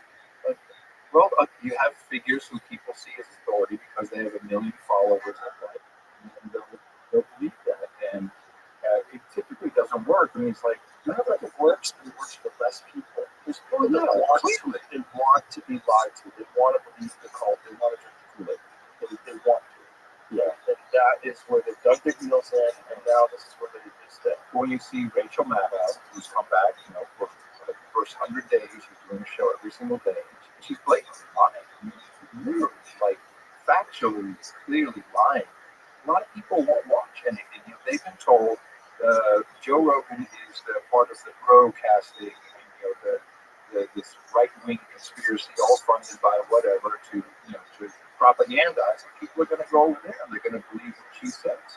And I mean, I have family members who truly believe that President Trump will take away their Social Security. Like, he's saying quite the opposite. And by the way, he can't take it away, and Congress can take it away. USAID, created by executive order by President Kennedy, can't be shut by executive order by President Trump. That's just the fact. Or also, what they're doing is they're highlighting there's people that are supposedly 150 years old that are getting Social Security. Awesome. I need some of that. There's some weird shit going on with Social Security. But you know what happened? I think this is what we're not being told, but I have a lot of sysadmin friends. From what I understand, the Doge team, 4 guys initially, they were in, so the Treasury is like a bank account. It's just one system, and it sends payments to the Federal Reserve System. And all they needed to do, January 21st at midnight, they were in there. They got all the payments.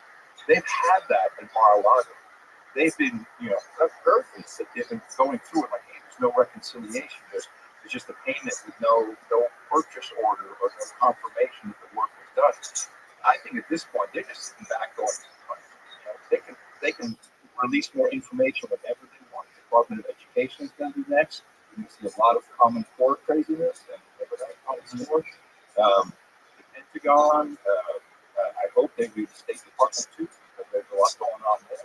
It's going to be interesting. They have the resistance.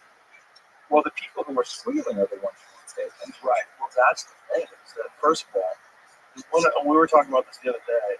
Me and my friends are saying part of the problem is these people can't conspire right now because all their phones are tapped. Everybody that, for sure, like if they're investigating these things, like the power that they have is astronomical. It's crazy. The power that they have to look into people's emails, look into people's phones, find out what text messages they're sending. They can look into your signal.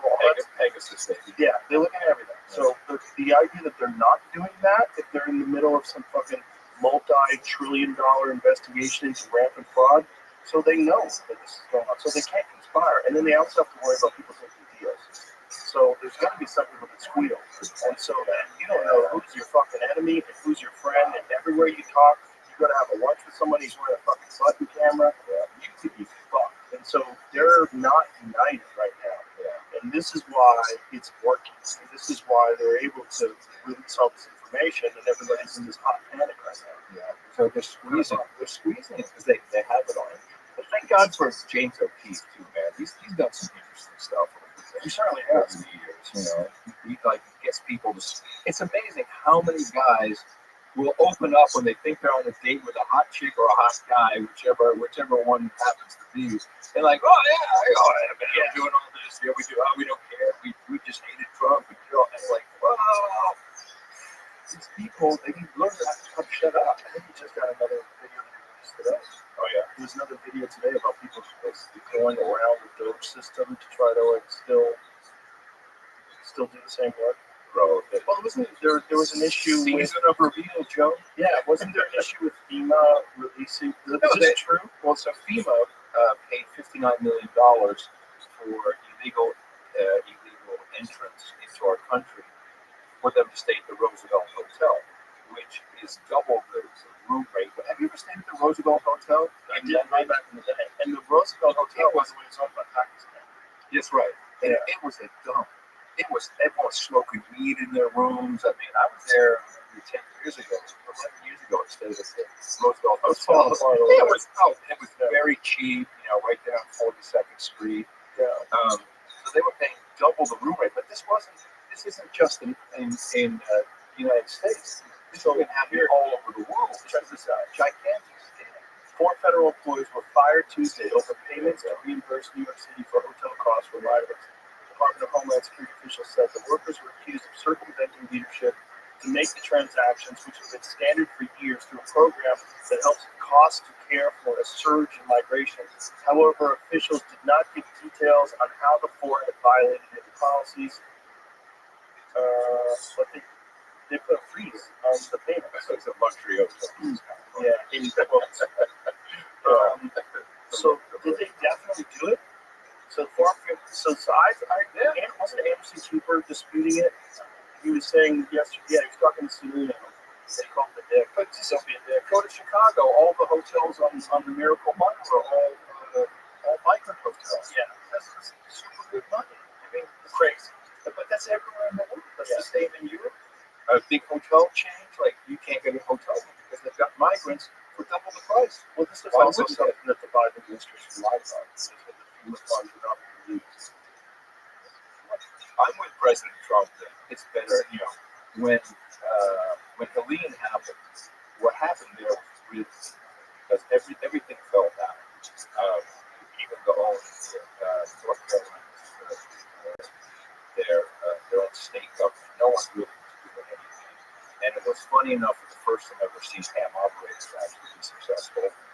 But you know, the helicopter guys were all going out there. Everybody was pitching in. People were driving from all different states to come in and help people. I mean, I don't have a helicopter anymore, but I literally called up the airfield. I said, "Fill them up. Here's my credit card. Fill that one. Just fill them up. Fill up until this limit that I have.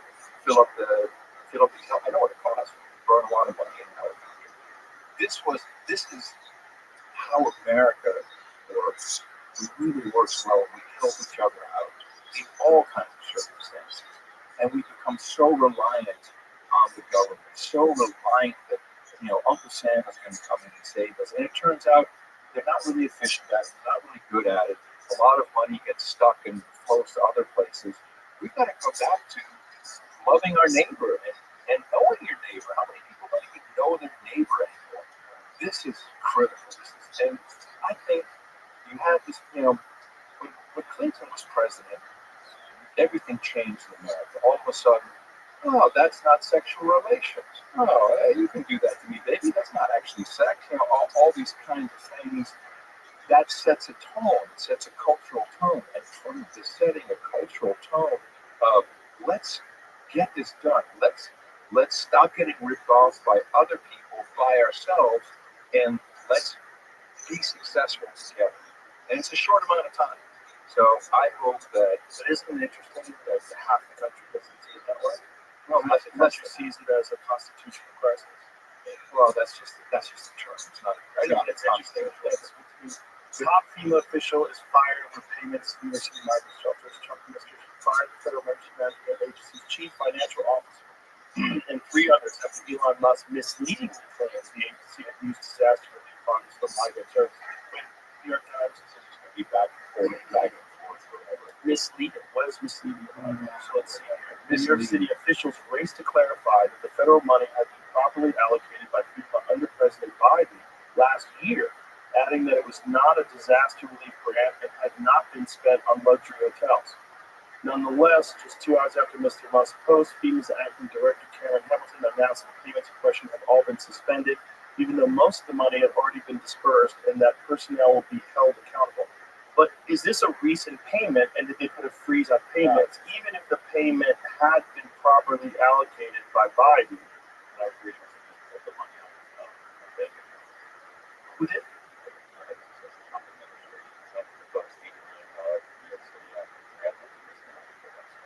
See, can we go to the title there on Daily News?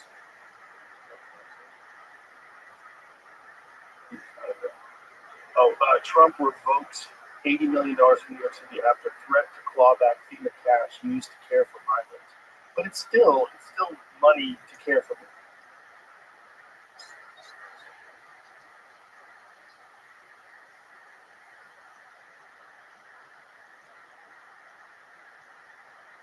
What's going on, everybody? How are you?